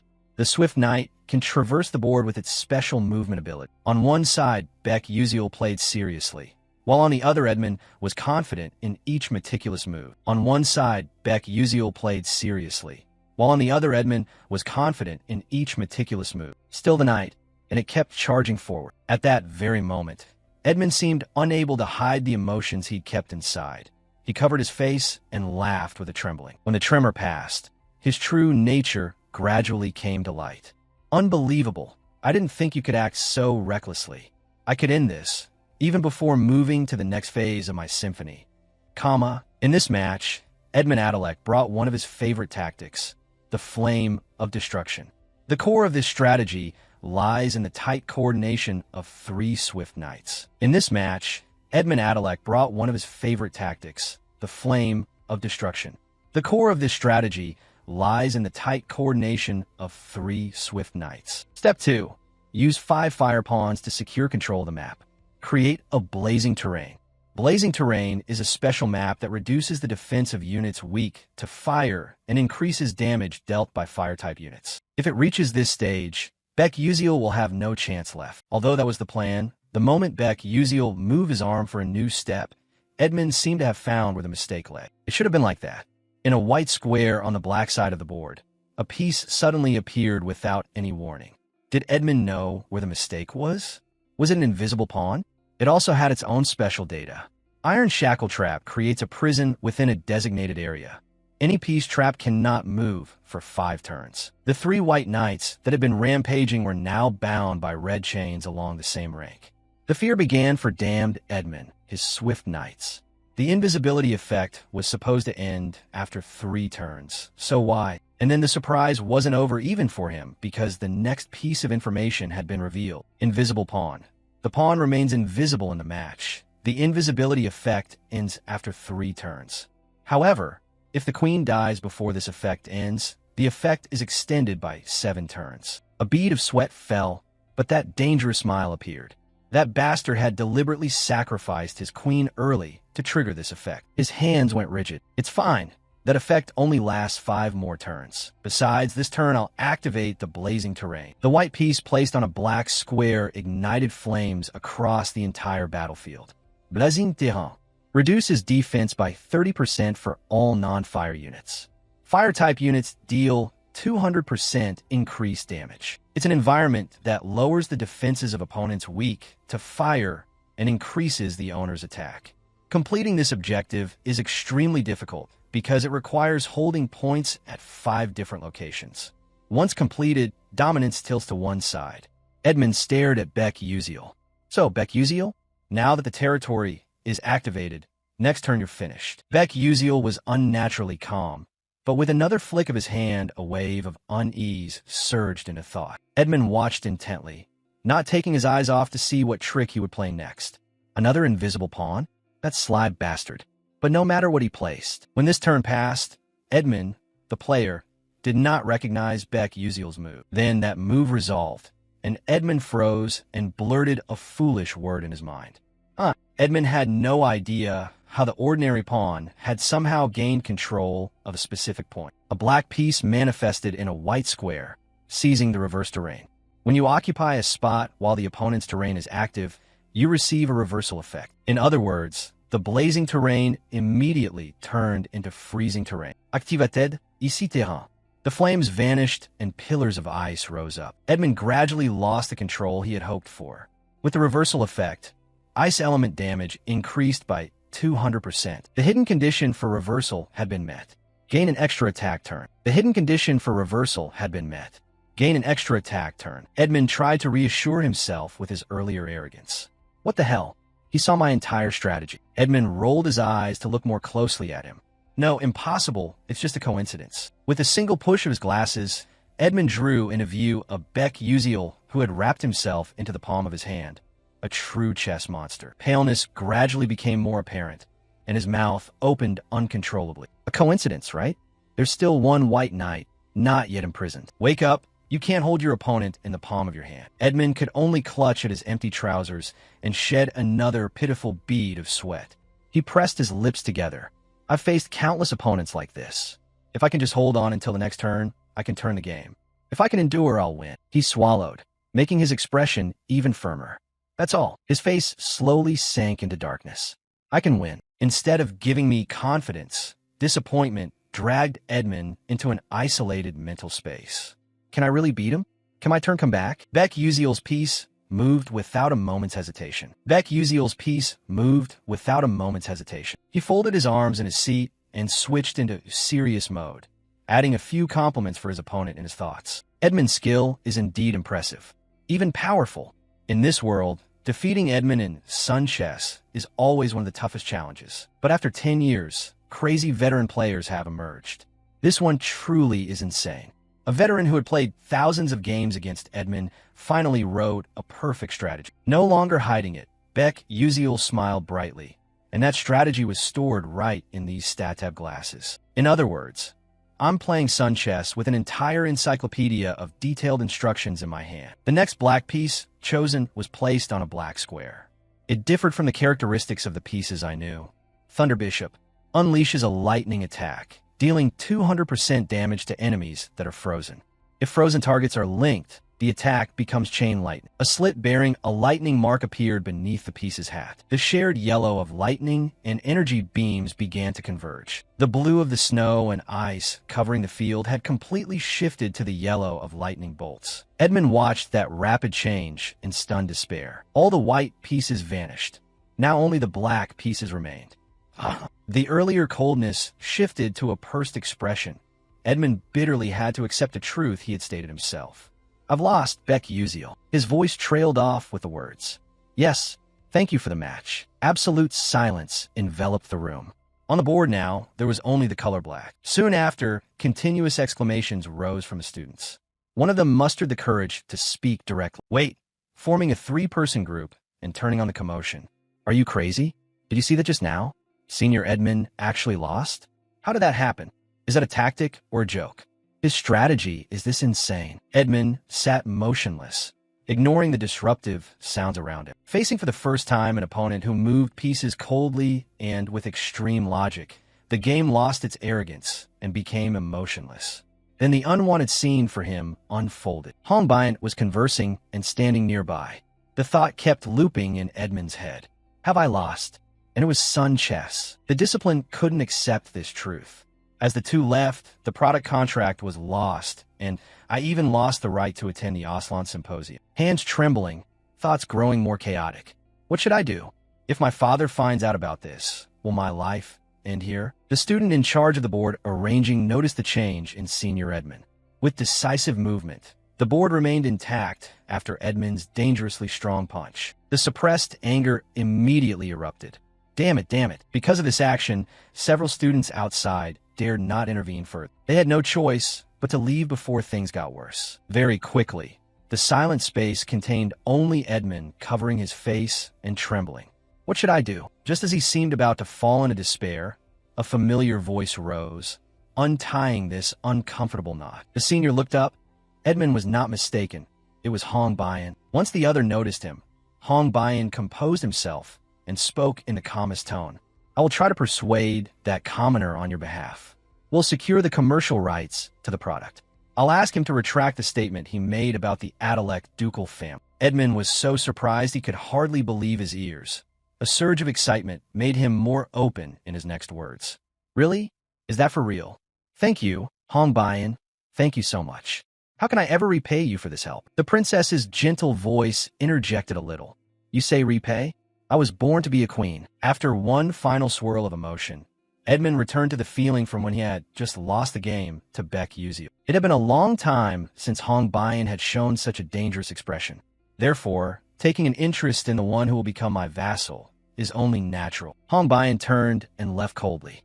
Next, I'll go see Beck Uziel. Edmund's voice suddenly dropped to an unusual whisper. Commone, un bayon. No more than a short distance away, Edmund's heart-wrenching shout shattered what little silence remained. Hong Bian's confident smile dispelled the tension he had carried for so long. The focus of the scene shifted back to the main character, Beck Uziel. Stella Academy actually had a phone booth. Beck Uziel himself was on the line with the person at the other end. Hello. Yes, please postpone all transactions with merchants in Adalabit for about 1 month. He smiled and moved to another option. At the moment, we intend to distribute only through royal channels. Is that possible? Quickly, the response came back. Of course I'll do that. Whatever you want. Thank you, assistant. Having finished what he planned, he disconnected, stretched a few times, and breathed the fresh air comfortably. Finally it's done. Good that everything ended safely. But that Aslan participation ticket isn't really that useful, is it? So what should I do now? Anyway, the protagonist will automatically be placed among the rising 12 stars. While he was lost in those thoughts, someone interrupted. Commoner, who else could call him so bluntly, but Hong Bayan. Still here? I suppose Hong Bayan hoped he was nearby. As she approached, Baek Yuziel reached inside his coat to take something out. Ah, you're just in time. He held a sheet of paper out in front of her. This is a new contract. Hong Bayan's eyes widened in surprise. He didn't hide his plan and spoke it plainly. The Altarisha school will be distributed exclusively through the Adalabit royal family for 1 month. How it is used after that is up to you to decide. Hong Bayan examined the information on the new contract closely, then gripped the paper when he unexpectedly said somewhat curtly, "Then I will take my leave." Not wanting him to go so quickly, the princess mustered her courage and spoke again. "This time I owe you." Her cheeks flushed and her voice grew softer. "Thank you." Noticing the clear change in her behavior, Baek Yuziel looked a little embarrassed and replied briefly, Okay. A stray thought intruded. How lucky to receive a thank you from her. Knowing he wasn't good at hiding his emotions, Hong Bayan blushed but chose his words more carefully. "Hey, you said there would be a price for helping me. If you tell me what that price is, I'll respond immediately." About that, it seemed Baek Yuziel hadn't considered it. He touched one cheek and looked away. "Ah, the price? Actually, the price Baek Yuziel wants is quite simple." He stared at Hong Bayan. It was obvious. Hong Bayan wouldn't be tainted by evil. Instead, she would choose what was good and, with me, build the best possible happy end. This time, Hong Bayan couldn't bring herself to look him in the eye. "You speak up," and Hong Bayan turns back, waiting for the result. The two chat cutely. "Buy me a meal." "What?" Rubbing his stomach, he smiled innocently. "Just treat me to a meal. I want to eat until I'm full." Buy a meal the princess buys. Hong Bayan was surprised and didn't expect his requested price to be so strange. Frozen for a while longer, then a faint smile replaced it, and her cheeks flushed once again. "All right, then come with me." Frozen for a while longer, then a faint smile replaced it, and her cheeks flushed once again. "All right, then come with me." One thing was certain. He had come here with the princess in the car parked beside them. He couldn't be allowed to stare at the car and get in it. Hong Bayan turned and reminded him, wearing a confident smile and sparkling stars. "You have to take your eyes off that car and go inside with the princess." Having brought him all the way here, what had she planned? With the princess's current funds, I should pick at least 5 of the best dishes in the ether, right? But the truth seemed about to slap him a little.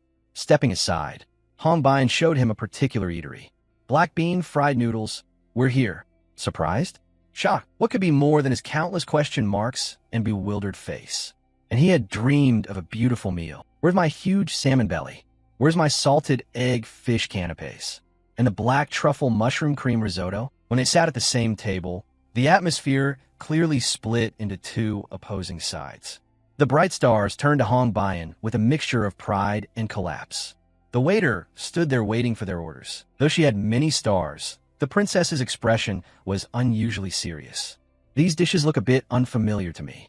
I found it. When he asked me to treat him, I thought about what would make Baek Yuziel happiest."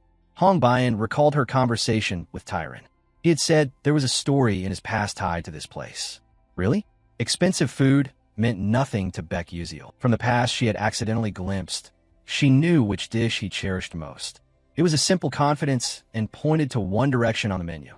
Closer inspection revealed it was black bean noodles. But on the other side, Baek Yuziel calmly raised his hand to order something different from what the princess expected. 3 bowls of champong and 1 portion of tangsiuk? Hong Bayan was flustered. He blinked his big round eyes and asked, "What? Can't I order 3 bowls? Bayon replied. No, that's not the problem." This time Hong Bayan forced herself to change her thinking. Why didn't he order the black bean noodles? Isn't that his memory with his mother? And it seemed Hong Bayan realized her mistake. It can't be right. Why would a commoner write about his mother and black bean noodles in a school assignment? He hadn't overcome his past. He was still remorseful about those things, because he couldn't repay his mother's kindness that he hadn't understood when he was a child. Though realizing it a bit late, the princess chose to say to him immediately, "Sorry for treating you to a meal at a place like this. Baek Yuziel, unaware of what the princess was thinking, replied somewhat loudly. It's okay." He raised his hand, his big round eyes continuing. "Life surprises sometimes mean your wallet isn't cooperating. But since she's a princess, adding more food is fine, right?" He said. "Sir, we need more fried dumplings." Meanwhile, the sun chess match between Edmund Adalek and Beck Uziel had spread widely among the students present. A huge rumor quickly spread through the academy, growing until it became uncontrollable. What? Senior Edmund lost to Beck Uziel? Of course, the question why was raised as well. The reason was revealed by many students who had eavesdropped on the conversation at the cafe back then. The truth was even more shocking than the original rumor. I heard it from Archon, a retainer from the Adalek family. Apparently, Senior Edmund did that because Beck Uziel is a co-developer of the alchemical magic technique. Just the rumor that Edmund Adalek apologized to a freshman, plus the news that Beck Uziel was a co-author of the Delta Enhancement Technique, shocked the entire Stella Academy. His name spread not only to the Arcanium, but even to the Dark Mages. They came to the first tower, Tower 1, Vice Principal Chi Hen's office, where she stood with arms crossed and an expression cold and emotionless. "That one is really troublesome. Just a commoner. And didn't he interfere with Mazen Tieren's plans?" The mysterious figure, face concealed, asked. "Should we handle this quietly and discreetly?" Chi Hen hardened her expression and rejected that idea. Nonsense. If even one Stella student disappears for no reason, everything will be turned upside down. Handing the Aslan Symposium participation rights to someone like him displeases me. But taking it from someone like him would be easier than taking it from the Adalek family. We need to pay attention to the name Beck Uziel from now on. Monitor him for the time being. A new exchange replaced the previous topic, more important than Mazen's condition. The mysterious figure answered tersely. She is suppressing her dark mana with the leader's binding magic, but it could erupt at any moment. Chi Hen was forced to reassess everything. It is not the right time yet. The Familia Pact signing ceremony is approaching. If she truly goes berserk and causes trouble with the Spirit King, the consequences will only become more complicated. Raiden, monitor Mazen's condition. That way, we can use it to distract Elwyn's attention when necessary. Professor Raiden nodded seriously in acceptance. Understood. With Chi Hen's final instructions, Professor Raiden left the Vice Principal's office and headed toward the science building. An almost deserted area, the lights off inside, forming a dim laboratory. A rack of test tubes lay shattered. Lab equipment, including microscopes, smashed in ruin. Only a few papers remained intact. Professor Raiden clenched his hands in the room, looking at something on the floor emanating dark aura, groaning with fury. Since this was a mission, the matter requiring attention had to be prioritized. Before him stood the transformed form of Professor Mazen Tieren, who could not steady herself in the face of what had happened. Professor Raiden thought inwardly. This is quite serious. Mazen now, with bloodshot eyes, asked in a hoarse voice. "You came to tell me to wait longer? If I endure and wait, can I return to my original position?" Raiden outwardly appeared calm, but inside showed great contempt. How ridiculous. After a lifetime of taking what belonged to others, she still dreams of regaining the position she claims was rightfully hers. However, Raiden still decided to show mercy. "Your usefulness is over. Once the plagiarism investigation begins, you will be stripped of all titles and expelled from the academy." Mazen Tieren panicked, regained some composure, and spoke with haughty tone. "Then why did Chi Hen leave me behind?" Raiden replied coldly and decisively. "You have been completely corrupted. As another purpose, you can certainly fulfill that role. That is why you were left here." Mazen Tieren trembled and gradually lost control of herself. "Huh, are you trying to drive me insane and make me lose control? You bastard." As Mazen bared her fangs and prepared to rage, Raiden cut her off once more. "Then leave this place." Mazen was astonished, unable to believe her ears. What? Something dark blue rolled across the carpet toward the west. Talat Garden. Raiden turned his back. "Our people are hiding there. If you survive until you find them, break this crystal. It will release the magic that prevents your corruption." As Raiden reached the stairs, Mazen's voice stopped his steps. "Why are you letting me live?" Raiden didn't need to look back. "I just don't want to watch my people die so horribly." After Raiden fully left, Professor Mazen was able to rise and take slow steps toward the crystal. Without hesitation, Mazen picked up the orb and continued, walking in an uncertain direction. She stopped beside a table holding the annual plan and studied more closely what lay upon it. More precisely, the notes she herself had left. But as she focused on one entry, uncontrolled dark magic poured out, compressing all the hatred within. Mazen gradually unleashed deepening dark claws, and a more domineering temperament began to emerge. How dare you? Do you really think I'll leave after you turn me into this without doing anything? I will tear everything to shreds. What Mazen had just torn up was the Familia contract signing document. Time passed quickly. Today was the Stella Academy students' first field trip to the birthplace of the sacred tree to attend the Familia contract signing ceremony. The giant ships began departing on a new journey. In a room, Izel's figure and a few classmates had begun enjoying a meal. Facing Aisel, two classmates exchanged remarks. I just remembered Beck Uziel. He used to be scolded and criticized by senior students for a long time, but now no one dares to touch him anymore. Oh, I've heard that too. I even heard he's a co-developer of alchemical magic techniques, right? After that rumor spread, a few seniors even came personally to apologize to him. The classmates looked at Aisel and asked tentatively, Aisel, do you know about that? Aisel held the pastry and answered naturally. No, the classmates continued. Anyway, is it really about Beck Uziel? She bit lightly into the pastry. Aisel was lost in thought and reflected a little about him. Is it just my mood? For some reason, I feel like I'm drifting farther from Beck Uziel.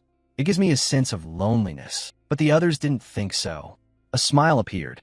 To be honest, I always thought Beck Uziel and Aisel were dating.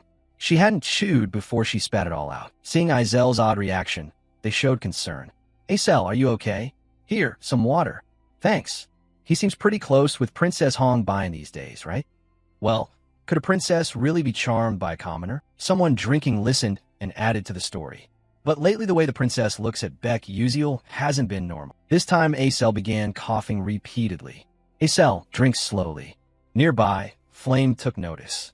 Is that Aisel? Aisel was currently the center of attention among the classmates. Flame paused but thought about something, then decided to keep going. But the attention couldn't be shaken off. Aisel seems to get along well with friends. Normally, she'd be here alone by now, arguing with Hong Baian. Something has changed somewhere I don't know about. Are these things all because of Beck Uziel? I told you. I showed up right away and looked for you. Hey, can I ask you a favor? Flame was startled by his appearance. You scared me. Who would have thought he'd show up like this? In that state of mind, Flame asked, what is it? He offered something, and an expression of bewilderment took over. Pick a flower for me from here. Ambaram flower. A one-breeze flower. Flame shuddered and asked again. A Han Baram flower. The kind that always faces one direction? Do you think I'm a flower vending machine, or what? Though he said that and thought so, his hand reached toward the soil box he had held out. After a moment, Flame's magic activated, a jade-green light highlighting a spot. Very quickly, a beautiful five-petaled white flower shimmered in the box. Beck Uziel smiled with his eyes narrowed when he got what he wanted. Thanks. Flame folded his arms, sensing something was off with him.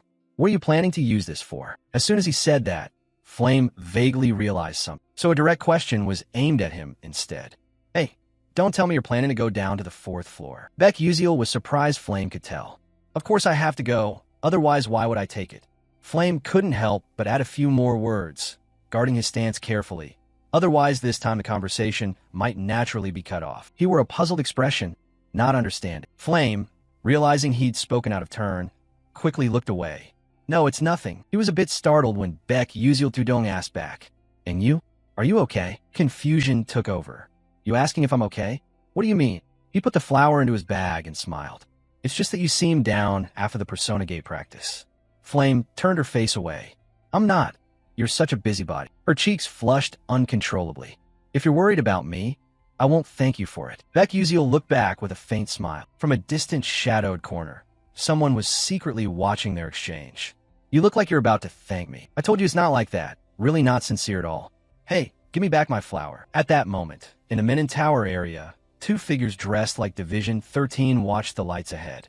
The whereabouts of Mazen Turin, who had vanished under the name Stella, were unknown. Starting today, first-year research majors would begin their field activities. Menin Tower, Division 13, Commander Kane. Special operations related to dark magic would commence there. Mazen might participate, so stay alert. The isolated space and that news soon dissolved, returning the two to the endless plains. However, even with that remarkable magic, the two began moving without any special sign. Standing beside the commander, Deputy Commander Hazan Macaron complained loudly about the news. "Oh my, why is the Master of the Ivory Tower so obsessed with Stella?" Commander Kane, displeased with that tone, corrected him sternly. "The Master of the Ivory Tower possesses prophetic power. Don't stand there spouting nonsense and follow me." Deputy Commander Hazan Macaron couldn't stand that voice and scowled back. "A right prophecy? More than half of those are always wrong." Although true, Kane maintained his stance. "In most cases, it's because we address the issue before those disasters occur. Or perhaps other factors prevented them before we arrived." As a Macaron relented, a light magic appeared in her hand. "In any case, our captain is overly obsessed with the Master of the Magic Tower, and it seems he's troubled by those words." Kane didn't want to waste more time on the back and forth. "All right, move quickly." Immediately, linked magic circles formed. Then the two vanished in an instant. Back to the main topic, Stella Academy frequently held more field trips than planned during that development. They had established teleport gates at over 20 locations for the ships. One notable example was the cradle of the Celestial Spirit Tree, also the place that nurtured Manhwa. This time, homeroom teacher Lee gathered the students in a fairly large area. His voice carried responsibility. "Listen up, after attending the world's tree birthday ceremony, the familiar signing will take place and begin tomorrow. Make yourselves comfortable and use your time well until assembly." 12 students responded in unison. "Yes." With no constraint of time or space, each student split off to do as they wished. This time, attention turned to Flame. She was scanning the area as if searching for something. Looking at the lush tree canopies, Flame eased her tension and smiled. Maybe being surrounded by nature is why I feel so relaxed. But then Flame's target appeared when she shifted her gaze. The object of her attention was none other than Beck Uziel. Flame paid attention to Beck Uziel, but Beck Uziel didn't notice at all. Flame felt disappointed, but she had no intention of approaching. She just watched his retreating figure grow more distant. Is he wandering by himself? Lost in thought, Flame didn't notice someone approaching. Jeremy scanned and smiled, radiating brightness. "Hello, Flame." Immediately, Flame's face started to scrunch up. Of course, she was very annoyed. She passed by lightly without bothering to look at the handsome, smiling face. Yeah, Jeremy kept that expression, even though he was being brushed off so quickly. Just as Flame was about to leave, Jeremy hurriedly stopped her with his words. "Aren't you going to show me that face again?" Getting annoyed and then teased. Flame looked back in confusion. "What are you talking about?" Jeremy stepped closer, one step at a time. "If you have time, could you walk with me a bit?" Flame stood still. "I don't have time." A silence formed. But soon Jeremy revealed a not-so-good boy side. More precisely, he took on the demeanor of someone dangerous when denied. "Once more, why don't you think it over?" Flame realized she was stunned that Jeremy could wear that expression at this moment. Quickly, her own thought followed. This guy really is dangerous. Jeremy wasn't simply after that. In the moment he didn't know what to do, suddenly another person stepped in to block him and helped Flame. Flame could hardly believe who had appeared. "Hey, One Riang." "Prince, that's enough. Do you know your behavior is rather rude and coercive?" Jeremy sneered mockingly. "Well, why would I know that?" When Jeremy spoke with a smile, ordinary people would naturally look away and avoid him. However, that tactic had no effect on someone at the pinnacle of the magical world, the heir to the magic tower. As the two stared at each other, Flame broke into a sweat in the middle, thinking, "Oh God, what is this situation?" Having confronted each other, some scheme gradually brewed across Jeremy's expressions. Leaving behind a serious one and a flustered one, Jeremy walked off and returned to normal, waving. "It seems your friend misunderstood something, so I'll be heading back for today. See you next time, okay?" With that, Jeremy completely left, leaving the two of them there. Although things appear to have settled, Flame felt a lingering unease. She immediately expressed it loudly, somewhat reproachfully, to the one who stayed. "Hey, One Riang, what on earth are you thinking? You dare to block Jeremy? Do you think making enemies with the Scanban clan is wise?" Hey, One Riang seemed unconcerned by the criticism. "Flame, you're the one who needs to be careful. The prince is very dangerous. If he wants something, he won't hesitate to do whatever it takes to get it. And right now, you have become precisely the thing he desires most." Flame knew that even better than Hey, so she was now pondering what she needed to do. However, a new perspective from Hey One Riang confused her. Or maybe you truly trust him? Flame couldn't have expected Hei Wan Riang to say that. Suddenly, Flame shot back at him. Who are you talking about? Flame stared in suspicion. Hey, who is he? Yeah. Hei Wan Riang suddenly realized his body was gradually losing control for a very strange reason. He then pressed his hand to his forehead and dropped to one knee. Flame, sensing something was wrong, hurriedly called his name. Hei Wan Riang. Flame rushed closer with concern. Are you okay? But Hei Wan Riang quickly raised a hand to stop her. The headache recurred. Hei stood up and continued to leave. I'm fine. How could Flame possibly believe that he was fine? What do you mean fine? As he left the way Beck Uziel had before, Flame tried to hold him back. Wait a moment, but that couldn't happen. Once he had gone, Flame still didn't know what had really happened. Hei Wan Riang. Another unease once again overcast his already unsettled mood. Something was very strange. He tried to leave. Hei Wan Riang moved into an alley that drew little attention from passers-by and leaned against the wall. He supported his body and analyzed his condition in his mind. He didn't know when this unexplained symptom had been getting worse. His vision was gradually blurring. Damn it! How am I supposed to complete the familiar signing ritual like this? Just as confusion hit him, Hei flinched at a familiar voice. Oh, who do we have here? Although Hei had heard that voice only a few times during their encounters, when he slowly turned his head, he recognized the person. Professor Maizan. Half his face was hidden by a black cloak, his appearance shrouded in shadow. Professor Maizan stepped closer with palpable surprise. I was wondering where my seed had gone. Turns out there's a seed right here. Perfect timing. It's surprising the level of infestation has progressed this far. Hei panicked at those words.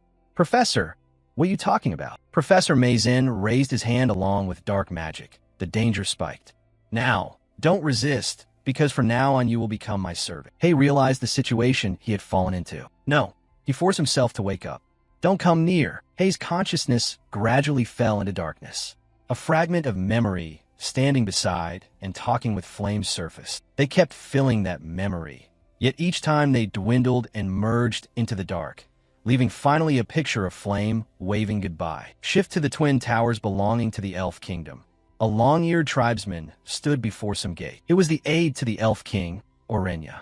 He raised his hand to knock and spoke. Your Majesty, if you do not appear at this sacred birth ceremony, the council elders will make things difficult. Their intent is to strip control of the gate leading to the garden of the sacred tree. Spirit Queen Siren was holding something wrapped in green cloth in her arms. After much hesitation, she replied to Orenya.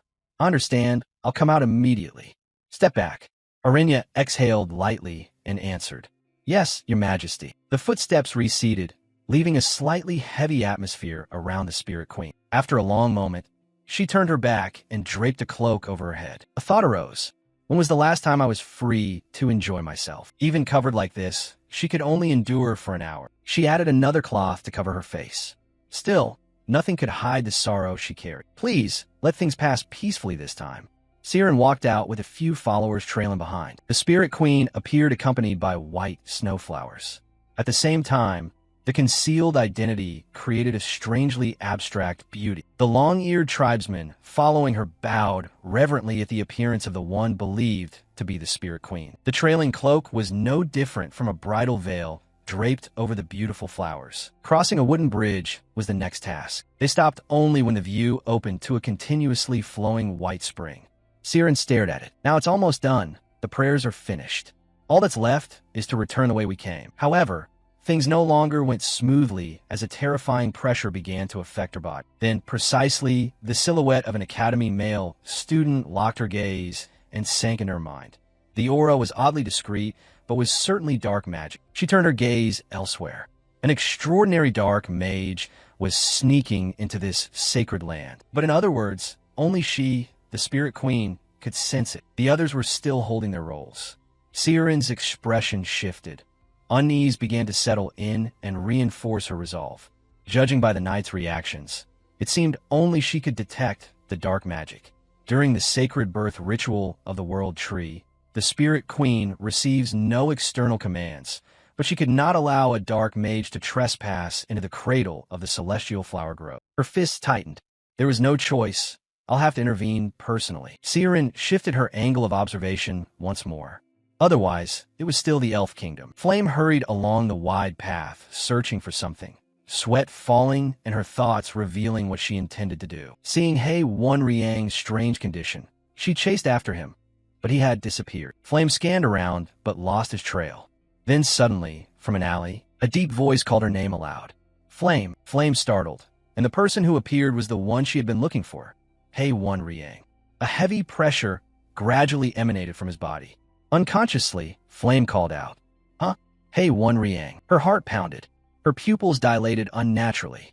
She tried to hasten her thoughts. This disturbing aura, could it be dark magic? From certain angles, Hei's eyes had changed. A deep, mysterious black engulfed the snow-white irises. Damn, I don't know what's happening. Luckily, Hei Wan Riang's infestation process hasn't completed. Right now I can bring him back to normal. With that thought, Flame shouted at the person standing before her. Calm down. Hei Wan Riang, calm down. That's right. All the sensations and emotions you're feeling are not yours. You hate losing, so don't lose to the dark mage. Hei Wan Riang fell silent for a long while and said nothing more. Instead, he slumped. Suddenly, a non-stop thudding sound rang out, and then we could see the dark magical pressure spreading even more. Flame could not dispel the tension by herself. Each moment it grew worse than before. As expected, Hei Wan Riang stared at Flame. He asked, "Why have you been avoiding me?" Flame blurted out without thinking. "Yes? What? What do you mean?" At this point, the worsening situation drained the color from Flame's face. She took a step back to find an escape route for herself. But then the encroaching darkness revealed what Hei Wan Riang had been hiding. "Do you hate me? Am I untrustworthy?" Confused, her mouth forming a small "oh," Flame replied firmly. "No, please don't think that." A white light, tinged with purple, flashed up from behind and in front of Flame. An indescribable sensation and the thudding sound surged again. At that moment, the dark magic swelled. A strike like a black lightning bolt shot down, causing a large explosion as expected. The light signified someone dashing forward, and that person shielded Flame from the blast effects. Eyes half open, Flame gathered herself to see who had protected her, and to everyone's surprise, the person who appeared was a familiar student, and she shouted his name. Ma Yuziong, with red pupils. He turned to look at Flame and asked, "Are you okay?" Instead of answering that question, Flame raised another one. "The black lightning, just now." Ma Yuziong gave an embarrassed chuckle and cut her off quickly. "Sorry, forget about it, please." Hei Wan Riang's body in front of them wavered, his gaze dropping to the ground. Ma Yuziong added seriously, "Hey, why didn't you fight? You nearly died." Flame replied calmly and concisely, "I tried to handle it by talking." Ma Yuziong regarded Flame differently, bewildered. "Talking?" And to his surprise, Flame affirmed it again. Yeah, talking." She didn't explain further. Her eyes no longer dared meet Ma Yuziong's directly, instead drifting through a swirl of private thoughts. In the original tale, Acel purified countless dark mages using only dialogue and earned the nickname of the Penitent Saint. So I thought maybe I could bring Hei Wan Riang back too. After all, with my abilities, can't I save someone? Ma Yuziong realized she wasn't going to elaborate, so he shifted his gaze to the one about to become a dark mage before them. "I don't know what your plan is, but first you have to be able to fight, right?" Flame pressed her lips together. A bead of sweat gathered on her face. She brandished the magic staff as her weapon. "Yeah, I can do it." A thought surged. "This time I absolutely won't let him die like Jackie. I will save you." Hei Wan Riang. Flame wasn't sure how she'd ended up in this situation, but at least things looked hopeful since she was fighting beside Ma Yuziong, the one with the protagonist's power. Meanwhile, before them, Hei Wan Riang had been seized by dark magic. One hand had transformed into a demonic form, his face darkening to avoid being taken by surprise. A hyper jump from Ma Yuziong's wand emitted a burst of light, or rather, brilliant bolts of lightning. From his spot, he teleported in a special blink before Flame's eyes, acting on his own. Mana thickened with each moment. Instead of going straight, Ma Yuziong chose to slip along the wall and appeared directly above Hei Wan Riang. The energy was nearly perfect. Large bolts of lightning continuously radiated outward, initiating the spell. Ma Yuziong pointed his wand directly at Hei Wan Riang. Rod of the earth. Through the decorative green vines, they transformed and targeted their mark. A sudden surprise occurred. Hei Wan Riang's now darkened eyes looked up at that attack path, and right at that standing point, a shockwave carrying earth and dust billowed out, arriving a step faster than Ma Yuziang. Hei Wan Riang could circle around behind him. White smoke snaked through, and the two readied themselves to crash into each other and continue fighting as if they had never parted. Left out and a bit displeased, Flame, dissatisfied, began to cast a binding light magic. Countless beams of light targeted Hei Wan Riang with no gaps. The staff trembled slightly, but Flame held it firmly. Hei Wan Riang struggled to break free from the control. His voice involuntarily called a name. Flame seized the opportunity. Ma Yuziang blinked, teleported, and appeared right behind him. A blazing fist was summoned. Ma Yuziang's pupils had also contracted. A blow descended. The colliding fist produced rebounding sparks that sent Hei Wan Riang flying far away. The two regrouped to prepare for the next steps. And, of course, seriousness was required. Ahead, Hei Wan Riang sat right where he was. Part of the shockwave had cracked the architecture behind him. The pain spread, making Hei Wan Riang groan. Realizing that, Flame turned to Ma Yuziang on her behalf. Now is when we have to do it. But Ma Yuziang cut her off. It's not over yet. Because Ma Yuziang hadn't averted his gaze, Flame quickly followed his line of sight. The urgency in her chest grew. She no longer believed things would go well. They were slowly veering towards something worse ahead. Now his joints twisted unnaturally. Hei Wan Riang rose, but the darkness transformed him into something no longer human. A long horn, evidence of the distinctive black magic's corruption. Hei Wan Riang, her voice rose, trying to bring Hei Wan Riang back, but it was impossible. Instead, her anxiety only multiplied. This was serious. The infestation had spread widely. An inadvertent warning slipped out quickly. Ma Yuziang, that's dangerous. Move away now. Before she could finish, the blackened Hei Wan Riang silently appeared right between them. His hand then latched onto Ma Yuziang's face in a new surprise. When the force was released, Hei Wan Riang let go and Ma Yuziang was flung away, colliding with the architecture as dust and smoke stirred again. Instead of calling Hei's name as before, Flame changed and called out to Ma Yuziang. Flame hadn't expected things to change so quickly. Pausing for a second, not from calm, but because her heart pounded faster, the black shadow had imprinted on his face. Since there had been two people confirmed earlier, one knocked away and the other being Flame, Hei's red gaze couldn't look away. A helplessness in the face of the crisis showed in Flame's eyes, revealing panic. Hei Wan Riang. The blackened Hei seemed to understand and try to call a name. Flame, as they were about to exchange names, Ma Yuziang interrupted with a blazing punch launched at them. His mana and mood remained unchanged. Hei Wan Riang did not move, standing still to take the attack and the explosion upon his own body. Flame stared, speechless. He actually hit him head-on. Ma Yuziang locked his gaze, but anxious sweat took hold. The punch remained on Hei Wan Riang's face, but had no effect. Then those red eyes opened again. The disparity was truly uncanny. By a natural motion, the blackened hand now gripped Ma Yuziang's throat. No one could detect the speed of that movement. The grip was solid. Hei Wan Riang slowly lifted Ma Yuziang up. Aside from the binding magic she'd cast earlier, Flame could only speak now and do nothing. Ma Yuziang bit his lip lightly. His worry doubled. If this kept up, Hei Wan Riang would truly kill Ma Yuziang. But with her current power, she had no way to stop Hei Wan Riang. What should I do now? Hei kept the blackened pose, but a vague consciousness still recognized the person he was clutching. Ma Yuziang began to feel short of breath. His emotions warped, but his voice nearly returned to Hei Wan Riang. I can win. I can defeat Ma Yuziang. Finally I will. Ma Yuziang. A smile at the corner of his mouth. Ma Yuziang suddenly cut him off with a strange line. Something's not right. At that, Hei Wan Riang halted his action in surprise, his pitch-black face like a character from another story. Hei murmured to himself and said, Watching from the sidelines, Flame also noticed the sign of Hei returning. Hei Wan Riang had a pause, right? A resolve was forming, preparing her to act. If it's now then, noticing the change in Ma Yuziang and in Flame, one of her hands shot straight out. Flame's preparatory movement stopped conditionally. Ma Yuziang's face turned cold.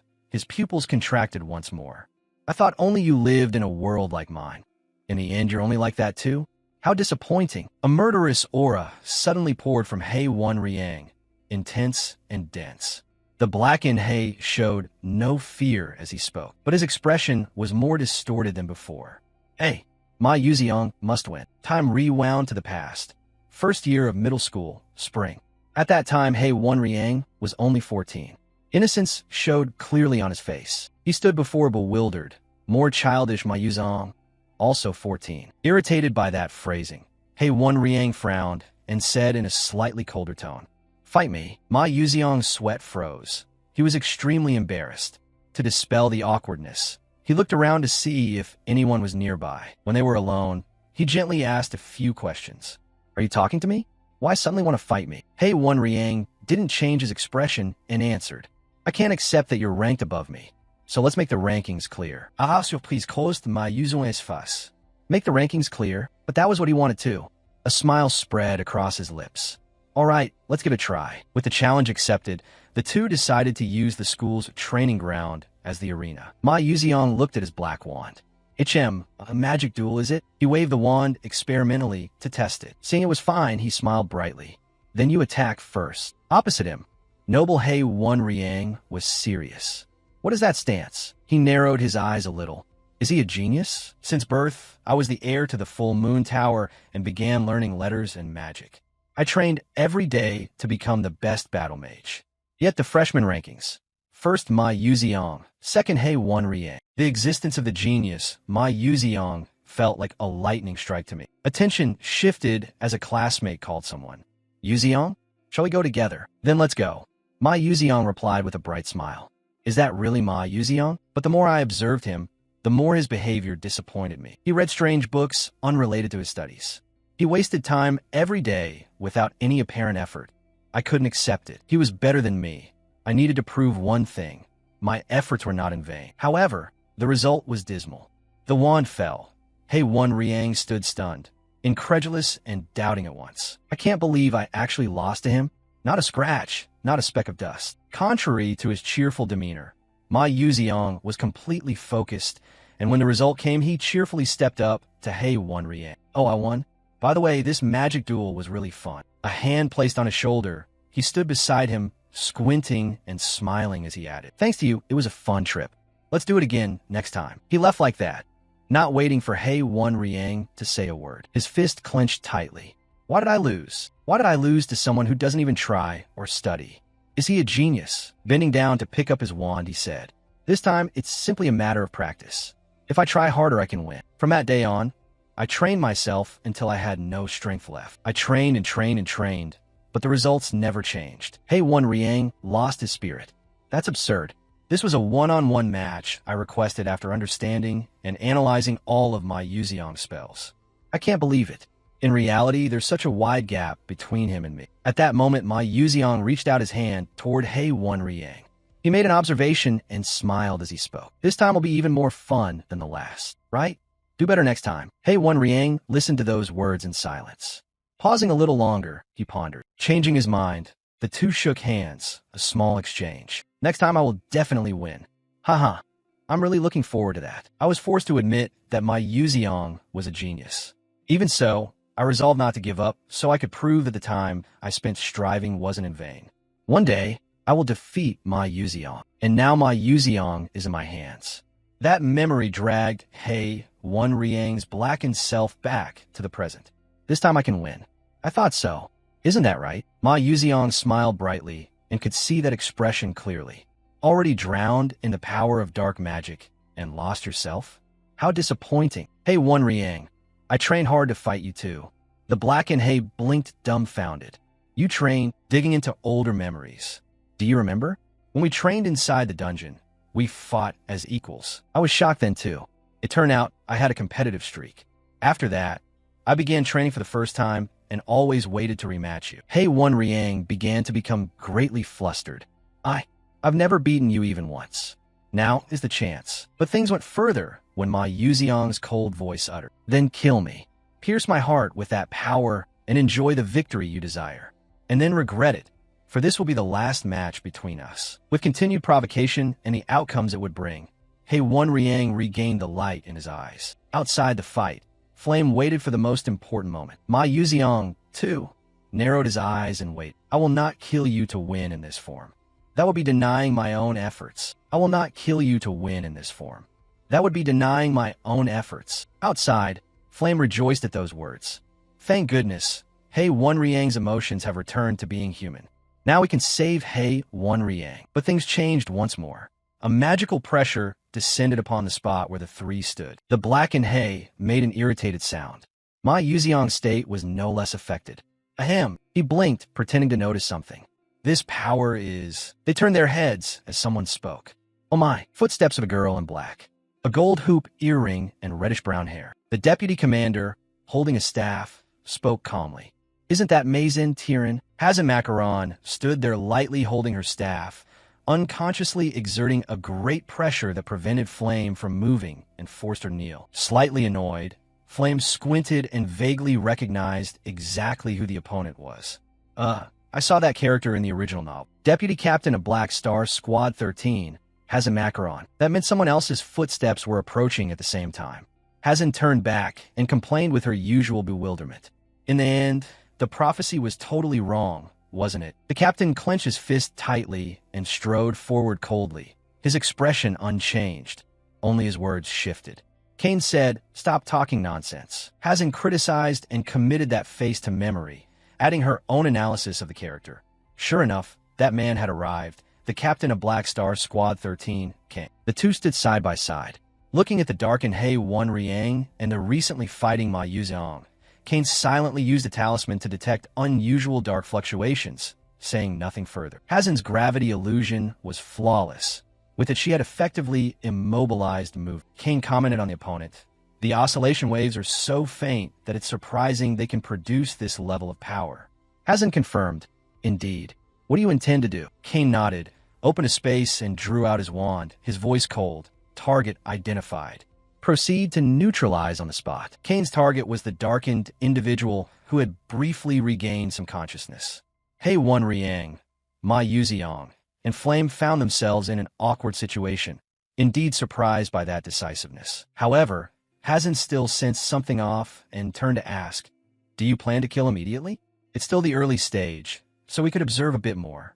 But Kane completely cut her off, holding firm to his stance. If at this level it's already producing the kind of power, then should it rebel later, the consequences would be catastrophic. Killing it now is the right course, but by chance one among them would not accept that stop. Hazan paid attention to that voice. Oh, while they were speaking, Ma Yuziang mustered his remaining strength to stand, truly surprising Hazan, the deputy commander. A first-year student enduring this much? He's Ma Yuziang of Stella. The top-ranked freshman is indeed formidable, but Hazan's face darkened, her gaze far from pleasant. Snap! Ma Yuziang felt a greater pressure gradually bear down on his body. Just as Ma Yuziang tried to lift himself, Hazan snapped her fingers and forced him to collapse once more. Showing no pity at all, "Lie still a little longer. You mustn't interfere with my work." Ugh. In truth, the power gap was absolute. Ma Yuziang was now close to hitting the ground. Although the situation improved since there was no overlapping gravity on him, Flame still could not feel any more at ease. She gritted her teeth and judged another fact. No, Ma Yuziang's condition. Although recent events differed a lot from the novel she knew, Ma Yuziang's recent magic was definitely dark magic. At this rate, if Ma Yuziang exhausted his mana, his dark magic would be exposed to them. Then, together with Hei One Riang, resisting, Flame forced herself to take action. "Hold my staff tight. I can't lose both of them here, please. Please, just move. Please." Guilt welled up in her heart, because they were promising young people. Then Kane pointed his wand to the crown of Hei One Riang's head. Now it ends. Hei seemed resigned to his fate, but Flame still hoped for a miracle. She squeezed her eyes shut. "Please save him." Magic surged from Kane's wand with no hesitation. "Die, dark mage." Wait, once more. Kane halted his action at a slightly familiar voice. He turned his head to confirm the direction the voice had come from. Only one could change the situation. The novel's supporting character, Beck Uziel. Kane half remembered the inconspicuous face. "You are." 10 minutes earlier, Beck Uziel had been petting the head of a young elven boy. But his main purpose had been to buy food, so the head patting was just because the boy was cute. Before leaving, he put on a friendly smile. "Wishing you good business." The middle-aged woman happily accepted his blessing. "Thank you, child." As the student walked a short distance away, the familiar chime from the system ran through his mind. 2 reports popped up in succession, indicating a variable had occurred in Episode 8. The Hei One Riang dark magic plotline began to proceed. Beck Uziel twisted and was startled, exclaiming, "What?" A suspicion gradually eroded his understanding. What is this? Didn't the dark magic episode end after completing Jackie's dark magic arc? In the original game, a total of 3 students were affected by Professor Maison's dark magic invasion. Among them, Hei-Won Riang's dark magic route had a 99% chance of leading to a bad outcome. Despite how brutally difficult and terrible it was, Beck Uziel hesitated, having to choose between preventing it or letting it happen. Unable to think further, Beck Uziel decided to give the food he had just bought to another elven child. "Here, this is delicious. Have it." The child was a bit surprised but still accepted it and watched Beck Uziel walk away. Beck Uziel's choice became a new consideration. Nevertheless, he couldn't just stand by and watch a bad ending happen. And so, at this moment, pressure descended upon the 2 main characters, Hei-Won Riang and Ma Yuzion. Flame exhaled in relief because someone who could help had arrived. 5 pairs of eyes, 5 gazes from 4 directions, all focused on one person, Beck Uziel. Beck Uziel, having just arrived, still cared for his classmates and was still breathing. Thank goodness, but so what now? Kane remained cold there. Hasn't understood and smiled, taking small steps forward. "Got it, leave that kid to me." Her staff, like a mini scythe, clicked as she walked and stopped at spots she deemed appropriate. A brighter, more positive mood formed. She offered a suggestion. "I'll show him a wonderful illusion, too." The hockey of the Overlord opened. The special illusion Hazen created was a very powerful magic. It carried a potential direct harm to the target. That effect quickly descended on Beck Uziel. But nothing happened. It proved that something special applied to a special person. Don't make it ordinary. A black cat scampered about. Hazen, eyes wide, muttered to herself, "Oh my, unbelievable." She waved her staff at him several more times. Cha-cha-cha. This time it had some effect. It caused Beck Uziel to view the world with half an eye, something he couldn't explain. Hazen looked toward the one slightly above her in rank. "Captain, that kid doesn't seem affected by the illusion." But Kane didn't believe it and added a sarcastic remark. "Don't joke around. Make it proper." Hazen insisted she was serious. "No, I am being serious." On closer inspection, his posture remained as still as a block of wood. Reanalyzing the problem, they needed to examine it more thoroughly. Illusion magic basically disturbs the opponent's mana. These kids were just being dazzled into generating a gravity illusion that pressed down on their bodies. But for some reason, she felt there wasn't a single speck of mana in that kid's body.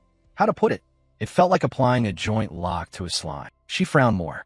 "My magic is at least grade S. What exactly is that kid's ability?" Kane stepped forward 1 pace. "Please make way."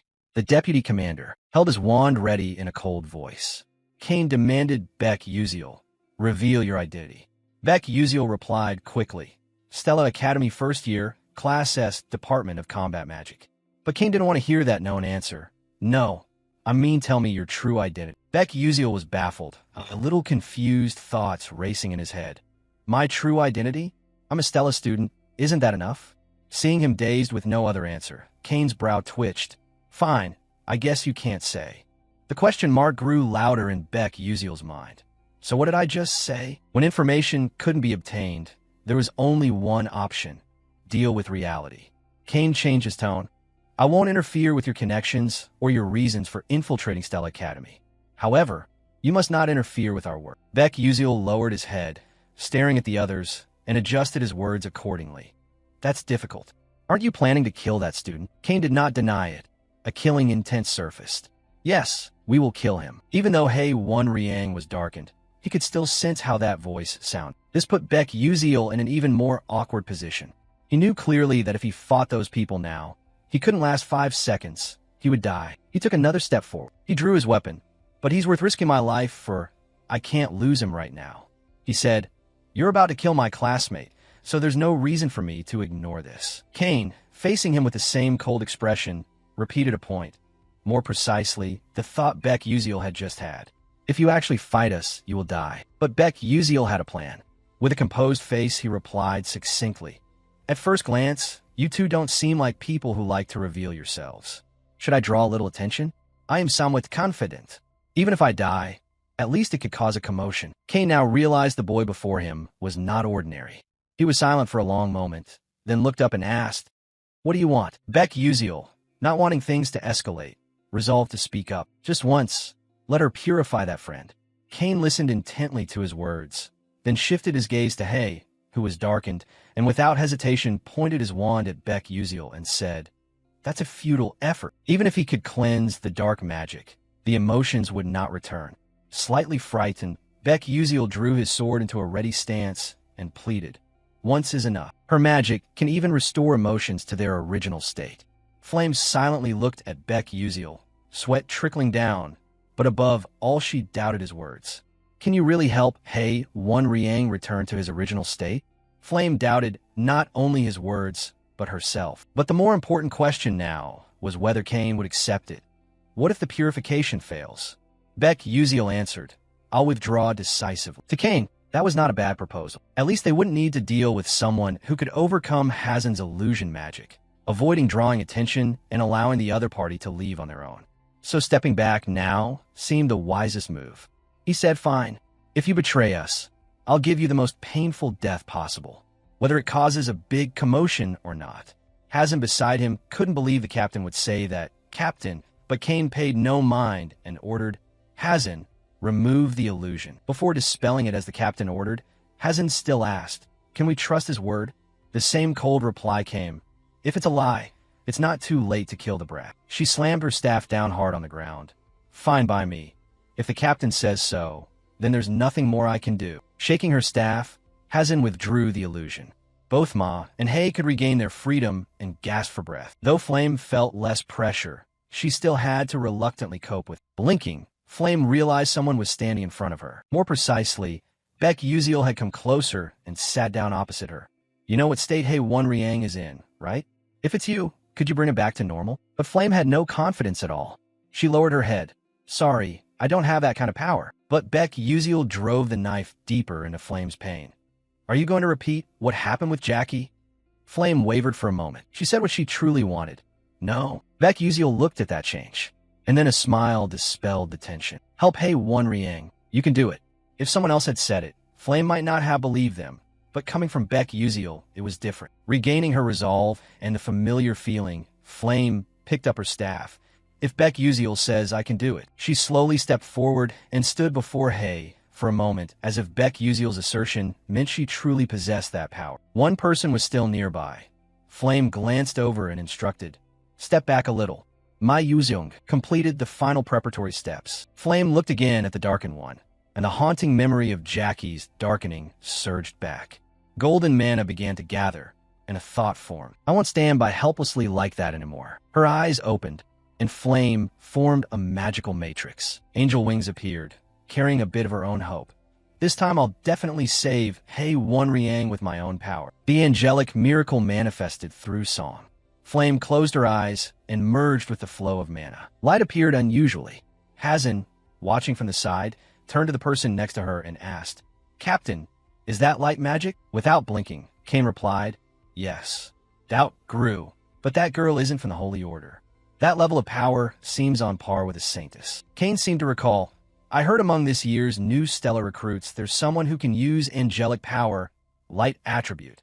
That must be her." The light vibrated around Flame, and immediately a beam of light covered the dark shroud over Hay. The pillar of light enveloped him, and Hay endured pain as the opposing attribute affected his body. But that didn't mean absolute trust. The thought only shifted slightly. Using angelic power and removing the seed of dark magic are two entirely different things.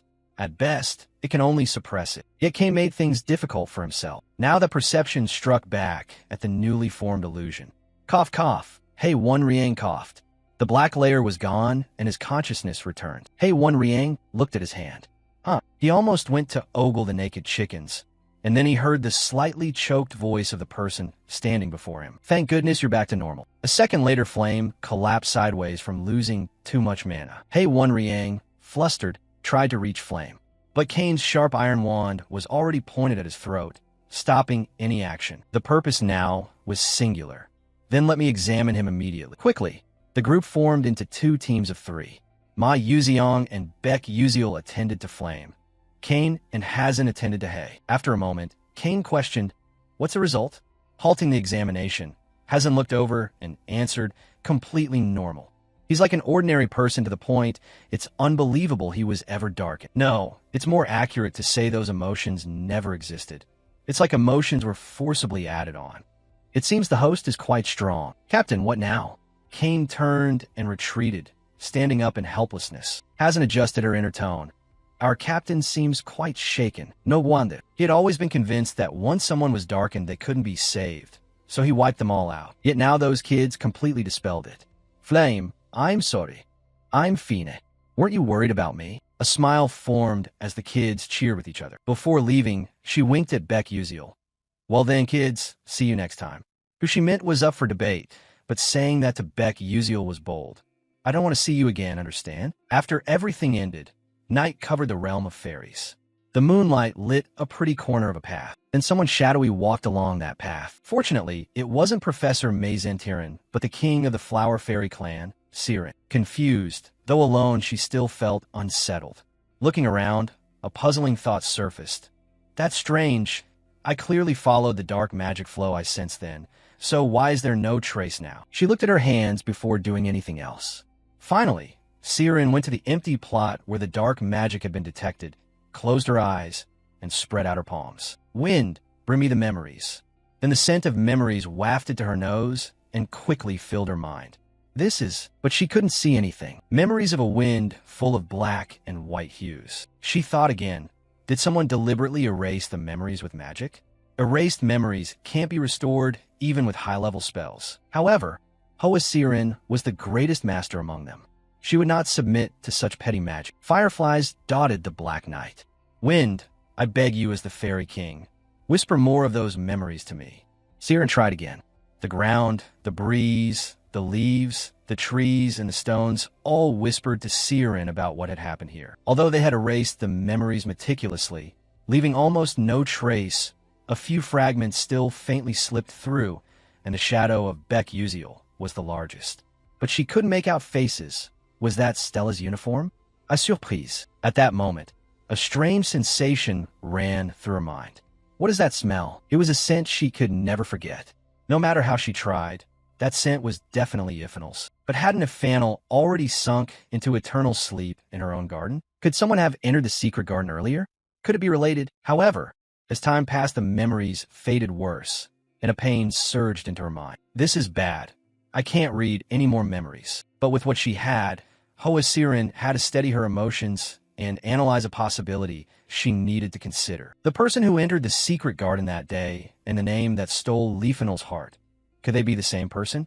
If so, it would make sense that the memories here were erased. Her fist tightened. Siren suppressed her fury. I will never forgive him. I will certainly repay that debt in kind. The scene then shifted to the next morning. After recovering and no longer surrounded by darkness, Hei Wan Riang had a peaceful sleep at the Flower Heaven Hospital. Hei Wan Riang opened his eyes and then saw another person in the room with him. Hei Wan Riang recognized Flame. Flame smiled, peeling an apple as she looked at him and said, "Oh, you're awake?" Glancing around, Hei Wan Riang asked, confused, "Where am I?" Flame sat in a chair, watching him intently. "This is the hospital. Do you remember what happened?" "Only roughly." Receiving his answer, Flame exhaled softly and pushed over the plate of fruit she had just neatly sliced. "I already told teacher Li Hanwen a bit, and I told my Yuziong and Beck Uziel to keep it secret. So don't worry. In the familiar contract ceremony, if you want to participate, you still can, but it's better if you rest more." The aftereffects haven't completely gone away yet. Hei Wan Riang now obeyed all of Flame's requests. Whatever they were, "Yes, if you tell me to rest, I'll rest." This puzzled Flame. What's wrong? Why are you listening to everything I say now? Not wanting to disturb his rest any longer, Flame decided to turn and leave, waving with a bright smile. "I've thought it through. Letting go is better than getting hurt. Rest more from now on. Okay. It's almost time to meet everyone, so I'll go ahead." Hei Wan Riang watched Flame as she left, then immediately called her back. Flame. Flame stopped and looked at him, asking, "Huh?" Hei Wan Riang had decided and prepared to say something, but then kept all those words locked inside. After a long pause, he finally said the odd line, "No, it's nothing." Flame showed no expression. "What are you talking about?" "Lame," but she still had a smile. "When you're discharged, remember to treat me to a big party, okay? You're very rich, so get ready for that." "Understand." Hei Wan Riang stared, unbelieving. Flame said those things again, no longer sad. A gentle smile appeared. An answer came back to Flame right away. All right, you can count on it. With food, he stopped overthinking. Flame was even happier. See you later. Hey, one Riang. Then the room was left with just him. Flame had departed. The quiet atmosphere, slightly odd, drew his gaze to the plate of fruit Flame had prepared. The fruit was evenly and neatly sliced. Since it was already sliced, he couldn't resist and picked up a piece. Delicious. Instructor Li gathered the students together, his face cold and his tone solemn. From now on, you will enter the root of the celestial tree to make the sacred pact. It's a kind of a soul space, and the environment there will differ from reality. The time allotted to you is 1 week. The space you're allowed to access is the 3rd level. The 4th level is surrounded by barriers, so don't think about approaching it. With that, I wish you good luck. After hearing Li's warning, the students lined up and proceeded through a gate. Volume 7. The familiar contract ceremony. The inner space of the tree already existed, and dazed Beck Uziel slipped inside. His expression changed quickly. His cheeks immediately flushed red. A lush green scene appeared before his eyes. It wasn't an ordinary green. If Beck Uziel described it in a cheap tone, it would be like a space filled with fluorescent green. After walking a while, a question mark formed when he glanced into a small corner. A glittering green liquid had pooled near his feet. Sitting down, he poked it with his finger. Maybe it's a rank 7 spirit beast, so it shouldn't feel dangerous. Spirit beasts are ranked by stars, with 7 being the lowest and 1 the highest. The stage just before becoming a divine beast. As rank rises, a spirit beast's power increases.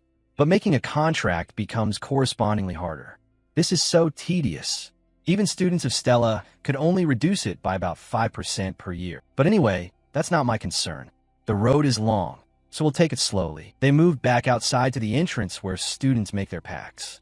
2 guards were standing there. Once no one was around, they exchanged a few words. It seems all the students went inside. Should we close the barrier now? The other raised a hand to stop him. Wait, top. Someone else was slowly approaching the 2. I think there's one more person coming. Again, a figure with their identity hidden. But the gate was familiar. To be precise, a new danger had arrived. Just as they were about to step forward to speak, a sudden dark mana attack struck. They couldn't react in time and were engulfed by the dark mana. One collapsed. The other was grabbed by the collar. This unknown assailant completely dominated the situation outside. The gate guard quickly fell to his knees. Meizen Tiran, the one who struck, wore an intrigued smile. They entered the area where familiar contract ceremonies are held. Princess Hongbayan led her familiar group of classmates in one direction. Looking around a corner, the princess was somewhat indifferent to everything. As the book said, indeed the first floor held nothing special. Turning back to the others, Princess Hongbayan announced they would go up to the 2nd floor right away.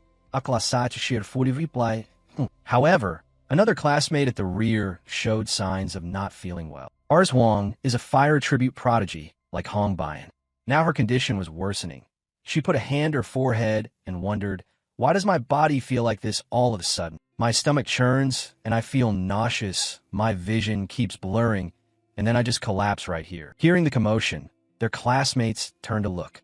Princess Hongbayan also turned and heard another classmate call out Arshuang's name loudly. Princess Hongbayan knew Arshuang trained often and had high endurance, but now showed worrying signs. The princess approached and asked, "What's wrong? Why you look so pale?" The classmates recounted what had just happened. Arshuang's condition isn't great. She was fine just a moment ago. I heard that if your spirit beast attunement is weak, even a little ambient aura can weaken the body. Could Arshuang be like that? Princess Hongbayan didn't hesitate and proposed an initial solution. For now, rest here, conserve your strength, and recover on the spot. But Arshuang looked up at the princess's retreating back. Sweat cold on her brow. She parted her dry lips to say, "Huh? I'm fine, so let's keep moving." The princess retorted, "Enough, listen to me. Resting is better than rushing and exhausting yourself at a critical moment." Arshuang was upset. The others comforted her. "That's right, Arshuang. The princess already said so." Yes. Everyone dispersed to observe further, while Arshuang stayed alone at the base of a large tree, breathing heavily, hand on her chest to steady her breath. "It's hard to breathe. My head's in chaos. I've waited for this day for so long. So why is this happening now?" Her arm trembled involuntarily, yet a strange feeling had invaded her mind. A voice echoed in her subconscious. Truly a talent. The makings of a great mage. a few unfamiliar figures appeared. Huh? Is this from when I was a child? Or am I dreaming? Someone who looked like an academy professor approached and said, Ars Huang, you are a once-in-a-century fire prodigy. With your talent, you can control fire as if it were part of your body. If it were you, you'd surely become the unparalleled mage at Stella. The young Ars Huang was a bit surprised, but quickly smiled brightly. Really? Of course, if not for me. The memory had just arrived. Ars Huang jolted and snapped away. She looked at everyone and, still dazed, mumbled again. What was that? The dream was... At that moment, the princess's voice returned. Prepare to move on. Once Princess Hong Bayan decided, Ars Huang gathered her remaining strength to stand. A nearby classmate worriedly asked, Are you okay? Can you move? Ars Huang forced out, Yeah, I think so. Following the group's steps, Ars Huang walked slowly, but unexpectedly at the spot where she had rested, some dark mana lingered. They proceeded to the second floor. A spirit beast was being roasted by fire magic. The one who did it was Ars Huang. The surroundings were no longer green. This floor was dominated by blue. Her expression had changed, her body much improved, and her focus in casting magic had sharpened. In this state, I could form a pact with a 5-star divine beast. While she was still pleased, suddenly a classmate's voice rose, drawing attention in that direction. Everyone looked. It's a red deer. I read it in the compendium. If you can form a pact with that red deer, your knowledge of the fire attribute will increase. Its level seems to be 6 stars, I think. Most wild spirit beasts are almost always wary of humans. But oddly, this deer was sneaking closer to the group. A classmate noticed, Hey, it's coming this way. Among the classmates, Ars Huang seemed particularly fond of it. Right, not 5-star, but if it's a 6-star red deer then. But that joy did not last long. Now astonishment swept everyone because the deer walked straight to Princess Hong Bayan and sought contact. The classmates could hardly believe their eyes. Oh my, a spirit beast can proactively show affection. They couldn't let this opportunity slip. A classmate suggested to the princess, Princess, do you intend to form a pact with it? Everyone was envious, but Princess Hong Bayan merely stroked it gently and shook her head. No, it's not the spirit beast I want. Let's go deeper to see. They glanced at each other, unable to hide their amazement. A spirit beast we've never seen voluntarily approaching. Truly the princess. Of course. Ars Huang stood still and clenched her fist. Her wand therefore relaxed, blessing the fire. And so another day passed. On the second morning, Princess Hong Bayan's group found a path down to the 3rd floor sooner than expected. The 3rd floor was a world saturated with purple. A sudden large explosion occurred in the forest. A giant spirit beast was consumed by the flames. Everyone let out another exclamation. Phew! The atmosphere here is terrifying. If the 3rd floor is like this, I wonder how dangerous the 4th floor will be. While they were talking, a patrol student returned from a short round. A classmate addressed the princess. Princess, maybe we shouldn't head north. Princess Hong Bayan was slightly surprised. What's there? The classmate looked toward the survey direction and replied, Because the barrier leading to the 4th floor is blocking the path. The classmate looked toward the survey direction and answered, Because the barrier leading to the 4th floor is blocking the path. Like the others, Ars Huang chose her own route, continually watching for any movement around her. Alone, her confidence fully returned. I've heard the 3rd floor houses divine beasts up to 5 stars. I gotta form a pact with a powerful one. Time passed quietly. An hour later, whenever Ars Huang spotted a spirit beast, it ran off. 2 hours on, the pattern continued, and Ars Huang began to realize something was wrong. Am I imagining it? Why do these spirit beasts seem to want to avoid me whenever they see me? She felt paralyzed on the spot, and it seemed to affect only her. Meanwhile, she could hear her classmates' cheerful voices. Princess, I successfully formed a pact with a 6-star spirit beast. Me too. A sense of irritation and frustration was inevitable hearing that. But Ars Huang knew she couldn't let it affect her further and tried to calm herself. Don't be impatient. There's still plenty of time. I'll form a pact too. Just as she was losing hope, Ars Huang discovered something new. By a large pond, a silver-maned spirit beast was drinking, and Ars Huang knew what it was. That's a 5-star divine beast. A silver-maned wolf. She raised her wand. At Stella, almost no first-year student ever formed a pact with a 5-star divine beast. If I can succeed now, everyone will acknowledge me. With a new goal, Ars Huang stepped closer to it, step by step. When, at a certain distance, Ars Huang extended her hand and cheerfully said, Hello, Would you like to form a pact with me? As Arshuang's hand neared, the silver-maned wolf sniffed with its nose, but to her surprise, instead of friendliness, it showed hostility, causing Arshuang to stumble backward. After a series of failures including this one, Arshuang seemed crushed. Huh? Why? Why would a spirit beast reject me so completely? The beast now glared like a demon, unblinking. Just as the danger intensified, suddenly a magical fireball shot over from afar at high speed. The fireball immediately swept past and passed between them by a small margin. That allowed Arshuang to regain her senses. Without thinking, she turned away from the attack to see who had helped her. A fleeting thought, then she realized the magic came from the princess. For some reason, everyone had split up to search for suitable spirit beasts on their own. Yet now, Arshuang had been saved by Hongbian. Bak Lang had also noticed the princess's appearance. Changing focus, Bak Lang slowly moved toward Hongbian. Knowing how dangerous it could be as a 5-star, Arshuang, unconcerned that she might attract Bak Lang, quickly warned, "Princess, be careful." But suddenly Bak Lang bowed down on the grass before the princess. Arshuang took another severe psychological shock. Her eyes went blank and her mind was violently shaken. Could she believe even a 5-star divine beast wanted to flatter the princess? The feeling of resentment kept building, and now it seemed impossible to hide any longer. Before she changed further, Arshuang wanted confirmation. She looked at Princess Hongbian and asked, "Your Highness, will you sign a pact this time?" Princess Hongbian glanced at Arshuang briefly, but then returned to her cold demeanor, stroking Bak Lang's head as she replied tersely, "No, I refuse. I will find the spirit beast I want." After answering Arshuang, Princess Hongbian looked at the wolf and decided to let it go. "Sorry, you may leave." That statement officially sparked the chain of events. Princess Hongbian turned back and clearly heard strange laughter from someone beside her. Ha! A wave of darkified mana enveloped Arshuang. All reason was severed. Finally, a feeling of inferiority rose. I can't even get near a spirit beast. Yet she gets to choose a spirit beast to form a pact. She has everything in her hands, so she's showing off? After the Jackie incident at the secret gala, now Princess Hongbian had to witness that scene played out with her friend. This atmosphere quietly passed by each second, and now only one thought was locked in as everything turned pitch black. So unfair. So unfair. It's just so unfair. Arshuang's pupils contracted. The dark mana had taken hold of her neck. "I've worked so hard. Don't be ridiculous." Hatred erupted.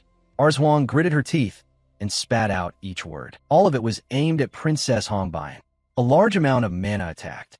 To defend herself, Hongbian erected a protective spherical barrier around herself. However, upon contact between opposing attributes, a warning light flashed, and Princess Hongbian bit her lip before a huge explosion erupted, spreading outward. The blast was visible even from afar. Flames spread in all directions, consuming everything around. The forest ignited, the ground collapsed, and within those fires, a small ember suddenly landed on Hongbian's shoulder. It was no trouble for the princess to brush it off, and the flame vanished, leaving a small scorch. But Hongbian knew that was nothing compared to the danger she currently faced. She analyzed inwardly. The corruption process of the dark mana can also be halted by rendering the target unconscious. But here they were too close to the 4th floor barrier. If they truly fought, they'd trigger the barrier behind them. In this situation, what would that commoner do? Circling back one last time, Princess Hongbian thought of Baek Yuziel. Unconsciously, a smile bloomed on her lips. Words were the first chosen solution. "Calm down, Arshuang. Don't do anything you'll regret. If the corruption continues, you won't be able to return to being human." She replied cheerfully to the princess with a sign of contempt. In this situation, she still thought herself superior? Naturally, since she was Princess Adalabit blessed by fire. What does someone with ordinary talent like me feel? Even if I died and came back, I'd never understand. Princess Hongbian silently listened to everything Arshuang said. Silence was exactly what the princess needed. Calmer now, the princess narrowed her eyes, a contained sadness appearing. "Arshuang, will you listen to my story?" Ruffling her hair, Arshuang didn't even bother to look at the princess and said indifferently, "What pompous thing are you about to do now?" Hongbian began to tell her own story. "You know that Adalabit princesses who don't become king must die, right? That means to survive, I had to kill all my siblings. I realized that truth when I was 7. People said she had a childhood loved by all. Hearing her story made others very envious, because I was not only unloved, but also unanticipated even by my own parents. To become king, how far did she think I had to go? Noticing Princess Hong Baiyan's unexpected reaction, Arzwang hesitated a little. Humph. Being born into royalty was supposed to be her blessing, but everything changed when Hong Baiyan cut off that self-righteous thought. I drank fire instead of water. I swallowed fire instead of food. She even bathed with flames. Her skin was full of pus, and the itching drove her mad. Even if she drank water belatedly, her body was covered in burns, only adding to the pain. I can no longer taste anything. My tongue is numb. Fire is both my ultimate weapon and my terror. When the corruption began, invoking her own pain was the best way to make her opponent's ego disappear. Arshuang's pride vanished, replaced immediately by awkwardness. Shaking her head, Arzwang shouted in panic and disarray. Who do you think will believe that?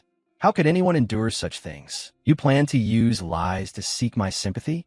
It's useless. But she knew she had to take back those words because the princess did not argue. She demonstrated it with action. Whoosh! Hong Baiyan ignited a small flame on her index finger and leaned forward. As she opened her mouth, the flame drew closer. Princess Hong Baiyan stuck out her tongue. When the sizzle of flesh reached Arshuang's ears, she screamed in horror. What are you going to do? For the umpteenth time, Arzwang had to change her perception. The flame vanished. The princess's tongue showed no sign of harm and remained intact. Water mages can drown, and of course fire mages can be burned by their own flames. Since childhood, I have always trained like that to increase affinity with the elements, practicing while thinking death might be a relief. So I beg you, don't speak of blessings or talent anymore, because I'm so jealous of you. Someone who had never known such a life to the point of bursting into tears. The princess's jealousy could only be hidden behind her own smile. But across from her, Arzwang was looking at the truth. She couldn't believe she had assumed everything the princess enjoyed was self-evident. Someone exceptionally skilled in fire magic can connect with a few important people. Someone who could be beloved by fire spirit beasts.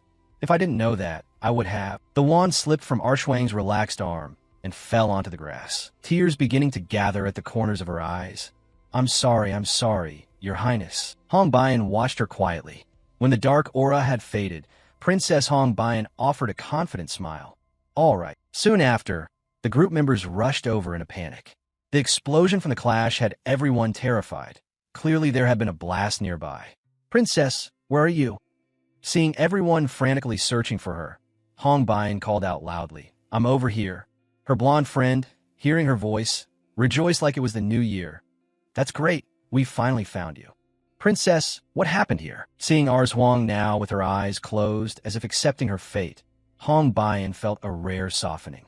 In any case, the dark mana in her had completely dissipated. She remembered the fight with Jackie at the Persona Gate.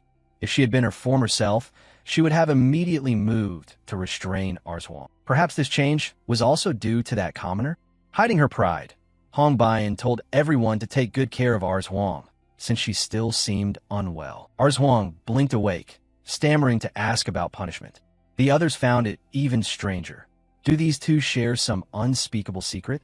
They watched with complicated expressions. Hong Baiyan said coldly but compassionately to Arzwang, no matter what others say, you are still someone with innate talent.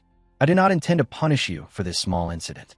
However, that does not mean I will let it pass easily. So be loyal to me to atone for your mistake. She raised her head, eyes rimmed red with tears at hearing the princess choose not to report this to the professor and to accept her instead. At that moment, the seed of absolute loyalty sprouted, growing ever more reverent. Arzwang tormented herself all the more for having once harbored ill intentions towards such a noble person. A shattering sound tore the air, and Arshuang's gaze constricted violently. She screamed in panic, Princess, get out of the way. What? Before anyone could comprehend what was happening, the barrier straight up to the 4th level ripped open, and a terrifying suction swept everything nearby in. Cut to somewhere on the 3rd level. Flame hadn't gone with anyone and had stepped into a dangerous area. But luckily, she found a radiant flower spirit beast. The spirit beast's attribute best matched an owner with a light attribute. Half an hour later, as if bathed in the protagonist's aura, Flame successfully sealed the pact.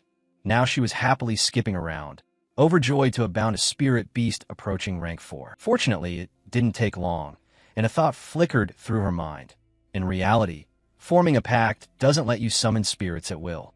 So signing with a Radiant Flower Spirit Beast will speed up spellcasting and strengthen magical affinity. Anyway, the quest is complete.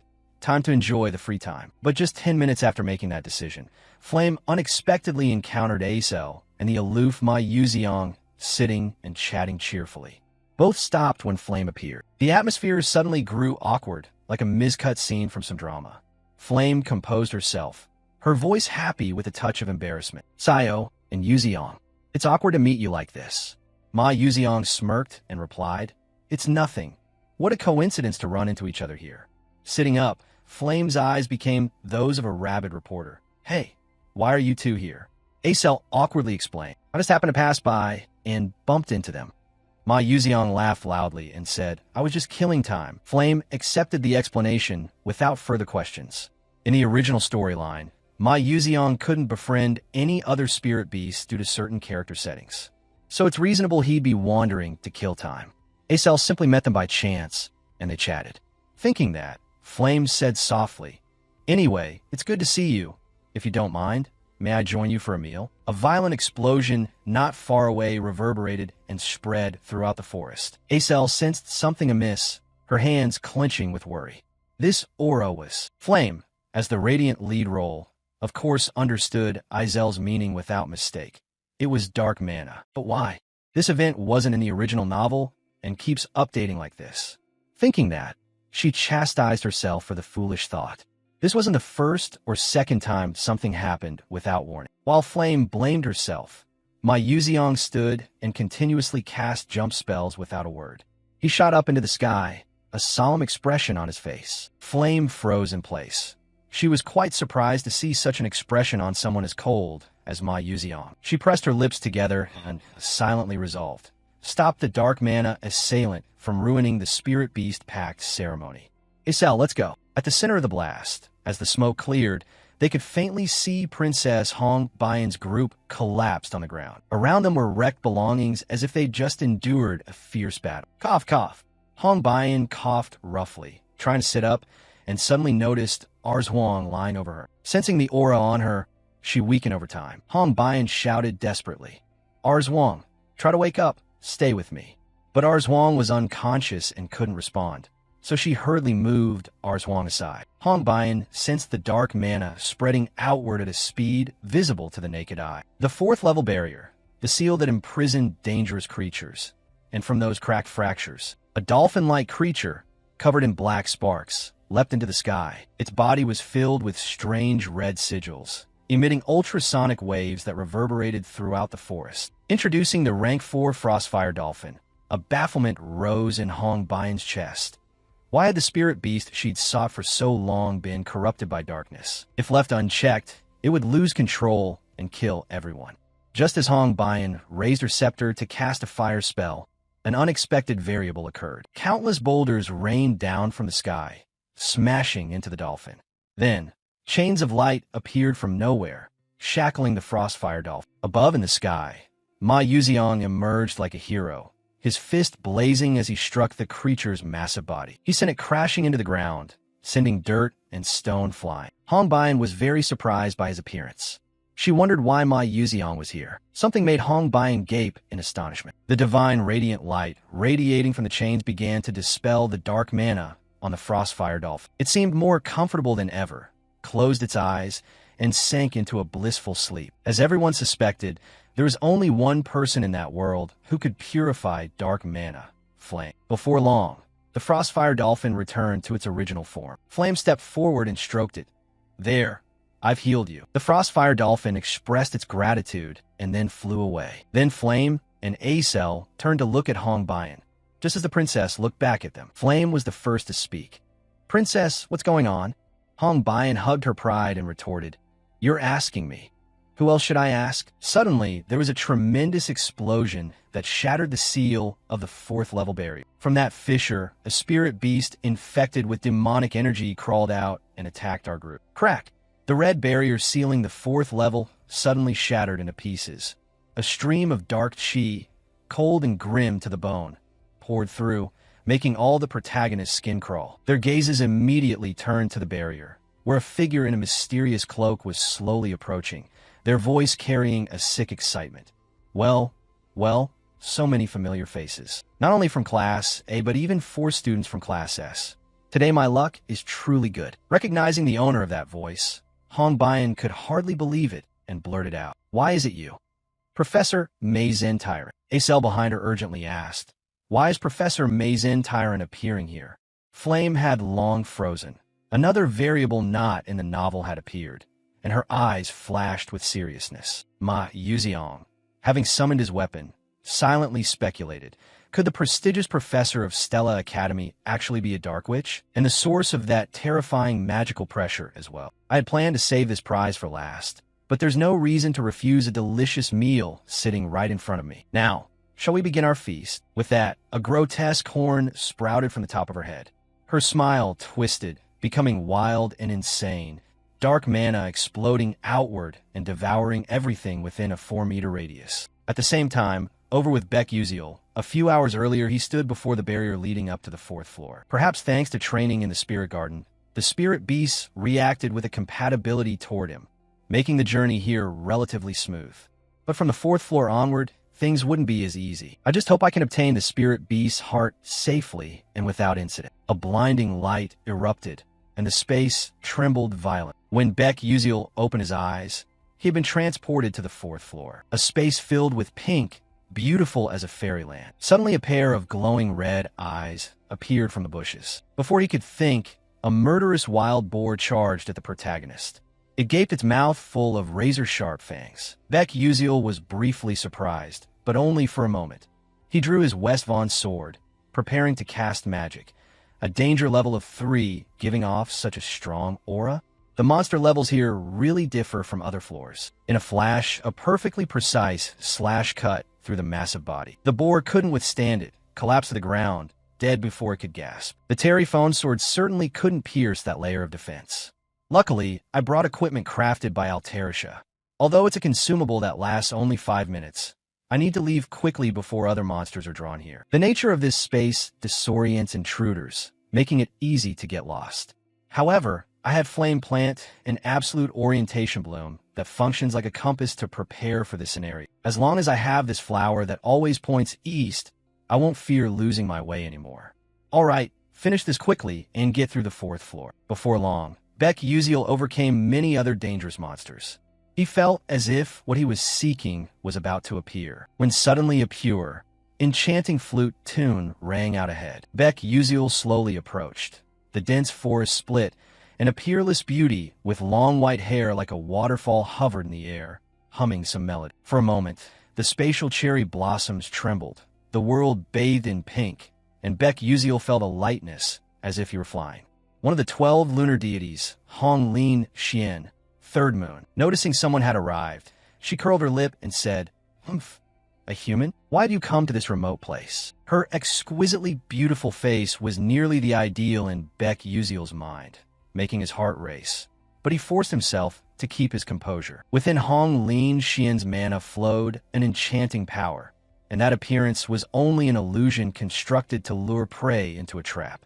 I must not fall for it. Placing the guiding flower down, Baek Uziel thought he needed to purge the invading mana from his body immediately. Others might have given up long ago, but I can do it because my body cannot absorb mana. Taking a deep breath, the protagonist strained his will to push the invading mana outward. Baek Uziel's senses sharp. The space around Hong Lin Xian distorted and burst. Like a shattered mirror, the surroundings returned to their true form. Baek Uziel solemnly thought, "It seems my mental strength still isn't enough to force her to reveal her true form. But at least at this level I can avoid being mentally manipulated." On this side, Hong Lin Xian had descended to the ground, her voice tinged with astonishment. "Oh ho! A human who resists my enchantment? If he were an ordinary man, he'd have flung himself at me like a pack of starving dogs. It seems you recognized my true identity, did you? Then what was your purpose in traveling all this way to find me?" The protagonist answered without beating around the bush. "I came to find a spirit beast's heart." "So you intend to kill the spirit beast and take its heart?" "No, I have no intention and not enough strength to kill a spirit beast. I only want to find a heart that its owner lost. A spirit beast heart said to exist deep within this space. Hearing the protagonist mention the spirit beast heart, her expression darkened. There is no heart there, but I must find it. What? Beck Uziel slipped his hand into his pocket, thinking there was no need to elaborate on the conditions of the celestial lip here, nor to explain why he practiced the breathing technique. In this situation, he would present the token and hold it up to save his close friend. Use a perfect moral reason to appeal to her sympathy. Sure enough, that innocent, heartfelt look fooled one of the 12 lunar deities. She softened with a bit of sympathy and said, "Just a tiny mortal creature, and you covet that treasure?" At that, Beck Uziel laughed inwardly. "Ha, just as I predicted, she's fallen for it." Among the 12 lunar deities, Hong Lin Xian, third moon, felt the deepest affection for the spirit beasts. Evidence of this is she poured all her effort into creating this 4th-level space just to protect. Beck Uziel's eyes glittered. If it's to rescue a spirit beast, there's a chance she'll agree to grant a heart. I see. No wonder I sense your breath, a faint scent of spirit beast that struck me as odd. I didn't expect a human to have such a deep connection with such a deity. Ha ha ha. She covered her mouth and laughed nastily, as if imagining some illusory scene. This made Uziel so furious he felt like vomiting blood. I was merely diligently breathing beside the celestially handle, yet her imagination ran wild. Although Beck Uziel was quite angry, he still pretended to plead, Ahem, so can I take that heart now?" However, she dropped her guard, sighed, and shook her head in exasperation. "I can no longer trust humans again. We were once close with many humans, only to be bitterly betrayed in the end." Beck Uziel, unwilling to accept that, exclaimed, but before he could finish, Hong Lin Third Moon coldly cut him off. "You intend to swear you won't be like them, right? I've heard those words so often I'm sick of them. My ears are full of scabs." He had expected difficulty, but not this much. According to the original storyline, when you conquer one of the 12 lunar deities, you inherit their power, and each deity's prerequisites differ completely. Hong Lin Xian Third Moon's requirements are specific. Extremely high compatibility with a spirit beast and a mental will that satisfies her. Frankly, with his current stats, he was far from meeting the requirements. His original goal wasn't to subdue her, but if he couldn't even obtain the spirit beast heart, he'd be useless. Thinking that, Beck Uziel placed his hand over his chest, his voice full of sincerity. "My friend is near death. Please save her." Third Moon narrowed her eyes to see if he was lying. Checking and finding Beck Uziel truly wasn't lying, Hong Lin Third Moon softened a bit and said, "Well, unless you can prove you are worthy to be a friend of a spirit beast." Uziel, seeing a chance, asked at once, "How must I prove myself?" Hong Lin Xian Third Moon smiled mysteriously. "Very simple. Show me that you are willing to sacrifice your very life for the spirit beast." This demand immediately made Beck Uziel's face fall. He suddenly felt that something was off here. That condition was a bit excessive. I came to save someone, but my own life is the top priority. The more he thought, the more sweat ran down his brow. After all, his life was precious. Meanwhile, Hong Lin Xian Third Moon stood still, waiting for Uziel's choice. Suddenly she said, "No more. I won't let the spirit beasts give their affection to humanity again. Human life is short, while greed is bottomless. The spirit beasts who choose to accompany humans only end up wounded." Beck Uziel bowed his head. He hadn't expected such a flat refusal. Maybe I shouldn't have sought out Hong Lin Xian Third Moon at first. No, that's not it. The important thing is to keep appearing before her to win her favor. Although she dislikes me now, one day my efforts will bear fruit. Perhaps I need another way to obtain the spirit beast heart. As Beck Uziel stood in silence thinking, countless reddish alerts suddenly popped up. Warning, warning. Because of your interference in the storyline, the butterfly effect has occurred with extreme force. Chapter 8. The dark mana infestation has been accelerated earlier than expected and is preparing to merge with the current chapter. The mission's difficulty has spiked, but that's not the end. The next notification showed a fierce dragon icon, making Uziel jump. Chapter 78. The pact ceremony with spirit beasts and the invasion of a dark mage. Beck Uziel stood dumbfounded and took a step back. What? At that moment, the two immediately sensed a wave of dark mana emanating from the 3rd floor. Hong Lin Xian Third Moon couldn't believe the pressure. Could the dark mages have set foot here already? That one is certainly no ordinary dark mage. His power must be at least danger level 6 or higher. Her hands clenched in anger. A dark mage is present on the third floor. It's intolerable. But with my current power, I cannot stop him. To protect the spirit beasts, Hong Linxian Third Moon exhausted her strength to create the fourth floor space. But the price was her freedom. She can no longer leave this prison. I have heard it. The wails of spirit beasts being eaten away by dark mana. At this rate, my children will be corrupted. Suddenly Beck Uziel's voice snapped her back. Where are they located? Huh? What? Please guide me. I don't have the ability to sense their exact positions like you do. It's useless. With your current level, how could you stop it? The protagonist shouted. There's no time to hesitate. Tell me their location now. Hong Linxian Third Moon stiffened at his resolute tone. After a mental struggle, she pointed him the way. Over there is the direction where dark mana is corrupting my children. Thank you. Gripping the Avenging Branch relic in his right hand, Uziel dashed without hesitation toward the direction she indicated, silently praying, Damn it, I hope I'm not too late. Cut to the third floor. The forest lay in ruins, the earth and rocks charred, and Princess Hongbian's group had long since been rendered unconscious. Not only that, even the strongest S-Class lineup, Ma Yuziong, Hongbian, Isel, had been completely felled. Over here, Flame coughed up a mouthful of blood. The girl knelt exhausted, panting, her eyes filled with despair as she looked at Mei Zentire. She sneered coldly and said, Kids, you really surprised me. Just teenagers, and yet you possess such formidable strength. I'm crazed with the desire to seize that power. Having spoken, she raised her hand. Dark mana suddenly concentrated, and a black void radiating destructive aura filled the space. Mei Zentire threw back her head and laughed loudly. Now, talented seeds of Stella Academy, now obediently become one with my body. As the words fell, the dark magic gradually drowned the space in red. Soon enough, all the spirit beasts present here might be rendered helpless by her magic. Seeing this, Flame's mood sank to the bottom. It's really over. My body has no strength left to move. My combat ability is gone, and our retreat has been cut off. Could it be that I'll die here? Suddenly, a notification popped up. Special effect from the mean pendant item has been activated, granting absolute one-time protection against magic of rank 6 and below. Immediately, holy light radiated from the item, blocking the dark infestation. Flame's eyes softened, and her body began to slump with the breeze. But her voice carried a hint of cheer. Honestly, this guy, boom. The light dispelled Mei Zentire's destructive magic, restoring peace to the land. Heroes always arrive last, and the one who used the artifact was none other than Beck Uziel, showing up only when things are about to explode. What can one do? The mean pendant dissolved. It was a single-use relic. Beck Uziel didn't care. What mattered to him was that he arrived in time. Luckily, no one had fallen, but all of this happened because you interfered too much in the plot when provoking Mei Zentire. Exposing that she stole Alterish's invention at the Alchemy Congress is why the protagonist got implicated and suffered such grave injuries. In any case, we can't rely on outside reinforcements now. To survive and leave this place, the mandatory objective is to defeat Mei Zentire. Ma Yuziong stepped forward and spoke.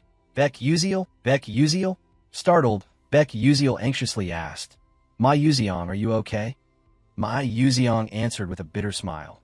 You can still ask that looking at me like this?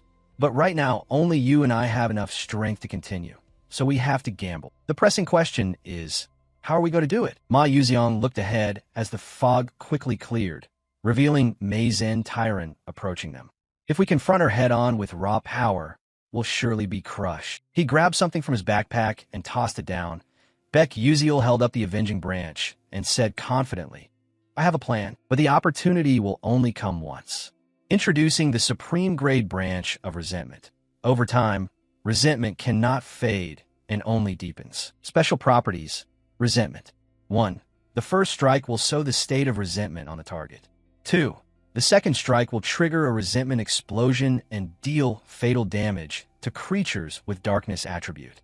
3. The power from resentment accumulates over days and peaks after 3 months. 4. If the target's danger level is 6 or higher, damage is halved. Single use only. Ma Yuziong smiled. I get your idea. I'll be responsible for drawing her attention to create an opening. It might be a bit rough, but in this situation, there's no time to choose. Hearing this, Beck Uziel flinched slightly. He had a sense of the reckless thing Ma Yuziong intended to do. Out of the fog came Mei Zentire's voice. I've been wondering who could withstand my magic. So, it's the brat Beck Uziel. At this point, you're still stubbornly trying to stand in my way? Beck Uziel replied solemnly, yes. I will stop you. I'll give you credit. After all, with the power you have, the type of person whose strength I most crave is someone like you. Mazen Tyran opened her mouth wide and expelled a cataclysmic beam of light toward him. At the critical moment, Ma Yuziang lunged forward and formed a magical shield to block the attack. Boom, boom, boom. A deafening explosion rang out, shockwaves wildly sweeping everything around. Boom, boom, boom.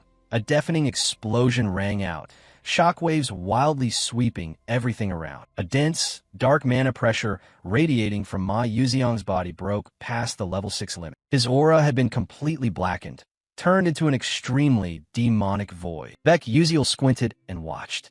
He hadn't expected Ma Yuziang to actually use this power. Immediately, Ma Yuziang shot forward, leaving a streak of light. He told himself that Ma Yuziang had decided to activate his demonic state right here. That was the man-demon form, a talent that allowed him to transform his soul into a fiend. Although Ma Yuziang hated using it, the opponent before them was not someone who could be defeated by holding back. Professor Mazen Tyran sneered arrogantly as she saw her opponent getting serious. She swung her arm, and a crimson bolt ripped the space open, streaking straight at Ma Yuziang. The professor's face showed madness, her twisted smile full of killing intent. Ma Yuziang darted in like lightning, closing the distance and shocking Mazen Tyran. He focused his force into the blow, creating a powerful shockwave. Mazen's eyes widened in surprise at the student's burst of power. A large explosion occurred as Ma Yuziang struck toward Mazen Tyran.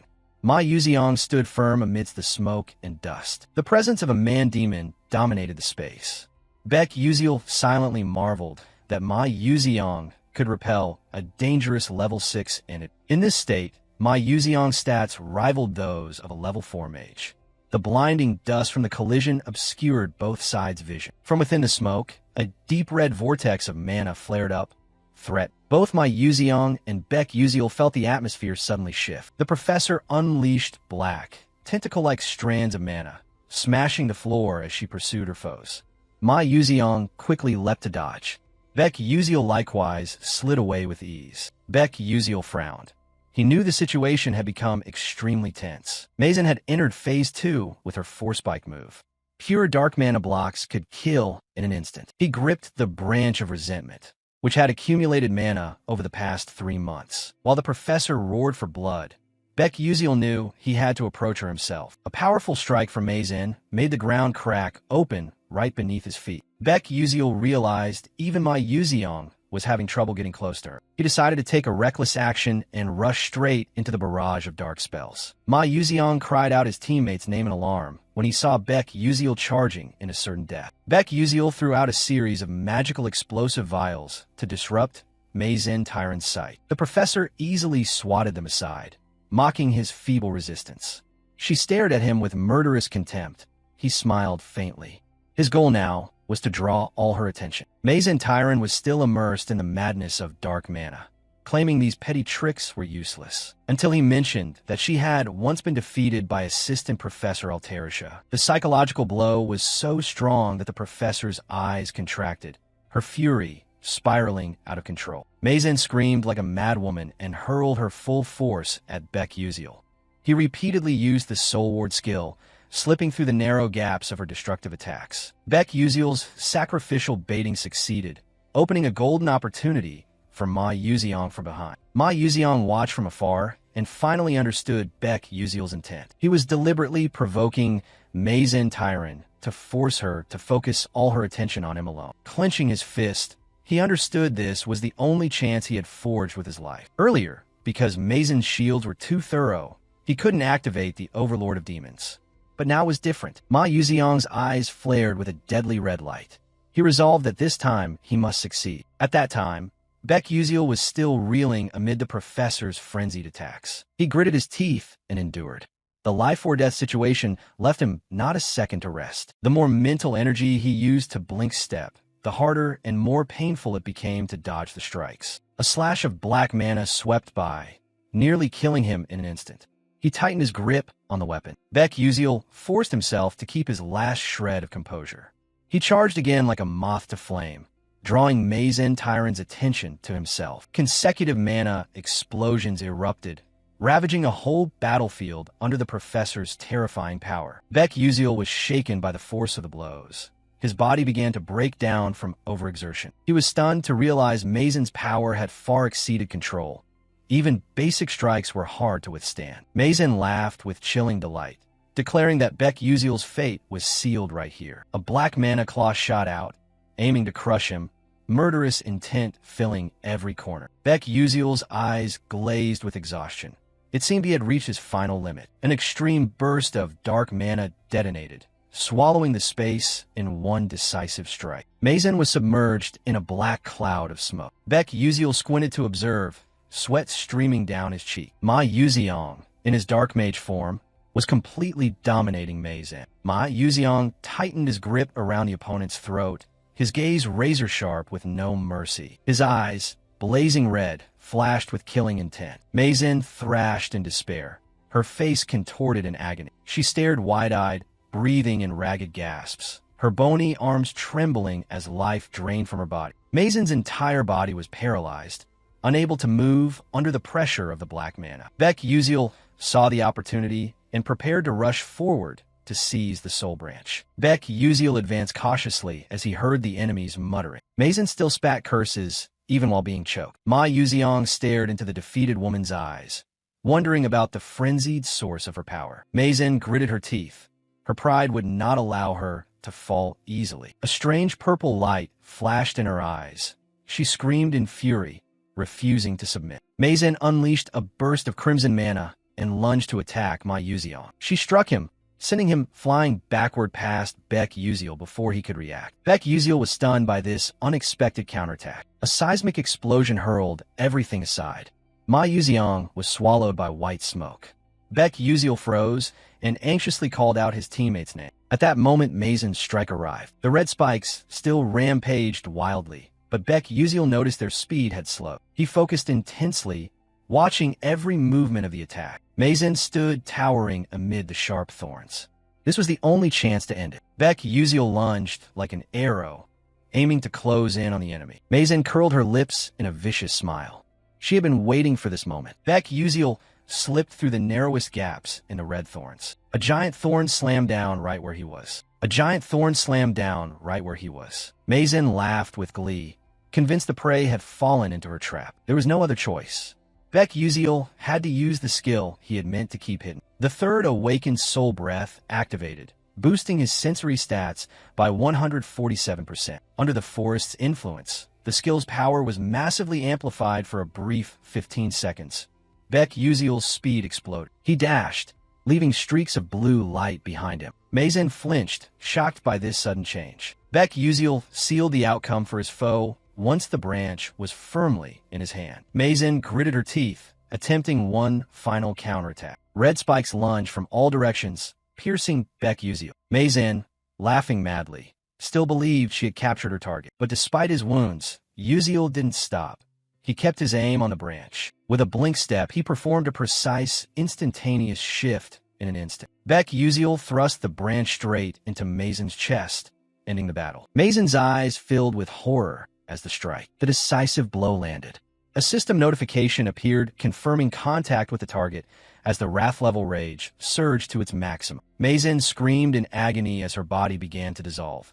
Her tainted soul shattered under the purifying effect of the soul branch. She bellowed final curses of resentment before vanishing completely. Even facing imminent death, Mazen frantically demanded to kill Beck Uziel, but he silently accepted the victory. Beck Uziel stared at his enemy, unmoved by the meaningless threats. The black mana flare burst and then extinguished, carrying the fallen one's soul into darkness. The rotten branch fell to the ground. The brutal battle had finally come to an end. The shattered ground testified to the terrifying power that had swept this place. The system announced a special reward for Beck Uziel's extraordinary efforts in changing the course of the story. He exhaled in relief. Every burden on his shoulders felt lifted after that life-or-death moment. Beck Uziel collapsed onto the cracked ground, whispering that it was finally over. He squeezed his eyes shut, savoring a rare moment of peace amid the wreckage. Peach petals began to fall around him, carrying him into an otherworldly space. Amid the brilliant peach grove, an ethereal being appeared before him. The spirit beast Hong Lin Xian, third moon. She gently placed a hand on the shoulder of the boy who slept deeply amid the fairy-like scene. The spirit beast apologized for placing such an onerous and unreasonable burden on him. She understood his anguish at being unable to prove his true strength to others, simply because he had no way to do so. In the hushed space, only the wind whispering through the radiant blossoms remained. The spirit beast expressed her admiration for a person brave enough to risk his life for faith and for her. As a fitting reward, she bestowed upon him the spirit beast's heart, shining brilliant. The gem containing pure mana was transmitted into his chest, accompanied by thanks for protecting her children. Warmth from the divine gift spread, soothing every pain and fatigue in the boy's body. Baek Uziel lay peacefully beneath the ancient tree, sinking into a beautiful dream in the valley of peach blossoms. Baek Uziel lay peacefully beneath the ancient tree, sinking into a beautiful dream in the valley of peach blossoms. They searched and carried the unconscious out of the danger zone. Although a few students were injured from clashes with the corruption-infected spirit beasts, fortunately, none of their lives were threatened. All the students who had participated in the battle with Meizen Tyran were also confirmed safe. Hong Bian and Acel quickly completed packs with the rank 5 spirit beast before the evacuation ended. Both Mai Yuziang and Baek Uziel were among those rescued. They were transported straight to Stella Academy's hospital for emergency treatment. Head of Department Rayburn was stunned when he received the report from his subordinates. Nurse Luna confirmed the diagnosis. Baek Uziel possessed the stagnant mana constitution. Luna couldn't hide her astonishment. This was the first time she'd seen this rare constitution in real life. She wondered how someone like him had gotten into Stella. Rayburn explained that, in academic circles, learning magic with a body that cannot accumulate mana is nearly unthinkable. But he realized this student had turned those seemingly futile efforts into something extraordinary. The maximum lifespan for someone with this constitution is only 20 years. That meant Baek Uziel had only 2 years left. Looking at the records, he saw the boy's absolute sincerity towards studying magic despite the limited time. So Rayburn asked Luna to keep this secret. He wanted to support the boy's will until the very end. That night, in the quiet corridor, Nurse Luna was stopped by a voice asking her name. It was Hong Si-hoa. She flashed an inscrutable smile and wanted a private word. 3 days later, in Ma Yuziang and Baek Uziel's hospital room, the silent room was filled only with the steady sound of an apple being peeled. Acel sighed. 3 days had passed, and neither of them showed signs of waking. She muttered, calling Flame a liar, because her friend had said that peeling apples would wake the patient soon. Her eyes held worry as she looked at the apple in her hand. Today was supposed to be the gourmet club meet, but with both key members lying here, there was nothing she could do. Suddenly, footsteps sounded from behind. Acel startled and turned to see a strange girl with blazing pink hair standing at the door. It was Hong Si-hoa of the Adonlevit family. She squinted at Acel. Si-hoa laughed, saying she never expected to see a familiar face here. She poured out teasing compliments, saying the more she looked, the more beautiful Acel was, and even joked about marriage. That attitude annoyed Acel. She bluntly asked why Si-hoa was here. Si-hoa replied, nonchalantly, that she just wanted to visit the heroes who had saved her sister. But her expression instantly sharpened as she sneered, calling her the child of a traitor. Acel widened her eyes in shock.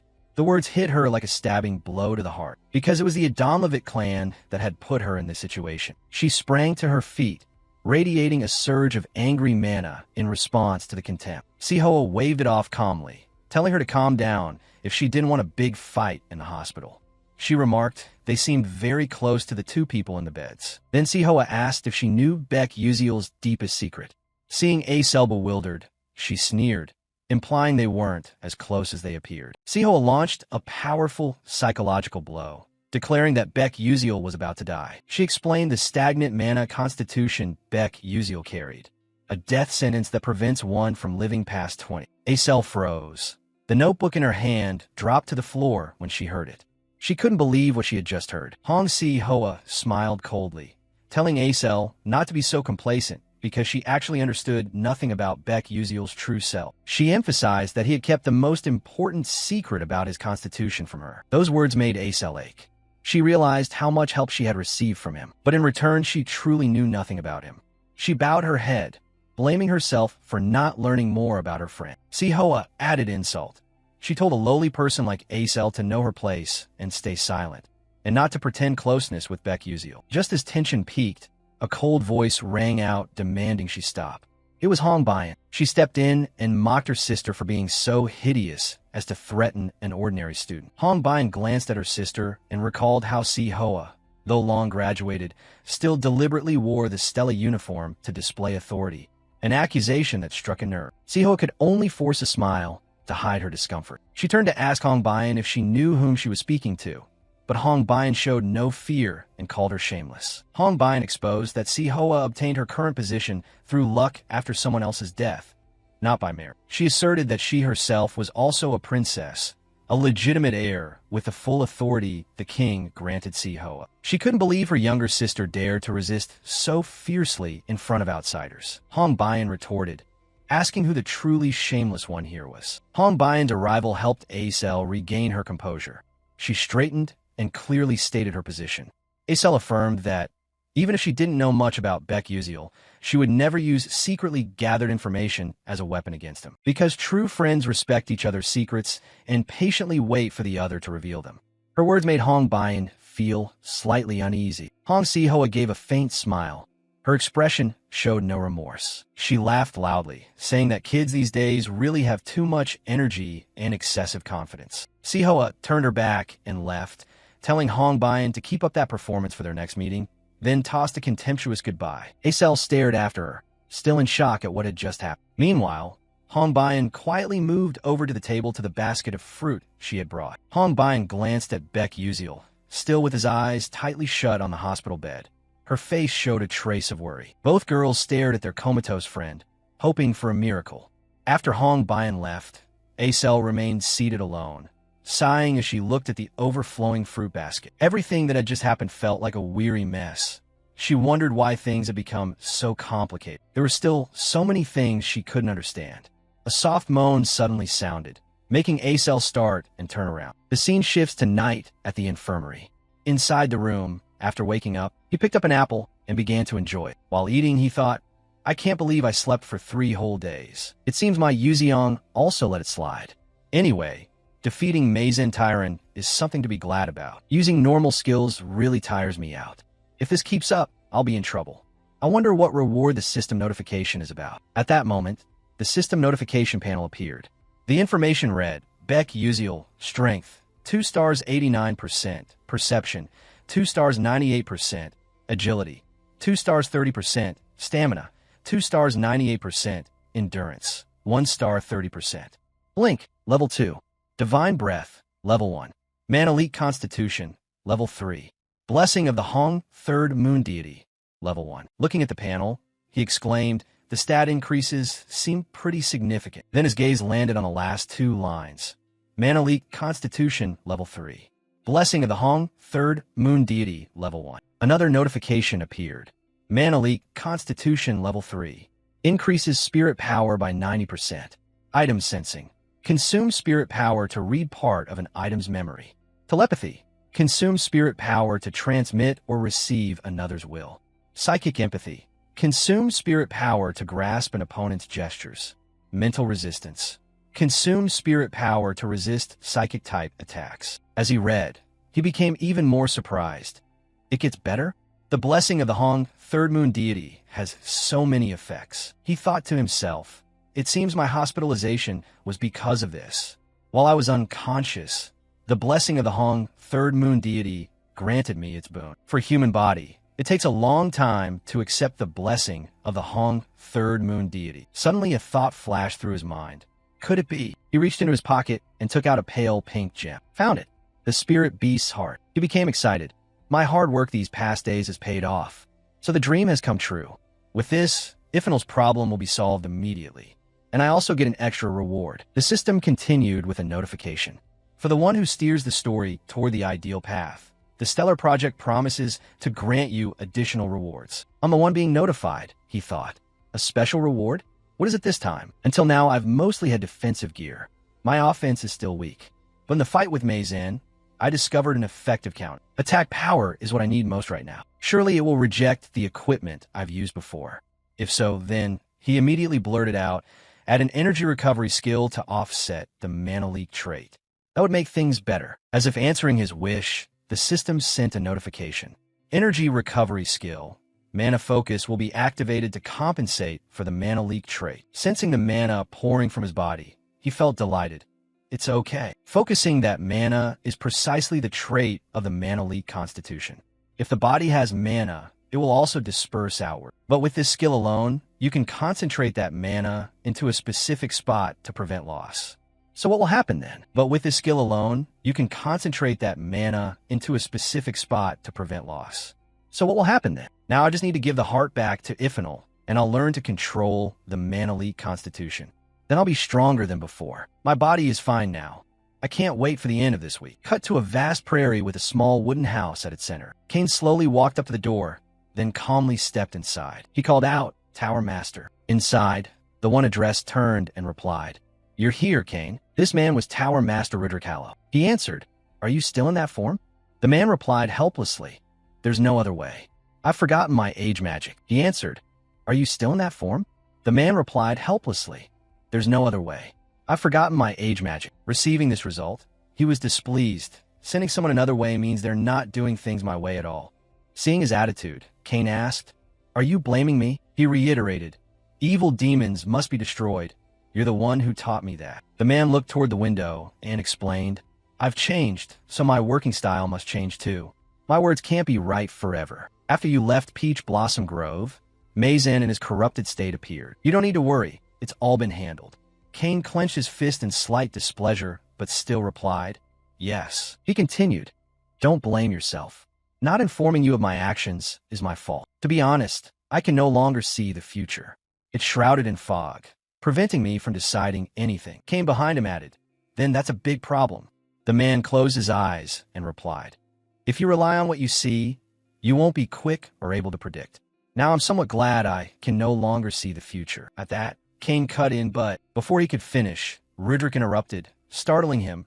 Is it Beck Uziel? The kid you've met. He defeated Mazen. Hearing this, Kane couldn't believe his ears. That brat? No wonder there's something different about him. Seeing Kane's thoughts, he explained, It's not as you think. That child is just an ordinary student. He's simply hiding many other things. Kane tried to explain, That's not it, Tower Master. The man continued, There are many unbelievable things in this world. So there's no need to understand them all. With that, his body dissolved into the air, leaving Kane alone and bewildered in the wide field. Cut back to Stella Academy. Cut back to Stella Academy. At that moment, a newspaper lay on the headmaster's desk. It displayed the headline, The true identity of the corrupted demonic man is none other than the metallurgical instructor, Mazen Tyran, who has been darkened. Siren looked at the headmaster and exclaimed, I didn't expect the academy to hide the truth like that. Headmaster Edmund, sipping his tea, replied, Of course. Hide as much as you can. But if there are more incidents like this in the future, how can we keep hiding them? Not fully understanding his meaning, she called back. What do you mean? He answered, Exactly what I said. There have already been many cases of corruption outside, and there will be some within this academy as well. So everyone should be careful. She now understood the issue, so that's how it is. She had always been half skeptical. Someone who killed a deity and possessed a corrupted soul worse than a demon-slaying dark spirit. Someone who came in student uniform to defeat a Marin.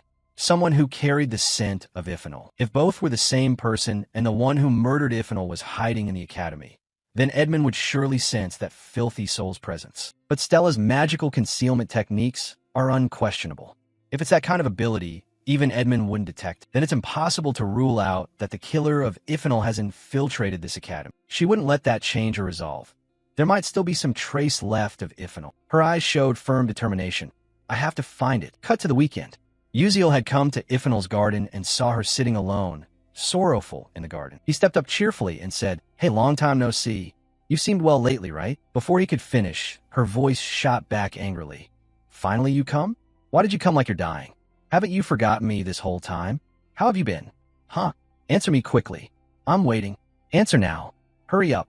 Faced with her non-stop barrage, Uziel was at a loss for words. Oh, my ears are ringing. But he still smiled at her. You've waited a long time, right?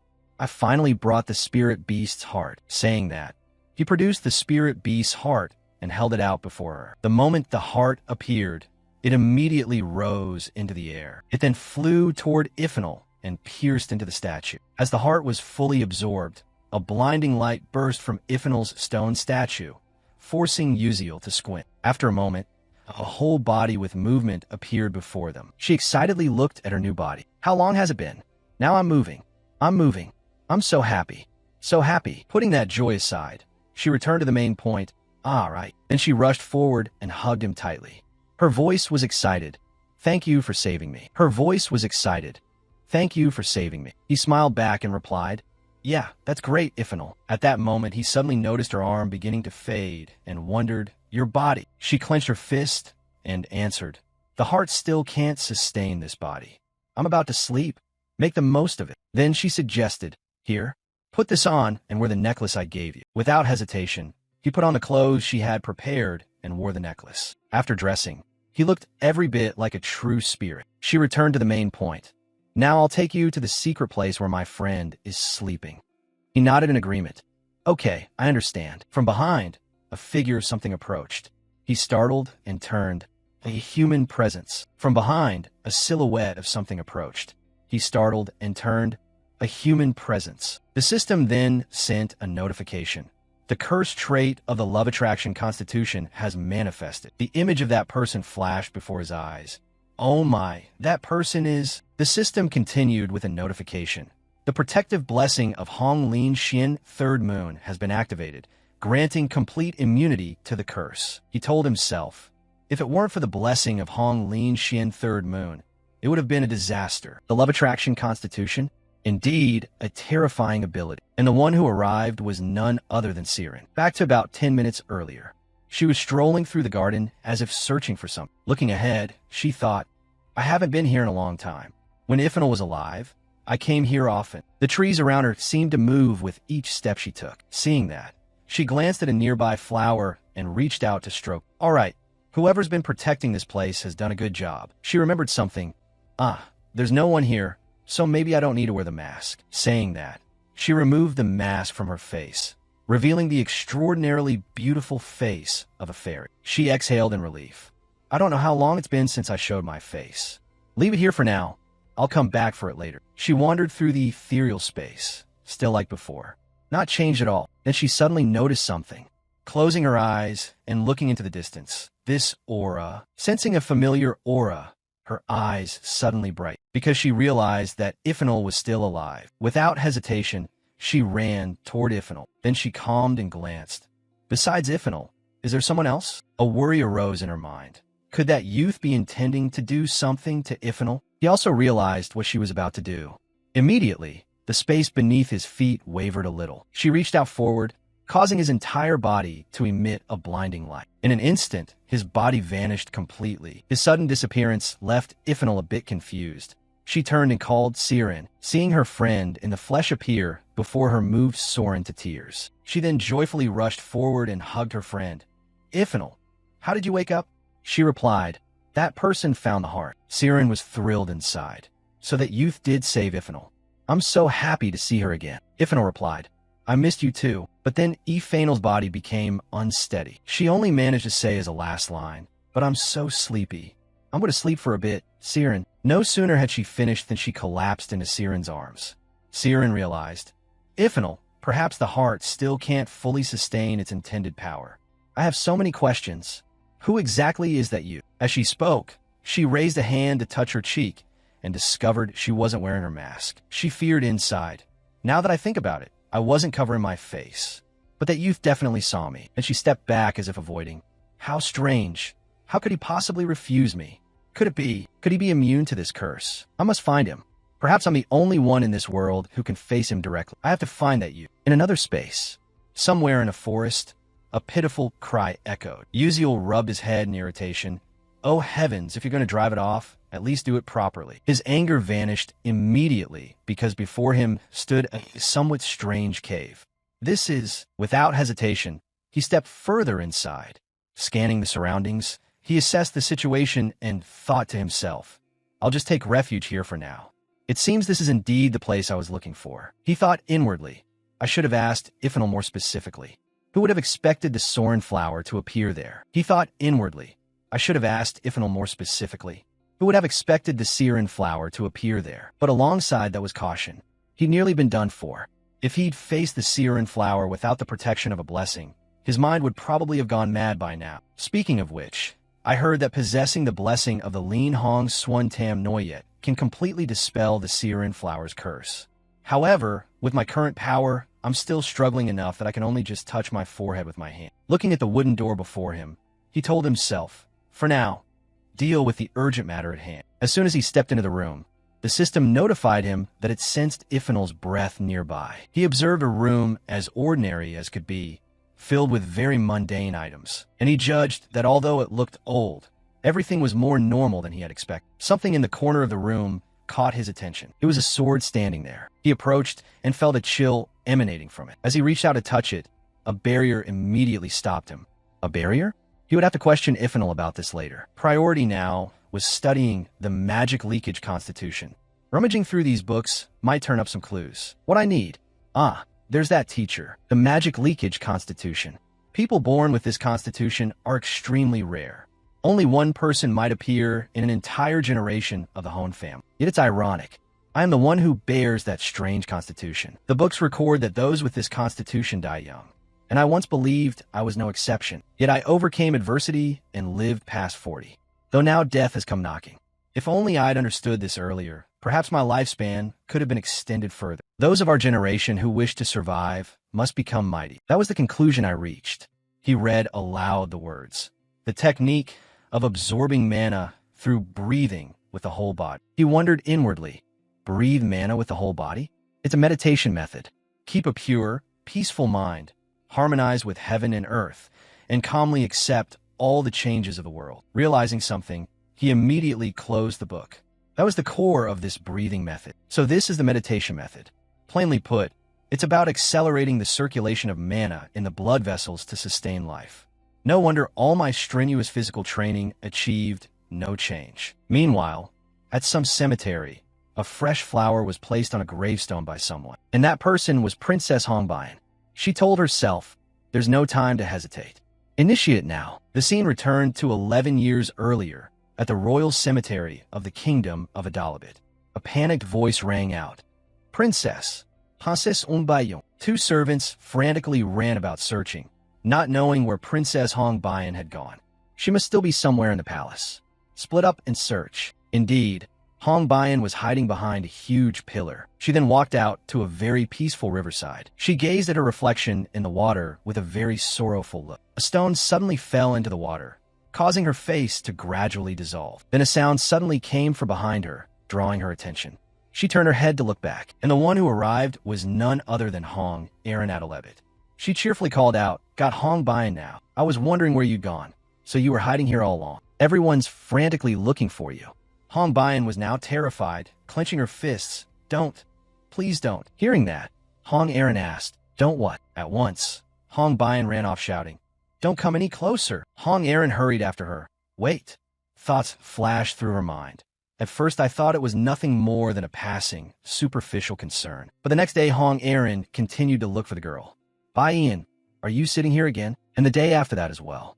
Hong Bai-Ian, how are you feeling today? She came to visit her every day. Hongbian, I have a gift for you. It'll be a bit difficult right now, but let's work hard together. Even though the training to increase the body's compatibility with fire seemed about to tear me apart, the only one who stayed by my side then was my eldest sister. And yet at that time she brushed aside the wreath on her sister's hand and shouted, What do you mean sisters? Don't be ridiculous. How could you understand my suffering? I don't want to see your face anymore. Get out of my sight. I had always assumed those actions were mere charity, pity, until one day, she stood outside her sister's room and heard a voice from within. The Grand Princess is unlikely to survive this year. Prepare your mind for the worst-case scenario. It was then I was stunned to realize my eldest sister was suffering from incurable serious illness. The disease that slowly burned the body from within was the cruelest curse afflicting the Adalabit family. Hearing this story, Hongbian's emotions were indescribable. She could only sob in remorse. Sis, it turned out my sister suffered the same fate as me. No, her pain was far worse than mine. Yes, eldest sister Hong Aaron was the only person in the world who could empathize with me. Hong Aaron was inside the room, staring distantly out the window. Then footsteps approached the room from outside. She asked, "Is that Hong Bayan?" Hong Bayan, holding a small flower, answered sadly, "Yes, it's me." She held the small flower forward. "I have this gift I want to give you." Hong Aaron gladly accepted the gift, smiling as she replied, "Thank you so much, Hong Bayan. Because I love that smile so much, for the first time in my life, I truly strive for someone else. I risked everything to look at, listen to, and experience as much as possible, then tell her about it all. Every moment with her made me feel truly alive, but that happiness was all too brief. In the end, my eldest sister could not overcome the cruel curse and turned to ashes. I realized that losing someone you love hurts exponentially more than having to swallow the fire inside. Standing before my sister's grave, Hong Aaron Adalabit, she departed like a petal scattered by the wind. Hong Bayan vowed to herself, "I absolutely refuse to taste that pain again." The Adalabit royal family possessed a treasured heirloom passed down for generations, the legendary item called the fire spirit flower. It was said that merely inhaling its scent would cause the fire deity to descend into the body. The price was sacrificing all of one's own magic, and if one could not control that fire, it would erupt so violently it could burn an entire nation. For that reason, it was placed on the forbidden list. However, the descent of the fire deity also meant possessing an endless source of mana within the body. Of course, there's no guarantee the fire spirit flower will completely cure the magic leakage constitution, but this is the last hope right now. Currently, the fire spirit flower is securely sealed within the palace, and only the king of Adalabit has the right to access it. So I will definitely. She made a decision. Before Beck Uziel's life fades away, I must seize the throne. The scene shifts to Beck Uziel. At this moment, he was still sitting in the middle of the old town, focused on comprehending the mental method. Time passed quickly, and the scenery had already shifted into the afternoon. He remained deeply concentrated, beads of sweat rolling down his face, showing signs of extreme tension. The moment a drop of sweat fell, it created a loud resonance deep within his heart. Right then, the system sent a notification. The skill Great Spirit Method has been created. Immediately after, a golden light enveloped his entire body. He looked at his own form, inwardly rejoicing. It's a success. The system continued to send notifications. Great Spirit Method naturally absorbs mana through breathing according to the laws of yin-yang and the 5 elements. When used, the mana circulation rate in the blood increases. This stat is determined based on the user's proficiency. Depending on the environment, the attributes of the 5 elements can be assigned to the mana. The Great Spirit Method also absorbs other breaths through the principles of yin-yang and the 5 elements. Breath of the Divine, Level 1. The system continued to notify. For skills that are automatically registered, you can research to strengthen or weaken their abilities at any time. The Breath of the Divine skill was evaluated as a lower-tier skill and has been merged into the Great Spirit Method. The Great Spirit Method skill has been enhanced. He looked at his hand, thinking, so Breath of the Divine has been registered as a sub-skill of the Great Spirit Method. He clenched his fist with determination. Even if I can't use it frequently due to the erosion level of the Divine Beast, the mana circulation rate in my blood will still increase. That means the effectiveness will be higher than before. I won't let myself be beaten helplessly like last time. It just so happens there's something I want to test with these new skills. Let's do it right now. He immediately activated the Great Spirit Method skill. A massive source of energy erupted from his body. The system then sent a notification. Mana leakage physique level 3. Vision enhancement, 8% plus 17%. Speed enhancement, 12% plus 29%. Sense enhancement, 20% plus 25%. Sixth Sense consumes the user's mental power to activate. Perceives all phenomena within a 24m radius and triggers cognitive acceleration. Automatically activates if it determines the user is in danger. Mana concentration gathers absorbed mana into a single point and releases it. Blood mana circulation rate, 3% plus 6%. Looking at the status bar in front of him, he marveled. This is insane. This is a skill I just learned, and my stats have already increased this much. He immediately summoned his weapon. If so, then this time, holding the weapon in his hand, he began to switch states. Terraphon was a magic sword capable of manifesting a portion of the mana lost by his mana leakage physique into the shape of a blade. Because that power was very weak, The Union used it in combination with equipment manufactured by the Altertia academic faction. Ultimately, the reason he couldn't use Terraphon properly was that his own power was too weak. But what if I can channel the power enhanced by the Great Spirit method into Terraphon? He focused his mind, trying to pour mana into the sword. After a moment of concentration, Terraphon received the mana, causing it to emit a golden light. Before he could celebrate, a sudden surge of pain hit him, making his head spin. The weapon immediately fell from his hand, rolling onto the ground. He felt short of breath, causing him to cough repeatedly. Cough, cough. As expected, using mana concentration at the same time as the Great Spirit method is still too much. Currently, the duration for maintaining the Great Spirit method is 10 minutes. If I have to add mana concentration on top of that, it will be very difficult to use in actual combat. But that doesn't mean it's impossible. Even if only for a brief moment, the silhouette of the sword appeared. With practice, he would be able to use it at will. Anyway, there are no shortcuts on the path I'm walking. So the only way is to take the time to move forward step by step. The scene shifts to the heavenly flower forest. Inside, Siren was talking to someone. Our side has decided to reward the Stella students who resolved the Dark Mage infiltration this time. However, my body cannot appear before the crowd. Therefore, please attend the award ceremony on my behalf, Orenya. Orenya was the assistant to the Spirit King. He nodded in confirmation. Yes, my lady. She continued. I feel so lucky to have you here. He replied. It is only what a servant of yours should naturally do. She interrupted him. It's not like that. Thanks to Orenya, I have been able to accomplish many other things. The compliment made Orenya a bit shy. Thank you, my lady. Then Siren stood up to leave. Then I shall take my leave first. Orenya wondered, do you have matters to attend to? She explained, don't worry about it. It's just a personal matter. Orenya replied, I understand. Afterward, he sat alone in a room, leaning back and sighing wearily. Phew, it's been months since we had a chance to meet privately, and yet it's already over. He placed his hand over his heart, thinking to himself, Your Majesty. The main reason why Siren chose Orenya as her assistant was because he had a strong immunity to her curse. But a long time ago, Orenya had already fallen under Siren's curse. Ironically, the reason Orenya became the king's assistant was precisely because of his love for Siren. Speaking of which, she mentioned it was a personal matter. Could it be that she is still searching for the Godslayer? Even though I can't see your face. If I can make your Majesty smile, I will do anything. A few days later, at Stella Academy, a professor announced, to recognize the merit of eliminating the Dark Mages during the previous Spirit Contract Ceremony, the Heavenly Spirit Sanctuary has decided to award medals to the students involved. And at today's ceremony, the Orenya has represented the Spirit King to join us. So right now, let the medal ceremony begin. The first name to be mentioned is Ma Yuziong, a first-year Class S student. For becoming a bright example for other students, we hereby present this award. While handing over the award, Orenya thought, ultimately, this is the most important part, to show those dark mages that the relationship between humans and spirits is still incredibly solid. He spoke up. Congratulations. Ma Yuziong politely replied, Thank you. Watching his retreating back, Orenya thought to himself, for some reason, this student gives off a really unpleasant vibe. I feel a very strange kind of pressure. Then, the next name was called. Next is Class S student Beck Uziel.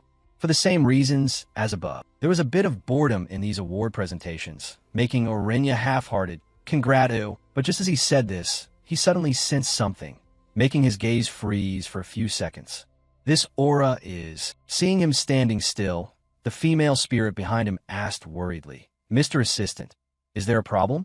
This time he snapped out of it and replied, Oh no, it's nothing. His eyes were now fixed on Uziel's silhouette.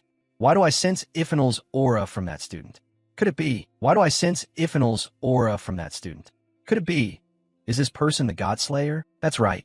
From the start, the fact that two students could defeat a level 6 wrist dark mage was surprising. However, if he is someone capable of hiding both his true face and his fallen soul, then dealing with a level 6 risk and disguising himself to enter Stella Academy would be as easy as pie. Right? If I catch that person and present him to her, she will surely be very happy. I might even win her favor. Afterward, he tried to calm himself down. Mustn't be hasty. I have to gather evidence first. That guy was clearly just called Beck Uziel. I will definitely expose your true identity. Meanwhile, he didn't pay any attention to him at all, instead suggesting to Ma Yuziong, How about bibimbap for the next cooking club menu? In the blink of an eye, 2 months had passed since enrollment at Stella. At this point, first-year students are to be assigned an additional subject, the elderly professor in charge of the familiar class. Fedelote, what are you babbling about? Today we'll get familiar with some adorable magical beasts. A moment later, at that moment, a terrified student shouted, "AA, I've told you. What on earth do you want?" He felt as if something was pulling him backward. One moment like this, another moment like that. What do you expect me to do? If that's the case, just say it. Please. Watching the students being tormented, Professor Fedelote chuckled with delight. You're all doing very well.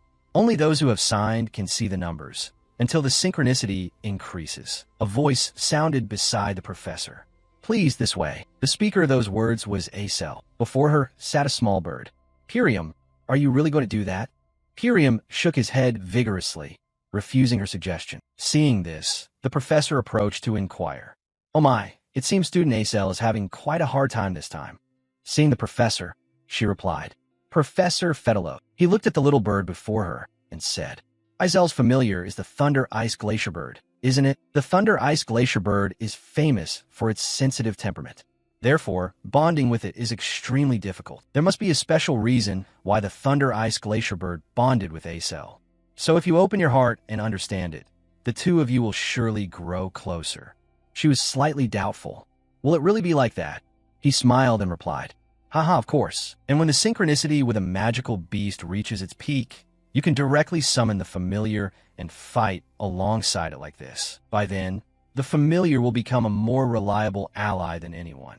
So look forward to that moment, and keep trying, shall we? These words of encouragement gave her more confidence.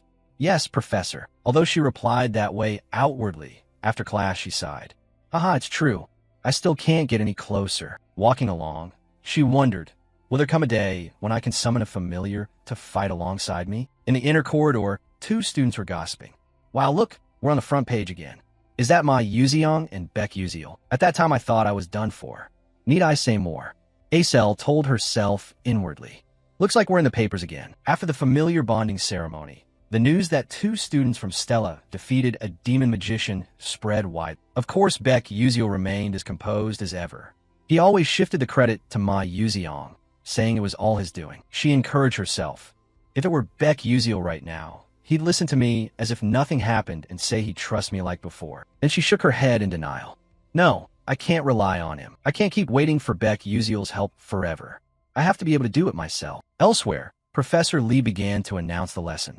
Starting today, practical magic combat will be added to your required subjects. This isn't just because of the incident at the familiar bonding. If you live as magic warriors, there will come times when you cannot avoid battles with other magic warriors. It's not about using the most powerful spells.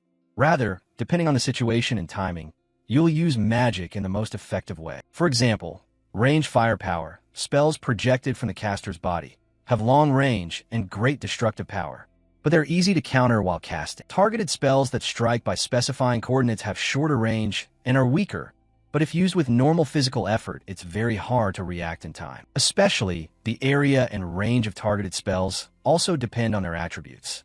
So you need to control your distance from the opponent and hold the tempo in the direction most favorable to you. That means you must consider the differences in attribute ranges to get out of the opponent's attack range, and then bring the enemy into your own attack range. That's the most basic principle of magic combat. He then created a dummy as an example. As you can see here, only level 2 targeted spells are allowed and must face forward. You are permitted to use the protective shield twice. The objective of this exercise is to infiltrate the wooden golem's blind spot and remain safe for 30 seconds, or to withstand being inside its attack range for at least 10 seconds. Hearing the professor, Acel thought, using the protective shield twice to hold out 10 seconds inside the attack range is truly impossible. So the first shield must be used to grasp the golem's attribute and behavior, and the second shield is to control the range of the targeted spell and then penetrate the blind spot. Easier said than done. And so the practical exercise began under Professor Lee Hanwoo's instruction. Then each student stepped up to perform the test. Million failed. The next person up wasn't much better. Aiden failed. The professor's voice rang out. Continue. Next, Hey Wonriang, please. Hey Wonriang rushed into the golem's attack range and was immediately struck by two ice pillars that attacked with extreme speed. Before he could even identify what was happening, another ice pillar struck from below. The professor's voice announced, "Hey, Wonriang failed." Thus, while most students failed the exercise, a few succeeded. Peng Harang succeeded. Ma Yuziong succeeded. Looking at the student roster, Professor Li thought to himself, "So far the only successes are Peng Harang and Ma Yuziong." But both chose to infiltrate the blind spot rather than endure inside the attack range. No wonder. To pass this task using normal reflex speed is out of the question. The casting speed of a level 2 targeted spell is 0.1 seconds. Because to avoid it, you must not only read the mana flow, but also surpass the limits of the human body. Then the professor read the next student's name.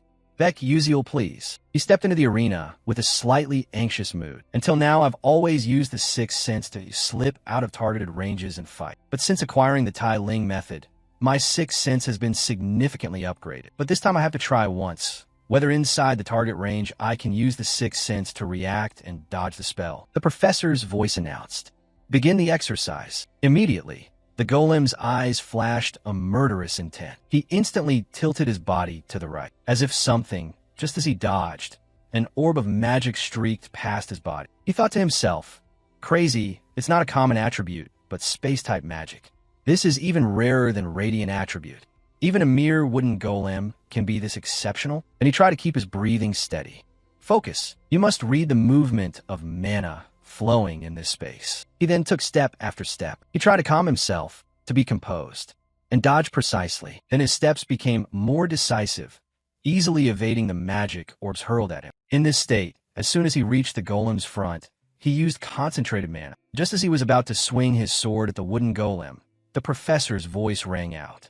Beck Uziel succeeded. This surprised him a little. "Huh? It's over already?" The professor's voice unexpectedly sounded. "At your age, this is the first time I've seen someone like you," he asked in confusion. "I want to use this to practice more. Could I try once more?" The professor refused immediately.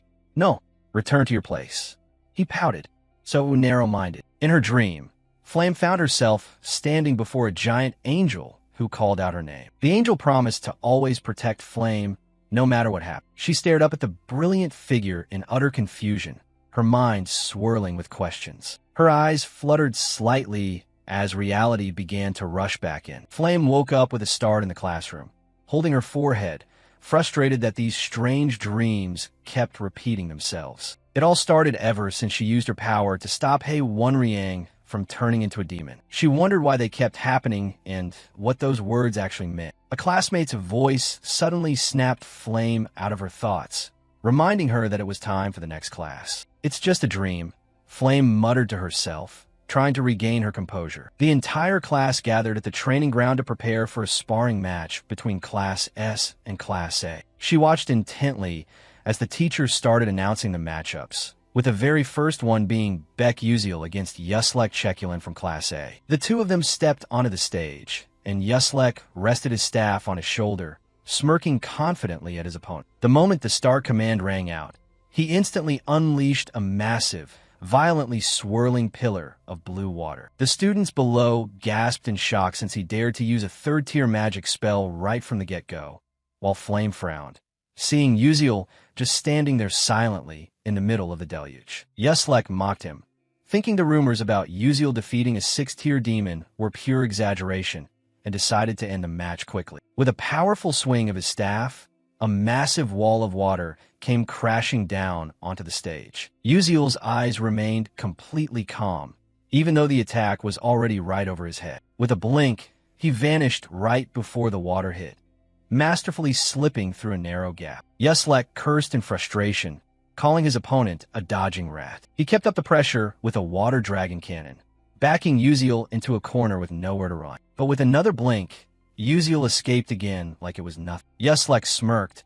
believing he had finally figured out his opponent's movement patterns. A series of targeting magic circles appeared right beneath Uziel's feet as Yuslek muttered, "Now you're in my sights." A triumphant smile spread across the attacker's face. Consecutive magic blasts exploded right where Uziel was standing, burying a corner of the stage in thick smoke and dust. Yuslek was confident he had won, while Flame and the other students held their breath. But Uziel walked right out of the smoke, his amber eyes glowing with absolute focus. He dodged every single attack, driving Yuslek completely crazy until he poured all his remaining mana into a final decisive blow. He roared a challenge, but Uziel also began condensing his mana. Uziel's eyes grew sharper as he prepared to deliver a finishing strike. A massive blade of light surged forward, slicing clean through all of his opponent's defensive magic and offensive force. A massive blade of light surged forward,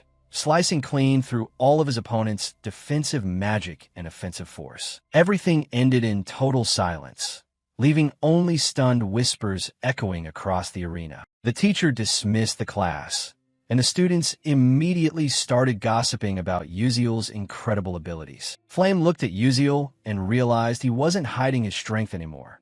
Meanwhile, Ma Yuxiang walked over to praise his technique, and Uziel simply offered a brief thanks, thinking to himself that what he needed to hide now wasn't his strength, but his knowledge of the future. Meanwhile, on another stage, the Orium spear slammed into the ground after defeating an opponent in the blink of an eye. Prince Jeremy smiled proudly, dramatically signaling the end of his match. It was the true standard of Class S, deciding the outcome in less than a minute, earning everyone's respect. Seeing Prince Jeremy showing off and waving arrogantly in the distance, Flame rolled her eyes internally at his overly dramatic theatricality. She ignored the prince entirely, walked up to Beck Uziel, called him Mr., and praised his match. Uziel just wanted to pretend he didn't know her to avoid any drama, grumbling, "Hey, who are you calling Mr.?"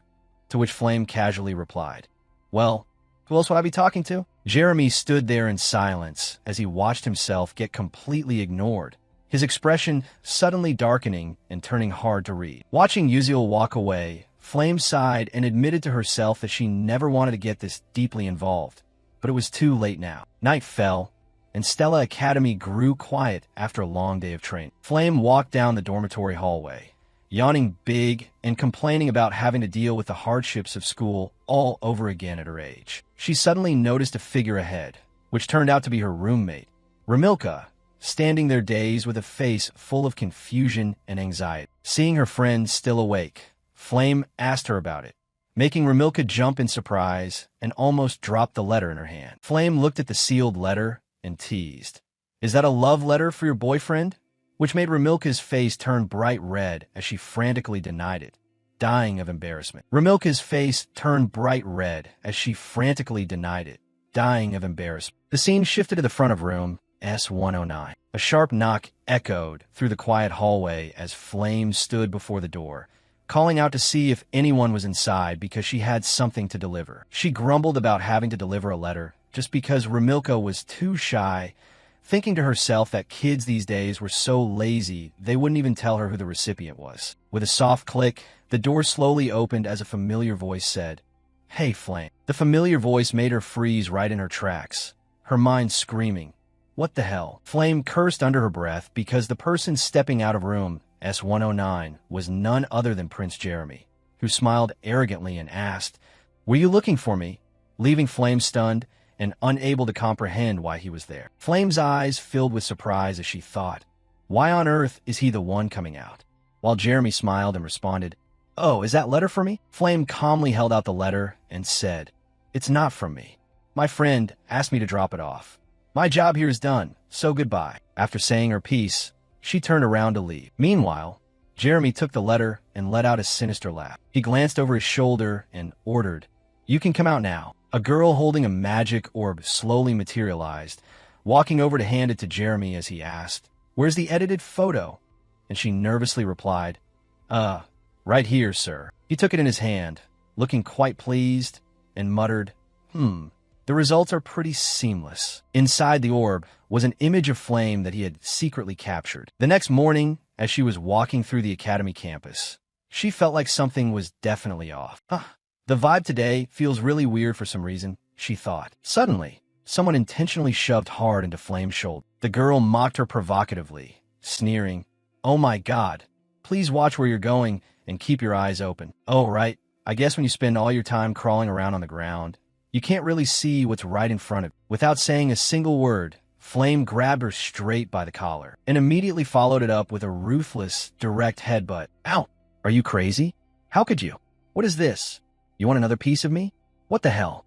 This girl is completely insane. How could someone so low class end up as Master Jeremy's girlfriend? Hearing those words made Flame's blood boil as she snapped. Hey, say that again. She cracked her knuckles, ready to beat the teeth out of the girls in front of her, demanding, "Whose girlfriend did you just say I was?" A little while later in her room, Flame looked at the photos scattered across her desk, holding her head in sheer rage. Seriously, how the hell did this picture get leaked everywhere? She took a deep breath, trying to calm herself down, whispering, "Sigh, chill out, chill out. I don't even need to investigate to know who did this. I can't believe he actually dared to go this far. How am I supposed to get myself out of this mess?" Class was finally over for the day, so Flame quickly stood up and left the classroom. But that annoying voice immediately popped up again, saying, "Flame, we need to talk." Jeremy stood right in front of her, flashing a smile, and asked, "Want to grab dinner with me?" Which instantly set off whispers all around them. Look, Master Jeremy went up to her first. I guess the rumors are true. Who knew the prince and Flame had that kind of relationship? Flame narrowed her eyes, knowing that even if she denied it, Jeremy would just manipulate the situation to his advantage anyway, making running away completely pointless. In times like this, there was only one way out, so she snapped, "Hey, like I'd ever want to eat dinner with." "Oh, my bad. I guess I was being insensitive. I didn't realize you'd be this nervous. I'll get going then. Why are you acting like we're in some kind of relationship?" Well, that was because Flame decisively dropped a total bombshell. "I have a boyfriend. The person I'm dating right now is..." Flame's mind raced, trying to think of which male student in Class S she could actually rely on. "It's Beck Uziel." "That's right, Beck Uziel is my boyfriend." The moment those words left her mouth, the entire room instantly froze. Hong Bayan, Acel, and even Hei Wonriang all stared at her with wide, shocked eyes. Even Jeremy stood completely paralyzed, utterly at a loss for words. Flame held up the letter and said, "The only reason I went to your room yesterday was to deliver a letter for my friend. Otherwise, why would someone who already has a boyfriend ever show up at your doorstep? Later, I have a dinner date with Yuzu." After saying her piece, she threw the letter back at him and quietly walked away. But then Jeremy let out a soft smirk, telling himself to stay calm, thinking, "Do you really expect me to believe that?" The scene shifted to that evening at a nearby restaurant. Beck Uziel asked in absolute disbelief, "So what did you just say back there?" "I'm your what?" Flame replied awkwardly. "My boyfriend? How did it even come to this?" Well, basically, it was just an unavoidable situation. He slowly put a piece of meat into his mouth, thinking to himself, "Is this because of that rumor going around today? Well, if doing this helps me avoid Jeremy's storyline and its 99% chance of a bad ending, then this is honestly a cheap price to pay." "Alright, Fine. I'm just glad I could help you out. Thanks a ton. To make it up to you, I'll treat you to food all the time from now on, deal? But seriously, why me?" "Well, wouldn't it be kind of weird if I told you it's because you were the first person who popped into my head? I just didn't want to bother. Hey, Wonriang. Wow, your reasoning is terrible. Excuse me, can we order more food? Hey, you've got some nerve. Look, I'm really sorry for dragging you into this mess. What are you apologizing for? You already? Never mind. Forget it. Why do you keep cutting yourself off like that?" Flame clenched her fists and began to calculate, knowing that Beck Uziel had regressed to the past because of Acel, which was his entire reason for doing so. But what if he completely misunderstood her now because she dragged him into this drama? Even knowing all that, she still asked for his help, making her feel like a total homewrecker stepping between him and his crush. But wait a minute. What if he agreed because this was all part of some grand master plan to protect Acel from Jeremy? After all, in the original plot, Jeremy did have an eye on Acel, proving that a regressor's ambition for the one he loved truly ran that deep. "Excuse me, we'd like to order more food." "Hey, old man, eat up and keep your energy up. Hey, this is already way too much. Stop ordering."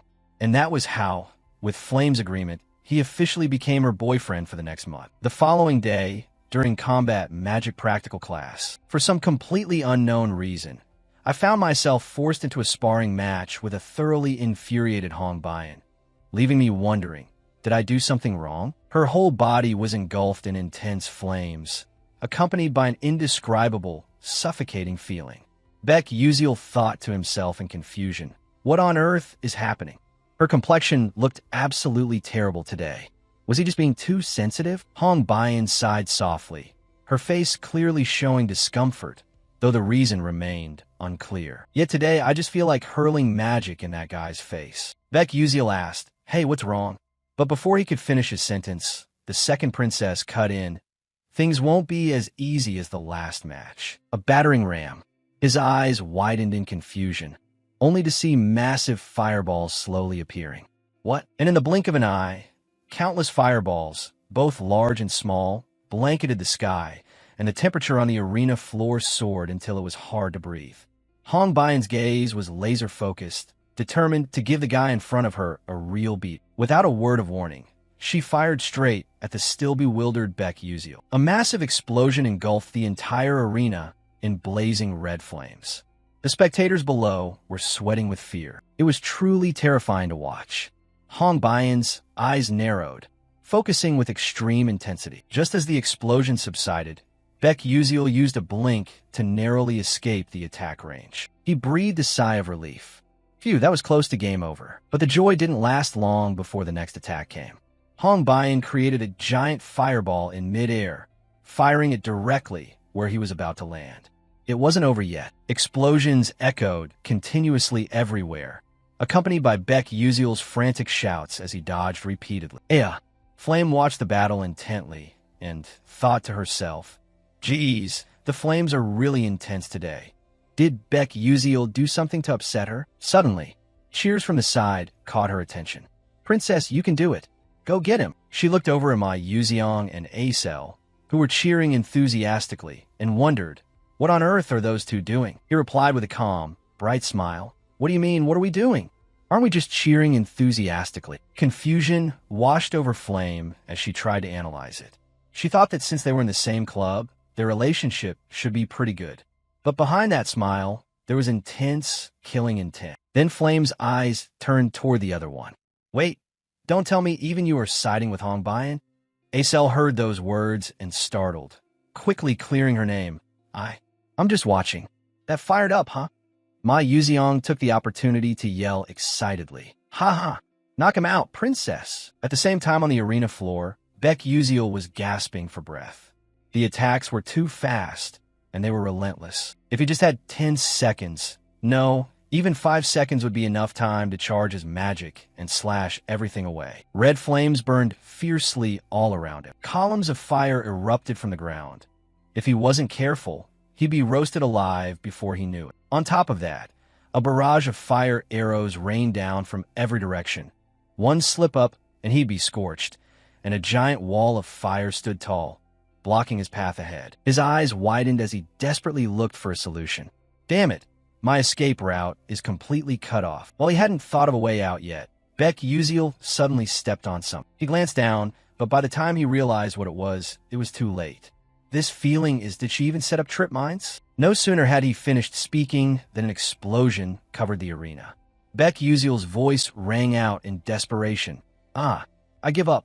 I am surrendering." The thick dust slowly cleared, leaving an arena shattered by Hong Bayan's bombardment. Beck Uziel lay sprawled on the ground, nearly burnt to a crisp. The practice session closed, with victory going to Hong Bayan $1. The princess's face was stunned and confused. "What? I won. Did I really win?" Beck Uziel smiled and thought to himself, "Phew, that was close to losing my life for real. If this weren't a classroom drill, I'd be a goner by now." He cast a sidelong glance at her and calculated. Hong Bayan herself didn't seem to realize it yet, but the ability she just displayed had reached the Tier 4 threshold. It seems the creative thinking stimulation training method had yielded significant results. Professor Lee approached him and spoke up. "Are you all right? Do I look all right, sir? I feel like I just came back from the dead." If you've still got the energy to talk back, I guess you don't need the infirmary, right? If anything happens to me, I'll turn into a ghost and haunt you for the rest of your life. Believe me. All right, get to the infirmary now." "Yes, sir." Hong Bayan slowly stepped off the arena. Many girls swarmed around her to congratulate her. "Princess, you were absolutely amazing." Hong Bayan slowly stepped off the arena. Many girls swarmed around her to congratulate her. "Princess, You were absolutely amazing. The red-haired girl noticed something off and asked, "The princess won, so why don't he look happy at all?" Hong Bayan sighed dejectedly. "Can't you tell? He was obviously going easy on me. Before, that commoner had used sword skills to completely neutralize Tier 3 magic, hadn't he? Yet this time, he didn't even bother to draw his sword, just ran around blindly before quickly surrendering. Oh, now that I think about it, it was the same during the dungeon drill before. He didn't use his full strength, only putting in a tiny bit of effort to deal with me." Her hand clenched in frustration. Whether back then or now, am I always the one he has to go easy on? But then Ars Wang spoke up to explain, "Oh, princess, could it be for this reason? Didn't Beck Uziel once declare that he walks the path of a knight? I once read in an ancient book that knights of old always showed absolute favor and respect toward ladies." Hearing that, Hong Bayan asked back, "But he still beat the other girls to a pulp." "That's exactly why it proves he only holds back against those he recognizes as true ladies, right?" Hong Bayan heard that and quickly turned away. "That's all pure speculation. Let's pack it up." But as she caught that look, the princess's face flushed red with embarrassment and shyness. Ars Wang saw that expression and couldn't help but laugh delightedly. "But no matter how you look at it, our princess is still the most beautiful. Let's head back, princess." The scene shifts to the weekend. Beck Uziel had asked permission from Ma Yuziang and Acel in advance to go out alone with Flame. "I'm really sorry, but I have a date this weekend, so I'll have to skip the club." Is that so? Well, it can't be helped then. But what do high schoolers usually do on dates? Isn't just grabbing a meal together enough? After fulfilling the responsibilities of a mature man, he headed toward Ifenel's garden. A tiny girl with blue hair appeared before him, smiling brightly.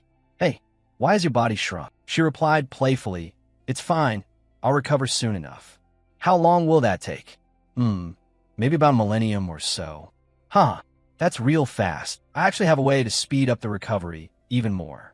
"What kind of method is that?" A mischievous smile appeared on her lips as she replied, "How about you and I form a divine beast contract?" Beck Uziel looked at her, slightly puzzled.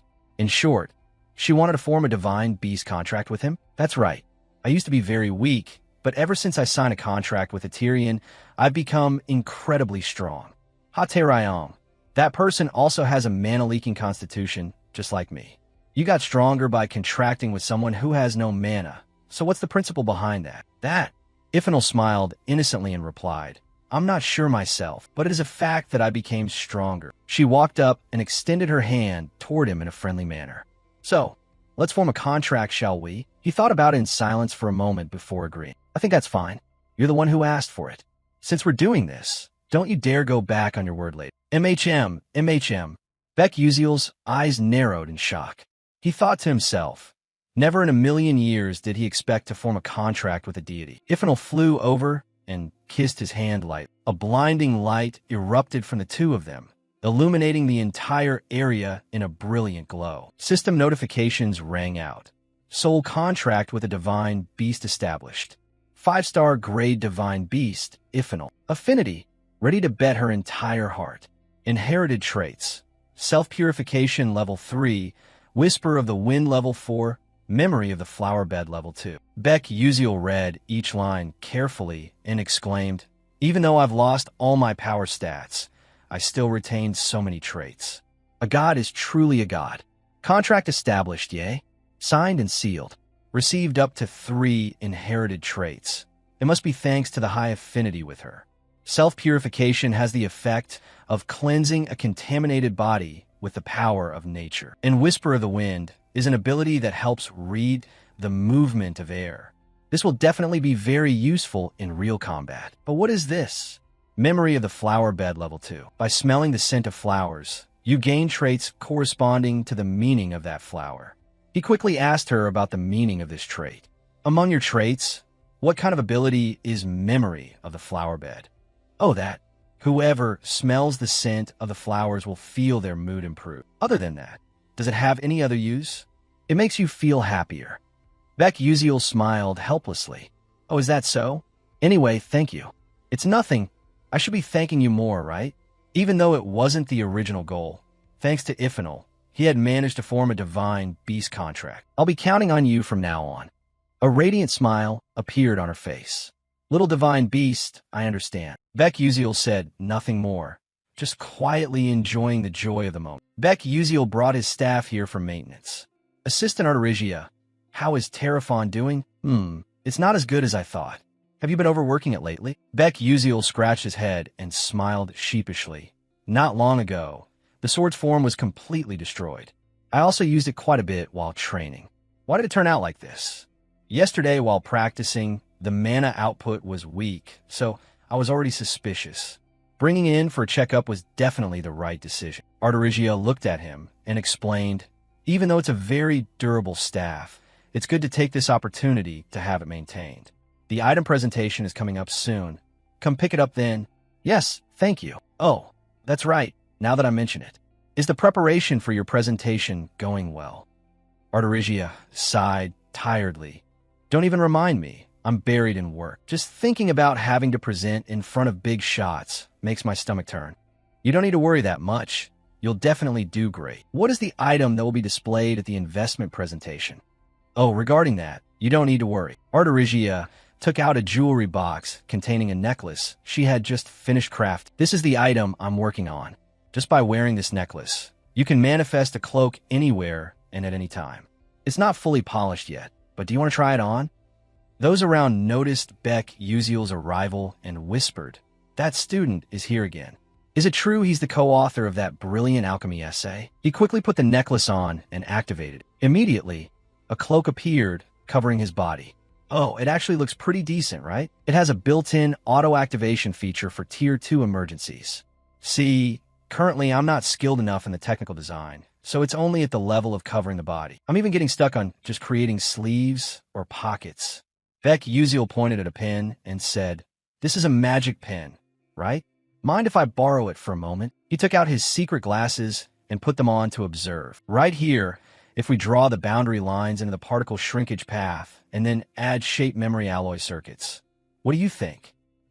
What's a shape memory alloy circuit? Let's explain a bit more on this point. Earworld War is an old game, so of course, it has an armor upgrade system.